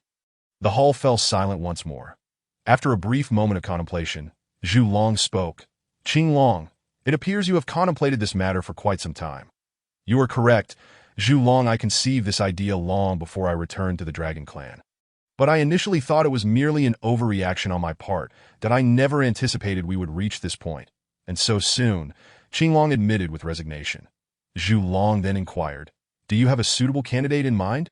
"Indeed, there is a candidate, and he is the most fitting for our Dragon Clan," Qinglong replied. Zhu Long expressed surprise at this response. Oh, now I am curious about your choice. Who is this individual you hold in such high regard? Qinglong spoke in a low tone. This person resides within the Eastern Sea, our neighbor, the master of Taichu Island and a direct disciple of the Tao ancestor, one of the future 7 saints of the Honghuang world. Su Ziki. What? Uncle Qinglong, your candidate is actually him. Qiao and the others exclaimed in unison. Zhulong added, I never expected it would be him. It appears he truly is our best option. Not long ago, the Baihu clan also aligned themselves with him and relocated near Taichu Island. Though the Baihu clan is few in number, they possess many experts, including several at the Great Luo Golden Immortal level, one of whom has reached the pinnacle of the Great Luo Golden Immortal realm. Qinglong nodded in affirmation. Indeed, Master Su is our optimal choice. His strength and the influence he wields can protect us. From my observations, the Phoenix clan and associated races under his command have already regained considerable vitality, with the Phoenix clan's power now surpassing our own. This clearly demonstrates that he treats his subordinates well, which is why I advocate for aligning with him. Despite Qinglong's endorsement, Zhulong felt reluctant to submit to another's authority, that we shall revisit this issue later. For now, we must focus on organizing the withdrawal. Indeed, Uncle Zhulong is correct. We will address this matter later. For now, let us prioritize the withdrawal and relocation of our affiliated clans. Qiao and the others concurred, sighing in resignation at the situation. Qinglong could only shake his head. Chapter 63. Severing the 2 corpses outside the Huanyu Hall on Taichu Island. The Zhuangmu inquired, Sister Nuwa, has Su Gu already achieved his breakthrough? Why has he yet to emerge? Changshi added, Indeed. It has been quite some time since I last saw Suji that is he intentionally avoiding us. Nuwa gently patted Changshi's head, saying, Oh, my dear Sister Changshi, you are overthinking it. How could Brother Su possibly avoid you? Given how adorable you are, I can sense his aura steadily increasing. He is still in a state of cultivation. Humph. Sister Nuwa has learned some bad habits from Brother Su, and now you two are patting my head. Changshi pouted, her hands on her head. Ha! Seeing Changshi's endearing demeanor, everyone burst into laughter. After a while, Fushi spoke up, Sister, your words lead me to a singular possibility. Brother, are you suggesting that Brother Su? Nuwa exclaimed. Covering her lips in surprise, Fushi nodded, saying indeed, he should be preparing to sever his second corpse and break through to the mid-stage of Quasi-Saint. The others nearby expressed their astonishment, exclaiming, No way! Brother Su, or brother-in-law, has only just severed 1 corpse to break through to Quasi-Saint. How can he be ready to sever a second so soon? This is truly extraordinary, Fushi reassured them. While this result was beyond our expectations, it is still within reason. After all, brother-in-law has mentioned that he has been at the pinnacle of the Luo Golden Immortal realm for quite some time, accumulating enough energy. With the method for breakthrough now in hand, it is only natural for him to achieve 2 severances in rapid succession. Upon hearing Fushi's words, they began to feel that Brother Su's consecutive breakthroughs were indeed reasonable. Nevertheless, even with such reasoning, it remained difficult to believe, as Zhuangmu sighed. Nuwa smiled and said, This is a good thing for us. With this, Brother Su has far surpassed others. Aside from Master Hongjun, no one in the Honghuang world can compare to Brother Su. While everyone was engaged in lively discussion, Su Zishi was wholly immersed in his cultivation within the Huanyu Hall that as time passed. Su Zishi, who had initially stabilized at the pinnacle of the early Quasi-Saint realm, began to gradually amplify his strength, ascending towards the mid-stage of Quasi-Saint. Crack! As though breaking through some boundary, a peculiar sound suddenly emanated from within Su Zishi. Simultaneously, the celestial energy from Taichu Island surged towards the Huanyu Hall, ultimately forming a massive vortex around Su Zishi that he sat at the center of the vortex, where an abundance of celestial energy flowed into his body, which he refined into magical power. Utilizing this magical power, he continuously severed the good intentions within his primordial spirit, while simultaneously retrieving 36 sea-controlling pearls to house these good intentions within this supreme, innate spiritual treasure. Before long, Su Zishi shouted, Good corpse, come forth. He ultimately severed the good intentions entirely from his primordial spirit, and the 36 sea-controlling pearls gradually transformed into a blue-robed Taoist who bore a striking resemblance to Su Zishi, much like the corpse he had previously severed. A more terrifying aura surged wildly from Su Zishi, expanding outward just as before. Niwa and the others sensed the momentum of Su Zishi's breakthrough once more. Despite having prepared themselves mentally, they were still shocked by the reality of his continuous advancement. Meanwhile, all beings within the East Sea experienced Su Zishi's overwhelming pressure yet again. They were astonished, for not long had passed since the last wave of pressure, and they were quite familiar with Su Zishi's aura. They had not expected him to break through so swiftly again. Beyond them, Qinglong and Zhulong were equally taken aback. After settling all matters, as they stepped into the East Sea, they once again felt Su Zishi's potent presence. Zhulong, with a look of disbelief, exclaimed, "Qinglong, am I hallucinating? Hasn't the master of Taichu Island just recently broken through? How could he have advanced again so quickly to Quasi-Saint? 2 breakthroughs in succession. Can this truly be real?" Qinglong nodded, finding it equally hard to believe. "This is real. I cannot forget his aura. It is exactly the same as the first time, that if there is any difference, it is that the pressure has intensified. Qinglong, I believe we should reconsider your previous proposal with utmost seriousness," Zhulong said, swallowing hard. "In that case, let us return to the East Sea Dragon Palace and deliberate thoroughly." Qinglong replied, "Agreed." Zhulong and Qinglong swiftly flew toward the East Sea Dragon Palace.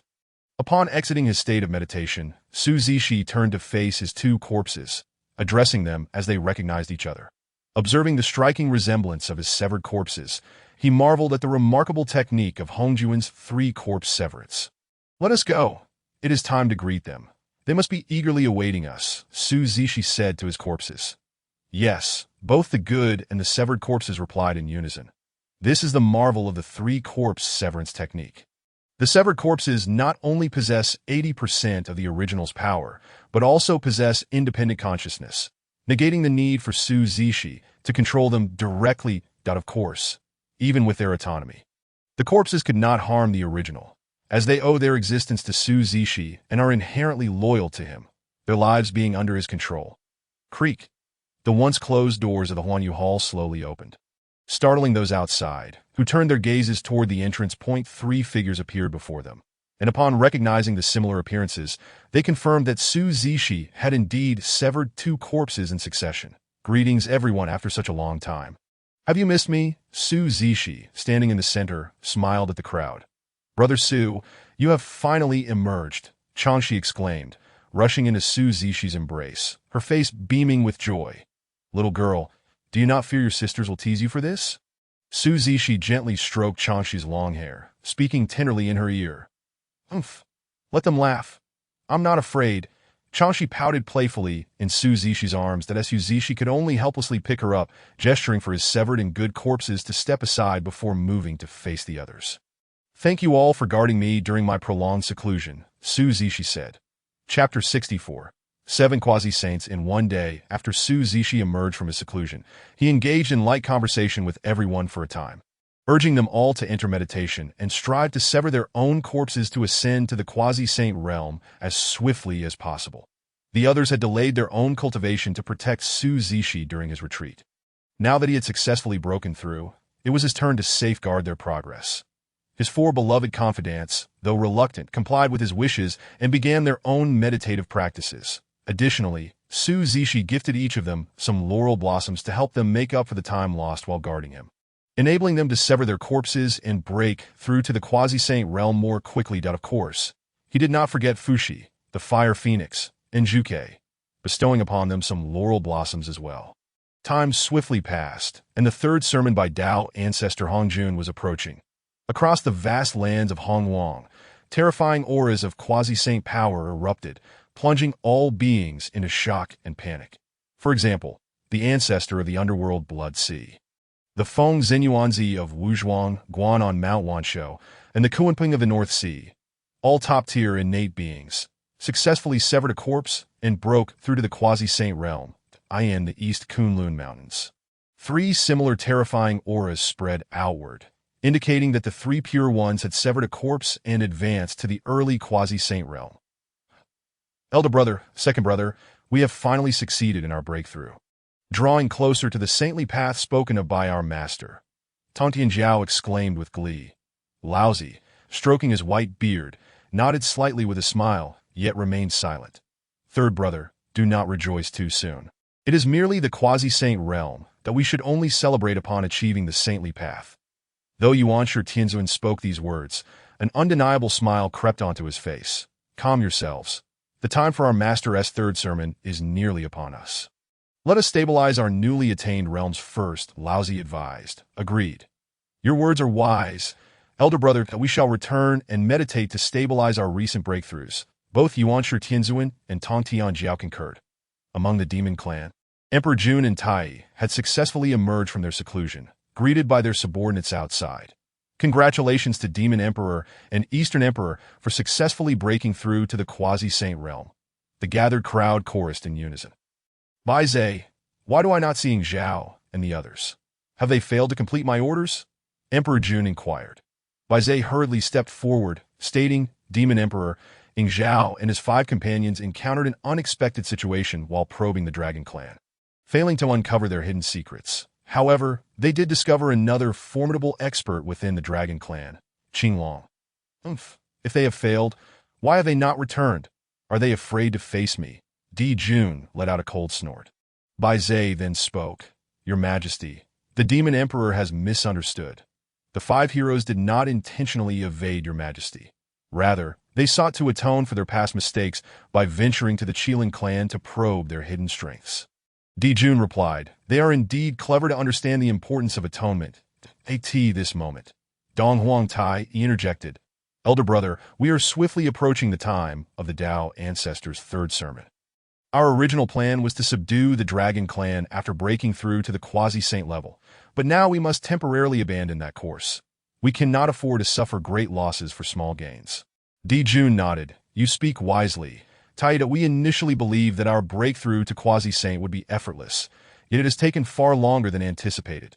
Subjugating the Dragon Clan must be postponed. We can act upon our return. The 3,000-year period has arrived. Today, the Purple Cloud Palace shall reopen. This will be my final opportunity to enlighten the sentient beings. Those fated to attend may come to listen to the Tao. Once more, the voice of Hongjun resonated from the heavens, prompting the long-waiting powerful beings to hasten toward the Purple Cloud Palace. Meanwhile, on Taichu Immortal Island, Su Ziji observed the practitioners still in their meditative states with growing impatience. It was vital not to miss this most significant third sermon, as it concerned the primordial purple chi essential for attaining sainthood. Fortunately, Su Ziji's concerns were unfounded. He sensed that the practitioners in seclusion had simultaneously broken through, all exuding the aura of the quasi-saint realm. The denizens of the Eastern Sea were engulfed in profound fear. If Su Ziji had brought them shock, then figures such as Fushi and Nuwa instilled sheer panic. The sudden appearance of 7 quasi-saint-level powerhouses was almost beyond their belief. Fushi, Nuwa, Changshi, Shihe, Zhuangmu, Zhuke, and Hufengguang. In the Eastern Sea Dragon Palace, both Zhu Long and Qing Long gazed in astonishment toward the direction of Taichu Immortal Island. How could this be? 7 quasi-saints in a single day? Qing Long stammered, overwhelmed by disbelief. Zhu Long, equally incredulous, added, what astounds me even more is that among these 7 quasi-saints, I recognize the familiar auras of 2. Hufengguang and Zhuke of the Phoenix clan. They too have reached the quasi-saint level. Did you just say that among these 7 quasi-saints, 2 are the vice-clan leader Hufengguang and the Grand Elder Zhuke of the Phoenix clan? Qing Long asked, swallowing hard as he turned to Zhu Long. Zhu Long nodded. We, the Dragon Clan, have battled the Phoenix clan for many years. I would never mistake them. They have indeed become quasi-saints, that if the Phoenix clan has 2 quasi-saints under the leadership of Lord Su, should we not consider aligning ourselves with him as well? Qing Long suggested, glancing at Zhu Long. Zhu Long hesitated. It seems plausible, both in talent and lineage. I believe we are not inferior to Zhuke and Hufengguang. Their breakthrough signifies that we too could achieve the same. Yet our current deficiency lies in the method of breakthrough. Why not reconsider my earlier proposal? Aligning with Lord Su not only safeguards the Dragon Clan, but also presents us with the opportunity to glimpse the quasi-saint realm. From any perspective, we stand to gain. Qing Long urged Zhu Long. Hearing Qing Long's words, Zhu Long felt a flicker of temptation. This indeed appeared to be the optimal strategy, beneficial for both the Dragon Clan and themselves. After pondering, Zhu Long asked, if, and I emphasize if, we were to align with Lord Su, would he accept us? After all, the enmity between our dragon clan and the Phoenix clan runs deep, with many of our kin perishing at their hands. Qing Long replied, from my observations, he is unlikely to refuse us. The animosities between us and the Phoenix clan have faded with the passage of time, that if you remain unconvinced, let us visit Taichu Immortal Island to gauge his sentiments. What do you think? That seems wise. We should not delay any further and depart at once, Zhu Long declared. Suddenly, Qing Long recalled something and halted Zhu Long. We must wait a while longer. The Dao ancestor recently announced the commencement of the third sermon. He is likely too occupied to meet us, so we must wait until his return. Then we shall wait until 3,000 years have passed, and we will visit upon his return, Zhu Long concluded. Chapter 65. The three teachings of the Purple Cloud Palace. Seeing that Nuwa and the others had successfully broken through, Su Ziji had no time to allow them to stabilize their realms, and led them toward the Purple Cloud Palace in the chaotic void. Upon arriving at the Purple Cloud Palace, the assembled crowd felt a sense of unease as they observed the two vacant mats at the front and the large open space behind. Speculating on the reason for Su Ziji's absence. Nearby, Yuan Shitianzun noticed that Su Ziji's mat remained unoccupied and silently cursed, wishing for Su Ziji to miss this third sermon, thus incurring the wrath of their master and being expelled from the sect. The mere thought of this caused a faint smile to appear on Yuan Shitianzun's lips. The Tongtian Jiao master, seated beside him, noticed the smile and was puzzled, unable to comprehend its cause. Just as the crowd was abuzz with speculation, Su Ziji and his companions entered the Purple Cloud Palace and made their way to their designated seats. Observing the tardy arrival of Su Ziji and company, the attendees suddenly realized that Su Ziji's cultivation had reached the mid-quasi-saint level, evoking profound astonishment, mingled with disbelief. Especially the three pure ones and the Western figures of Jane and Zhuanti, who could not fathom how Su Ziji had ascended in realm so swiftly that it was known that they were all disciples of Hongjun. Yet they had only just managed to sever one corpse to attain the initial quasi-saint level, while Su Ziji had already severed two corpses to reach the mid-quasi-saint level, aside from the top-tier innate powers. Most others had barely reached the pinnacle of the great Luo Golden Immortal stage, still far from the quasi-saint realm. The joy once radiating from Yuan Shitianzun faded as he sensed Su Ziji's cultivation, his expression stiffening as he internally cried out, I cannot believe this. How can this villain have advanced to mid-quasi-saint so swiftly? What right has he to surpass me, a true disciple of Pangu? The heavens are truly unjust. Unbothered by Yuan Shitianzun's thoughts, Su Ziji and his companions took their seats amid the astonished gazes of the crowd, patiently awaiting the arrival of Dao Ancestor Hongjun. Shortly thereafter, Dao Ancestor Hongjun appeared atop the high platform, his demeanor colder than before. Su Ziji, observing Hongjun's appearance, surmised, it seems he is at a crucial moment of merging with the Dao. Once this third sermon concludes, he is likely to fully integrate with the heavenly Dao. This sermon shall be the final one, focusing on the path of the saints. Whether you comprehend it depends on your own fortune. Hongjun proclaimed coldly that he continued, the principles of the Dao are characterized by the duality of existence and non-existence. The Dao is often nameless and formless, preceding heaven and earth, serving as the genesis of all things. Conversely, the Tao gives rise to the myriad of beings, possessing boundless utility. The principles of the Tao permeate all existence, manifesting as the relativity of all things, where extremes inevitably revert to their origins. Adhering to fundamental laws, the utility of existence is fundamentally rooted in non-existence. The Tao of the sage embodies the natural principle of non-action, cultivating oneself in a state of desirelessness and tranquility. With an empty heart and a void mind, avoiding self-assertion, self-praise, and acting without attachment. Upon hearing Hongjun's words, the gathered crowd was electrified, eager to seize this opportunity to glimpse the path of the saints and prepare for their own futures. However, they soon realized the complexity of the teachings. The path of the saints could only be understood by those who had attained sainthood. Thus, the audience found themselves lost in a fog of confusion, their initial excitement dissipating into despondency. Even Su Ziji, now at the mid-quasi-saint level, along with the top-tier innate powers who had just entered the quasi-saint realm, found themselves unable to grasp even a fragment of the profound subtleties of the saintly path. The assembly in the Purple Cloud Palace fell into a state of bewilderment, left with no choice but to memorize Hongjuan's teachings verbatim, hoping to glean some insight in the future. Yet, Hongjun remained indifferent to their confusion, continuing his discourse on the path of the saints. Time flowed swiftly, and within the haze of partial understanding, 3,000 years quietly elapsed, at the end of the 3,000-year period, upon completing his exposition of the path of the saints. Dao ancestor Hongjun fell silent, casting a discreet glance at the gathered crowd before focusing on his 8 disciples below. As Hongjun ceased his teachings, the audience in the Purple Cloud Palace simultaneously opened their eyes, directing their gazes toward him. Hongjun regarded them calmly and stated, "When the great Panga split the primordial world and transformed into the primordial earth, I serendipitously acquired the creation artifact, the creation jade disc, which aided me in attaining the heavenly Tao saintly realm. However, under the heavenly Tao, it is my duty to enlighten the sentient beings of the primordial realm. Thus, I have conducted these 3 sermons in the Purple Cloud Palace. The responsibility of enlightening all beings has now been fulfilled by me. Henceforth, this duty of enlightenment shall rest upon you all. After my cultivation has reached a remarkable advancement, I have felt the vastness of the celestial path and the myriad of creations, which embody both great benevolence and great indifference. The grand momentum of the heavenly way is such that it lacks one of the 50 aspects of the great path. Although I possess profound teachings, I am unable to complete this deficiency. Today, I have finally comprehended the method of the jade disc of creation, and I intend to align my being with the way to fill the void left by the heavenly path, to extend the great benevolence of heaven and to rectify its great indifference, thus completing the heavenly way. From this moment forth, Hongjun shall embody the heavenly way, yet the heavenly way shall not be Hongjun." Upon hearing these words from Hongjun, the crowd of the Purple Cloud Palace was filled with joy.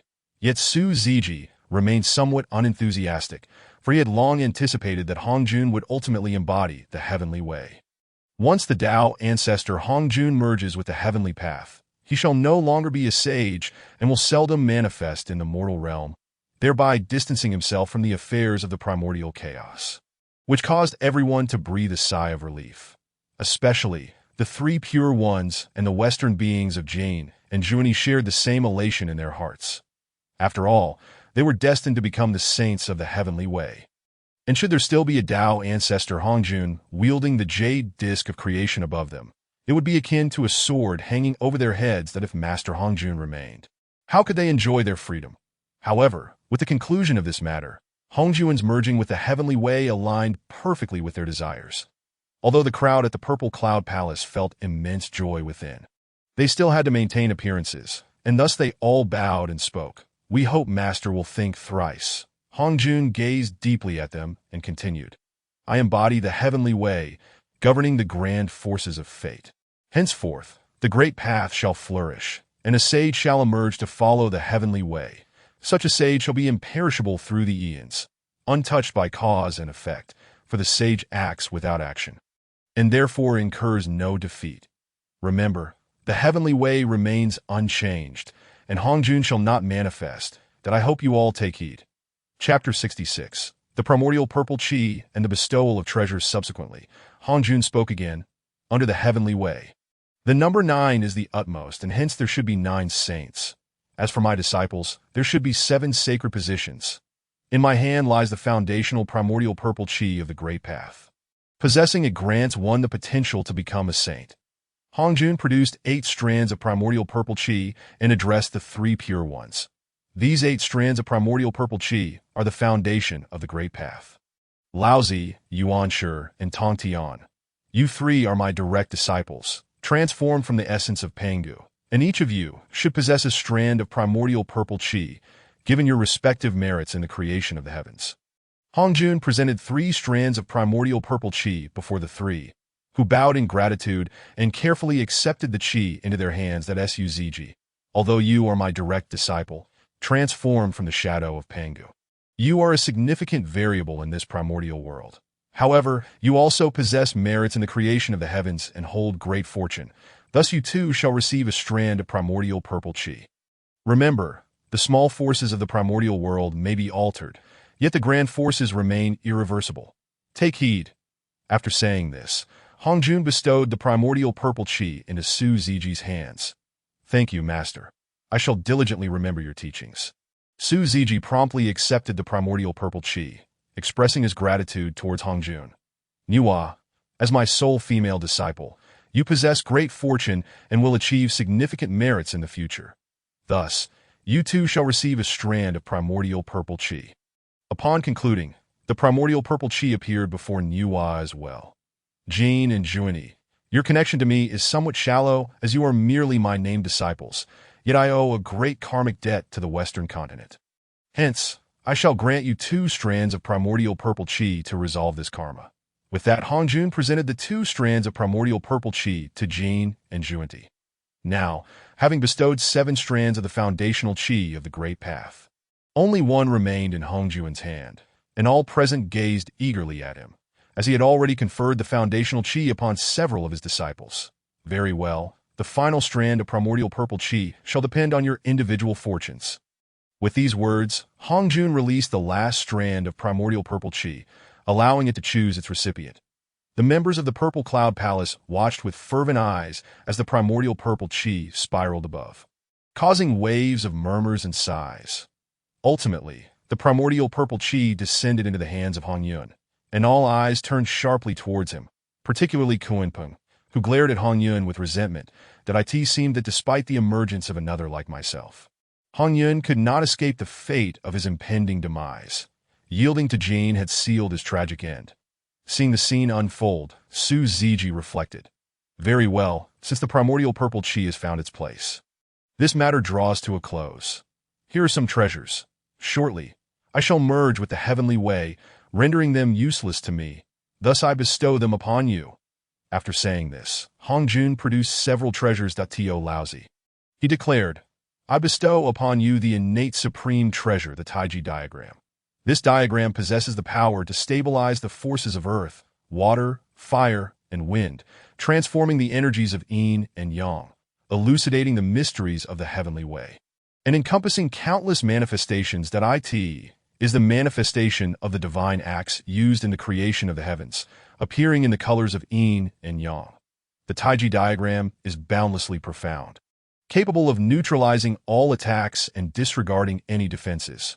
When unfurled, it stirs the heavens and earth, causing the sun and moon to change colors. Its unparalleled might unmistakable, and it possesses the ability to suppress fate. Laozi hurriedly accepted the Taiji diagram, expressing, Thank you, Master, for this treasure. Despite Laozi's attempts to remain composed, he could not hide his elation, for the Taiji diagram was indeed a supreme, innate treasure, Yuanshi Tianzun. Hongjun proclaimed, I bestow upon you the innate supreme treasure, the Panga banner.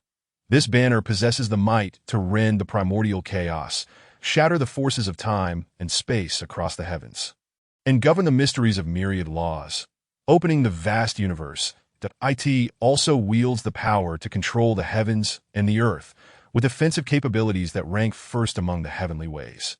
It is the blade of the divine axe used in the creation of the heavens, appearing in a chaotic hue, and it possesses the ability to suppress fate.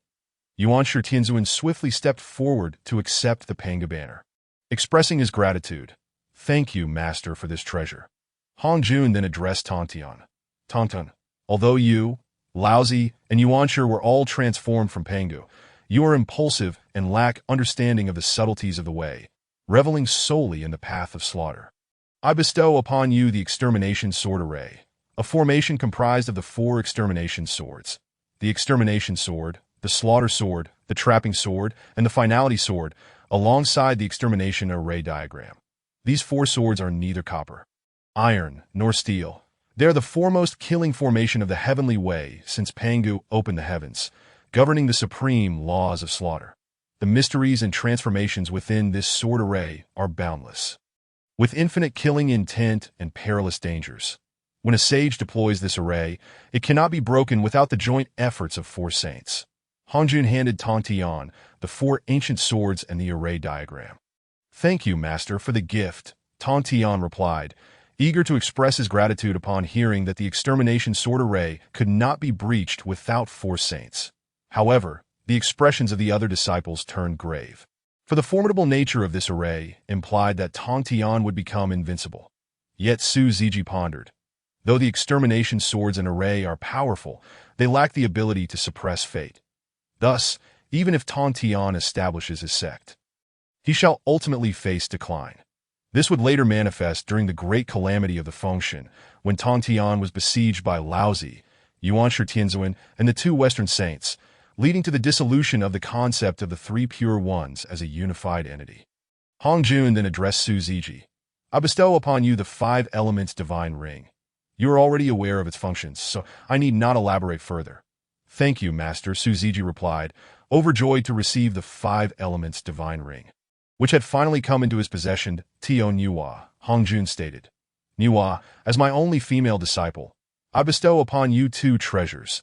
The supreme innate spiritual treasure, the map of mountains and rivers, which contains the heavens and nourishes all beings, capable of birthing myriad creations. Other treasures may serve as weapons or defenses, but the map of mountains and rivers records the topography of the primordial landscape, acting as a map of the primordial world. Once one enters it, even a Deluo golden immortal would be at the mercy of the map's master, with no chance to resist. Indeed, should a saint enter the map unarmed, they could remain trapped for hundreds of years. Armed with a supreme treasure, one could escape in 10 years. The method of use involves unfurling the map and presenting it in the air, at which point it will vanish without a trace, silently laying down a restriction. Once one enters that restriction, it is equivalent to entering the map itself. The other treasure is the red stitch ball, a supreme, innate treasure of merit, governing the marriages of heaven, earth, and humanity, ensuring that lovers become united, bringing forth endless merits that it can also be used as a weapon.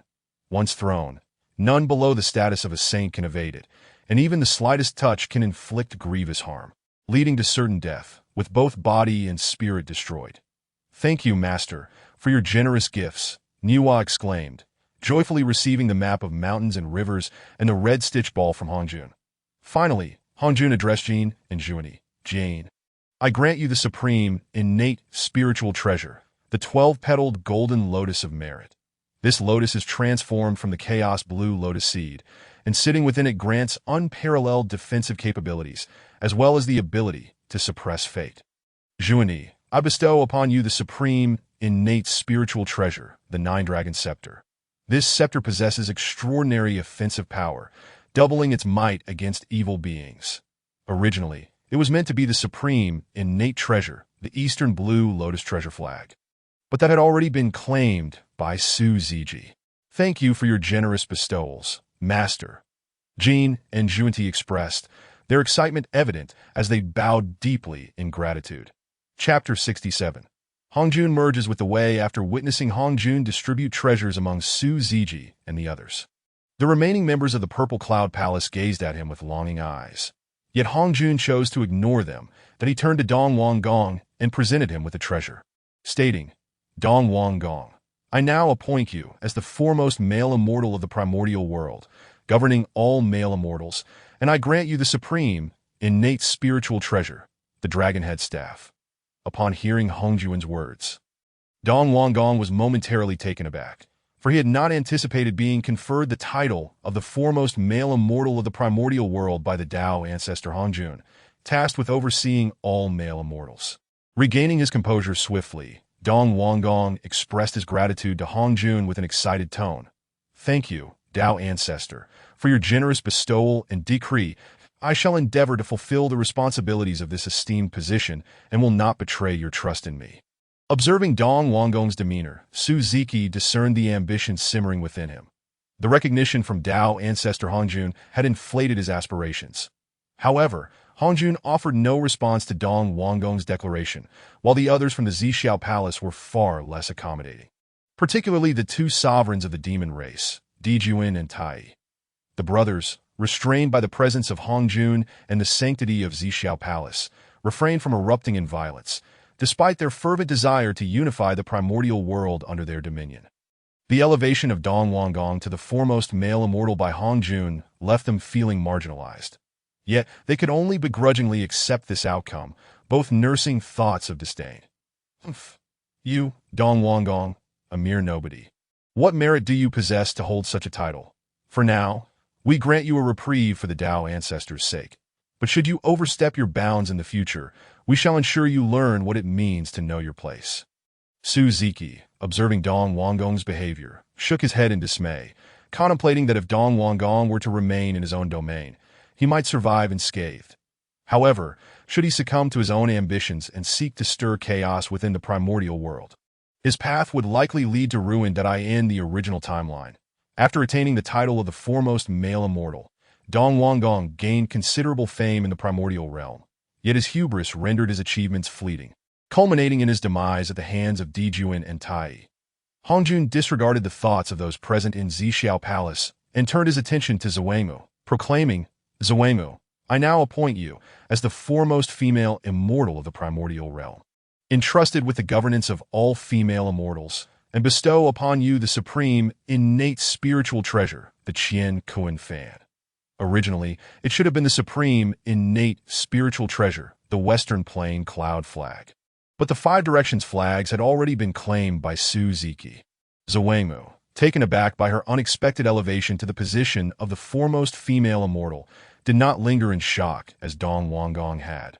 Thanks to Su Ziki's timely reminder, rising to express her gratitude, she said, "Thank you for your generous bestowal, Tao ancestor." Witnessing the continuous bestowals of treasures from Hongjun, the others in Zixiao Palace, feeling a mix of envy and desperation, collectively implored, "We beseech the sage to show mercy upon us and grant us some treasures for our protection." Hongjun, observing their earnest pleas, finally replied, "Very well, seeing your sincerity, I shall relent. Outside Zixiao Palace lies the Fen Shizi Cliff, where I have placed all the spiritual treasures I have gathered over the years. You may take what you are fated to receive." With that, he concluded, "It is time for me to merge with the Tao. You may depart now. Remember, the heavenly Tao remains unchanging. Hongjun does not manifest. In the future, Hongjun shall embody the heavenly Tao, yet the heavenly Tao is not solely Hongjun." This served as a warning for all not to act against the natural order, particularly aimed at Su Ziki, advising him to temper his actions henceforth lest he find himself facing dire consequences. Unfazed by Hongjun's admonition, Su Ziki had been anticipating the mention of the Fen Shizi Cliff. As soon as Hongjun concluded, he immediately conveyed this information to Enhua and the others behind him. "Thank you, master, that I shall take my leave now." Seizing the moment before anyone could react, Su Ziki stood and bowed in farewell to Hongjun before swiftly heading towards the Fen Shizi Cliff outside Zixiao Palace. Following suit, Fushi, Enhua, Zuangmu, Shihe, Changshi, Huifeng Wang, and Zhuke, the seven, rose simultaneously to bow in farewell to Hongjun. "Thank you, Tao ancestor, we shall also take our leave." After expressing their gratitude, they hastily followed Su Ziki's lead towards the Fen Shizi Cliff. As they departed, the three sages, Sanqing and the two others, Zhuanti and Jiejing, realized the urgency of the situation, muttering to themselves in alarm. They quickly rose to emulate Su Ziki, bowing in farewell to Tao ancestor Hongjun, before hastily flying towards the Zixiao Palace's exit. Intent on catching up with Su Ziki and his companions, the rest of the assembly within Zixiao Palace soon grasped the situation, rising en masse to bid farewell to Hongjun, nearly 3,000 individuals rushing frantically towards the exit. The atmosphere charged with urgency, as they feared the treasures at the Fen Shizi Cliff would be snatched away by those ahead of them. Should Su Ziki witness this chaotic scene, he would undoubtedly find it familiar and exclaim, "Wow, this is just like the frenzied rush after classes when students scramble for food back in school." Easily outpacing the others, Su Ziki and his group arrived before the Fen Shizi Cliff, where they beheld an array of spiritual treasures radiating vibrant hues, dazzling in their brilliance. Without delay, Su Ziki summoned the Qian Kuan Ding, which grew enormous and hovered in the air, its mouth directed towards the Fen Shizi Cliff, that a formidable force emanated from within the ding, drawing a multitude of spiritual treasures into its depths. Seeing Su Ziki's actions, Enhua and the others followed suit, invoking their own treasures to collect the bounty from the Fen Shizi Cliff. Shortly thereafter, the three sages arrived, also summoning their artifacts to gather the treasures that in time. The remaining denizens of Zixiao Palace reached the cliff as well, each invoking their own treasures to amass the spiritual riches. Ultimately, Su Ziki's group secured 50% of the treasures, while among the Sanqing, Laozi claimed 10%, Tongtian another 10, and Yuanshi merely 5 that Zhuanti and Jiejing together collected 10%, leaving the final 15% to be divided among the rest. Enhua then seized the Finshizu cliff itself, prompting a wave of regret among the others, recognizing that a treasure capable of holding such an abundance of spiritual items was surely remarkable. At that moment, Hongjuan's voice resonated from behind the crowd. The great Tao encompasses 50, the heavenly cycle is 49, that I have fulfilled my duty to impart the Tao to all beings.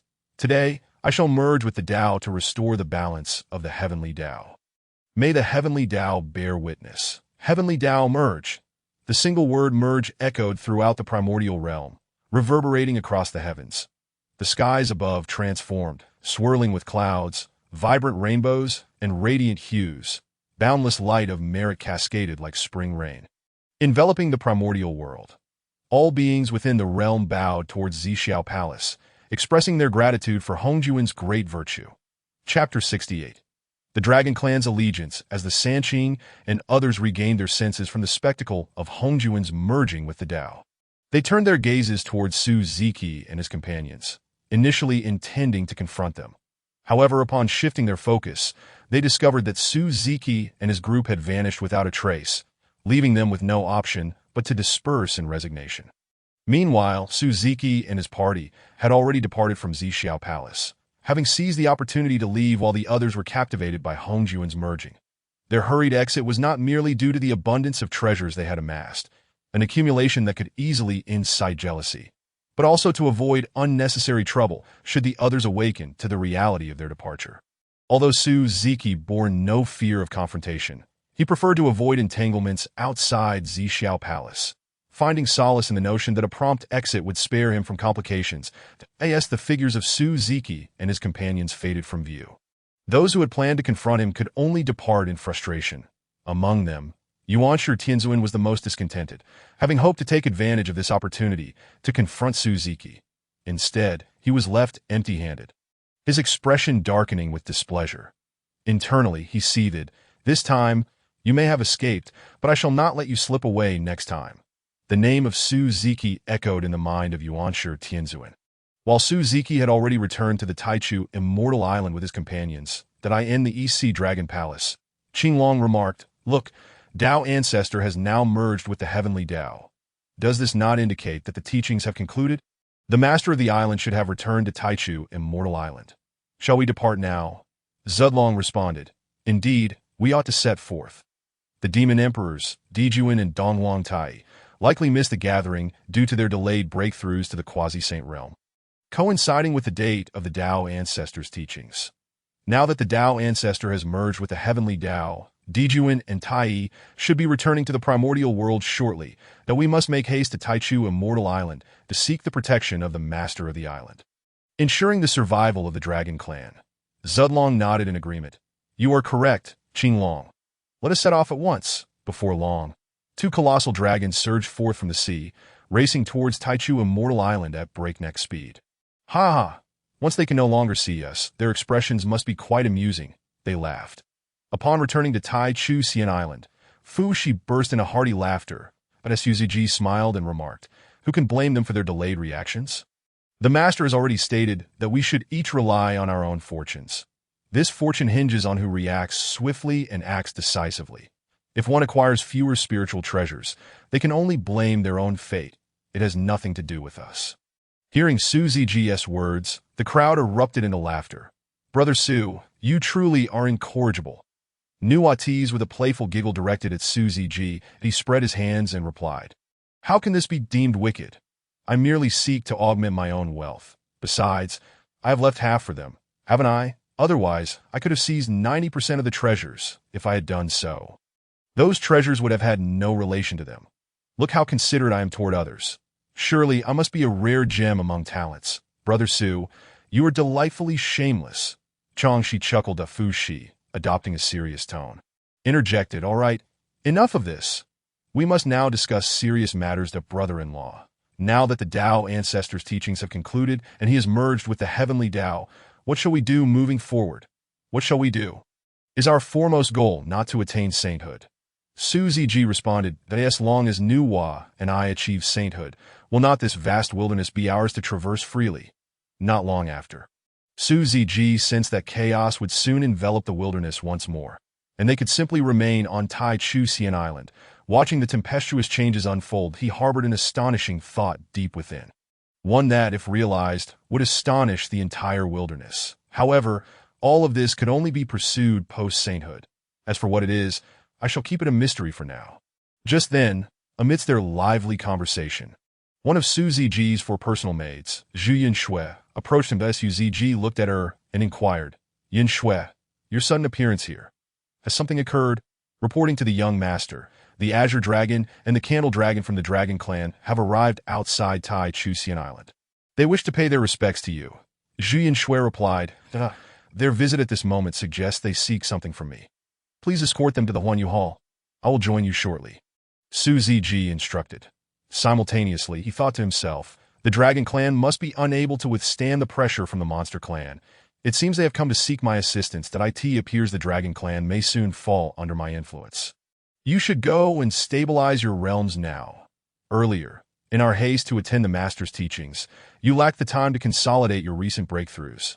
Now that there are no pressing matters at hand, it is an opportune moment for you to solidify your realms to prevent any adverse effects on your future cultivation, Su Ziji concluded before making his way to the Huanyu Hall. Upon entering the hall, he was greeted by the waiting Azure Dragon and Candle Dragon, who immediately stood and respectfully proclaimed, "We pay our respects to Island Master Esud and own need for excessive formality." "Please, have a seat," Su Ziji responded, pleased by their respectful demeanor. Once seated at the head of the table, he inquired, "May I ask what brings you here?" "Island Master, time is of the essence, so I shall be direct. I, along with the Azure Dragon, have come to represent the Dragon Clan in seeking refuge under your esteemed leadership," Candle Dragon stated, bowing respectfully towards Su Ziji. "Indeed," Su Ziji thought to himself, "seeking refuge with me? You, who were once among the illustrious 3 primordial clans and one of the 3 great overlords of the wilderness, now come to me for shelter. How unbelievable." Su Ziji deliberately teased Candle Dragon and Azure Dragon to diminish their pride. Hearing the veiled mockery in Su Ziji's words, Candle Dragon could only endure it. After all, beneath another's roof, one must lower their head. He had come seeking Su Ziji's aid and was willing to overlook a few jests. "Everything for the sake of the Dragon Clan. I assure you, my intentions are not merely for the sake of advancing to quasi-saint," he mused. "Island Master, you truly humble us. The Dragon Clan can hardly claim to be one of the 3 great overlords anymore. It is a challenge merely to safeguard our own existence." Azure Dragon sighed deeply. "From what you're saying, it appears the Dragon Clan is facing difficulties and has come seeking my protection," Su Ziji stated. "Island Master is indeed perceptive." Both Candle Dragon and Azure Dragon replied in unison. "Since that is the case, what challenges have compelled you to set aside your dignity and seek my assistance?" Su Ziji inquired, feigning ignorance. After exchanging glances, Azure Dragon stepped forward and said, "Reporting to Island Master, our Dragon Clan is currently being targeted by the Monster Clan. Before long, the Monster Emperor Dijun and Dong Huangtai will come to our Dragon Clan, intending to coerce us into submission and allegiance to the Monster Clan." "The Monster Clan? They are indeed thriving, reminiscent of your era when you dominated the wilderness. Why do you not wish to align with them and instead seek refuge with me?" Su Ziji questioned. Candle Dragon replied, "Precisely for that reason, we refuse to submit to the Monster Clan. Should we fall under their command, it would only bring oppression and suspicion to the Dragon Clan, potentially leading to our complete decline. Island Master, among all the heroic figures in the wilderness, you are the only one truly suited for our Dragon Clan's loyalty. Moreover, you treat your subordinates with great care." Azure Dragon continued, unabashedly flattering Su Ziji. Unable to tolerate the excessive praise, Su Ziji interrupted, "All right, no more flattery. You're making me blush. I didn't realize you could be so sycophantic. Truly, appearances can be deceiving." After being interrupted, Azure Dragon felt a flush of embarrassment, surprised to discover he could act so shamelessly. Candle Dragon also looked at Azure Dragon in astonishment, not expecting such a sycophantic display. "In light of your sincere intentions, I shall accept your Dragon Clan. From this day forth, you shall be a part of Tai Chu Xian Island. Furthermore, You mentioned that Jun and Tai Yi would soon arrive at the East Sea Dragon Palace. Therefore, please take me to the Dragon Palace, where I will await their arrival, and let them know that your dragon clan has found a master, dissuading them from further pursuit, Su Ziji declared. Overjoyed at Su Ziji's acceptance of their allegiance, Candle Dragon and Azure Dragon were ecstatic. Please, lead the way, Master, Candle Dragon said as he guided Su Ziji ahead. You may address me as Young Master, Su Ziji replied. As you wish, Young Master. Both Candle Dragon and Azure Dragon responded in unison. Young Master, please take a look. This is our East Sea Dragon Palace, which has served as the heart of the Dragon Clan since its inception. Candle Dragon explained to Su Ziji. At this time, the other three seas do not possess dragon palaces. The appearance of the dragon palaces in the original timeline was to divide the fortunes of the Dragon Clan. As Su Ziji gazed at the magnificent dragon palace, he could not help but exclaim, Truly, this palace is worthy of having been one of the overlords of the wilderness. It is indeed grand. Young Master jested. No matter how splendid this dragon palace may be, it cannot compare to your Huanyu Hall, Candle Dragon flattered. Just as Su Ziji was about to step into the dragon palace, he suddenly halted, turning to gaze at the skies above the palace. Initially puzzled by Su Ziji's behavior, Candle Dragon and Azure Dragon soon perceived the anomaly above the East Sea. They beheld 7 figures standing in the skies, with the 2 foremost sharing a striking resemblance and emanating a faint golden sunfire. These 2 were none other than Jun and Tai Yi, accompanied by Ying Zhao, Ji Ming, Ci Tai, Fei Dan, and Fei Lian, while Bai Zhe had been assigned by Jun to remain with the Monster Clan. Su Ziji addressed Candle Dragon and Azure Dragon. Since our guests have arrived, let us, the hosts, go to greet them. With that, he led them towards Jun and the others that eye in the skies above the East Sea. Jun and his companions sensed the approaching auras of Candle Dragon and Azure Dragon. Jun smiled at Tai Yi beside him, saying, Tai Yi, it seems that Candle Dragon and Azure Dragon are eager to ally with us. Jun, you must be dreaming, came Candle Dragon's voice from beneath the S.T. that moment. Su Ziji, along with Candle Dragon and Azure Dragon, appeared before Jun and the others. Candle Dragon. Tai Yi was about to confront him when he noticed not only Candle Dragon and Azure Dragon, but also the unexpected presence of Su Ziji. Jun and Tai Yi exchanged glances, a sense of unease creeping into their hearts, sensing that their plans might not unfold as anticipated. Dao friend Su, I did not expect to meet you here so soon after our encounter at the Dao Ancestor as Zhixiao Palace. Jun greeted Su Ziji with a respectful clasp of his hands that Su Ziji disregarded Jun's pleasantries, questioning instead, Jun, what brings you to my East Sea? Your East Sea, Dao friend Su. You must be jesting. When did this realm become your territory? Jun retorted, his foreboding feelings intensifying. Do you believe I am deceiving you? Candle Dragon, please explain to them who the rightful master of this realm is now. Su Ziji commanded the Candle Dragon with urgency. Upon receiving the order, the Candle Dragon stepped forward and proclaimed, Jun and the others, heed my words. This vast expanse has always belonged to our Dragon Clan. Now that we have allied ourselves with the esteemed young master, he shall be the new sovereign of these waters. That do you have any objections? Hearing the Candle Dragon's declaration, the expressions of Jun and his companions darkened considerably. They had not anticipated that they were a step too late. The cooked duck had flown away, and they had unwittingly become a feast for Su Ziji. Now you understand. The Dragon Clan is under my command. A part of my Tai Chu immortal island, and not to be oppressed at your whim, Su Ziji said coldly, arms crossed against his chest. The Jun's countenance was grim as he suppressed his inner fury and replied, Friend Su, your actions may not bode well. The Dragon Clan is a target for our demon tribe. Are you seeking enmity with us? As soon as Jun finished speaking, he and Tai Yi simultaneously unleashed their early-stage quasi-saint might, pressing down upon Su Ziji and his companions. Ridiculous! You are like an ant attempting to shake a tree. You have been brazen on this primal land for too long, uncorrected in your arrogance. Since it is so, I shall teach you what it means to have reverence, Su Ziji retorted, his eyes narrowing as he activated his martial Dao Heavenly Eye, a first in front of outsiders. A terrifying pressure emanated from Jun and his companions, rendering them immobile. That as time passed, the weight upon them grew, and with a sudden puchi, all 7 spat out blood, grievously injured, observing their inability to withstand the pressure. Su-Ziki retracted the martial Dao heavenly eye, restoring their freedom. Now do you comprehend what reverence is? Su-Ziki gazed at Di-Jun and the others with disdain. His ability to wound them with such ease stemmed not only from his superior cultivation, but also from the ultimate power of the martial Dao heavenly eye, which harnessed the forces of heaven and earth to subdue them. Cough, cough, cough. We concede this time.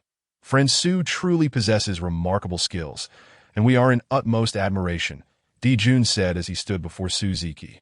Noticing the injuries of Tai Yi and the others, he realized they were similarly wounded but not critically, and would recover swiftly. He clasped his hands in gratitude, saying, "Thank you, friend Su, for your mercy." Then, addressing Tai Yi and the others with a tone of reluctant acceptance, he declared, "Let us depart." As they turned to leave, the Candle Dragon waved at them. "You are welcome to visit again." Hearing the Candle Dragon's taunt, Tai Yi and Ning Zhao could not contain their urge to retaliate. But Di-Jun stopped them. "Ignore the Candle Dragon. He is merely a petty individual reveling in his moment of triumph, that we shall reclaim our dignity in due time." Di-Jun stated grimly that he was aware that he was merely comforting Tai Yi and the others. Su-Ziki was one of the 8 saints designated by the Dao ancestor, and they had no chance of defeating him now or in the future. Seeing the Candle Dragon's insufferable demeanor, the Azure Dragon shook his head in exasperation.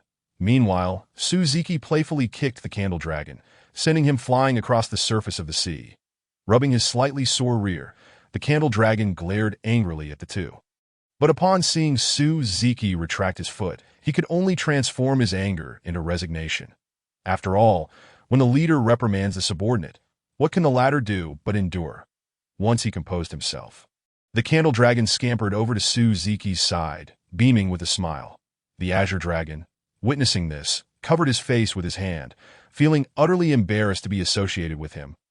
He could hardly believe that the Candle Dragon was such a character after all these years of acquaintance. "Enough of your antics. The demon clan has retreated, and I must return to Tai Chu, Immortal Island. Ensure the Dragon clan is settled, and return in 300 years, that I will then outline the future development of your clan." Su-Ziki instructed the Candle Dragon and Azure Dragon, "We shall obey your command, young master. We will arrive punctually in 300 years. They replied in unison. Meanwhile, Di-Jun and his companions were recuperating on a desolate island in the East Sea. "Damn it. After all these years of plotting, we have unwittingly made a fool of ourselves for Su-Ziki." Tai Yi lamented that Di-Jun consoled him. "Tai Yi, we did not foresee that the Dragon clan would ally with Su-Ziki. Nor did we anticipate his extraordinary strength. With a mere unknown ability, he managed to subdue us all. Indeed, Lord Di-Jun speaks truthfully. Facing that terrifying pressure, felt as if heaven and earth were bearing down upon us." "It is a truly formidable power," Ji Ming remarked. Then Ning Zhao inquired, "Lord Di-Jun, Lord Tai Yi, with our efforts to subdue the Dragon clan having failed, what shall we do next?" After a moment of contemplation, Di-Jun addressed the injured group. "There is no rush. We must first tend to our wounds. Lord Di-Jun, both the innate 3 clans, the Phoenix clan and the Dragon clan, are now under Su-Ziki's banner. Only the Kirin clan remains," Fei Lian noted. Tai Yi asked, "Speaking of the Kirin clan, what did your 5 men discern during your probing?" Reporting to both lords, the Kirin clan, once a hegemonic force in the Primordial era, possesses extraordinary depth. Initially, we struggled to match the second elder of the Kirin clan, Mo Qilin, in combat. His physical prowess rivals that of the Wu clan, and he wields the power of thunder, displaying both remarkable defense and devastating offense, making him a difficult opponent to overcome. Ji Ming explained. To Di-Jun's voice turned grave. "Did you fail once more?" "No, Lord Di-Jun, you misunderstand. We did not fail. Although we found it challenging to defeat Mo Qilin, he possesses a notable weakness. His slightly slower speed, though we engage him in combat while deftly maneuvering, and during this time, Tai managed to slay several Kirin, forcing them to reveal their trump card." Fei Dan quickly clarified. Tai nodded. "You have shown commendable skill. Now, what is the Kirin clan's trump card?" To our surprise, the Kirin clan's trump card is a horn from the Primordial Kirin. When Mo Qilin utilized this horn, his strength soared to the level of a quasi-saint, compelling us to retreat, in our escape. Even with our quick reflexes, we were caught by the residual force of his attacks, and sustained considerable injuries. Fortunately, Mo Qilin's speed was not so swift. Otherwise, we would have surely lost some of our own. Ing Zhao recounted with a hint of trepidation that Di Jun declared, "The endeavor to subdue the Kirin clan must be approached with caution. Our initial plan was to conquer the Dragon clan first and then turn to the Kirin clan. Now that we have failed with the Dragon clan, we cannot afford any missteps with the Kirin clan." "Understood. We shall brave fire and water, facing any peril for Lord Di Jun and Lord Tai Yi." The five of them pledged in unison. "Let us first recover from our injuries before devising our next strategy." Di Jun concluded that as Di Jun and his companions recuperated, rumors of their defeat at the hands of Su Ziki and the Dragon clan's allegiance to him spread throughout the primordial world. This was, of course, a deliberate act of propaganda by the Candle Dragon, aimed at exacting revenge on Di Jun and his companions, ensuring they faced humiliation across the entire primordial realm. This news also solidified Su Ziki's reputation, as many beings began to recognize him as an unparalleled powerhouse in the primordial world. The in the eastern Kunlun Mountains preposterous. All of it is a fabrication. How could he possibly be so formidable? Having even subdued one of the innate three clans, the Dragon clan, I refuse to believe it. The primordial beginning sage remarked, anger and frustration surging within him upon hearing the news. The old man of the Tao observed the discontented primordial beginning sage and admonished him sternly. "Second brother, calm yourself. Do not let your own hatred cloud your judgment." Upon hearing the old man's stern words, the primordial beginning sage regained his composure. "Elder brother, I apologize for my earlier outburst. It is simply difficult for me to accept that he possesses such formidable strength. Even against Di Jun and Tai Yi, I would only manage a stalemate. The emergence of such rumors indicates a significant degree of truth. He must possess that level of strength, and you must come to terms with this reality." The old man stated calmly. Chapter 71. The Kirin clan's allegiance at Mount Buzhou, within the Wu clan. Ha! That brother-in-law did splendidly. I have long found those two feathered beasts to be distasteful. Seeing them so thoroughly defeated by him is truly satisfying. Di Jiang roared with laughter within the Panga Great Hall. Candle Juin added, "Our brother-in-law and we share a deep connection. Recently, our Wu clan faced some friction with the Demon clan, and he has now dealt a blow to their two rulers. Truly, he is a commendable brother-in-law." Meanwhile, the other ancestral deities were showering praises upon Su Ziki, while the two sisters, Hutu and Xianming, beamed with joy at their brother's commendations for their beloved. They too began to long for Su Ziki, yearning for the moment he would return to the Witch clan to reunite with them. Not far from Mount Buzhou lay the residence of the Qilin clan, which had also learned of the recent chastisement of the Demon clan. "Uncle, the Demon clan truly deserves this fate. Not only did they intrude upon our territory, but they also slaughtered many of our kin. It brings me immense joy to see them punished," exclaimed the son of the Qilin, known as Sifong. His uncle, the second elder Mo Qilin, looked at him with affectionate indulgence. "Little Four, your focus should not be solely on this news, but rather on the fact that the Dragon clan has also allied themselves with this esteemed Lord Su. Uncle, I recall you mentioning this Lord Su before, but I never imagined he was so formidable." Sifong replied that Mo Qilin reminisced, "Indeed. In the days of the great conflict among the three primordial clans, when we were ambushed by the Demon clan, we suffered grievous losses, just as we were on the brink of despair. This Lord Su appeared. Alone, he charged into the ranks of the demon army, instilling fear in their hearts and causing chaos among their ranks. This provided us the opportunity to regroup, and ultimately, we followed him to annihilate the demon forces, leaving only a handful of their cultivators to flee back to the western continent. That in a sense, he is a benefactor to our Qilin clan. Had he not intervened, our fate would have been dire. Given this, uncle, why do we not seek to ally ourselves with him? With his presence, the Demon clan would no longer dare to bully us." Sifong innocently suggested. Still in his youth, Mo Qilin was momentarily at a loss for words, gazing at his young nephew before responding with a hint of resignation. "Little Four, matters are not as simple as you perceived. As one of the three primordial clans, once the overlords of the primordial world, we cannot easily submit to others, even in our current state of decline. But why have the Phoenix clan and the Dragon clan, both of whom share our status as primordial clans, allied with him? This surely indicates that Lord Su is exceptional. What harm would it bring us to do the same? Furthermore, did you not say he is our savior? By aligning ourselves with him, we not only shield ourselves from being bullied, but also repay his kindness. Is this not a mutually beneficial arrangement? Sifong questioned. Faced with his nephew's inquiries, Mo Qilin found himself speechless, unable to counter his arguments. After a moment of silence, he finally spoke. Little Four, allow me some time to ponder this matter, and I shall provide you with an answer. Mo Qilin found some merit in Sifong's assertions, recognizing the validity of his points. However, the pride of being a former overlord of the primordial world lingered in his heart, making it difficult for him to decisively commit to an alliance with another.